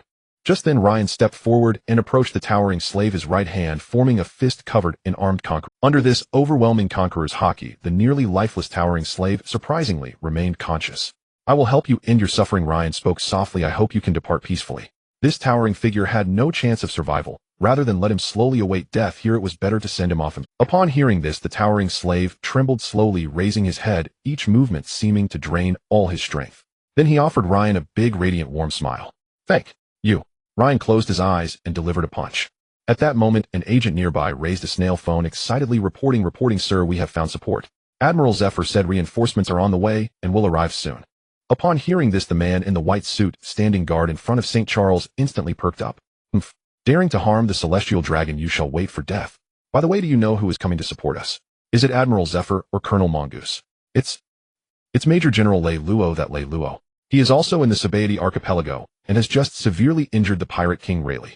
The man in the white suit lit up. Major General Lei Luo. He had heard of this person, seemingly from their celestial dragon faction, incredibly powerful and reputed to have a good relationship with the five elders. This was assured. Meanwhile, Ryan's expression was somewhat strange, hesitating several times, ultimately scratching his head helplessly. Forget it, he was just a fool, not good with words. Had better wait for the boss to handle it. Just then a flash of lightning streaked across the sky, landing steadily near the group and kicking up a cloud of dust. As the dust settled, it revealed the figures of Lei Luo and Nami, with Lei Luo holding a snail phone. Understood, Teacher Zephyr, I will handle it well, rest assured. After saying this, Lei Luo hung up the snail phone, lit a cigar for himself, and surveyed the scene with a gleam of joy in his eyes. It seemed he was right. The Conqueror's hockey he felt earlier was indeed Ryan's. What a good kid who, with proper training, he could at least become a candidate for admiral, and it wasn't impossible for him to become an admiral. The man in the white suit hurried over, standing at attention before Lei Luo respectfully, saying, Greetings, Major General. This is the Navy officer who attacked Celestial Dragon St. Charles. Kill him, and we will return St. Charles to Mary Geos for treatment. Lei Luo raised an eyebrow, revealing a somewhat meaningful smile. There's no need for such trouble. I have a way to treat St. Charles right now. He approached the fainted, perverted bubble man, blue electricity crackling in his hand. Nami, come with me. This is called electrotherapy. By using lightning to stimulate the Bodis organs, we can quickly revive St. Charles. Okay, brother Lei Luo. Nami didn't understand what Lei Luo was planning, but she just followed along. Thus 4 hands crackling with lightning slapped down on St. Charles, it causing the man in the white suit beside them to twitch at the corner of his mouth, but not daring to intervene. After all, Major General Lei Luo was a favorite in front of the 5 elders, while he was merely a small CP0 guard captain. Twice. It wasn't until the 5th shock that St. Charles abruptly opened his eyes. At this point his skin was charred black, clothes torn, and bubbles shattered all around, looking like a refugee. Lei Luo raised his hand, the threads of mental control silently penetrating and instantly seizing control of his consciousness. Huff huff, what is this? The man in the white suit immediately knelt beside him, sobbing, I failed to protect St. Charles. I deserve to die 1,000 deaths, but thankfully Major General Lei Luo saved you. St. Charles' face instantly lit up with a warm smile. So that's how it is, Major General Lei Luo. I have heard of you. You are my savior. St. Charles, you flatter me. I merely did what I was supposed to do. Lei Luo smiled broadly. Under his control, St. Charles would say whatever Lei Luo wanted him to say. At this moment the man in the white suit stood up and approached again. St. Charles, Major General Lei Luo, should we execute that Navy officer who attacked St. Charles immediately? In an instant Lei Luo's eyes narrowed. This CP0 agent seemed a bit oblivious. In my opinion, this is merely a misunderstanding. Ryan only intended to help St. Charles alleviate his troubles. Merely executing an unsafe slave, how can that be deemed an attack? The man in the white suit's face turned surprised. What does Major General Lei Luo mean? Does he intend to spare this Navy officer? And so this Navy officer's name is Ryan. How did Major General Lei Luo know? Fearing that Lei Luo's handling would be inadequate and jeopardize his bright future before the 5 elders, he took the initiative to offer, if Major General Lei Luo doesn't want to act, I can do it. Seeing this, Lei Luo sighed, took a deep breath of his cigar, and blew the smoke directly onto the face of the man in the white suit. I said this is a misunderstanding. Are you trying to provoke me? Mental control activate. At that moment St. Charles suddenly reacted, slapping the man in the white suit. Bastard, how dare you speak to my savior like that? I see you are courting death. Saying this, St. Charles pulled out his golden pistol and shot directly at the man in the white suit. Bang! The body of the man in the white suit slumped to the ground, wearing an expression of disbelief. Lei Luo looked at the remaining agents who were still alive, his expression kind since St. Charles has said, so what are your Upon receiving Lei Luo's gaze, the few agents trembled, as if shaken by a sieve, hurriedly stepping forward to declare that it was all a misunderstanding, insisting that both St. Charles and Major Lei Luo were correct in their assertions. St. Charles nodded in satisfaction. That's more like it. By the way, once I return to Mariewa, I'll be sure to take out those renowned swords and devil fruits from my collection and send them to Major Lei Luo's base as a gift of gratitude for saving my life. Understood. We will comply with St. Charles' orders. Very well. Lei Luo said, also satisfied. He patted St. Charles on the shoulder. From now on, use your slave mounts less frequently and avoid coming down unnecessarily. The Sabaody archipelago is quite dangerous. Wouldn't it be better to stay in Mariewa? St. Charles readily agreed. Major Lei Luo is right. After I return, I will stay in Mariewa and not. I will also free all those slaves and provide them with a relocation fee. The nearby agents exchanged glances, not daring to breathe, thinking that perhaps St. Charles had been struck by lightning and lost his mind. However, since St. Charles had said so, they only needed to carry out the orders. The rest was none of their concern. After giving a few more instructions, Lei Luo casually threw in a stay in touch if anything comes up, and then under the pretext of escort duty, he quickly left the area with Nami and Ryan, heading back to the naval base on the Sabaody archipelago. Inside the training ground of the naval base, Ryan looked at his superior, shrinking his neck. Beside his superior were instructor Zephyr and several disciples taken under his wing. The intense gazes of the group made him feel uncomfortable, prompting him to speak up.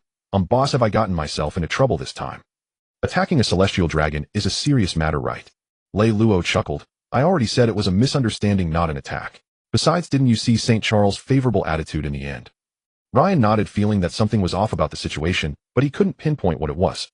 Seeing Ryan still deep in thought, Lei Luo came forward and patted his shoulder. All right, let's move past this and talk about your conqueror's hockey. At this point, instructor Zephyr had also moved closer, looking at Ryan with the eyes of someone who had discovered a treasure. You have a remarkable physique, are very skilled in the 6 styles of the Navy, and now possess conqueror's hockey. Quite impressive, truly impressive. With such a configuration, you could almost rival the young Lei Luo of the past. Lei Luo smiled casually, pulling out a cigar and placing it in his mouth. Before he could light it, Nami cheerfully came over and pointed at it. A flash of lightning lit up the cigar, and Lei Luo saw it ignite. Smiling, he gently ruffled Nami's hair and looked at Ryan with a look of appreciation. Truly, he and Smoker had chosen a fine seedling, awakening conqueror's hockey at such a time, proving that his efforts were not in vain. After understanding the circumstances leading to Ryan's awakening, Zephyr also cast a satisfied gaze at Lei Luo. Seeing Ryan's performance, it was evident that Water 7 had been governed very well, otherwise Ryan wouldn't have awakened Conqueror's haki under such a stark contrast. Although the situation on the Zephyr archipelago was the most severe, it was a common phenomenon in prosperous cities. Ryan's ability to be stimulated and rise in rebellion due to a phenomenon they were accustomed to was enough to illustrate how good the current public order in Water 7 was. Good. No wonder he is Zephyr's disciple. Thinking of this, Zephyr's mouth almost reached the sky. After laughing for a while, Zephyr finally waved at Lei Luo. By the way, remember to contact Sengoku later. He said he has something to discuss with you. Oh, Sengoku is looking for me. Upon hearing this, Lei Luo immediately left the training ground, finding a quiet spot to pull out the Den Den Mushi. Moments later, Sengoku's voice came from the Den Den Mushi. Lei Luo, you did very well this time. After a while, once things settle down, return to headquarters. I will promote you to Rear Admiral and a candidate for Admiral. Sengoku's words were filled with satisfaction. He had seen plenty of monsters, but even those monsters had to admit that this was a true monster. Lei Luo was not surprised at all. Given his strength and background, staying in the position of major for 3 years was already quite long. He remained silent, knowing Sengoku would have more to say. Sure enough, Sengoku's tone suddenly turned serious. Lei Luo, what do you think of Dressrosa? Lei Luo was taken aback. Dressrosa? Do you have plans for this country, teacher? Ever since he had taken down the Flamingo Don Quixote da Flamingo 3 years ago, Dressrosa had fallen into chaos. At that time, Sengoku urgently dispatched the naval fleet stationed in the New World to forcefully enter and suppress the chaos in Dressrosa, but afterward, to avoid suspicion, he did not establish a new naval base there. Now that Sengoku mentioned this, Lei Luo pondered for a moment, his expression serious. Teacher Sengoku, do you mean to have me take charge of Dressrosa? Exactly. I have already communicated with the royal family of Dressrosa, and they agreed to our navy's stationing. I have been considering this for a while, and with your current strength, you can fully take charge there. As a country of crucial geographical significance in the New World, if the navy were stationed in Dressrosa, it would mean that the strength of a naval base could intercept the majority of pirates entering the New World at Dressrosa. The pressure would be immense, but Lei Luo's strength was sufficient. More importantly, if the navy were to station in Dressrosa, it would completely disrupt the 5 elders' desires for balance over the seas, undoubtedly leading to direct conflict with them. With the current resources of the navy, it was not enough to confront the world government Hedon unless Sengoku was merely giving him a heads up. With this in mind, Lei Luo immediately said, Teacher Sengoku, when do you plan to send me there?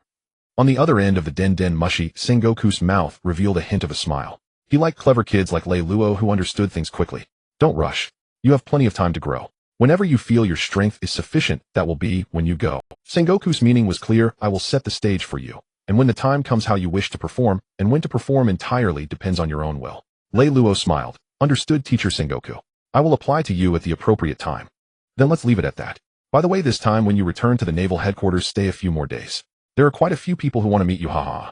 With a snap, the Den Den Mushi was hung up, and Lei Luo couldn't help but smile and shake his head. Having been promoted to the candidate for Admiral, it was obvious who wanted to see him. Tao Tu and T-Pig are also waiting. In the next 2 days, Lei Luo had a blast with a group of young rascals on the Zephyr archipelago, and afterwards they boarded a warship back to the city of 7 Waters. During this time, the name of Gold Dragon Lei Luo echoed across the entire sea. On the ship, Moby Dick Whitebeard, hooked up to and four, gazed at the newspaper in his hand with sharp eyes filled with an indescribable complexity. His physical condition had worsened significantly, and it was uncertain how long he could protect his sons. At this moment, the Navy had unleashed a young rascal who could severely injure Rayleigh. If it weren't for Shocky's quick escape, Rayleigh would undoubtedly have faced a far worse outcome. Whitebeard lowered the newspaper, sweeping his gaze over his sons before finally fixing his eyes on a figure with a robust build devouring a cherry pie and missing a few teeth. Regardless of the circumstances, as long as he was alive, he would provide protection for his sons. Until his death, he would remain the strongest man in the world. He pulled out the needle from his body, gripped his naginata tightly, and struck it fiercely against the deck. In the next moment, black and red lightning surged across the sky above the entire sea. In Reno country, Kaido drank alcohol. While looking at the image of Lei Luo in the newspaper, his eyes slightly glazed. Gold Dragon. Pick Gold Dragon Lei Luo. I really want you to join my beast pirates. As long as you come, the position of vice captain is yours, and the position of my son-in-law is also yours. After a raucous laugh, Kaido downed another bottle of alcohol and casually threw the newspaper to Jack beside him. Go take this newspaper to young Master Yamato. Let him see what a real man on the sea looks like. Tell him that a real man should be like Lei Luo, able to injure me at 16 and nearly cut down the Pirate King's first mate at 19. Yes, Mr. Kaido. Jack picked up the newspaper, turned, and quickly arrived at a nearby room, raising his hand to knock on the door. Young Master Yamato, Mr. Kaido asked me to bring you this newspaper, saying it's to show you what a real man is like, and he insisted that you must read it. Inside the room, a girl with handcuffs on both hands and two horns protruding from her head was eating. Hearing the knock, she opened the door with an annoyed expression. Is my damn old man making me look at that so-called gold dragon Leiluo again? For the past 3 years her so-called damn old man seemed to have some serious illness, constantly rambling about gold dragon Leiluo to the point where her ears felt sore. Isn't it just that the damn old man couldn't recruit anyone and got slashed and punched? Why is he so obsessed with this gold dragon Leiluo? However, Yamato was actually quite curious about this Navy's gold dragon major. Although her old man was a mess, his strength was undeniable, and it intrigued her that he could be talked about for so long. Thus, although she complained, Yamato obediently took the newspaper. Gold dragon Leiluo actually severely injured Rayleigh. He was once the first mate of Odin. Yamato's mouth dropped open in surprise as she rubbed her eyes, staring at the newspaper while reading it word for word again, eventually even looking at the photo of Rayleigh's abdomen being pierced by Leiluo's punch. Gold dragon Leiluo, so impressive. She had heard of the Dark King Rayleigh and could even say she understood him, as he was once Odin's first mate. In her mind, the Dark King Rayleigh was a formidable pirate, one of the top powers in the world, but now he was nearly taken down by this gold dragon Leiluo. So it seems that this Leiluo could indeed be considered a real man. Jack stood nearby holding a live phone bug and couldn't help but breathe a sigh of relief. Young Master Yamato's interest in Leiluo was not just a headache for Mr. Kaido but for the entire Beast Pirates. Yamato's curiosity about Leiluo was a good beginning. As for Kaido on the other side of the phone bug, he burst into hearty laughter while opening another bottle of alcohol. Haha, I said once she sees a real man, Yamato will definitely be interested, and soon she'll forget about Odin. Laughing, Kaido suddenly started crying, swinging his kanabo in frustration. Oh, why isn't that damned gold dragon Leiluo my vice captain? He should have shown his full strength earlier and directly captured Leiluo. Seeing their captain crying like a heartbroken woman, the nearby officers exchanged glances and raised their hands to their foreheads. In the east blue, there was a group of islands floating high in the sky. A man draped in a coat with 2 swords strapped to his legs floating in the air, and with a ship's wheel embedded in the back of his head, looked at the newspaper, pressing down hard on it until it crumpled into a ball. This was the once renowned pirate Gold Lion Shiki. Shiki was the user of the float fruit known as the Sky Pirate. Damn it. Damn Rayleigh. How could he be defeated by a mere Navy brat? This is tarnishing Roger's name and sullying our reputation as pirates. With a few swift motions, Gold Lion tore the newspaper into shreds and launched a cutting attack. Wave slash. The powerful wave slash flew towards the clouds, instantly carving a clear path through them. After venting his rage, Gold Lion slightly calmed down, but his expression remained ferocious. No, Roger's reputation cannot be tarnished by Rayleigh. Roger is the man I acknowledge, and his first mate being defeated by a mere Navy brat. I must take revenge for Roger. Gold dragon Leiluo, is it? Just wait for me. Indigo, inform all our subordinates that I'm heading to the Grand. Indigo, dressed ridiculously, tilted his head slightly and began gesturing with both hands paired with the puff shoes on his feet, causing veins to bulge on Gold Lion's forehead. Speak. Our experiment is at a critical stage. Are you sure you want to go to the Grand Line? Going to the Grand Line to conduct experiments is the same. Right now, restoring Roger's name is my top priority. Once he finished speaking, this massive group of islands began to move slowly toward the Grand Line under Gold Lion's Wow, is this the city of 7 waters? It feels even more luxurious than the Sabaody Archipelago. Yeah, I feel like the Sabaody Archipelago pales in comparison to the city of 7 waters. Teacher Leiluo is so amazing. A group of young rascals stepped into the city of 7 waters, shocked by the beauty of the urban landscape. Leiluo smiled. There will be plenty of time to explore the city of 7 waters later. For now, let's take you back to the base. Don't think you can relax just because you graduated from the elite training camp. I am far stricter than Teacher Zephyr. At these words, the children instantly wore confident expressions. Luffy grinned mischievously and even raised his arm to flex his muscles. What did it matter if Teacher Rayleigh was strict? Could he possibly be worse than that wretched grandfather of theirs? At least here they wouldn't suddenly be struck by the fist of love at any moment. Seeing their smug expressions, Rayleigh couldn't help but curl his lips into a sly, ominous smile. Smoker, who had come to greet them, involuntarily twitched at the corner of his mouth. No fist of love. Don't make me laugh. Rayleigh, that devil loved chasing him around the training ground for no reason at all. Smoker had been relentlessly pursued and pounded for 3 whole years. 2 hours later, Rayleigh clenched his fists with armament hockey, laughing like a villain as he charged toward the terrified children across the field. Brats, don't run. Rush straight into my fist. No, Teacher Rayleigh. A group fled ahead while one man chased behind. Smoker stood beside the training ground, 2 cigars clamped between his teeth, arms crossed, shaking his head, just as he'd known it would be. Before, he'd been the sole recipient of this privilege across the entire base. Now a new batch of brats had joined him, finally sharing the burden of suffering. As for Lane, he was assigned to Rayleigh's tutelage. But try as he might, Rayleigh simply couldn't treat Lane with the same relentless rigor he'd applied to Smoker. Their power gap wasn't nearly as vast. Just then, Rayleigh caught sight of Smoker observing from the sidelines, and with a casual wave summoned a violent gale that lifted Smoker off his feet and hurled him straight into Luffy's group. Smoker, you're joining in too. Don't stand idle. Smoker. Relo, what gibberish is that? Take this punch. After completing his daily regimen of disciplining Smoker and the children, and leaving the entire group sprawled on the ground, Relo hummed a cheerful tune as he strolled into his office.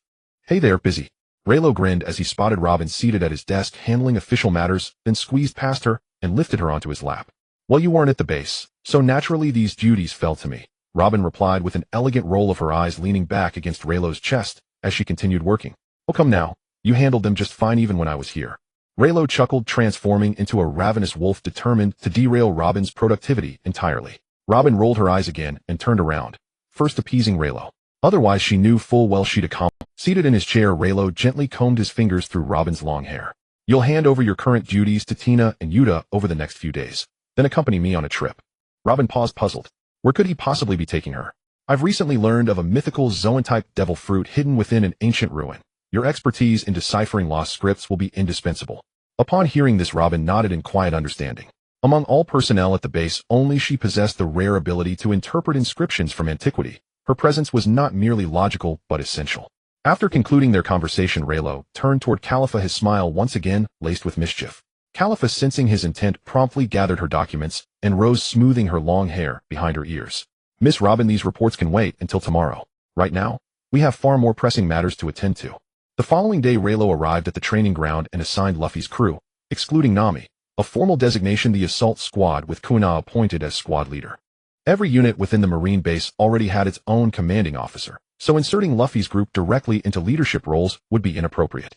Moreover, given the brat's temperament, they'd likely refuse command responsibilities outright. To them, personal strength remained paramount. As for Nami, she served exclusively as navigator aboard the Yellow Dragon, her rank and commission tied directly to Relo's authority. No additional assignment was necessary. Once arrangements were finalized, Relo departed immediately for Water 7 with Yuta. He'd promised to take her out for dinner earlier, but the ambush on Instructor Zephyr had intervened. This time he was determined to make it up to her properly. Yuta, where would you like to go today? Relo asked, glancing sideways at her perched lightly on his shoulder as they strolled down the street. How about the entertainment district? That restaurant I mentioned before is located there too. Perfect. We'll explore first, then dine. Hey, shouldn't we invite Khalifa and the others? They're still asleep. Let's gather them for dinner tonight. Yuta blinked silently, her cheeks puffing slightly, as she wrestled with whether to feel delighted or dismay. On one hand, Relo would spend the entire day with her alone, yet on the other, Khalifa and Robin held such a formidable lead in this particular domain.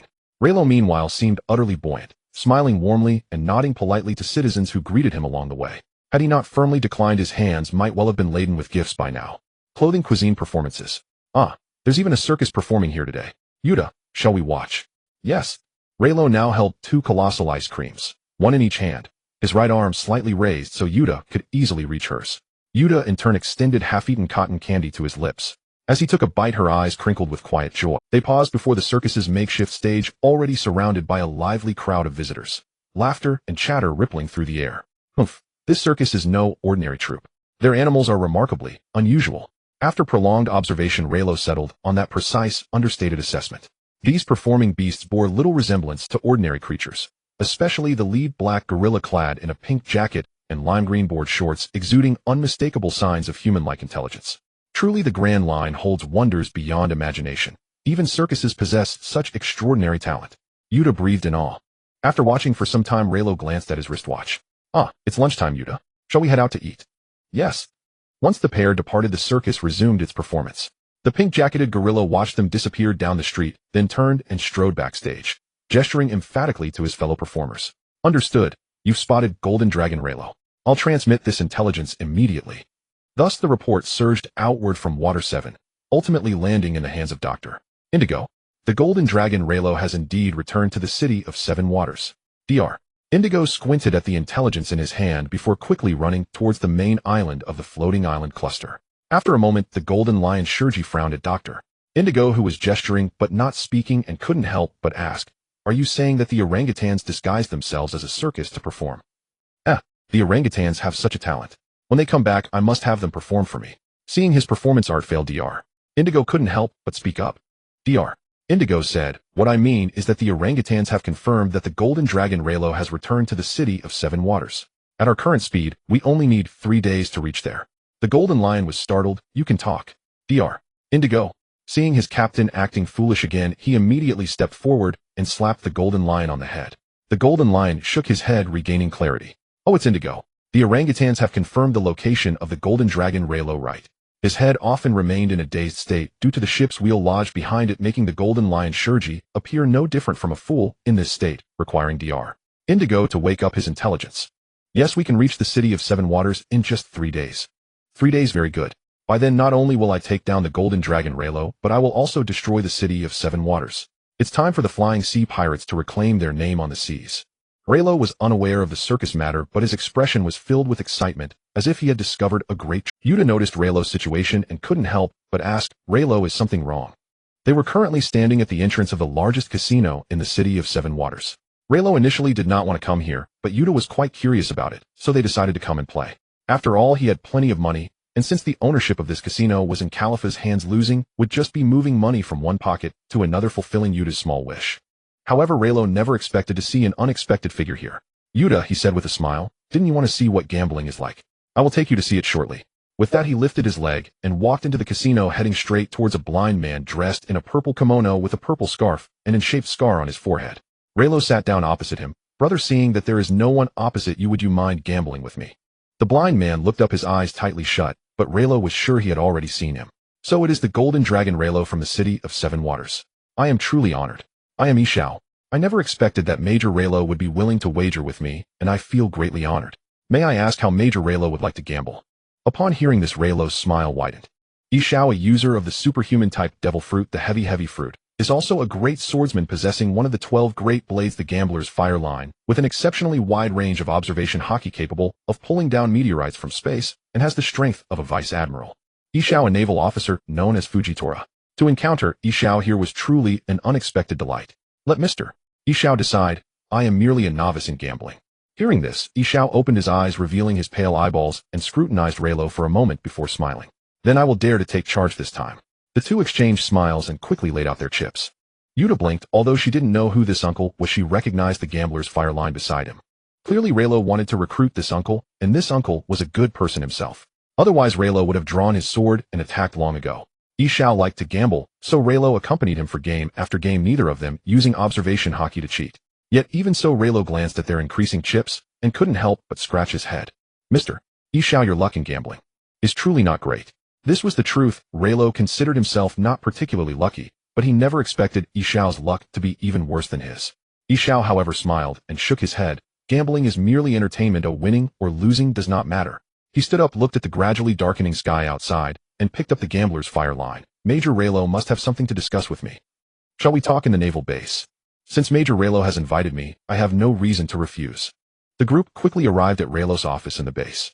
When Khalifa and Robin first saw Reno, they thought he was about to come again, but upon seeing Ishao, they immediately understood that Reno had pressing matters to discuss, so they directly stood up and left the office to create a quiet space for the two. Reno poured a cup of tea for Ishao, pushed it across the table, and asked, "What do you think of the city of Seven Waters?" Upon mentioning the city of Seven Waters, Ishao fell silent. He opened his mouth, thought for a while, and then exclaimed, "The city of Seven Waters is the ultimate form of my eye." Previously, he had only heard that the city of Seven Waters was very prosperous and had good public order, which was why he had the desire to come and see it. But he never expected that upon arriving, the city of Seven Waters would give him a great surprise. There were no underground forces causing trouble or bullying civilians, and no pirates brazenly creating disturbances in the city of Seven Waters. The people lived prosperous lives, their eyes filled with light. Ishao admitted that this was the city-state he envisioned as the most ideal, and all of this was brought about by the Major Reno before him. Reno smiled and asked, "Then Mr. Ishao, how do you find my naval base?" "The officers are powerful and the soldiers behave in an orderly manner. I believe even within the Navy this naval base should rank among the best." "Then I will speak directly. Mr. Ishao, have you considered joining the Navy?" Upon hearing this, Ishao paused for a moment, and then spoke softly. "The Navy in the city of Seven Waters indeed upholds the path of justice, but not all navies are like the Navy in the city of Seven Waters. Moreover, the existence of the world government is a significant constraint on the Navy. Precisely for this reason, we must strive to change it, mustn't we?" Reno extended his right hand, his words filled with temptation. "Mr. Ishao, I wonder if you would be willing to join me in making the Navy truly just and transforming the world into a true city of Seven Waters." He understood that Ishao respected those who upheld justice the most, and that he had blinded himself to avoid witnessing the many dirty and vile people in the world and the evils of society. But now Reno presented Ishao with the most complete model of his ideals, bringing the answer directly to Ishao and showing that he had the ability to achieve it all. Rather than talking about dreams, he preferred to speak with facts, and the City of Seven Waters was the fact he had created. Therefore Relo believed that Yishao would certainly not refuse his offer. Indeed, after a moment of silence, Yishao slowly extended his right hand and shook it with Relo. I am honored that Major Relo thinks highly of me. But I must state in advance that once I join the Navy, I will only follow Major Relo's commands. No problem. Their right hands gripped tightly together, resonating as like-minded individuals. Having successfully recruited a general-level warrior, Lei Luo was in high spirits and announced a feast for all personnel at the base that evening, providing unlimited food and drink for everyone except those on necessary patrol and guard duty. At the banquet, Yishao, holding a bowl of buckwheat noodles, marveled at the sight of Luffy and the others devouring meat. He exclaimed, the base is truly filled with talent. Given time, these young men will surely become formidable powerhouses. Just their presence startled Yishao. 1, 2, 3. Counting Lei Luo, the base had a total of 5 possessors of Conqueror's Haki. Although one of them seemed unaware of his possession of Conqueror's Haki, it did not diminish their strength. The overall potential of the base remained exceedingly formidable. In response, Lei Luo merely chuckled, indicating that this was the desired effect. There needed to be tangible facts before them, along with sufficient strength and potential to instill confidence in Yishao. Though Yishao might not require such reassurance, it had to be presented. In terms of current strength, the base boasted 2 top-tier warriors, and in terms of potential, these younglings were all exceptional talents. After showcasing their capabilities, the sincerity was abundantly evident. Clearly, Yishao also realized this as he maintained a smile throughout the banquet. Once the reception duties were completed, the next step was naturally to apply for a military rank for Yishao. Given Yishao's strength, assigning him any position below that of a general would be an underestimation, yet directly applying for a general rank seemed inappropriate. After pondering for a moment, Lei Luo decided to leave the matter to Zhanghua to handle. Thus, in the middle of the night, Lei Luo made a phone call to wake Zhanghua from his slumber. Hello, Lei Luo kid. Why are you disturbing this old man at such a late hour? Zhanghua yawned, his tone somewhat. Oh, teacher Zhanghua, you're still awake. Lei Luo chuckled, causing Yishao, who was on the other end, to shake his head. Get to the point. It's like this: I've recruited a general-level warrior for our Navy and would like to ask you to apply for a military rank for him. Upon hearing this, there was a moment of silence on the other end of the line. After a while, Zhanggua's voice finally came through.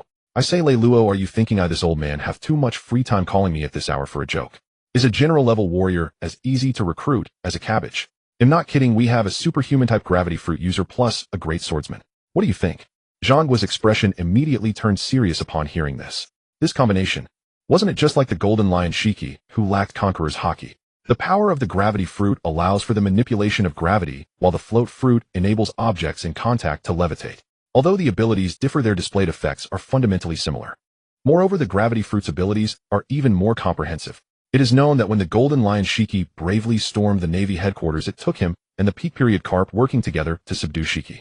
It wasn't that their hard power was inferior to Shiki's, but rather that Shiki could fly, making capture exceedingly. Furthermore, during the decisive battle between the Flying Pirates and Roger's Pirates, had it not been for Shiki being pinned in the back of the head by the Supreme King's ship, it's likely Roger's Pirates would have perished, let alone the later Pirate King. The strategic significance of this fruit is immense. With this individual, our Navy could easily establish an aerial unit, far surpassing the mobility of a fleet sailing on the seas. Thus, Zhanghua earnestly inquired about various details regarding Yishao, growing increasingly astonished with each piece of information. All right, possessing such formidable strength and a heart inclined towards justice, such talent is destined to be intertwined with our Navy. Let's do this, Lei Luo. Aren't you due to come to the headquarters soon to report and be promoted to a general candidate? Bring Yishao along, and if everything checks out, I'll grant him the rank of Rear Admiral. Upon hearing this, before Lei Luo could respond, Yishao spoke up first.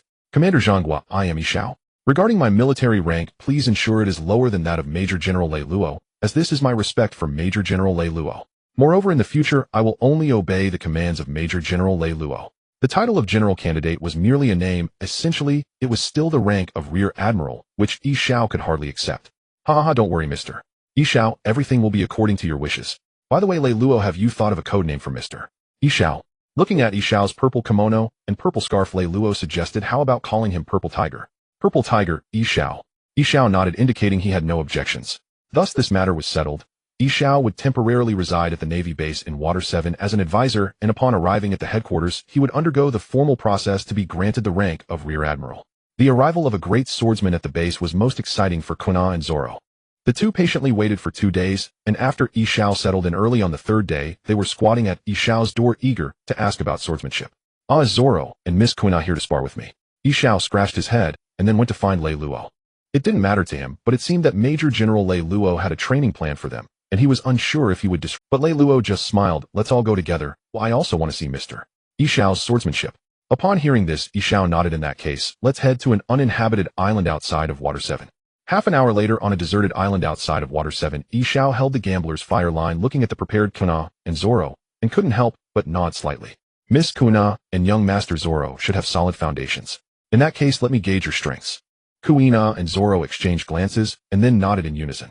In the next moment, circles of purple gravitational rings erupted from behind, Yishao soaring into the sky, and then Yishao took a few steps back, giving space to Kuna and Zoro. Ladies first, please. Zoro, confused, asked Mr. Yishao, what is this? Before he could finish, Kuna was already sweating on her forehead. Zoro, look above. Above.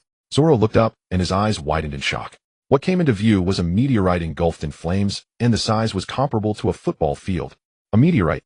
Is this the ability of Mr. Yishao? The power of a devil fruit that can control gravity is simply terrifying. Lei Luo, standing nearby, spoke leisurely. Your task is to use swordsmanship to destroy and decompose this meteorite. If you cannot accomplish this, I will intervene. I understand. This must be Mr. Yixio's trial. Sualong placed the newly acquired second-generation Sanryu Zongjin between his teeth. Very well, Guyaina, I go first.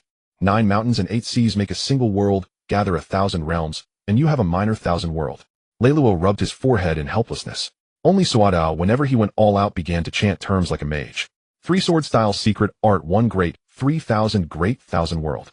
Sualong bent slightly, then drove his legs with explosive force. Armament hockey coiled along the blade, and he shot forth like an arrow loosed from a bow toward the meteor hanging in the sky. The blade's flash swept across the rock. To everyone's astonishment, the massive meteor was cleaved cleanly in 2, split down the middle. Guyaina.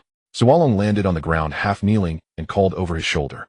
Guyaina stepped forward swiftly and drew Hidao Yuwenzi and Erdai Dadayan Taiguangshi. With both blades in hand, an invisible momentum began to radiate from her. It was as if cherry blossoms were drifting down, dancing and whirling, then clinging to the blades, lending them a radiance. This dual sword technique was what Guyaina had developed upon obtaining the Erdai Dadayan Taiguangshi. A noble blade left unused is a waste unless one finds a way to employ it. After exchanging a few insights with Sualong, Guyaina devised a style of her own. Dual sword style Sakura. A pink slash again pierced the meteor, cutting the already halved rock into 4 petals. Mr. Yishao nodded slightly. The move was highly offensive, though its destructive power was not overwhelming. Given Guyaina and Sualong's ages, achieving this was already quite remarkable. Once they mastered the 3rd stage of armament hockey, internal destruction, or if Sualong learned to weave conqueror's hockey, they would be able to pulverize such a meteor in a single blow. Damn it, if slashes only cut without causing pulverizing destruction, then strike out enough slashes that will also break the meteor to dust. No sooner said than done. Sualong assumed the opening posture of his 3-sword style, preparing his 1,080 troubles wind, while Guyaina readied herself to add another slice. But with their current strength, delivering 1 fully committed cut to cleave the meteor was already the limit if they then tried to use extremely fast sword techniques to swing. It might still not be enough to sever the meteor. At that moment, Lei Luo walked between them. You have reached a good point already, now watch me. He flicked the thumb against the sword guard, and Long Zhan leapt from its scabbard. 1,000 strikes in an instant. Single sword style moment, 1,000 thunder slash. A dazzling barrage of blade light instantly filled their vision. To the stunned faces of Guyaina and Sualong, the enormous meteor was swallowed by the radiance, and in a flash dispersed into powder. They only saw Lei Luo standing there, his figure blurring for an instant, and then the 4-lobed meteor was overwhelmed. Lei Luo sheathed Long Zhan and, tucking a cigar into his mouth, said, showing you conqueror's hockey would be pointless, so instead it'll demonstrate the highest level of armament hockey, internal destruction. That move could be described as a single slash or as hundreds or thousands of slashes. Fundamentally, it relied on the principle of internal destruction, crushing the target from within. That is the key to shattering a meteor with a single strike. Guyaina and Sualong's eyes shone. In the training camp, Grandfather Zephyr had taught them only up to the 2nd stage. The 3rd stage had been given only in theory and never demonstrated. Now, aided by the meteor as a vividly demonstrative prop, they both felt a sudden spark of insight into the 3rd stage of armament hockey. Afterward, Mr. Yishao continued to lift meteors for Sualong and Guyaina to practice on while Lei Luo watched. When it came time for a break, he called Guyaina to one side. Guyaina, may I ask you something? Teacher Lei Luo, please go ahead. Guyaina stowed Hidao Yuwenzi and Erdai Dadayan Taiguangshi at her waist and stood upright. Tell me, have you lately felt that your physique is lagging behind the others? Just give me your most immediate impression. At that, Guyaina could not help pressing her lips together. As the leader of the small group, she had indeed been sensing Lu Fei and his 2 brothers possessed exceptional talent in physical combat. Their bodies were growing ever stronger. Nami the navigator had tempered herself with the Xianglei fruit, so her physique was likewise no concern. Even Suolong had been improving rapidly through his bouts with her. The two were now nearly evenly matched. This was not because her swordsmanship was inferior. On the contrary, her study ran deeper than Suolong's in that regard. The issue lay in her physical strength, which was not as robust as Suolong's. They were in a growth period, bodies changing quickly, and at this stage the disparity in physique had begun to show. Not every woman is blessed with the monstrous talent of Big Mom, able to train a little and secure a seat among the four emperors. Seeing her silence, Leiluo understood and smiled. I have a lead on a mythical beast-type devil fruit. Interesting. He thought it over and decided that the vampire fruit found in Shugu town would suit Guyana perfectly. The others either already had fruits or did not need one, while Guyana had this particular need. Guyana looked up, ready to refuse. As a swordswoman, she should be pure and not consume devil fruits. Yet the two great swordsmen she respected, Teacher Leiluo and Mr. Yixiao, had both eaten devil fruits. For a moment, Guyana hesitated. Leiluo did not press her. He only said, "Think it through carefully, tell me when you've decided," then departed, preparing to fly back to the Chishui capital. At that moment the wind brought him an unpleasant scent. Leiluo looked up. He often used the wind to lift items into the sky, keeping them as a small treasurer. Now it seemed something had taken notice of his little hoard. No, I must go up and see. On the cloud line, Jinshizi Shurji stood at the edge of a floating island cluster, peering through a spyglass at the assortment of levitated goods, his mouth nearly watered. Treasure. I never expected to find wild treasure over the Chishui capital, he cried. He saw famed swords, devil fruits, and crates upon crates of gold and silver.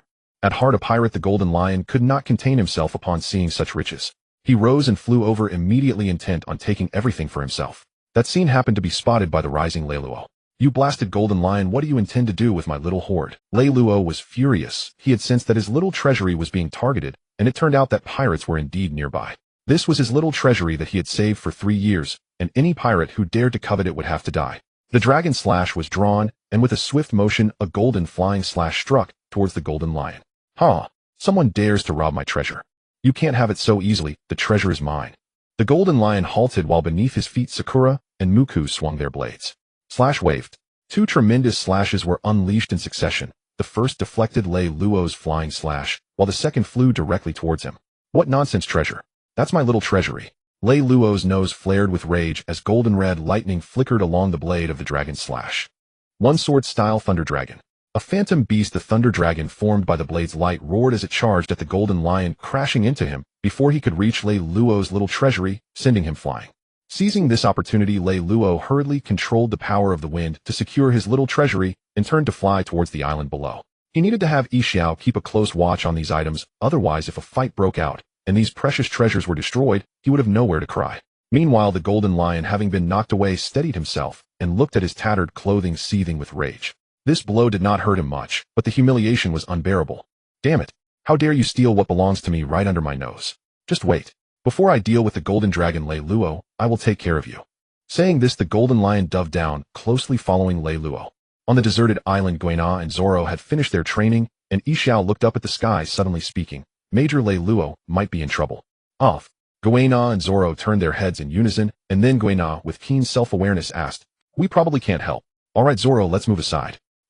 The two moved swiftly, and under Yixiao's surprised gaze, Guina directly took Zoro to the edge, looking like they were ready to watch the show. Moments later, Leiluo flew down and dumped a heap of famous swords, devil fruits, and treasures beside Yixiao. "Brother Yixiao, please guard my little treasury. I'm going to kill the Golden Lion. Daring to steal my things, that old bastard is simply tired of living." With that, Leiluo turned and soared back into the sky, hand on the blade sheath. Thus another person joined the group at the edge. Fujitora Yixiao. Guina cautiously inquired, "Aren't you going to help Major Leiluo?" Yixiao scratched his head. Major Leiluo said that the Golden Lion over there dared to covet his treasures, so he's going personally to deal with him, just asking me to guard the little treasury. Saying this, Yixiao also took a moment to survey the wealth piled around the three of them, then took a deep breath. 3 famous swords of the grade 21 big knife, level 6 famous swords of good speed, level 5 devil fruits, and countless treasures.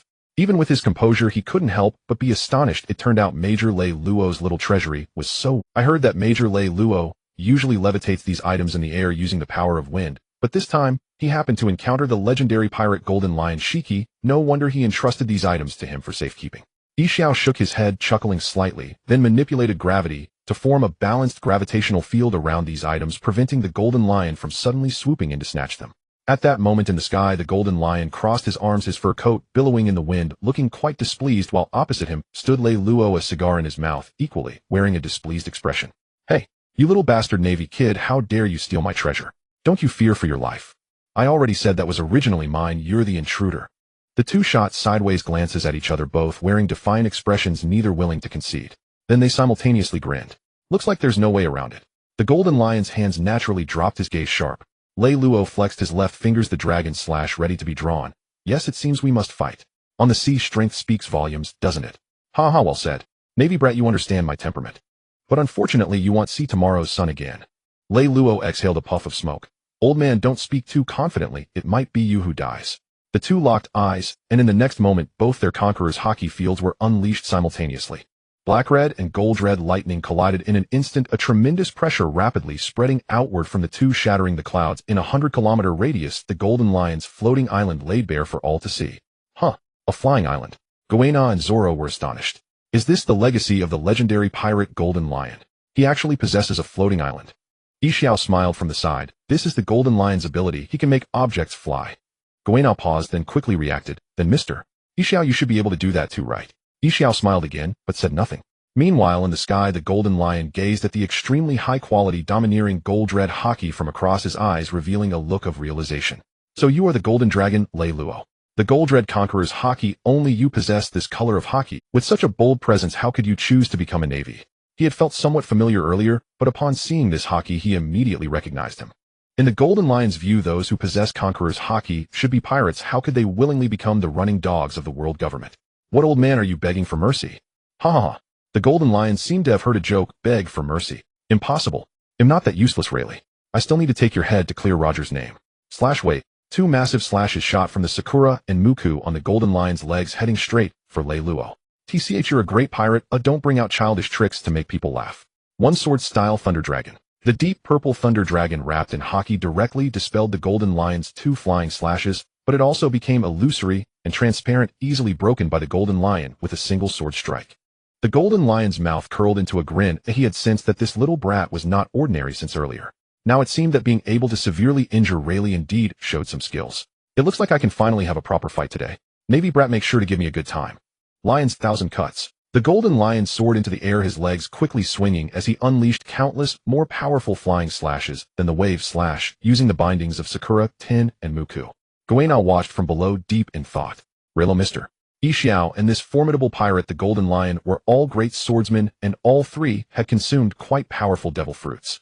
Their choices seemed aimed at enhancing their own strength, seemingly not too concerned about the so-called purity of a swordsman. Rayleigh was unsure of what Goena was thinking. He could only watch the Golden Lion with excitement in his eyes.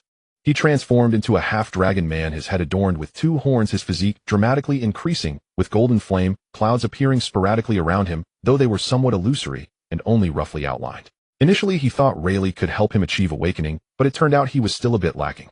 Fortunately, he had the Golden Lion now. That old thing was far stronger than that old fellow Rayleigh. Let the Golden Lion's final dance assist him in achieving awakening. Rayleigh slightly bent his body, assuming the stance for a sword draw. One sword style, instant 1,000 thunder slash.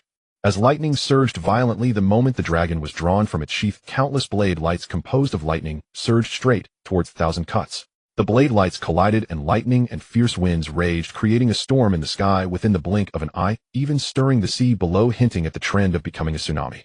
Seeing this, Rayleigh did not hesitate for a moment. Golden red lightning enveloped the dragon slash and charged straight in. One sword style thunder slash. The speed brought by the lightning and fierce winds propelled him forward like teleportation, directly breaching the storm and appearing before the Golden Lion. "Nanny."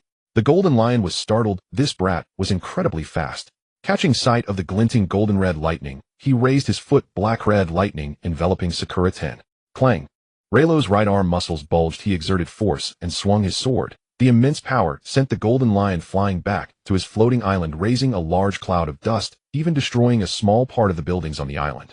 After fighting Rayleigh once, Rayleigh had gained some experience dealing with that old man. Just exerting great strength would do. After all, their physical strength was likely not as strong as his. Without waiting for the Golden Lion to rise again, Rayleigh drew the autumn water at his waist, flames swirling around it. Dual sword style thunder flame. Lightning and flames intertwined and descended directly towards the Golden Lion's location. But the next moment, the floating island where the Golden Lion was located suddenly moved. It was not a metaphor, it truly moved. soil and rock were twisted and formed by some powerful force, eventually taking the shape of several lion heads. Lion's might earth roll.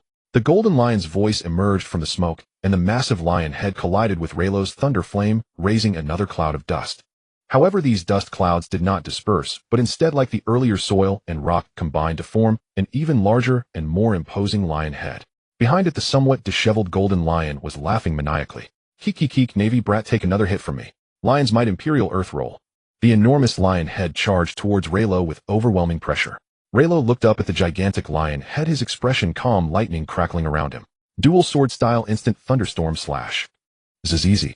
A deep purple lightning danced wildly in the sky, forming a dense electric net, but upon closer inspection one would find that each bolt of lightning was a blade light slashed out by Raylo. This was a lightning net composed of blade lights.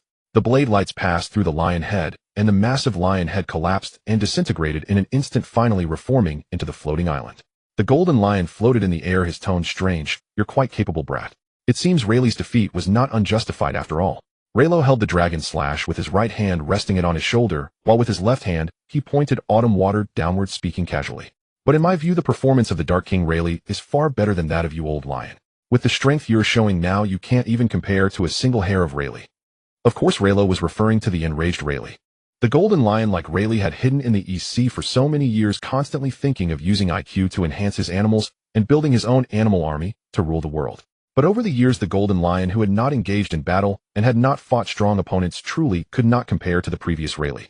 Even though he was once renowned alongside Roger and nearly wiped out the Roger pirates, the golden lion was now just an aging lion with no ambition.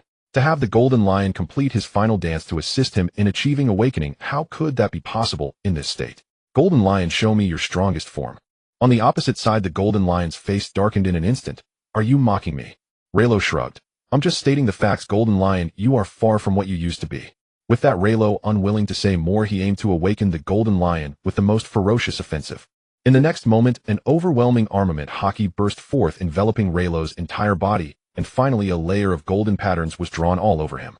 From a distance, it looked as though Raylo had donned a layer of black gold armor. Seeing Raylo like this, the golden lion's eyes flashed with shock. How can you waste hockey like this? Armament hockey covering the entire body. How much hockey would one need to dare to do this? Not to mention the quality of this armament hockey was particularly high. Even the golden lion felt that he would need to use all his strength or conqueror's hockey to break through. The golden lion gritted his teeth and finally managed to utter two words, monster. He was simply as terrifying as rocks back then. Huh. In response, Raylo merely chuckled lightly, sheathing autumn water and placing conqueror's hockey on the dragon slash. The golden red lightning danced along the blade, making the golden patterns on the dragon slash even brighter. Golden lion, don't die too quickly. A brilliant golden light erupted instantly, as if all the light in the world had been snatched away, leaving only a dazzling golden phantom beast, the yellow dragon.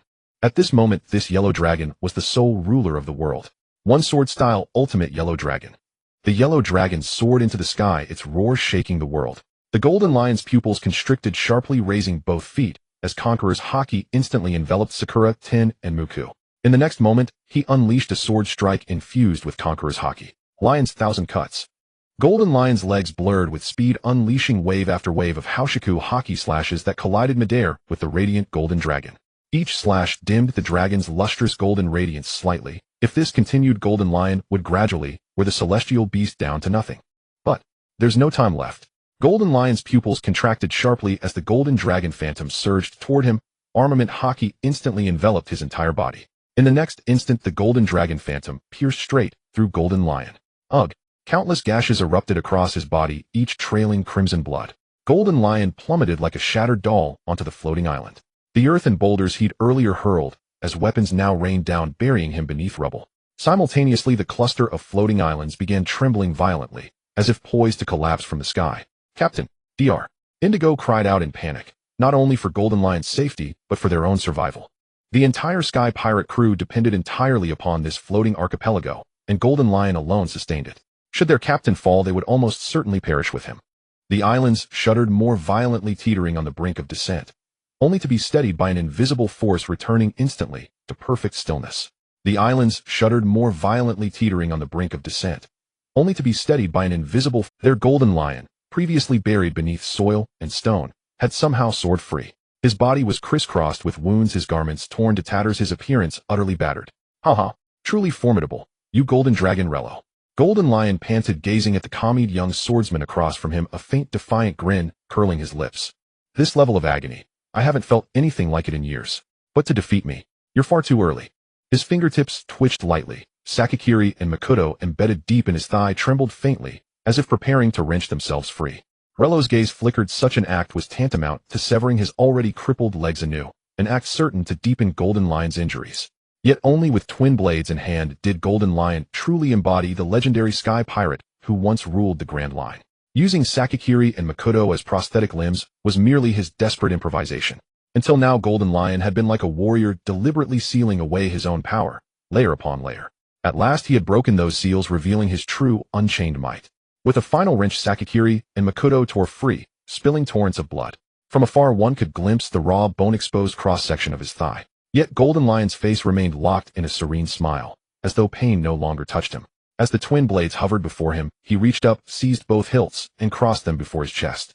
How nostalgic, the sensation of gripping a blade with both hands. Back then I was the sovereign of the seas. The very pirate King Roger dared not stand against me. Golden Dragon Reno, you are no pirate, yet I grant you this rare recognition. You are worthy of my absolute, unfettered strength. He flexed his wrists once, then raised Sakakiri and Makoto high above his head, bringing them down in a single thunderous arc. Zampa. Two slashes materialized, vastly more potent than any before, blurring across the distance and striking Relo's position in the blink of an eye.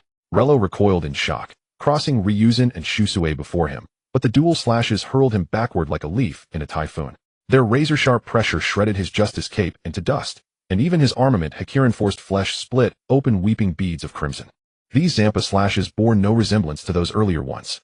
If Golden Lion had previously sat barely at the same table as Rayleigh, now he radiated the terrifying aura of a true Emperor-tier sovereign. A faint smile lifted Relo's lips, truly worthy of the name Golden Lion. Before he could utter another word, Golden Lion's second strike descended. Lion Senkiryu. An endless barrage of slashes, each surpassing the Zampa in sheer lethality, engulfed the sky before Reno in an instant. Reno could already feel the searing sharpness of their edge. Deep violet lightning compressed inward, transforming in a heartbeat into stark black and white currents, melding seamlessly with the cascading golden crimson bolts, amplifying his presence to awe-inspiring intensity. Itoryu Shun, Sunrise On. 1,000 strikes in a single breath. Golden slashes erupting upward in an unstoppable torrent, clashing Hedon with Golden Lion Senkiryu.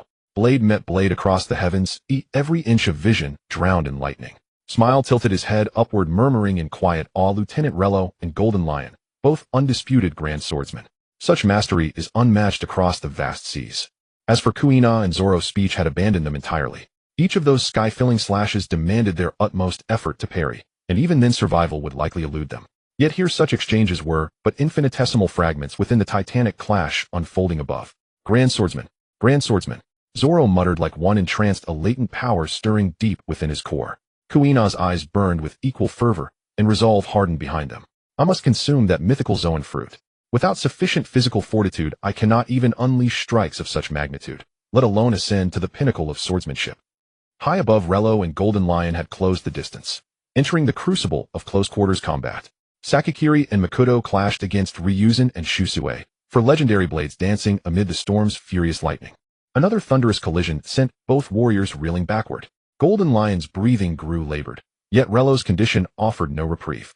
The three-stage Ryuryu Nomi transformation was inherently unsustainable, a trait of colossal stamina for explosive power. Under current conditions, even under optimal circumstances, he could maintain it for no more than half a day. Half a day meant little more than a prelude in the duel between two apex warriors. Golden Lion noted Reno's subtle fatigue and chuckled, "Boy, your endurance is failing, isn't it? Enough to kill you." Reno wiped blood from his lip. Was Golden Lion truly faring better? One was maimed, the other a fleeting paragon of peak vitality, truly a match of equals. And precisely that was Reno's design. Only under such crushing pressure could he ignite greater momentum, accelerating the awakening of the yellow dragon. Should he succeed, the fruit's awakening would transform his black and white Ryuryu Nomi state from a transient surge into his permanent natural form. Should he fail, it would simply be death. Plainly put, Reno had left himself no margin for retreat. He must win. Without the courage to embrace death, how could one ever claim the indomitable spirit to reign supreme over heaven and earth? Let's see if you really have the ability. The floating island behind the Golden Lion was twisted and shattered by a powerful force, ultimately transforming into a colossal lion's head. Hovering above the lion's head, the golden lion wielded Sakura, Ten, and Muku, laughing maniacally as black and red lightning surged into the lion's head, further amplifying its imposing aura. Even Reno felt astonished by such a grand display.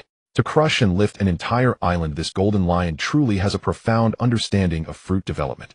But if you want to take me down, this alone won't be enough.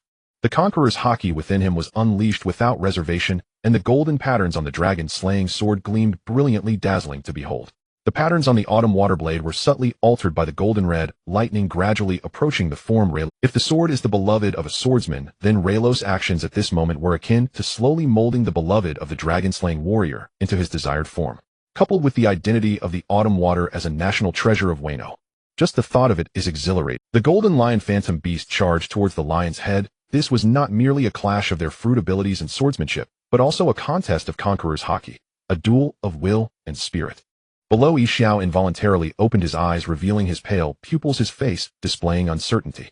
Zoro exclaimed, "Is it dark out?" "No, it's not dark. The light has been overshadowed," Goena said, stroking her sword with certainty. The clash of their conqueror's haki has eclipsed the light bestowed by nature. Under everyone's watch, a lion's head the size of an island collided fiercely with a golden dragon wrapped in black and red lightning. Boom! A basketball-sized black hole suddenly appeared at the center of the collision, dispersing the aura and pressure that cleared the clouds 100 kilometers away, stirring up a furious storm over the sea. At this moment, the clash between the two was akin to a natural disaster. In the distance, an albatross desperately tried to approach, but due to its power, it could only stay far away and snap a few photos. However, it was equipped with a live-streaming phone bug directly connecting to their newspaper headquarters. After an unknown amount of time, the blade light dissipated, the storm subsided, and the sea began to slowly calm. At the center of the storm, the two individuals, Relo and the golden lion, now appeared battered and bruised. Ha ha ha! What a thrill, golden dragon Relo! The golden lion wiped the blood trickling from his mouth, forcibly suppressing the discomfort within his organs. Likewise, I didn't expect such strength from you at your age. Facing him, Relo panted heavily, tearing off the tattered upper half of his clothing, revealing a muscular physique surrounded by large flames.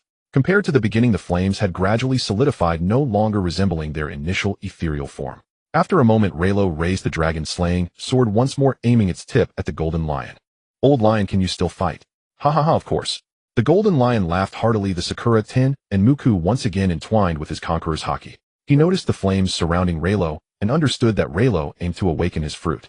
However, he didn't mind, being a fierce hero himself, he respected the strong and those with great ambition. And Relo possessed both qualities.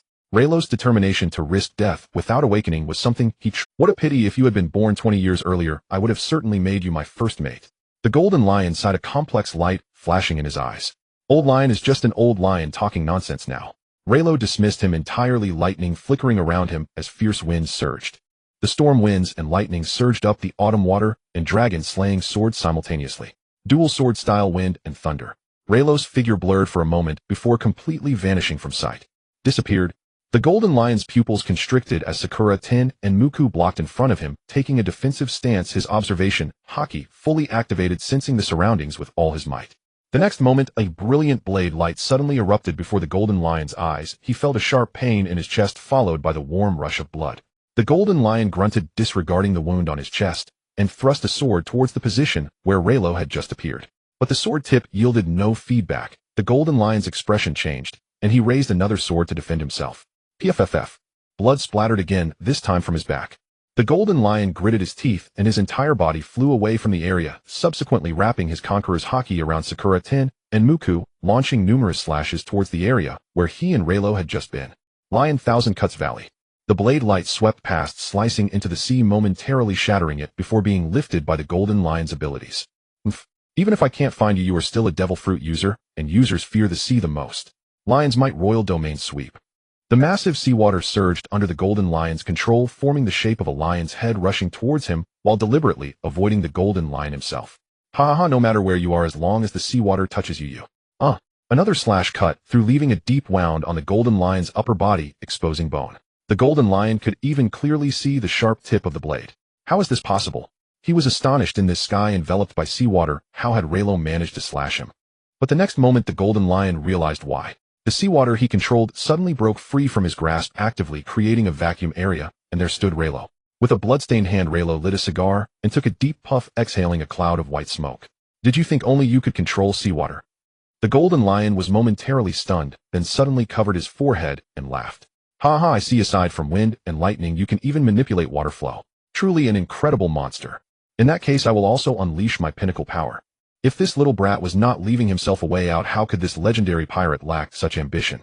The golden lion released his grip on Sakura, Tin, and Muku, controlling them to float in the air, then placed his hands firmly on the ships, while behind his head. Come on, if you have the ability to defeat the strongest Mihiden, then take my head to claim your achievements, and make a name on the seas. As his words fell, the ship's wheel was abruptly yanked out by the golden lion, splattering blood anew, even revealing some white substance. At that moment, with the ship's wheel in hand, the golden lion was unrestrained. The current me is the true me. Kid, let me show you what the true power of a legendary pirate is. In the next moment, a surge of black and red lightning, several times more intense than before, erupted from the golden lion. The true pinnacle form of the legendary pirate, Golden Lion, has arrived. Lei Luo clenched a cigar between his lips, his gaze heavy as he watched the golden lion before him unleash its overwhelming conqueror's haki. Truly worthy of the legendary pirate Golden Lion, this conqueror's haki far surpasses even Rylus. The moment that followed was of utmost significance. Crimson lightning spiraled around Lei Luo, shielding him against the golden lion's rampant conqueror's haki. If Lei Luo had previously been able to hold his own against the golden lion's conqueror's haki, now he found himself utterly outmatched. In both quality and quantity, the golden lion was incomparable to him at this moment. Yet, old lion, having seized that rudder, how much longer do you think you can survive? The golden lion had refrained from removing the ship's rudder due to the mortal danger it posed, but now he had willingly pulled it out, regaining his peak form. But how long could this peak state be sustained? Taking you down will be enough. The golden lion grinned, fiercely gripping Yingshi and Mugu once more. His eyes flared with a crimson light as black-red lightning coiled around him, forging an armor of conqueror's haki that extended over the blades. With little time left to live, he cared not for waste. Pouring all his strength into a final exhilarating battle was what truly mattered. Lion slashed Thousand Cut Valley. The mighty and domineering strike surged towards Lei Luo, whose respect for the conqueror's haki imbued within it left no room for underestimation. The black, white, and gold lightning adorning his body converged, slowly merging into a supreme dark golden hue. Dual blade style, instantaneous furious thunder flash. Lei Luo roared as the dark golden lightning danced wildly at his blade tips, charging headlong, without evasion, into the golden lion's Thousand Cut Valley. The dragon slash collided with the golden lion's strike, the immense force numbing Lei Luo's limbs as the overwhelming conqueror's haki suppressed his own haki armor. 1000 Cut Valley strike was mostly blocked by Lei Luo's desperate defense, yet several slashes imbued with conqueror's haki still carved wounds into his body. Lei Luo spat blood violently, his entire body blasted backward, countless wounds gushing blood, resembling a figure drenched in crimson. Gu Yaina and Sua Long tensed, their expressions grim, with Yi Shao even placing his hand on the gambler's fire line, ready to intervene at a moment's notice. No matter what, they could not allow Major General Lei Luo to be slain here. Yet in the next moment, Lei Luo steadied himself and waved them off. Do not come closer, this is a battle only meant for me. He glanced down at the wounds carved into his body, furrowing his brow slightly before withdrawing his armament haki defense, revealing his muscular form beneath. He released Dragon Slash and Shoshui, using the power of wind to send them safely to Yi Shao. The golden lion raised an eyebrow. Golden Dragon Lei Luo, have you already given up resisting? Give up? How could that be possible? Lei Luo cracked his neck, producing a series of cracking sounds. Then the Crimson Conqueror's haki condensed and entwined around his body, ultimately forming a suit of dark golden Conqueror's haki armor. A radiant golden dragon pattern shimmered across Lei Luo's upper body, extending from his waist to his chest, dazzling with brilliant light. If the golden lion could form armor from Conqueror's haki for defense, so could he. A fist fears youth. Since swordsmanship could not outmatch the golden lion, he resolved to test his physical prowess instead. So you are a physical combat expert. Frowning deeply at Lei Luo's battle stance, the golden lion muttered, damn, what kind of monster is this brat? After fighting him with swordsmanship for so long, only now does he tell me he's a physical combat master. Lei Luo grinned, my master, Kapu. Upon hearing this, the golden lion's pupils contracted sharply. Damn, why had no one told him that this brat's teacher was Kapu? What about Dr. Indigo? The golden lion turned, searching for Dr. Indigo's figure. But all that met his eyes was the synthesized lion head, warped by his own ability. He had been too caught up in the battle and forgotten that his sky pirate crew was still on the floating archipelago. This was bad. With the floating islands disrupted like this, could his comrades possibly still be alive? He scanned with observation haki, sensing no living presence, a twitch forming at the corner of his mouth. The sky pirate crew wiped out by their own captain. That would be unforgivable. Forget it at this point. Whether the sky pirate crew still exists is no longer important. Golden Dragon, Lei Luo, bring it on. Lei Luo chuckled, lightly clenching his fists as lightning flickered around him, faint cross-shaped stars glittering atop his knuckles. Phantom Beast Fist Thunder Dragon God. Lei Luo launched his ultimate technique, transforming into golden lightning as he charged straight at the golden lion. Lion slash Thousand Cut Valley. The overwhelming barrage of slashes descended upon Lei Luo as before, but this time, he neither dodged nor evaded, instead wrapping himself in Conqueror's Haki and charging fiercely forward. The slashes struck Lei Luo but no longer inflicted deep wounds with a single cut. Thanks to Lei Luo's relentless output of Conqueror's Haki, the armor repelled all the slashes, none truly piercing his body. The golden lion observed this with admiration, remarking silently on the vigor of youth. At that moment, Lei Luo had closed in the golden cross stars on his fists, shining brilliantly. Lion Might Imperial Coil. The imposing lion head reappeared, but unlike before, it was composed of the golden lion's own slashes. Ha ha, Golden Dragon, Lei Luo, your Haki's quality will never match mine. No matter how much you have, you will still perish beneath my slashes. Lei Luo remained silent, focusing solely on throwing punches. Boom, boom. Each collision of fists and blades unleashed terrifying shockwaves, their Haki armor alike suffering damage. Both were near their limits, yet their attacks remained ferocious. Neither continued channeling Conqueror's Haki into their armor. Instead, they poured it entirely into their fists and blades. Before I fall, I will cut you down. Lion slash Thousand Cut Valley. Phantom Beast Fist Thunder Dragon God. The golden lion's blade sliced deeply into Lei Luo's chest, nearly bisecting him. Lei Luo's punch landed squarely on the golden lion's chest, creating a large circular cavity. Both staggered back, gasping heavily, appearing as if they might collapse at any moment. Ha ha, you're about done for, brat. Lei Luo's body trembled, vision blurred, pupils slightly whitening, blood flowing freely as if from an endless well. Yet a faint smile tugged at the corner of his lips. The golden flame cloud that had been coalescing since the fight's start finally solidified completely. Zoan type, Devil Fruit, Dragon Fruit, Mythical Beast species, Yellow Dragon form awakened. At the moment when the golden flame cloud completely solidified, an invisible wave emanated from Lei Luo's body, while his injuries began to heal at a visibly rapid pace. The small wounds healed directly, and the larger ones stopped bleeding, with the flesh around the wounds writhing clearly in a state of rapid recovery. The body, which had been drained from consecutive high-intensity outbursts, was now welcoming the sweet rain of life. Lei Luo closed his eyes, and a majestic golden dragon phantom radiating a sense of holiness flashed through his mind, seemingly glancing at him, before transforming into golden specks of light that fused entirely into his body. The golden lion had a complex expression, so it has finally awakened. The awakening of the Phantom Beast Devil Fruit. The next moment, Lei Luo suddenly opened his eyes, his hair transforming into golden flames, and the Conqueror's Haki around him took on a wave-like texture. He extended his hands, carefully feeling the overwhelming power within him. Is this the awakening of the Phantom Beast Devil Fruit? Ha ha! Lei Luo laughed wildly, the Conqueror's Haki rising and falling with his laughter, its might intensifying with each wave. Sensing the suddenly amplified Conqueror's Haki, the golden lion frowned. Hey, Golden Dragon, Lei Luo, are you still yourself? He had heard that the Phantom Beast Devil Fruit harbored a consciousness which, once awakened, would erase the host's consciousness and take over the body. Looking at the little devil before him, Lei Luo's laughter gradually subsided, and he gazed intensely at the golden lion. Of course I am still myself. The consciousness of the devil taking over me will never happen. The yellow dragon is the head of the 5 saints. Such despicable acts of taking over are impossible for me. He had seen clearly just moments ago that yellow dragon phantom showed no interest in him, merely transforming everything into nourishment for itself. From the magnitude of this enhancement, the yellow dragon fruit is certainly not inferior to those so-called god-level fruits. Is that so? The golden lion sighed, having already seen his own fate. In this life-and-death struggle, golden dragon Lei Luo would emerge victorious. But even so, I will never kneel and beg for mercy.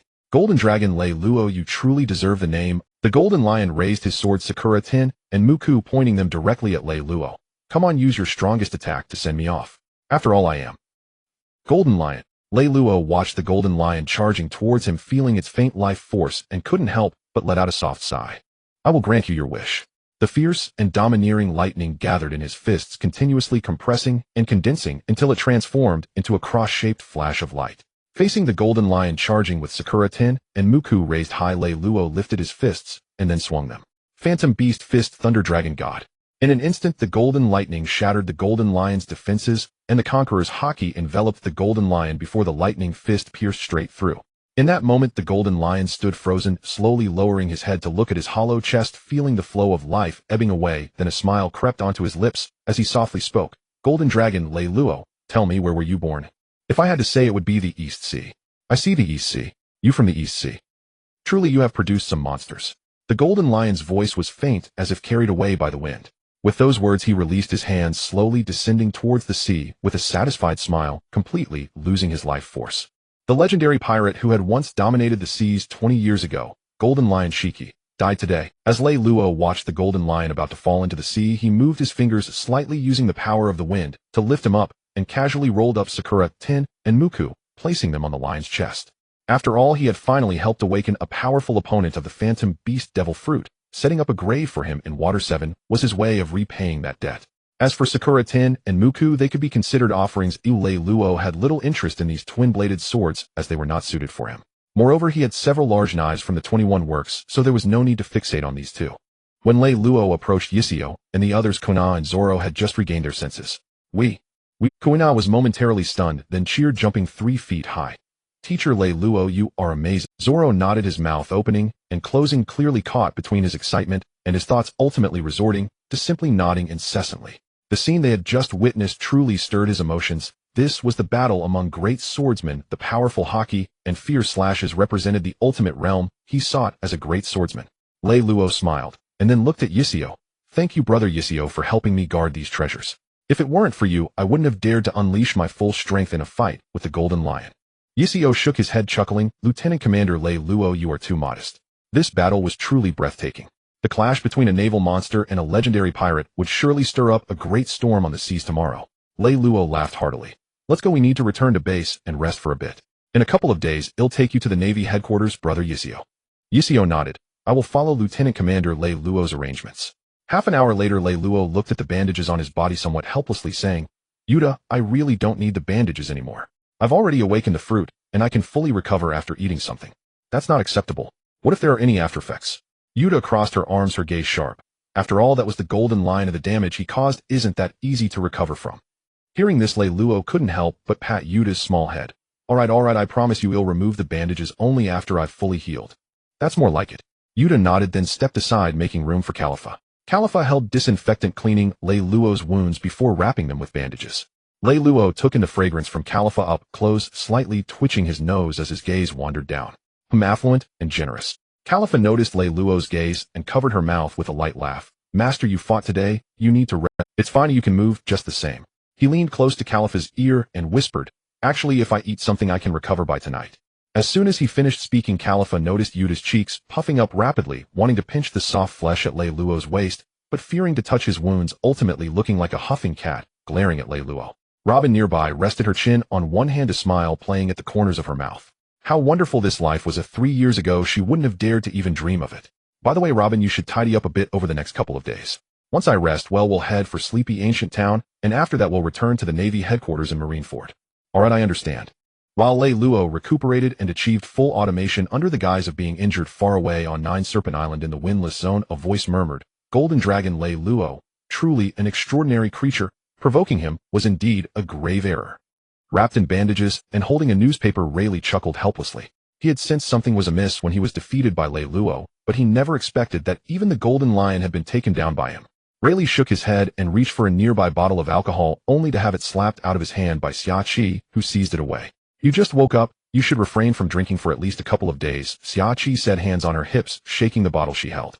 Exactly, Rayleigh, what you need now is rest, so no alcohol for you. Beside Xia Qi stood a young woman dressed lightly, her long hair adorned with snake-shaped earrings, who snorted cold. And that golden dragon Lei Luo, to have beaten you to this extent, I shall go to Water 7 immediately to avenge you.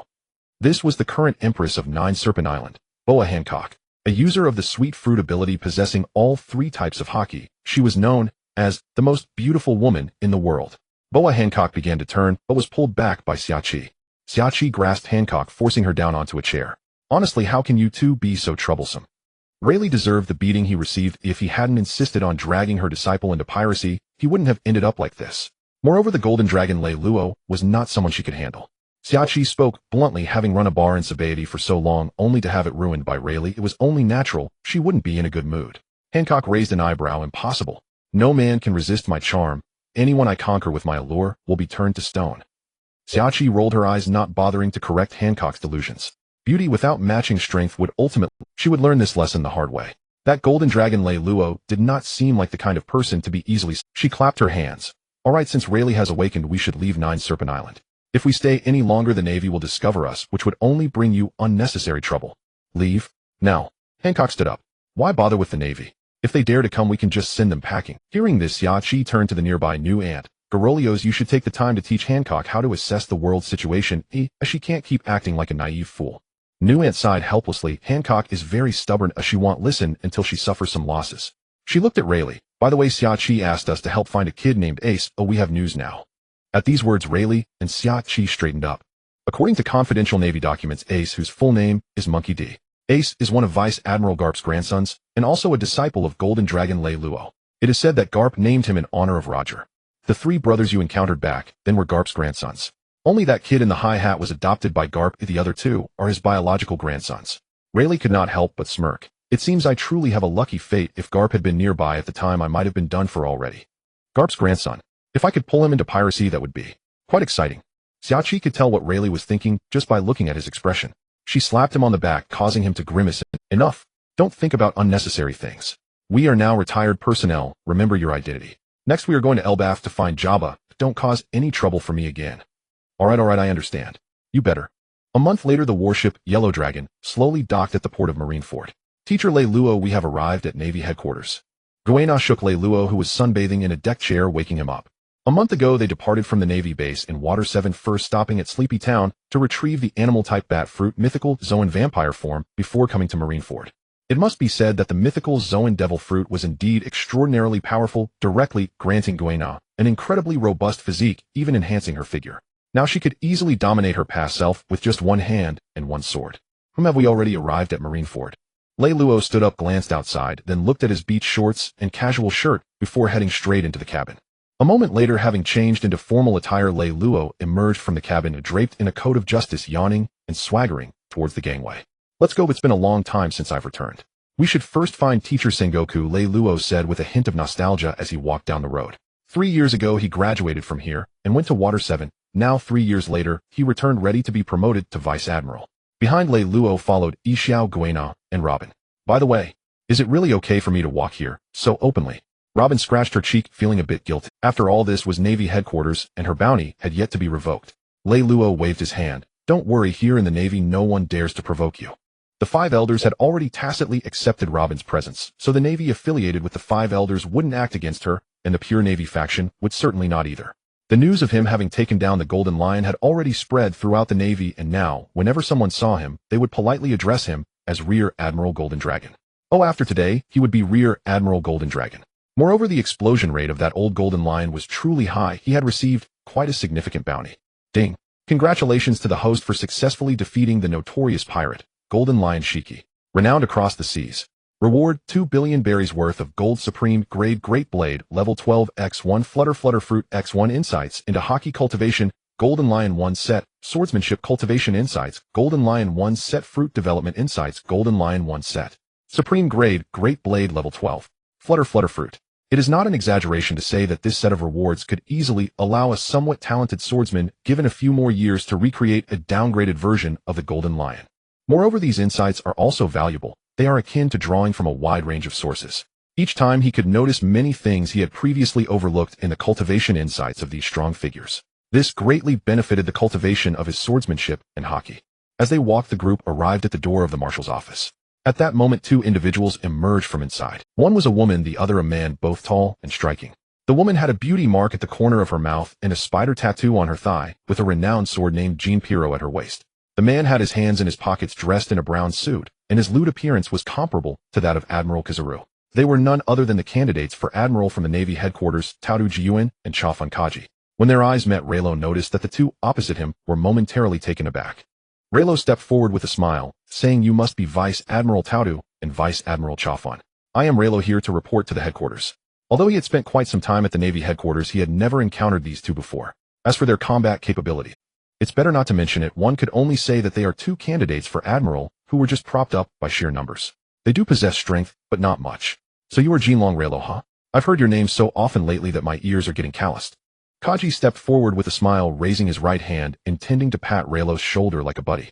However, after comparing their heights, he quietly retracted his hand and instead patted Raylo's arm. "You did a great job taking down the Golden Lion. You have a bit of my former style."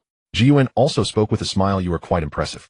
If you have time we could spar together and exchange insights. As a swordsman capable of defeating the Golden Lion, she is very interested. As the most formidable female swordsman in the Navy headquarters, Ji Yuan's swordsmanship was not inferior, and no other vice admirals could match her. While the admirals were stronger, she couldn't frequently disturb them.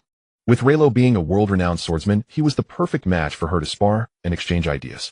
Thinking of this, Ji Yuan couldn't help but smile a little more. Others did not find this scene remarkable, but Kaji's eyes widened. Without waiting for Raylo's response, Kaji directly grabbed Raylo's arm, pulling him to the side, and whispering, "Raylo bro, that's not cool. How can you target Ji Yuan right after you arrive?" Raylo replied, "Huh." Seeing Raylo's reaction, Kaji became more anxious. "Come on. I've been chasing Ji Yuan for a long time, and I've confessed multiple times. You can't steal my chance at this moment." Raylo sighed. "I think both parties need to be willing for such things, Kaji." He added, "You should focus on improving yourself when you have the time."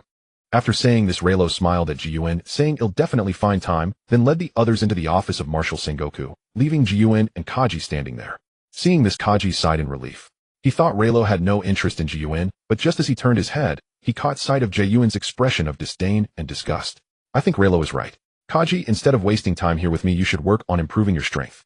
After saying this, Ji Yuan strode away, ignoring Kaji's broken expression behind her. "No." Kaji reached out his right hand, watching Ji Yuan's figure disappear around the corner, ultimately collapsing helplessly to the ground. "What does Ji Yuan still not understand my feelings?"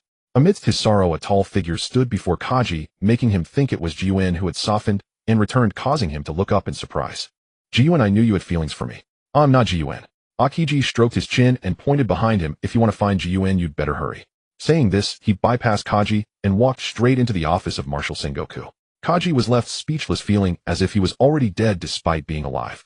Inside the office of Marshal Sengoku, Akiji entered and immediately spotted Akainu, sitting in a chair, and Kizuru, who was trimming his nails. "You are all here too." Akiji greeted them and then pulled out a chair to sit down. Kizuru chuckled. "After all, that's the Golden Lion. Since Raylo took him down and is about to get promoted, I naturally have to come celebrate." Akainu nodded in agreement, his gaze towards Raylo filled with admiration. With Raylo's achievements and strength, he could even be promoted to Admiral and stand alongside us. Akiji showed a surprised expression. "Isn't Raylo still too young?" Akainu frowned. "If his achievements and strength are sufficient, why should we care about age?" In his view, someone with strength who aligned with his ideals should be rewarded and promoted more. Experience. Only the mediocre care about experience. He believed in promoting the capable and setting aside the incompetent. Raylo's ability to defeat the Golden Lion proved he had the capability to serve as an admiral. Seeing Akaina's stubbornness, Akiji chose to remain silent and did not want to argue with him. After all, Marshal Sengoku wouldn't put Raylo under the admiral title. If he became one, wouldn't he be summoned by the celestial dragons? On the other side, Raylo had finished reporting everything to Sengoku and successfully obtained the rank of rear admiral. Sengoku then turned his attention to the individual who had been standing silently for a while, Ishao. "So this must be Mr. Ishao." Holding a staff sword, Ishao nodded slightly. "I am Ishao, pleased to meet you, Marshal Sengoku." Looking at Ishao, Sengoku's eyes gleamed with interest. Though his strength had yet to be revealed, the aura Ishao exuded along with the supreme weapon in his hand, the gambler's fire line, indicated that he was no ordinary individual. At the very least, he was a candidate for admiral. "Are you prepared for a strength assessment, Mr. Ishao?" This had been discussed beforehand, as they intended to confirm Ishao's strength and issue his rank at the Navy headquarters. "I am ready. Who will I be fighting?" Sengoku pondered for a moment. While there were some great swordsmen at the Navy headquarters, apart from the 3 admirals, there weren't many left. Now, if he wanted to find a suitable tester, he turned to the messenger and said, "Notify Ji Yuan to wait for me at the training ground." "Yes." Raylo's expression became strange. Oh, were they really going to have Ji Yuan test him? Wouldn't he get taken out right away? Half an hour later at the training ground, Ishao and Ji Yuan stood on opposite sides, one wielding the gambler's fire line and the other holding Jinpiro. "Ji Yuan, you can do it." Kaji bounced around outside the arena, catching Raylo's attention. This was the first time he had seen someone create such sonic interference for their crush. Beside Raylo, Marshal Sengoku, Crane, Akainu, Akiji, and Kizuru were all present, clearly interested in Ishao's strength. However, it seemed this match would end quickly. The claim that everyone below the Emperor was just cannon fodder was not just talk. The senior naval officers have basically gathered, but only Carp and Zephyr are missing. These two have been dispatched by Sengoku to the Water 7 to assist in guarding the base. This was a proactive request by Raylo for Zephyr to oversee the Water 7, which is also an opportunity for him to treat his lung disease. In a few days, the Black Arm Zephyr will regain his vice admiral strength. As for Carp, the old man simply wants to see his grandson Luffy using the excuse of guarding the Water 7 to squeeze his way in. In the venue, Ishao held the gambler's line and said, "Major General Peach Rabbit, please be sure to defend yourself. Otherwise, there is a risk of serious injury." Ji Yuan frowned. "They haven't even started fighting yet. How can he be so certain that I will be seriously injured? Could it be that this Mr. Yixiao possesses Vice Admiral strength. Mr. Yixiao, there's no need for you to worry. I am the test officer for this evaluation. Please show your strength, the stronger the better. With layers of Busashoka haki enveloping his Jinbi Luo Jiyuan's face was full of confidence. Yixiao scratched his head and turned to Relo Major General Relo. Relo sighed, brother Yixiao, just do as she says. The stronger you are, the more authority you will have. He initially wanted to leave Ji Yuan some dignity, but it seems there is someone begging not to have any dignity. Upon hearing this, Yixiao immediately understood. I see. Then I shall not hold back. After all, as long as the fight is on, there is no need to worry about making a fool of themselves. He looked at Ji Yuan. In that case, Major General Peach Rabbit, be careful. With that, Yixiao drew the gambler's line, and layers of purple gravity waves encircled the blade. Gravity blade, fierce tiger. Yixiao swung his knife, and a powerful gravity wave shot straight out, reaching Ji Yuan in an instant. Such immense pressure. Feeling the gravity wave bearing down on her, Ji Yuan's pupils constricted, and the Busashoka haki on her Jinbi Luo thickened even more, as if flowing slowly.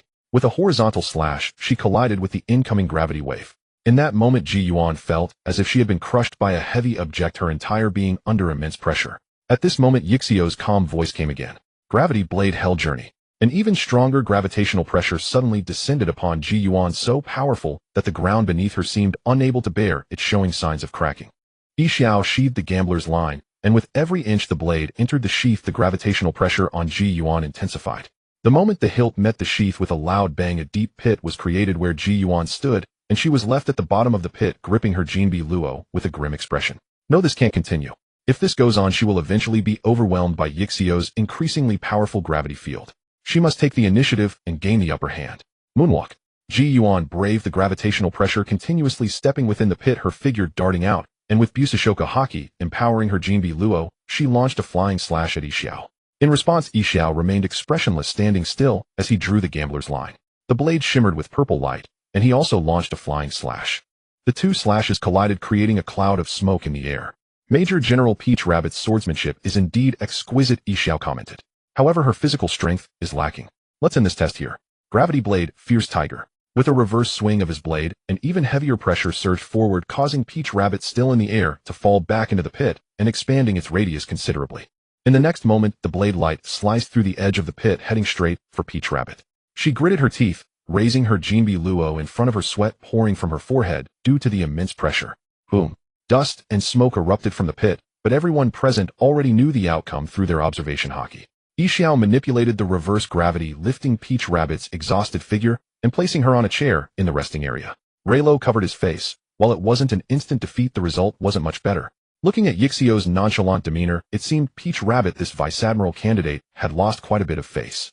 He had watched closely from the side. Initially, Yixiao's attacks were conservative. The gravity blade Fierce Tiger was merely a test, but after revealing his true strength, he went all out and defeated her in one blow.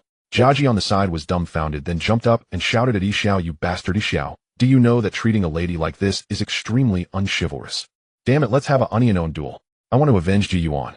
Sengoku shot him a glance, placing his left hand on his shoulder and directly tossing Jiaji aside.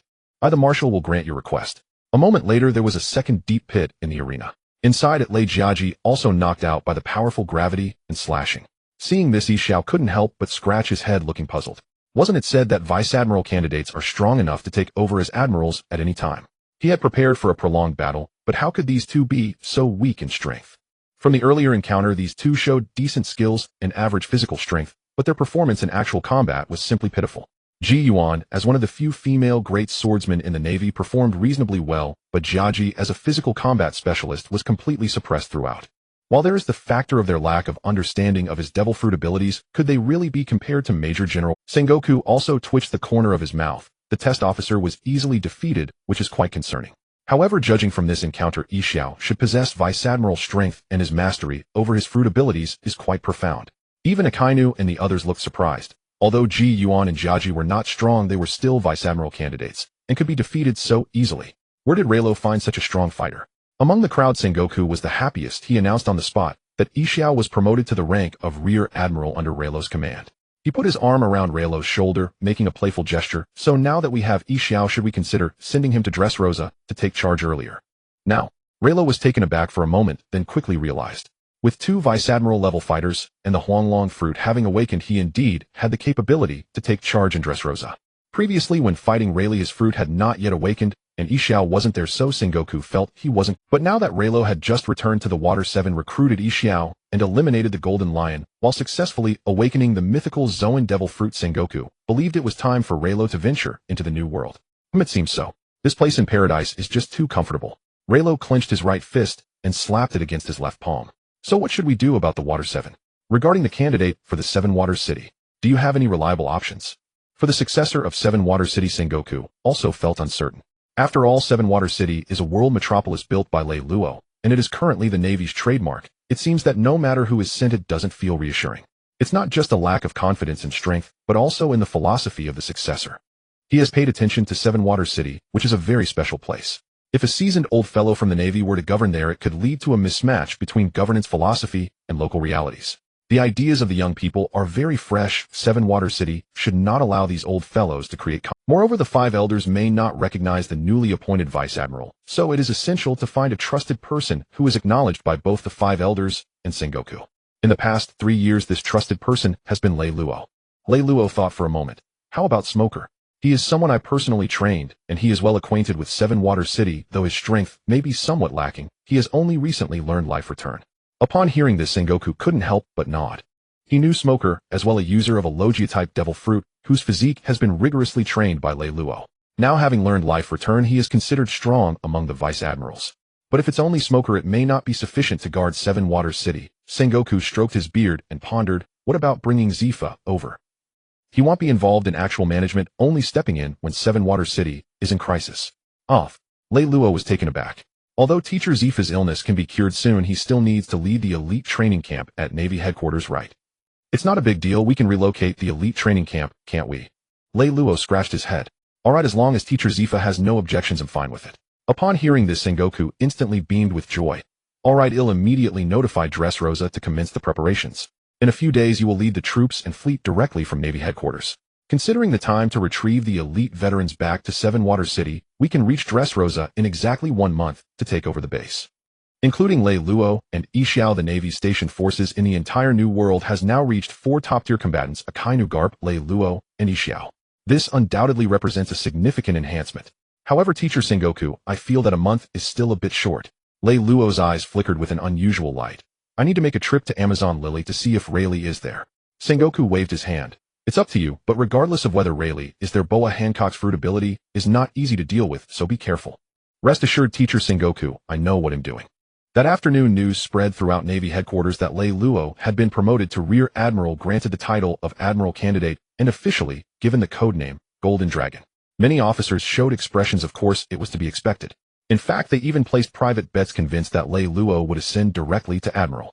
After all, he had defeated the Golden Lion, a notorious pirate captured only with the joint efforts of Admiral Sengoku and Vice Admiral Garp. In comparison, the news of Yixio's joining seemed rather mundane, just the addition of a new Rear Admiral. Under normal circumstances, some might say he lacked qualifications, but as long as he served under Lei Luo, it all seemed perfectly reasonable. What is wrong with the future Admiral Golden Dragon cultivating his own team? It's just a normal occurrence. Meanwhile, in Mariehua, the five elders' conference room, Izambalin V. Nezashiro placed a stack of documents on the table. Take a look. The Golden Dragon Lei Luo has been promoted to Admiral Candidate and will soon head to Dressrosa for garrison duty. Oh, the Golden Dragon Lei Luo has been promoted. That's great news. It indicates that a future admiral has aligned with us and can help us establish control over Dressrosa. Indeed, Shepherd X. Piter chuckled. In another decade or so, we will no longer need to use funds to restrain the Navy, but truly we will make the Navy a subordinate department of the world government. Not bad. The Golden Dragon Lei Luo is indeed one of our faction. I recall he recently saved St. Charles from a crisis at Sabeti Archipelago, right? Yes, he executed the negligent CP0 agent and saved the fainted St. Charles. That little fellow even began to strive for improvement and change his ways afterward. As soon as these words were spoken, laughter filled the conference room. The Celestial Dragons hold a prestigious status, yet they are also pleased to see outstanding successors rather than only indulging in pleasure. How about this? We still have some atom wood in the warehouse. Let's send it to Seven Water City to craft a flagship for him, along with some treasures and famous swords as a congratulatory gift for his promotion. Agreed. Agreed. Agreed. 2 days later, the five elders have sent gifts again. That's wonderful. Remember to respond with respectful language, expressing our enthusiasm and gratitude. Lei Luo stood on the deck of the Huanglong, holding a transponder snail, talking to Khalifa on the other end. Good words cost nothing. If the five elders want to hear them, he might as well say more. Using a few sentences to exchange for tangible benefits is simply a steal. There is a saying that what is in hand is truly one's own. Has Teacher Zephy's lung disease been cured? Good. Send some of our 7 Water City's specialties and some high-end goods to Teacher Zephyr, let him stay there comfortably, and I will come back soon. After giving a few instructions, Lei Luo hung up and turned to Robin beside him. Is the fleet and personnel? Robin nodded. They are ready and can set sail at any time. Good, set off immediately. Destination Amazon. Robin blinked. Are you attracted to Boa Hancock's beauty? It's one of the reasons. Mainly I want to see if Rayleigh is at Amazon Lily. Lei Luo sat in a recliner holding Robin in his arms unabashedly, showing his lecherous nature. Who wouldn't want to see the so-called world's #1 beauty? He was inherently frank and would never say he was uninterested while secretly harboring thoughts about someone. Such hypocrisy is detrimental to the cultivation and growth of Conqueror's hockey. Seeing this, Robin simply chuckled, took a fruit plate handed to her by Quina, peeled a grape, and then turned her head to feed it to Lei Luo. Meanwhile, in the New World Reno country, the golden dragon Lei Luo is about to settle in Dressrosa. Does that mean he has finally arrived in the New World? Kaido looked at the information in his hand, unable to suppress a grin, appearing quite excited. Since it's the Navy's new base, they must be recruiting people right. Call Yamato over for me. Yamato. After all this time, Kaido had decided that instead of imprisoning Yamato on Onigashima, letting her express admiration for Kazuki Oden all day long, it would be better to send her to Lei Luo to serve in the Navy. Since he couldn't capture that brat Lei Luo for Wano, sending Yamato over would have the same effect. Seeing such a man might change her views on Kazuki Oden. Compared to the criticism she would face by joining the Navy, Kaido felt that Yamato's admiration for Kazuki Oden was even more infuriating. Choosing the lesser of two evils following Lei Luo would at least have a chance of developing a normal mindset. If Yamato were to continue being imprisoned on Onigashima, there might eventually be a scene of a loving father, and moreover, among the emperors of the New World, only Whitebeard truly upheld the true spirit of piracy. His Wano country and Big Mom's Tado land both maintained long-standing cooperative relations with the world government. Strictly speaking, the conflict between the Navy and the emperors is merely to preserve the fragile surface balance of the seas. Kaido understands this clearly. Having Yamato join the Navy, setting aside his beast pirates, and regardless of how many truly know of Yamato's existence, even if they do learn that Yamato has joined under Rayleigh's command, it would only inspire envy, just like Charlotte Linlin. Given his understanding of Charlotte Linlin, he might very well make the same choice. Premium assets like Rayleigh are highly coveted. At this moment in Tado land, the whole Cake Island. Mama, the golden dragon Rayleigh is finally coming to the New World. Katakuri, my dear son. Katakuri crossed his arms, standing below. Here, mother. Have those beautiful sisters of yours who have yet to make a public appearance join the Dressrosa Navy. Remember, they must serve under Rayleigh. Off. Katakuri looked up a bit bewildered, uncertain of what mother was up to. Mother, you want sisters to join the Navy? Precisely. Also remember to make copies of the historical texts we possess and send them as a gift upon introduction. Understood, mother. Though he did not fully comprehend his mother's actions, Katakuri earnestly carried out the task. There was no other reason but the undeniable excellence of Rayleigh. After thoroughly consulting with his sisters, Katakuri selected one. Charlotte Galette, 24 years old, a yellow butterfruit user, soon to be appointed as the butter minister of the whole Cake country. She has long resided in Buttertown within the country and has not been overly exposed outside. Her joining the Navy should attract little attention. Charlotte Galette. Originally, Smoothie was also on the list, but as a dessert commander star with high notoriety in the New World, her joining the Navy would be more detrimental than beneficial.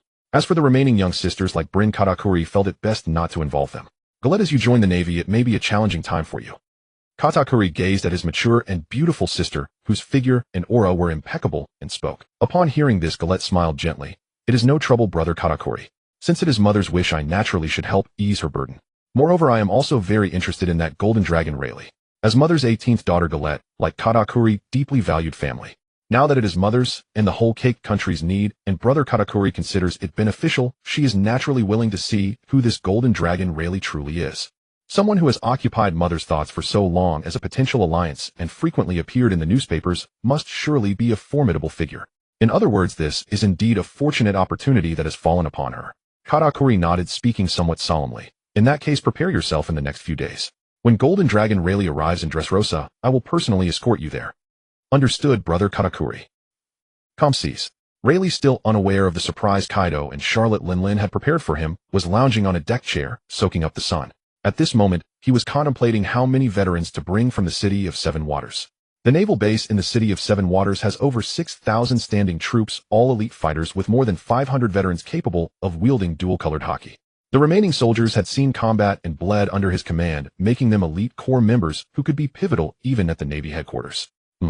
Then bring 300 veterans skilled in dual-colored hockey, along with 2,000 standing troops. The rest will sufficiently protect the city of Seven Waters. These 2,000 combined with 2,000 new recruits from Navy headquarters could quickly form a formidable force. Additional recruits could be sourced locally in Dressrosa if needed. Having made up his mind, Rayleigh rose and walked to the ship's railing, gazing at a distant island. Is that the Nine Serpent Island? Yes, Vice Admiral Golden Dragon. We have approached the outskirts of Nine Serpent Island. Intelligence reports indicate many Sea Kings' nests nearby. Should we notify the island to send someone to receive us? Rayleigh glanced at the speaking sailor, a fresh face, likely a new recruit, and waved it off. He reclined back into the chair. No need. The fleet will sail straight in. Understood. Rayleigh raised his hand, and vast dark clouds suddenly gathered above the fleet. The fleet continued onward. Soon a massive Sea King leapt from the sea, opening its jaws wide, intending to swallow the Huanglong ship whole. Vice Admiral Golden Dragon, a large Sea King ahead. Upon hearing this, Rayleigh did not even look forward, merely moving his fingers slightly. In the next moment, a deep purple bolt of lightning crackled from the sky, striking the Sea King directly. In an instant, the lightning-grilled beast was perfectly cooked, emitting a tantalizing aroma. Rayleigh sniffed the air, pleased with his control. Have someone drag this Sea King along. Tonight we feast on it. Yes. Yes. The sailor who spoke earlier showed delight. Truly, this was the man who defeated the Golden Lion. After this incident, the Sea Kings wandering near the fleet all fled, fearing that a slow step would result in being served as lightning-grilled delicacies. The fleet majestically advanced toward Nine Serpent Island. Meanwhile, on Nine Serpent Island, Boa Hancock stood on a high ground, accompanied by Granny New and her two sisters, Boa Sandersonia and Boa Marigold. The flower snake Salome coiled around her, flickering its crimson tongue. As Shucky said, the Navy has arrived. Granny New gazed afar. Judging by the ship and flag, it is that Navy's newly promoted Vice Admiral candidate, Golden Dragon Rayleigh. Snake Princess, remember, we must not show hostility. Hancock shot her a glance. I decide freely in my heart, you old woman need not meddle. Also, you must address me as Lady Snake Princess. Granny New. Frustrated, Granny New slammed her cane on the ground. Your obstinance will bring ruin upon all of Nine Serpent Island. Enough, old woman, you meddle too much. Hancock grabbed old Lady Neo by the collar and directly threw her back into the house behind her. The current Empress of Nine Snake Island is me, so you old hag should stop meddling. Sonda Sonia Marigold, let's go down and meet this Golden Dragon Rayleigh. Yes, Lady Sister.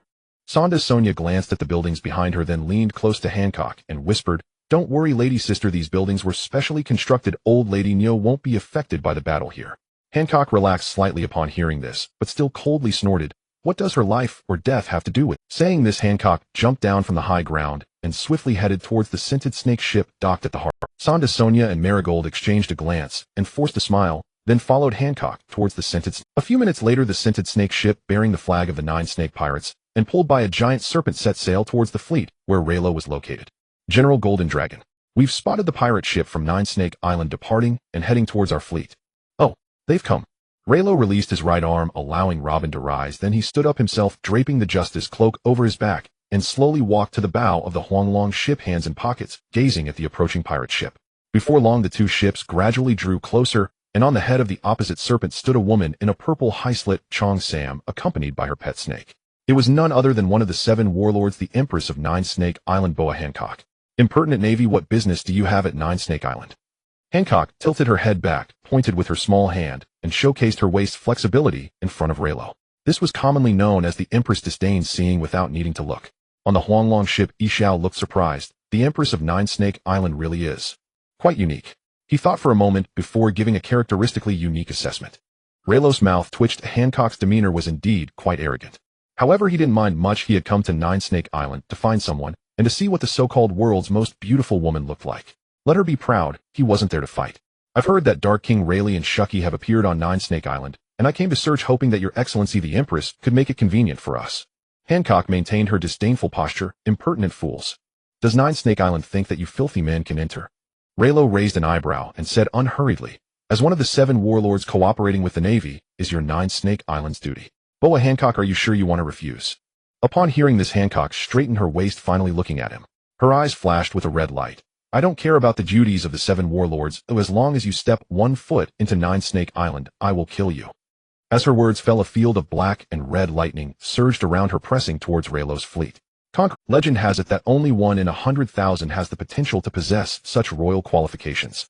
A new recruit from Marineford exclaimed, instinctively shrinking back to the deck, preparing to find a good position to lie down. His companion looked confused. What are you doing? That's Conqueror's hockey over there. We, with our strength, can't possibly. His companion looked at him as if he were a fool. Why should we block it? Huh. In the next moment at the bow of the Huanglong ship, a surge of powerful golden-red lightning erupted, firmly shielding the entire fleet behind it and blocking Hancock's Conqueror's Haki. My. Hancock was somewhat surprised, as she only knew that this so-called Golden Dragon Reno was very strong, but she didn't realize he also possessed Conqueror's Haki. But soon Hancock's expression changed as that golden-red lightning forcefully suppressed her black and red lightning field and gradually pressed towards her pirate ship. The sense of calm and power made Hancock clearly realize that the intensity of Golden Dragon Reno's calm far exceeded her own. "Hancock," Reno said with a somewhat displeased expression, "attacking the Navy without cause, do you really think the whole of Nine Snake Island wants to die? They're just impertinent fools. Even if I attack them, so what?" Hancock cupped her face in her hands, striking a pose of self-appreciation, and the ability of the sweet fruit quietly activated. "No matter what I do, I will be forgiven because I am simply too beautiful." The sound of ka-la rang out repeatedly on the deck of the fleet as one after another the Marines, captivated by Hancock's charm, turned to stone, with only a few less attentive ones escaping. Even Kana was not spared from turning into stone. However, Yixiao and Robin remained unharmed. Yixiao, being blind, couldn't see Hancock's appearance, while Robin's eyes were solely on Reno, completely unaffected by Hancock's allure. As for Reno himself, Hancock frowned, looking at Reno, who was enveloped in golden-red lightning, and bit her left thumb, her expression serious. Wrapped in Conqueror's Haki, forming a protective armor, how can this guy already achieve such a level? Even she could only wrap her Conqueror's Haki crudely, but this smelly man actually formed a protective armor around himself to counter her fruit ability. How strong is this guy's Conqueror's Haki ability? In that moment, Hancock suddenly realized something, as she seemed to have provoked an incredibly formidable opponent. Reno took a deep breath, flicked his left thumb, and gripped the handle of the dragon cutter. "I intended to come in peace, to speak in peace, and then to leave in peace." He looked at Hancock, his expression surprisingly calm. "But now I've changed my mind." As his words fell, he drew the dragon cutter, and the golden-red Conqueror's Haki instantly broke through Hancock's Conqueror's protective field, overwhelming the scented snake ship, causing a wave of collapses. At this moment, Reno's figure blurred for a moment, then slowly dissipated, surprising Hancock, who then felt something cold pressed against her neck. Boa Hancock, Empress of Nine Snake Island, the world's most beautiful woman, indeed looks very beautiful. I am quite fond of her. If it weren't for the protection of Conqueror's Haki, I might also have been turned to stone. As the dragon cutter rested against Hancock's neck, Reno's voice sounded behind her, almost whispering in her ear, quietly enough for only the two of them to hear. "So now I want you to submit to me." The word surrender made Hancock's pupils shrink, as she had been a slave to the celestial dragons in her childhood, making her especially sensitive to these two words. "You bastard, what do you want?" Hancock gritted her teeth, yet dared not move a muscle. The fact that this golden dragon Reno was able to break through her Conqueror's Haki defense in an instant and hold a knife to her neck proved that the disparity in strength between them was too great, making any struggle futile. At this moment, Hancock suddenly recalled something that Shashi had said a few days ago. If one only possesses a beautiful exterior without sufficient strength to back it up, then beauty will ultimately become a burden. At the time, she hadn't taken it seriously, believing that no man in the world could resist her charm. As long as they were conquered by her allure, they would be petrified and become playthings in her hands. But now a man enveloped in Conqueror's Haki had a knife pressed against her neck, claiming that she should surrender. Instinctively, Hancock thought that Reno had taken a liking to her beauty and wanted to use force to compel her compliance. Well, it didn't make much of a difference. Reno remained silent, merely scanning the entire Nine Snake Island with his observation Haki, finding no trace of Rayleigh and Shachi. This was not surprising. The couple could hide very well, and had likely left Nine Snake Island long ago, or had never. Thus he redirected his focus back to Hancock. It must be said, as the world's most beautiful woman, her skin was unbelievably tender. His dragon slash left a bloody mark with just a light touch, showing no sign of a strong person's skin. "Hancock, I remember that you were once a slave to the celestial dragons. You must despise them immensely, right?" Upon hearing this, Hancock's pupils constricted sharply, and she forced herself to remain calm, saying, "What are you talking about? I do not understand. Do you want me to strip off your chipao to reveal the slave mark on your back?" At this, Hancock's expression finally changed, fear, hesitation, and helplessness washing over her face. Her voice trembled, as if she suddenly recalled something terrifying. "How do you know?" At that moment, a voice came from the perfume ship. "General Golden Dragon, I am Uroliosa, here to apologize on behalf of Boa Hancock. I hope General Golden Dragon can spare her life, considering she is one of the 7 warlords of the sea." Raylo turned to look, seeing an old woman with a snakehead cane standing on the deck, her expression sorrowful. Hancock clearly recognized the voice and angrily shouted, "Old woman, who allowed you to come out without permission? Get back quickly and stop meddling in this." As she spoke, her body tense, prepared to act at any moment, fearing that Raylo might suddenly turn on Nyan. Seeing this, Raylo smirked. "Uroliosa, the upbringing on your Nine Snake Island really leaves much to be desired. A dignified empress of the island actually acts without considering the consequences and moves to attack without hesitation. However, I will give face to the 7 warlords and the world government, but only this once. This old woman was quite articulate, directly invoking the 7 warlords system of the world government, instead of saying she was giving her 9 Snake Island face. Regardless, he was currently on friendly terms with the world government, and it was unwise to make a small loss for a big gain. He sheathed his dragon slash, saying, let's talk on 9 Snake Island. There are too many eyes here. By the way, Raylo patted Hancock's shoulder, and even pinched her cheek. Remember to undo the petrification on my subordinates. Hancock trembled all over while Nyan remained calm. She had advised Hancock for several years, but each time she was either driven away or thrown out of the room. Thus, she felt no surprise that Hancock had reached such a day. In fact, she had anticipated such an outcome even before learning that General Golden Dragon Raylo had arrived at 9 Snake Island. Hancock certainly had decent strength, but compared to true monsters on the sea, she was still too young. Just do as he says, Snake Princess. Nyan sighed. Hancock gritted her teeth, her gaze at Raylo nearly aflame, but in the end, she still raised her hand to undo the petrification. An hour later in the Empress Palace on 9 Snake Island, Raylo sat on the sofa savoring a cup of tea, while Robin and Ichao remained on the warship, not following. Opposite him sat the vigilant Hancock and the calm Nyan. Raylo stroked his chin, his gaze unabashedly scrutinizing Hancock. She wanted to explode, but due to Raylo's strength, she could only mumble a remark. Fruit man. Raylo chuckled lightly, setting down his teacup. Let me make it clear, I was not joking just now. Hancock's expression tightened, and she opened her mouth to say something, but the next moment Nyan stepped in front of her. General Golden Dragon is indeed very strong, but why do you believe Hancock would surrender to you? Is it through the use of force? Nyan's voice was steady, but a hint of barely perceptible tension lingered. After all, here strength truly allows one to do as they please. That's not the case. A forcibly twisted melon, while it quenches thirst, is not sweet, and furthermore, Raylo waved his hand, and continued, if I am not mistaken, Hancock, your dream is to one day take fierce revenge on the Celestial Dragons, right? Or rather to ensure that the Celestial Dragons receive their deserved punishment. Hancock fell silent. She had intended to refuse putting on a facade, but Raylo's gaze told her that pretense was meaningless. He knew everything clearly. I can help you achieve your dream. Raylo's words were light, but to Hancock's ears they resounded like thunder. What did you say? Hancock stood up, grabbing Nyan by the collar, and throwing her aside, staring intently at Raylo. I said I can help you achieve your dream. In fact, should you wish to personally punish the Celestial Dragons, that is also possible, and it won't take more than a month at most. Impossible. Hancock said emphatically. You are a Navy officer, and the Navy is a subordinate department of the world government. It cannot defy the Celestial Dragons. Raylo shrugged. That applies to the average Navy officer, but I am not average. As he spoke, Raylo took out a Den Mushy and dialed Charlos' number in front of Hancock. A few minutes later, the Den Mushy connected, revealing a face that looked quite foolish. Master, your servant Charlos sends his regards. I have followed your instructions and dismissed others while speaking with you. Looking at Charlos' appearance, Raylo lightly exclaimed, not bad. After working hard, you look much better. It's all thanks to Master's wise guidance. All right, now your master has something to ask of you. Please go ahead, Master. This beautiful lady wants to see what you look like when... Raylo adjusted the direction of the snail phone, bringing Hancock into the frame. From now on, whatever you say, he will comply, even if it means running naked in Mary Geos. Of course, I won't let you do that. It would increase his risk of exposure. Raylo watched Hancock with a relaxed demeanor, but received no response. Upon closer inspection, Hancock appeared dazed, as if she had suffered a tremendous blow. Hey, Hancock, snap out of it. Raylo waved his hand in front of Hancock, and seeing her still unresponsive, he directly pinched her cheek, leaving a... Only then did Hancock come to her senses. She pointed at the person on the other end of the snail phone, her words stammering. He is that St. Charlos.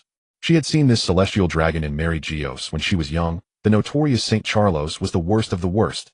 At that time, St. Charlos was not much older, but his debauched nature was already evident.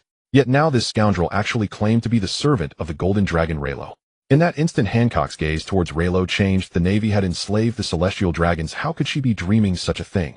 Hancock tentatively asked, are you also a Celestial Dragon? Here to experience life in the Navy? No. Then he. Just a small trick, nothing to mention. Hancock fell silent, her gaze towards Raylo becoming complex, shifting in an inexplicable direction. After climbing up, old lady Nyo quickly covered her ears, closed her eyes, and nimbly ran out of the room, showing no signs of her age. The news was too explosive, her old body couldn't handle it. As for Hancock, to serve a man with such ambition was her honor, and this move would surely bring new glory to Snake Princess Island. At that moment, old lady Nyo sincerely admitted that the future of Snake Princess Island was entirely entrusted to Hancock. She didn't want to concern herself with anything else. Raylo glanced at her and extended a thread of mental control towards her. Groliosa had once been a great pirate. No one knew whom she was acquainted with, and it would be disastrous if she leaked this matter. Meanwhile, inside the room, Hancock still found it hard to believe as she looked at St. Charlos, who was now obedient to... The fear of the Celestial Dragons was ingrained in the bones of the people in these seas, especially for someone like Hancock, who had once been a slave to them. The more she wished to take revenge on the celestial dragons, the deeper her fear of them was. Yet now this golden dragon Reno had brought a celestial dragon slave before her. Celestial dragons, slaves, such rare words. How could these two terms be combined? Hancock's hands clenched and relaxed repeatedly, finally opening her mouth and trembling as she said, Without hesitation, St. Charlos on the other end raised his hand and delivered a heavy slap to his own face, the force causing blood to trickle from the corner of his mouth. Upon seeing this, a flush suddenly crept across Hancock's face. He really did it. That utterly disgusting celestial dragon actually followed her command and slapped himself. At this moment, Raylo's voice came in a leisurely tone. Hancock, can you show a bit more ambition? A single slap is not enough for a beast like a celestial dragon. Do it 10 more times, 5 at a time. Afterward, Charlos, you find medicine to treat yourself, but don't let anyone notice the flaw. Yes, master. St. Charlos still wore a smile, and soon the sound of slapping echoed continuously, making Hancock so excited she could hardly contain herself. Raylo watched this with approval, nodding to himself. This was the correct use of a celestial dragon. After a moment, he hung up the snail phone and looked at Hancock. I have fulfilled your wish, and now what is your choice? It was well known that Hancock was the easiest to conquer. As long as one beat up a celestial dragon, one could gain her unwavering loyalty. What Raylo did, however, stirred her emotions far more than simply beating a celestial dragon. At that moment, Hancock showed no resistance, her eyes sparkling pink, her face flushed, and her gaze towards Raylo began to soften. I will fulfill all your requests. Saying this, Hancock willingly sat on Raylo's lap, awkwardly taking his large hand and placing it on her waist. The meaning was clear. Regarding Rayleigh's injury, he was still alive, and well, in fact, he even went to Elbaf. Moreover, Shaki said that Rayleigh had initiated the conflict, so getting beaten like that was his own fault.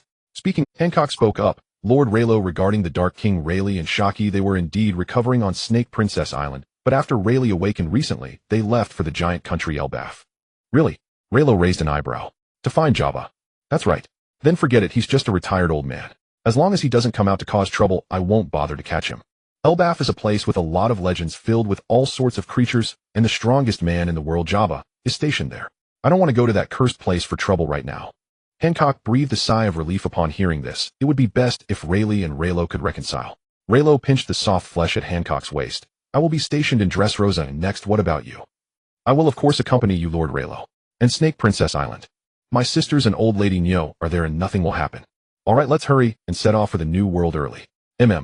2 hours later on the deck of the Yellow Dragon, seeing Hancock following Raylo, he couldn't help but scratch his head. Raylo the Vice Admiral really had a good mood, and his speed was indeed impressive. Robin showed an expression of as expected, only letting out a light laugh, while Kuna appeared unfazed. Raylo, on the other hand, accepted these gazes calmly. He was originally quite the lecher, there was nothing to hide, and it would be a waste not to seize the opportunity. This is Hancock, who will cooperate with our Navy's actions as a warlord of the sea. The specific cooperation time is yet to be determined. Nodding with a smile indicating that we all understood. Next we will detour back to Water 7 to pick up troops and warships before heading to Dressrosa. A month later, in the New World Dressrosa, the Yellow Dragon slowly docked at the port of Dressrosa as Raylo led the group down the ship. Other warships also began to dock, and a large number of soldiers disembarked, forming lines on the open ground at the port. After instructing Ryan to manage the soldiers, while Raylo turned and walked towards a group of people waiting not far away. Welcome to Dressrosa, Major Golden Dragon. Liku Dold III, the king of Dressrosa, known for his benevolent rule, was overthrown by the Don Quixote family 3 years ago, but reclaimed the throne after Raylo defeated Don Quixote da Flamingo. At this moment, he was filled with excitement, shaking Raylo's arm repeatedly. As long as Major Golden Dragon is here, Dressrosa is truly safe. Raylo smiled and replied, You flatter me, King Liku. I am merely fulfilling my duty as a naval officer. King Liku laughed heartily and introduced the two young women beside him. This is my daughter Violet, and my son-in-law Gyrus is responsible for nearby security, so he couldn't meet Major Golden Dragon in time. Both women performed a graceful bow to Raylo, smiling. We have met Major Golden Dragon. The entire royal family of Dressrosa, from King Liku down to Rebecca, was grateful to Raylo and the Navy. If it weren't for Raylo, they would still be oppressed by the Don Quixote family, let alone reclaiming their royal status. Even living a good life would be a luxury. Raylo smiled and returned the greetings. Subsequently, he and his group followed King Lycus' invitation to the newly established naval base. King Liku pointed to the large port and the completed base buildings, saying, This used to be a large logistics port, which later fell into disrepair. Considering the Navy's combat and training needs, I chose this location for the base. If Major Golden Dragon is not satisfied, you can choose another location. Raylo surveyed the area with his observation hockey, and finding no better place, decided that this was indeed the right choice. Citing the need to familiarize himself with the terrain as a newcomer, Raylo politely declined King Lycus' invitation to dinner and directly led his group into the naval base. In the conference room of the naval base that evening, Reno sat at the head of the table looking at the faces before him, feeling a sense of emotion. These were his most loyal subordinates. I called everyone here to discuss the upcoming development policies. Reno tapped the table lightly. Dressrosa has signed a comprehensive cooperation agreement with the Navy covering military, economic, and various aspects. This means that as long as King Liku agrees, we can intervene in Dressrosa's political affairs at will. Khalifa, you understand what I mean, right? Khalifa pushed her gold-rimmed glasses and replied, I understand. I will draft a targeted economic development plan based on Dressrosa's actual situation. Reno nodded. You don't need to worry about King Liku. I will find a time to bring them to our side. Next is the military support issue. Ryan, you should remember the model of Water 7, right? Ryan nodded at the end of the table. Boss, I know.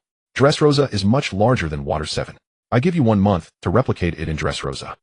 In a month, I do not want to see any underground forces existing in Dressrosa. Understood, boss. Next is the external military deterrence. We have just arrived in the New World and built a naval base, so there will surely be many unwise pirates trying to use us as a stepping stone for fame. Yuta Ishao, this task will be our responsibility. The waters around Dressrosa are vast, and relying solely on the 4,000 soldiers brought along is insufficient to cover everything, but Yuta's musical soldiers can effectively supplement this need. Moreover, once they establish a firm foothold in Dressrosa, they will also need to use it as a springboard to extend to the surrounding waters. Rough estimates suggest that at least 30 to 40,000 naval soldiers will be needed to meet the daily patrol and potential combat demands. Ishao nodded, with Yuta sitting beside him smiling and saying, Don't worry, Reno. The meeting continued late into the night, finally concluding a multitude of tasks. In the following days, the entire naval base seemed to be wound up like a spring, rapidly completing its adaptation from top to bottom, with all tasks steadily progressing. Reno also found time to attend a banquet at the Dressrosa Royal Palace, successfully bringing King Liku to his side, ensuring that the plan would face no further obstacles. Meanwhile, in the waters near Dressrosa, a pirate ship flying the flag of the Beast's Pirates encountered a pirate ship flying the flag of the Big Mom Pirates. Katakuri, accompanied by Charlotte Galette, exchanged distant glances with Queen and Yamato. The silence between Katakuri, Queen. Ahaha, what a coincidence, you guys are also here in Dressrosa. At this moment, Queen fully utilized his talent for lightening the mood, being the first to break the silence. Katakuri did not respond, but looked behind Queen, his gaze fixing on the alluring woman with horns resembling Kaido's who matched his sister's figure. Does Mr.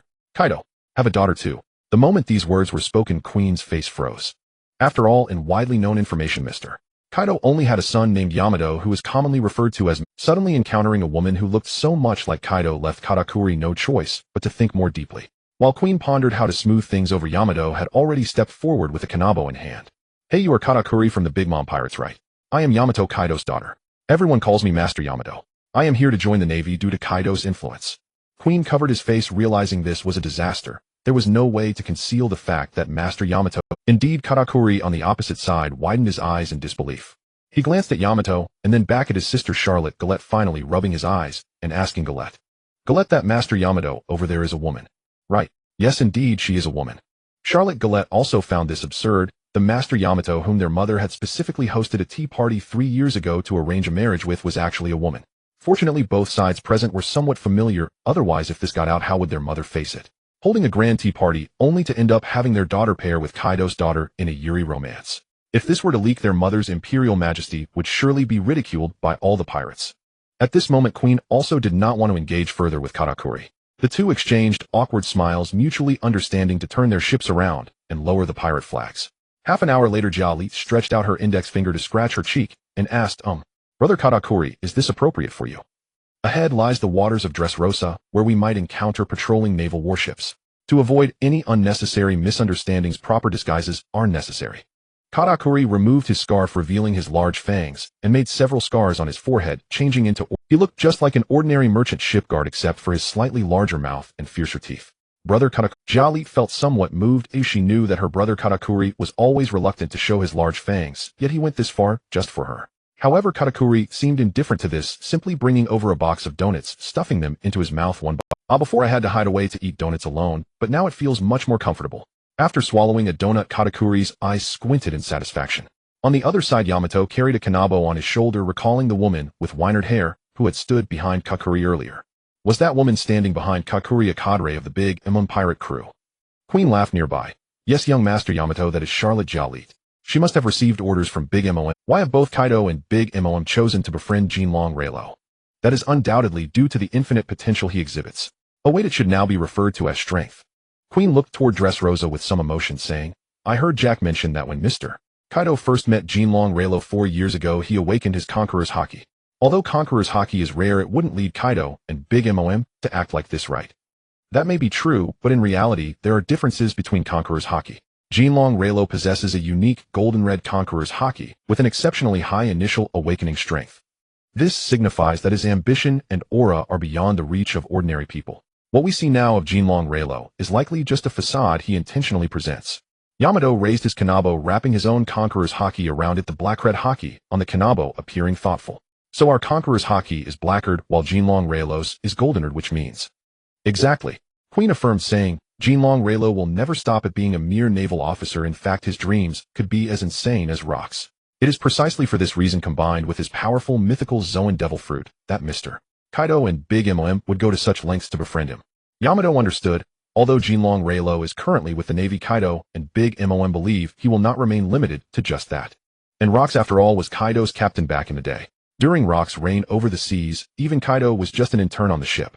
Moreover, Kazuki Oden had followed two individuals, Whitebeard and Roger, one of whom was a former member of Rocks, while the other was someone who had always been overshadowed by Rocks. In such a comparison, it is clear that both emperors have placed him on par with Rocks, far surpassing Kazuki Oden. Very well, Yamato said, gripping the kanabo, unleashing all of his Conqueror's Haki. Since that's the case, I'll go see this Jinlong Relo. Previously, she had agreed to join this Navy nonsense because of Kaido's promise to set her free, planning to run away after Queen left, but now she admitted that she had indeed developed a strong interest in Relo. Queen laughed heartily nearby. Mr. Kaido's plan had succeeded another step. While laughing, both Queen and Yamato turned their heads simultaneously, a glimmer of red light flashing in their eyes. A naval warship is approaching, and Big Mom's ship is nearby too. A smile tightened his grip on the staff sword from dozens of kilometers away. It seems we've encountered some formidable characters. Send a report to Vice Admiral Relo and Miss Yuta stating that we've encountered members of the Beast Pirates and the Big Mom Pirates in this sea area, along with a detailed list of personnel. He paused, then continued, including the star Katakuri, the Plague Queen, and two unfamiliar women. Please let Vice Admiral Relo make the decision. Understood.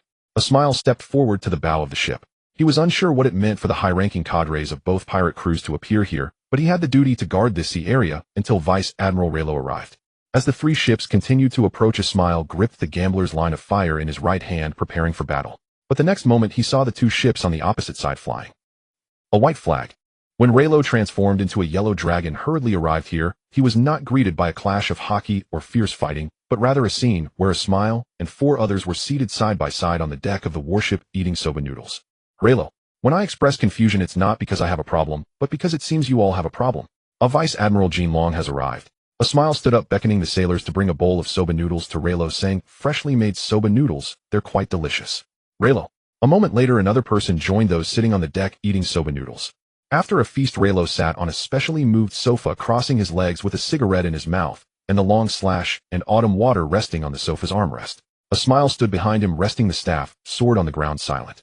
The two together presented a vivid image of a boss and a subordinate. Relo swept his gaze over the four, and slowly spoke in a deep voice, so what brings you all to Dressrosa? Is the land of Wan not enough for you to stir up trouble?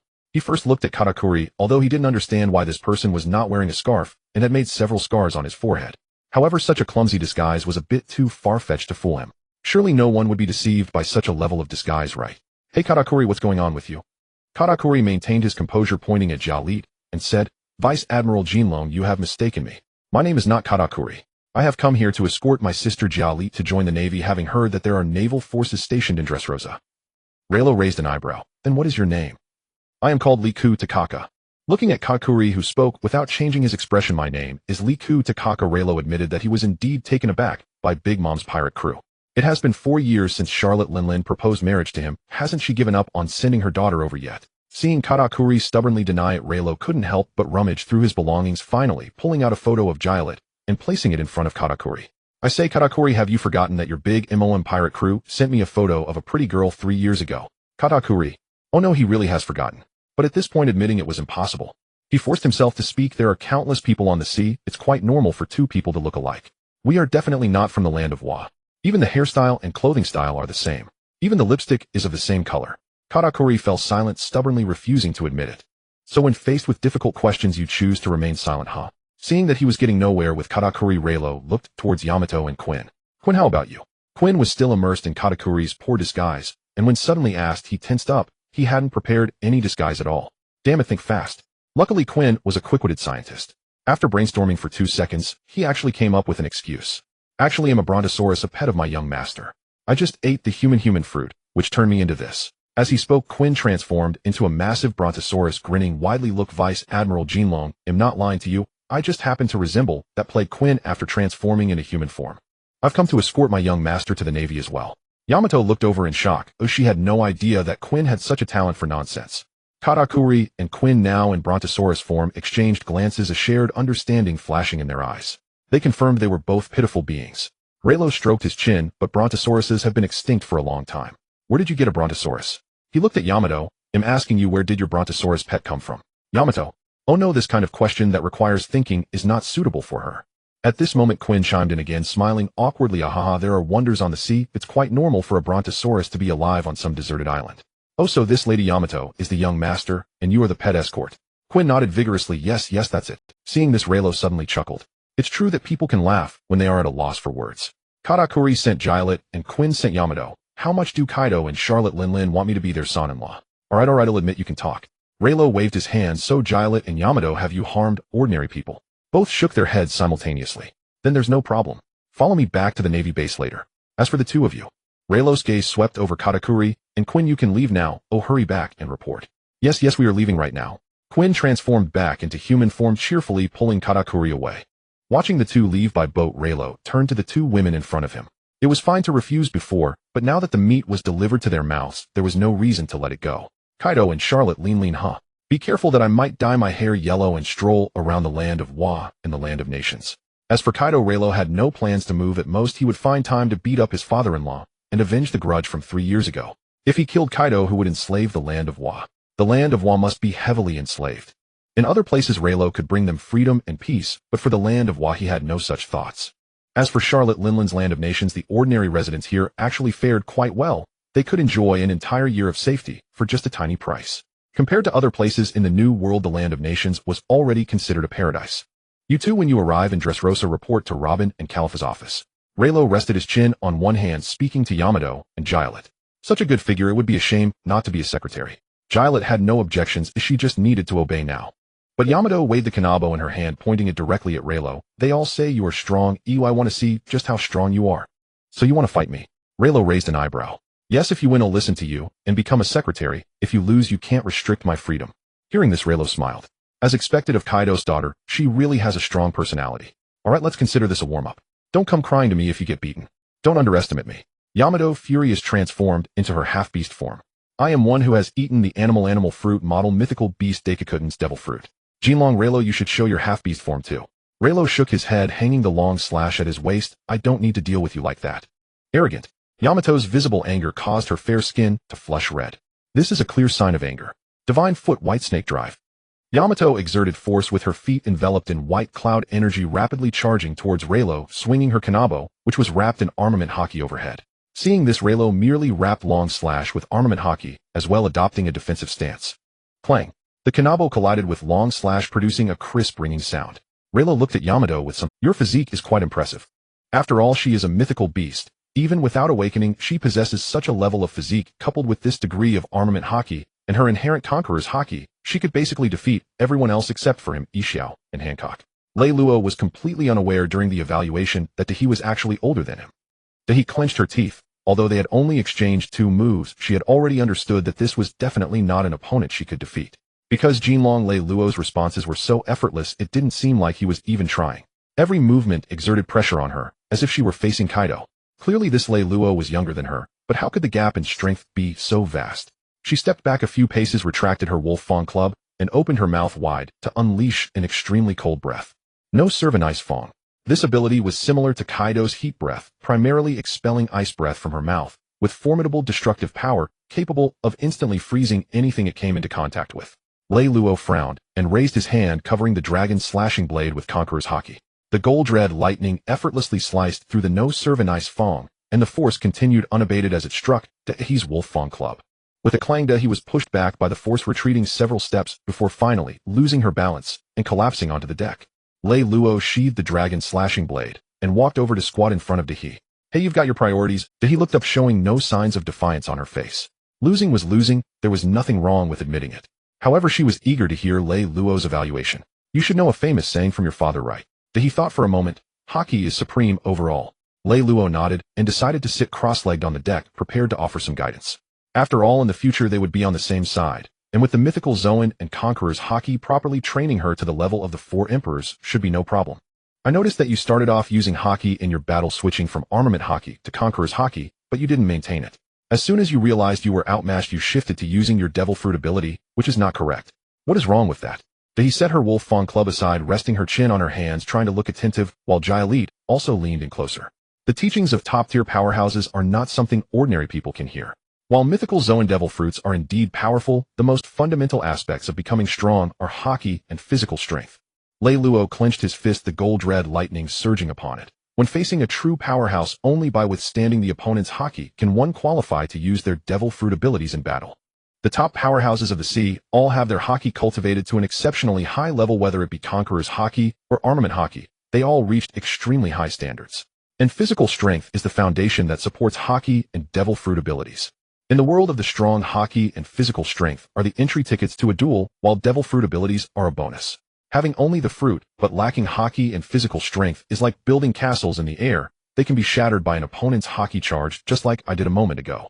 Did you understand what I just said? He and Jia nodded, thoughtfully reflecting on the current state of affairs in the sea, and it indeed seemed that way. Those infamous pirates without exception possess extreme physical strength and have cultivated their Hockey to great depths. Even without Devil Fruit abilities, they are still the emperors of the sea that dominate the waters. Even Gold. Roger the Pirate King had not consumed a Devil Fruit, yet his strength was terrifying. He stored her Wolf Fawn Club and said, "So if I want to become stronger, I should focus on training my physical strength and Hockey." Pretty much. If you're confident, you can also advance in all 3 aspects simultaneously, including developing your Devil Fruit abilities. He wanted to ask more, but Lei Luo raised his hand and playfully flicked her forehead before standing up. Any further questions can wait until we're back at the base. After all, they still have patrol duties and can't afford to linger here for too long. Alright. Damn, using Hockey to bully people. Is having strong Hockey really that impressive? Just wait until I master my— Damn, using Hockey to bully people. Is having strong Hockey really that impressive? Just wait until I master my Hockey. Then I'll use it to smash your head with my Wolf Fawn Club.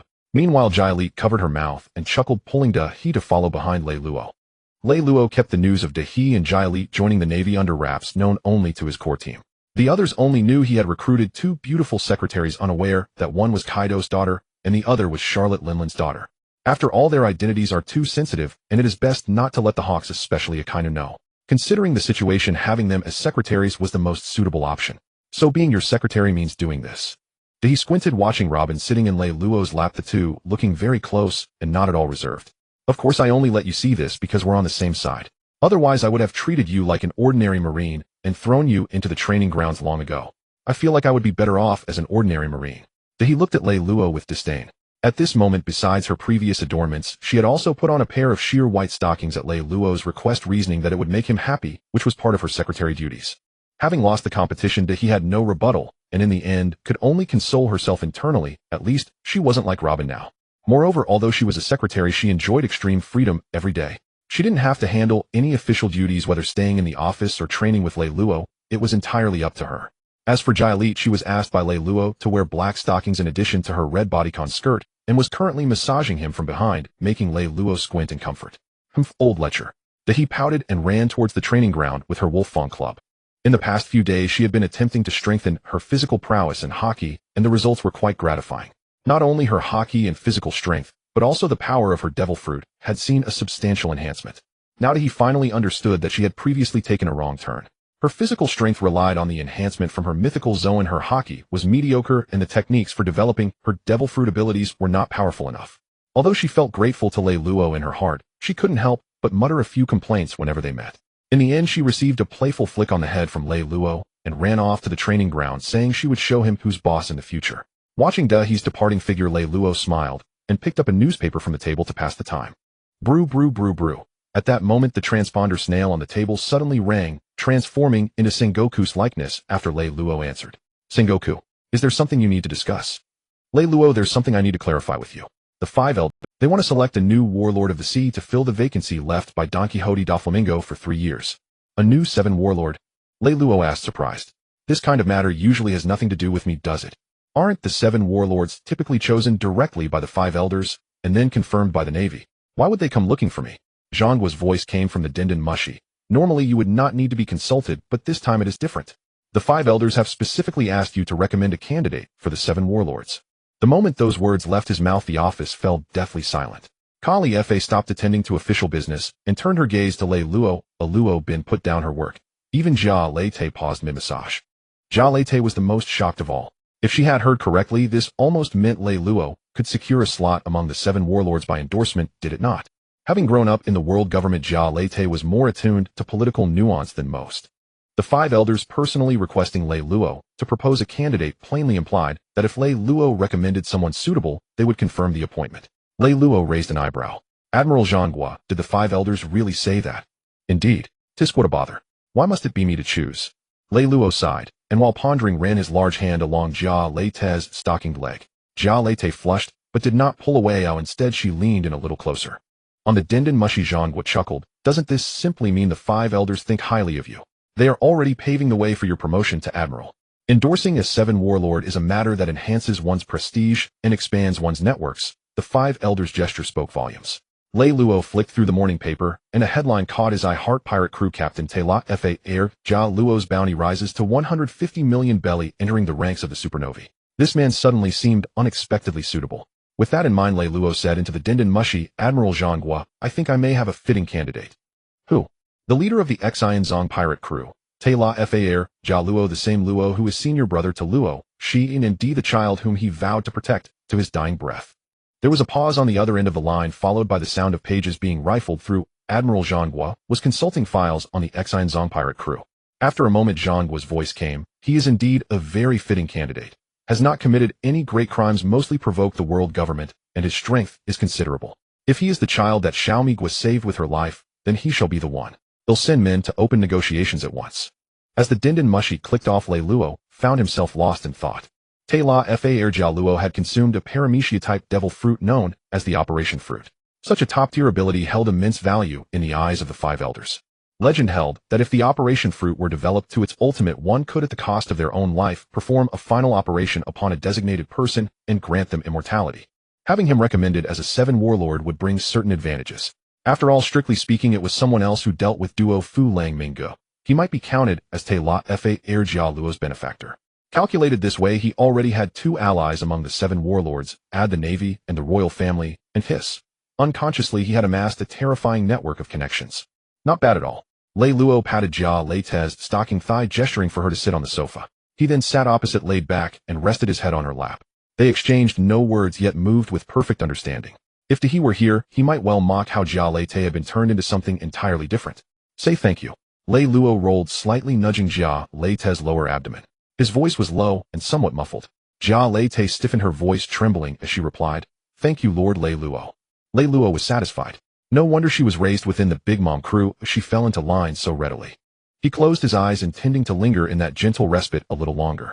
When he opened them again, he noticed there were more people in his office than before. A moment later, Lei Luo sat upright in his chair, and across the desk regarded the man wearing a spotted hood, who cradled the demonic blade Kikoku in his arms, grateful though bruised and battered. A moment later, Lei Luo sat upright in his chair, and across the desk regarded the man wearing a spotted hood, who cradled the demonic blade Kikoku in his arm. They were the core members of the Xian Zong pirate crew, the polar bear Bei Bo, and Pei Jin, and Xiachi. Nearby, Lion wore an awkward smile, as though he had committed some grave mistake. So then, can someone explain what happened while I was asleep? Lion raised his hand to answer. Well, boss, it was like, in brief, Lion had led a team through the towns of Dressrosa to clean up criminal elements, and had stumbled upon the Xian Zong pirate crew, who had secretly landed on Dressrosa. Their captain Tela Fa Air Jia Luo had once been affiliated with the Tang Jihida family. They had noticed Lion's party, yet did not flee. On the contrary, they charged forward. Lion had assumed they were there to cause trouble, or to avenge duo Fu Lang Minggu. Without hesitation, he unleashed his conqueror's haki, followed by Haki-infused techniques, and in short order Only afterward did he learn that his boss intended to recommend Tela Fa Air Jia Luo as a 7 warlord. Lei Luo found it amusing and waved Lion away. Enough. It's not your fault you did not know the background. All you need to know is that Tela Fa Air Jia Luo and the Tang Jihida family are bitter enemies. Understood, boss. Lion turned and left at once. Staying would only make the situation awkward. Lei Luo looked at Tela Fa Air Jia Luo with a half smile. What a coincidence. This morning I had just recommended you to Admiral Jean Gua and the 5 elders for the 7 warlords, and now here we are this afternoon. Te La Fair Jia Luo rose and considered his words carefully. Calling Lei Luo boss felt improper. The man before him was Navy not pirate. After a moment's thought he spoke with restraint. Thanks to Vice Admiral Jean Long's favor, I heard he had entered Dressrosa, and I came to express my gratitude for helping me eliminate duo Fu Lang Mingo, and to take the chance to venture in the new world. When Trafalgar Law spoke, there was a hint of helplessness on his face. At that moment he saw Orion thinking of approaching to express no ill intentions, but in the end the latter struck like a child hitting them, as if they were mere babies. Looking at the military rank, it was a colonel. Should I say that he truly deserved to be under the command of Rear Admiral Jean Long? A colonel actually possesses conqueror's hockey. Reluo waved his hand. No need to thank me, I just happen to think you are suitable. You know Rosinante, right? Trafalgar Law nodded. He was the man who risked everything to save his life, but ultimately was killed by Don Quixote da Flamingo. Rosinante is not only an undercover agent planted by the Navy and the Don Quixote family, but also the adopted son of Fleet Admiral Sengoku. So in terms of seniority, he counts as my senior brother. Law suddenly rose, his expression astonished. That man was actually the adopted son of Admiral Sengoku. Now he understood where his warlord quota had come from. There was no question of suitability, it was clear that there was a web of connections behind it. Law slowly sat back down, gripping his cursed blade, the demon knife, a little tighter. So, I would like to ask for your opinion, do you want to become a warlord of the sea? Without a moment's hesitation Law replied, since it is the good intentions of Rear Admiral Jean Long and Fleet Admiral Sengoku, I naturally must accept. He smiled. As a pirate one seeks fame and fortune, now that such a great opportunity is presented I obviously won't let it slip away. Hearing this, Reluo finally revealed a hint of eagerness in his smile. Alright, I will inform Admiral Sengoku shortly. However, becoming a warlord of the sea will bring fame across the world, but many pirates will challenge you, so your strength needs to keep up. Also from now on you can call me Big Brother Reluo. There's no need to be so distant. Upon hearing this, Trafalgar Law immediately stood up in excitement. Yes, Big Brother Reluo. What a leap to success, my friends. I originally came to thank my big brother, but unexpectedly, he directly gifted me a tremendous opportunity. Not only did he grant me the warlord title, but I also established a connection with Big Brother. From now on, wherever I go, as long as I mention Big Brother's name, it will surely be effective. My big brother Jean Long Reluo, the one who defeated the Golden Lion. Behind Law, the two bears tightly embraced each other, overwhelmed with excitement. Reluo watched, shaking his head and laughing. He remembered that when he successfully became a disciple of Carp and Sengoku, it was also like this. In this world, not only strength matters, but connections do too. Moreover, Trafalgar Law can be considered a backup plan he had laid out after all. Who wouldn't want the everlasting effect of the Ope no Mi? Of course, this was just one contingency. Finding the pure gold effect would be the same. Reluo.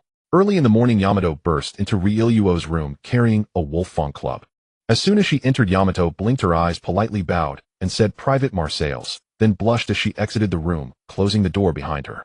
At this moment, there was more than just him in Ryuo's room, and such a scene early in the morning seemed a bit too stimulating for Yamato.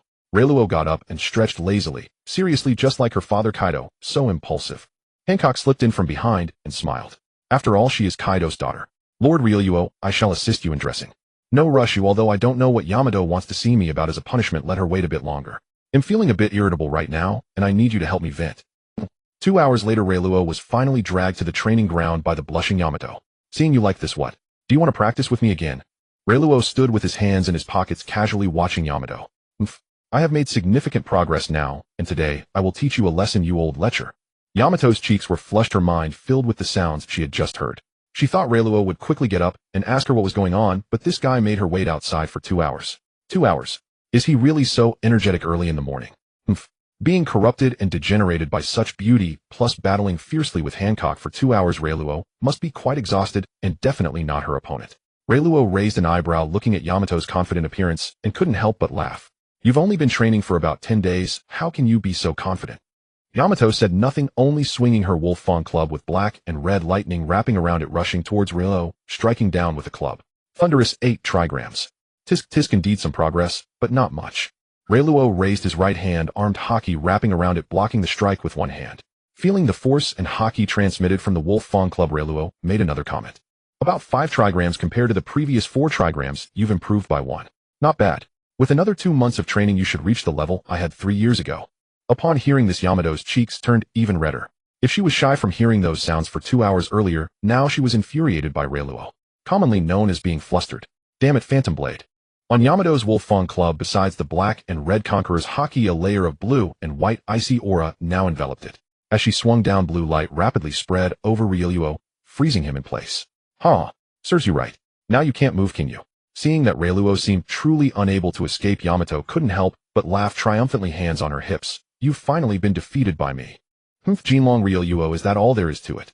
But the next moment Yamato's smile abruptly stopped, and the words she wanted to say got stuck in her throat.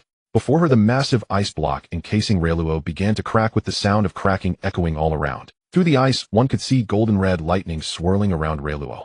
Finally, with a loud bang, the huge ice block shattered completely, and within it Rieluo still appeared as nonchalant as ever.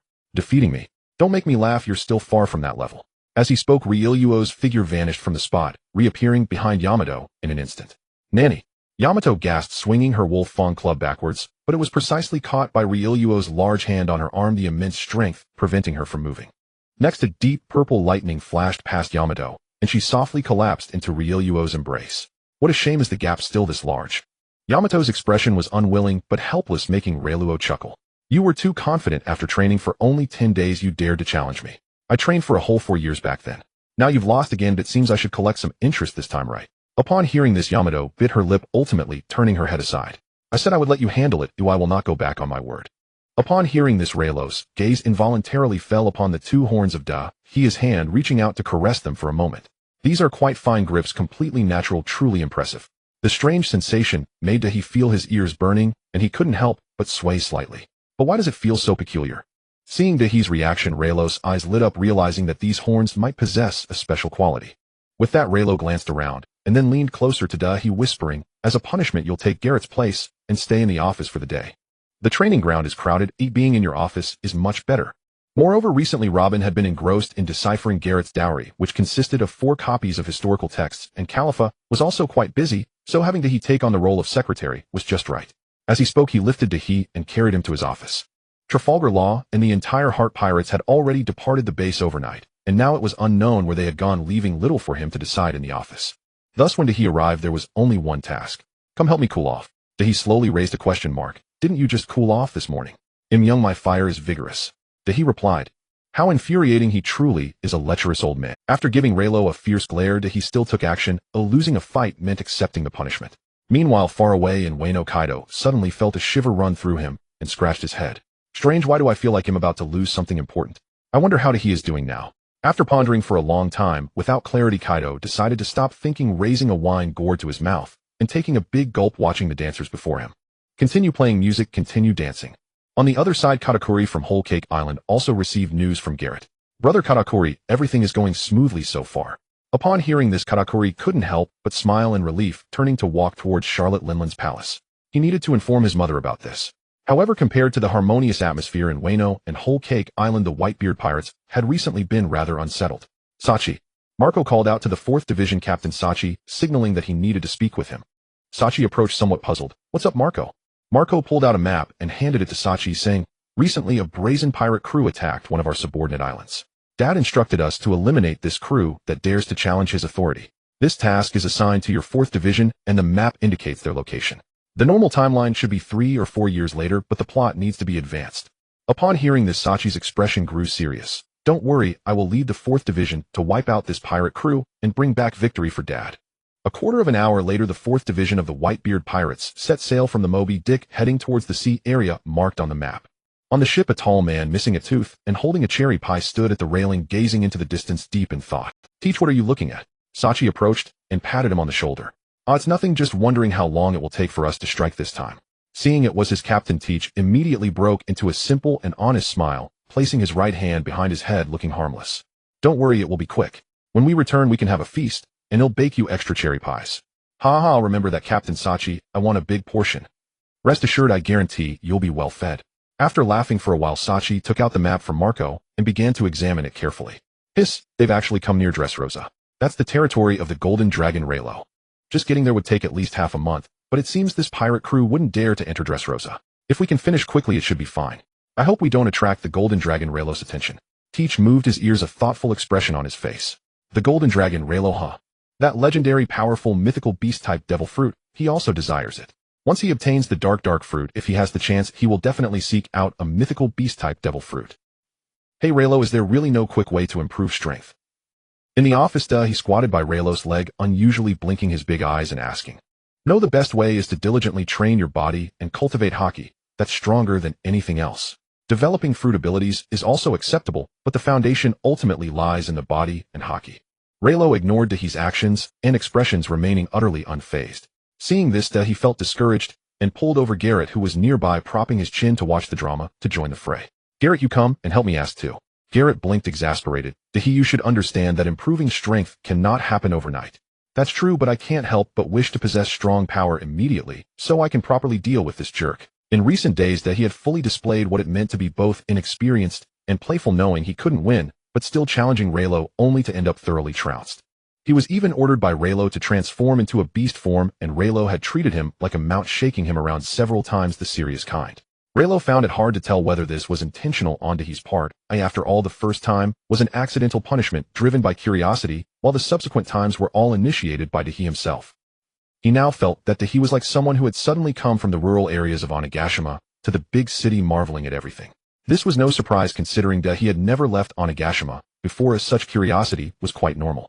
Raylo picked up the various summaries of results on the table and began to read through them carefully. Since their arrival in Dressrosa, it had been nearly a month, and progress on various plans had yielded good results. Lin led the team to clear out all the underground forces in Dressrosa, establishing order and corresponding systems akin to Water 7. Next, he would officially begin recruiting soldiers within Dressrosa to expand the base's manpower. Califa's economic reform was also beginning to show results. Dressrosa still had several factories left by Don Quixote da Flamingo, but overall, it was still primarily light industry. Attempting to replicate Water 7's heavy industry to establish supporting facilities was simply unrealistic. Therefore, after comprehensive consideration, Califa chose to focus on developing light industry and attempted to turn Dressrosa into a standard logistics base under Raylo's guidance. This means self-sufficiency in raw materials, a complete production line, and a rich variety of products covering daily necessities. Not only that, Califa also coordinated with Water 7 to finalize a plan for technical and equipment support. Once the plan is successfully implemented, Dressrosa will also be able to independently construct standard naval warships. Overall, the development plan primarily emphasizes transforming the entire Dressrosa into their logistics base, with economic benefits being secondary. Moreover, the Admiral-class ship Golden Dragon, built in Water 7, successfully arrived at Dressrosa a few days ago. Raylo took a look and could only say that it truly lived up to its name as an Admiral-class ship, boasting first-rate luxurious configurations. As Dressrosa improved day by day, Yixiao was like someone who had been injected with adrenaline, patrolling the seas with his subordinates all day long. If they encountered any pirates with poor eyesight, they would immediately greet them with a meteor strike. Our Dressrosa is transforming toward the direction of my dreams, and I will not allow any pirates to come and ruin it. This is roughly Yixiao's current mindset. In no time, a rumor about a Meteor Man navy that consumed the meteor fruit spread among pirates near Dressrosa, causing countless pirates to steer clear. However, many self-proclaimed powerful pirates ventured into this sea area, eager to make a name for themselves by confronting Yixiao. Under such circumstances, a ship flying the Whitebeard pirate flag suddenly chased after a pirate crew and burst into this sea area. Marshal D. Teach said this is troublesome. This pirate crew actually dares to intrude into the territory of Golden Dragon Raylo. Sachi stood at the edge of the ship, watching the pirate ship desperately fleeing ahead, and couldn't help but knock on the railings. It should have been a perfect annihilation battle, but he didn't expect this Whitebeard pirate crew, which had provoked their father's authority, to be so cowardly, with no intention of confronting them and directly sailing away. They chased along Dressrosa's maritime line for 2 days and nights, and just as they were about to catch up, this pirate crew suddenly changed direction and plunged into Dressrosa's waters, leading to the current scene. We can't wait any longer. If this continues, we'll eventually encounter Dressrosa's navy. We need to speed up and destroy their ship first. Prepare to fire the cannons. With the order given, the ship where Sachi was located immediately changed direction, and the cannons mounted on the ship adjusted their angles, aiming at the pirate ship that was fleeing frantically ahead. Fire! Several cannonballs were shot out of the cannons, most of which fell into the water, with only 2 cannonballs heading directly towards the pirate ship. Sachi saw someone on that pirate ship jump up and punch the cannonball, causing it to explode, but another cannonball landed solidly on the deck. Boom! An explosion erupted, and the speed of that pirate ship suddenly dropped a level. Seeing this, Sachi felt a surge of joy, continue the bombardment without stopping. Teach, let's get closer and prepare for boarding combat. Yes, Captain Sachi. An hour later, the fighting came to an end, and it was time for the 4th Division to collect the spoil. Hurry, hurry, hurry. First, bring the boxes back to the ship. We need to leave this sea area immediately. We'll check the spoils carefully once we are out of this area. Sachi called out to the members of the 4th Division, holding a treasure chest in his hands as he walked past Teach. As he moved, the unlocked treasure chest revealed a corner and the contents inside just happened to catch the attention of Teach, who was holding a cherry pie. In the next moment, Teach stopped chewing, his eyes widening in shock, and his body began to tremble slightly. Is that the dark fruit? It must be it. The dark fruit I've been waiting for 20 years. The dark fruit, a special type of Logia devil fruit, is known for its unique abilities. Unlike other Logia users, its eater cannot become elemental to evade attacks, and the pain from damage received is twice that of an ordinary person. However, in contrast, it possesses extremely powerful abilities. The dark fruit restrains all devil fruits and has the ability to use a black hole-like gravity to absorb the user and temporarily nullify their devil fruit effects, making it effective against energy attacks as well. Moreover, the dark fruit can even strip a devil fruit from its user upon their death. Coupled with Teach's own physique, it allows one person to consume multiple devil fruits. Teach was initially in despair, waiting for Whitebeard's pirate crew, contemplating that living a stable life under his father's care wouldn't be so bad. But now the fruit he had dreamed of for 20 years appeared right before his eyes. Captain Sachi, I'm sorry. Teach gathered his expression, revealing the simple smile he usually wore, and carried a treasure chest, following Sachi into the cabin. Once he confirmed that no one was around to see, Teach no longer maintained his disguise, a grin spreading across his face as he looked at Sachi's back with longing. Captain Sachi. What's wrong, Teach? Sachi paused, not understanding why Teach was calling him at this. As he was about to turn around, the next moment Sachi's body suddenly stiffened, and he looked down at his chest in disbelief. He saw a fist wrapped in armament hockey piercing through his heart and penetrating his entire chest. Teach, you. Sachi turned around, staring at Teach in disbelief. Captain Sachi, I'm truly sorry for hiding this from you for so long. But now I no longer have to conceal it. Teach opened the treasure chest and held up the dark fruit, a fanatic gleam flashing across his face. From today onward, my path to domination begins. Teach opened his mouth wide and swallowed the dark fruit whole. Moments later, a thick black mist enveloped his entire body, creating an eerie sight. Is this the dark fruit? Truly an immensely powerful ability. He looked at Sachi, who still had a breath left, with a sinister smile. Captain Sachi, don't worry, the other members of the 4th Division will soon join you.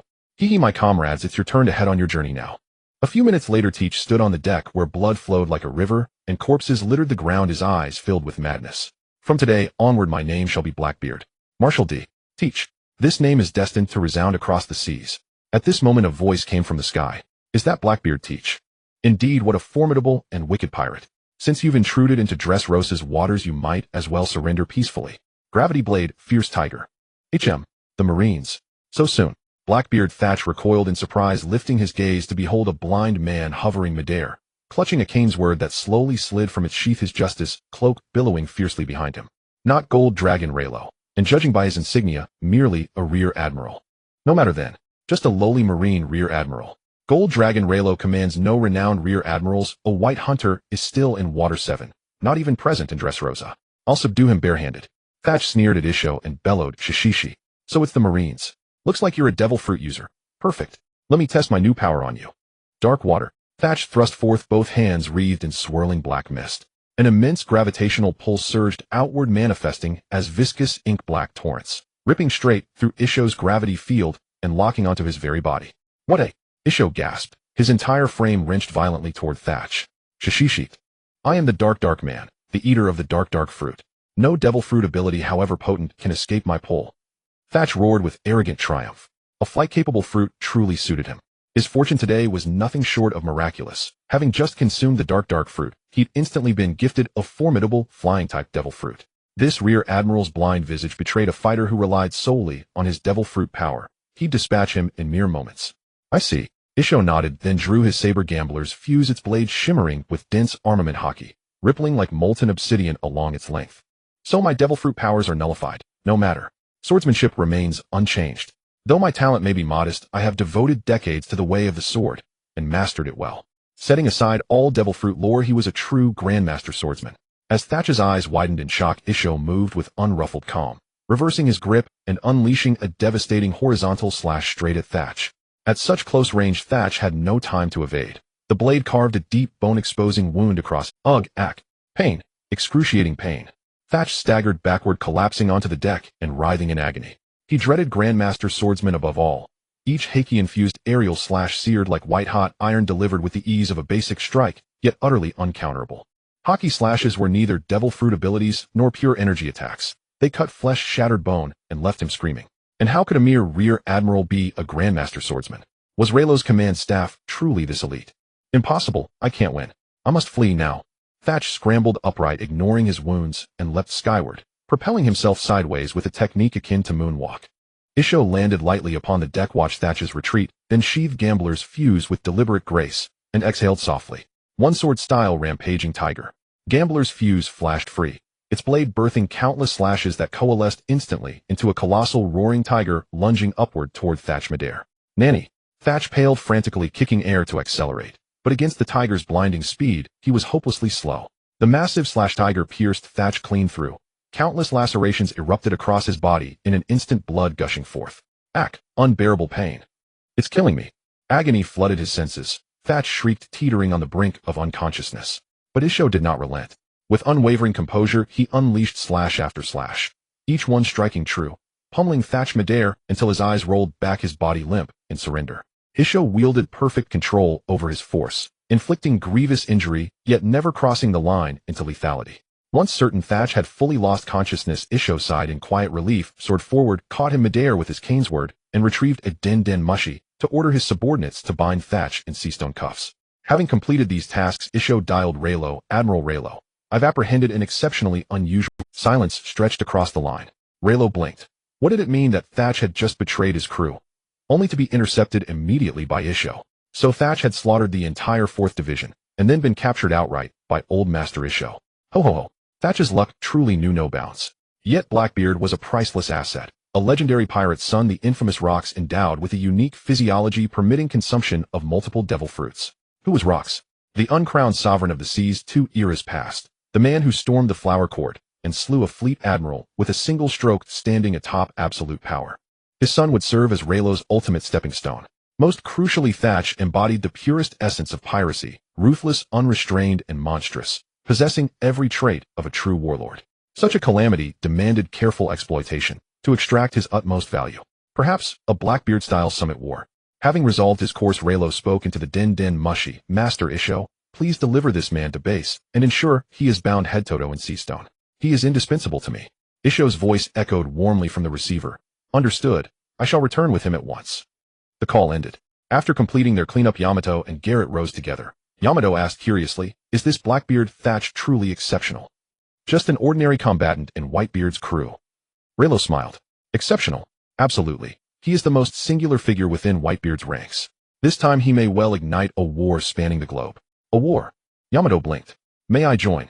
Reno gently smoothed her long hair. Don't even think of it. You're ill-suited for such a battlefield. You'd face Akainu himself. And Garrett, you two must remain behind. Guard the base. Yamato sighed, disappointed yet acknowledging Reno's wisdom. After all, she hailed from pirate lineage, and her name carried weight. Should she ever roar, Raime Baku, on the front lines, chaos would erupt instantly. Still, she yearned to witness this war firsthand. Noting her expression, Reno chuckled. It will likely be broadcast worldwide, so even here at base you'll watch it unfold. At those words, Yamato and Garrett exchanged glances, then turned back to Reno, their curiosity now alight. A war broadcast globally? That Blackbeard Thatch? Reno merely smiled enigmatically, reaching out to pinch Yamato's cheek. She puffed her cheeks indignantly, only for him to gently press them down again, until she resorted to glaring daggers at him.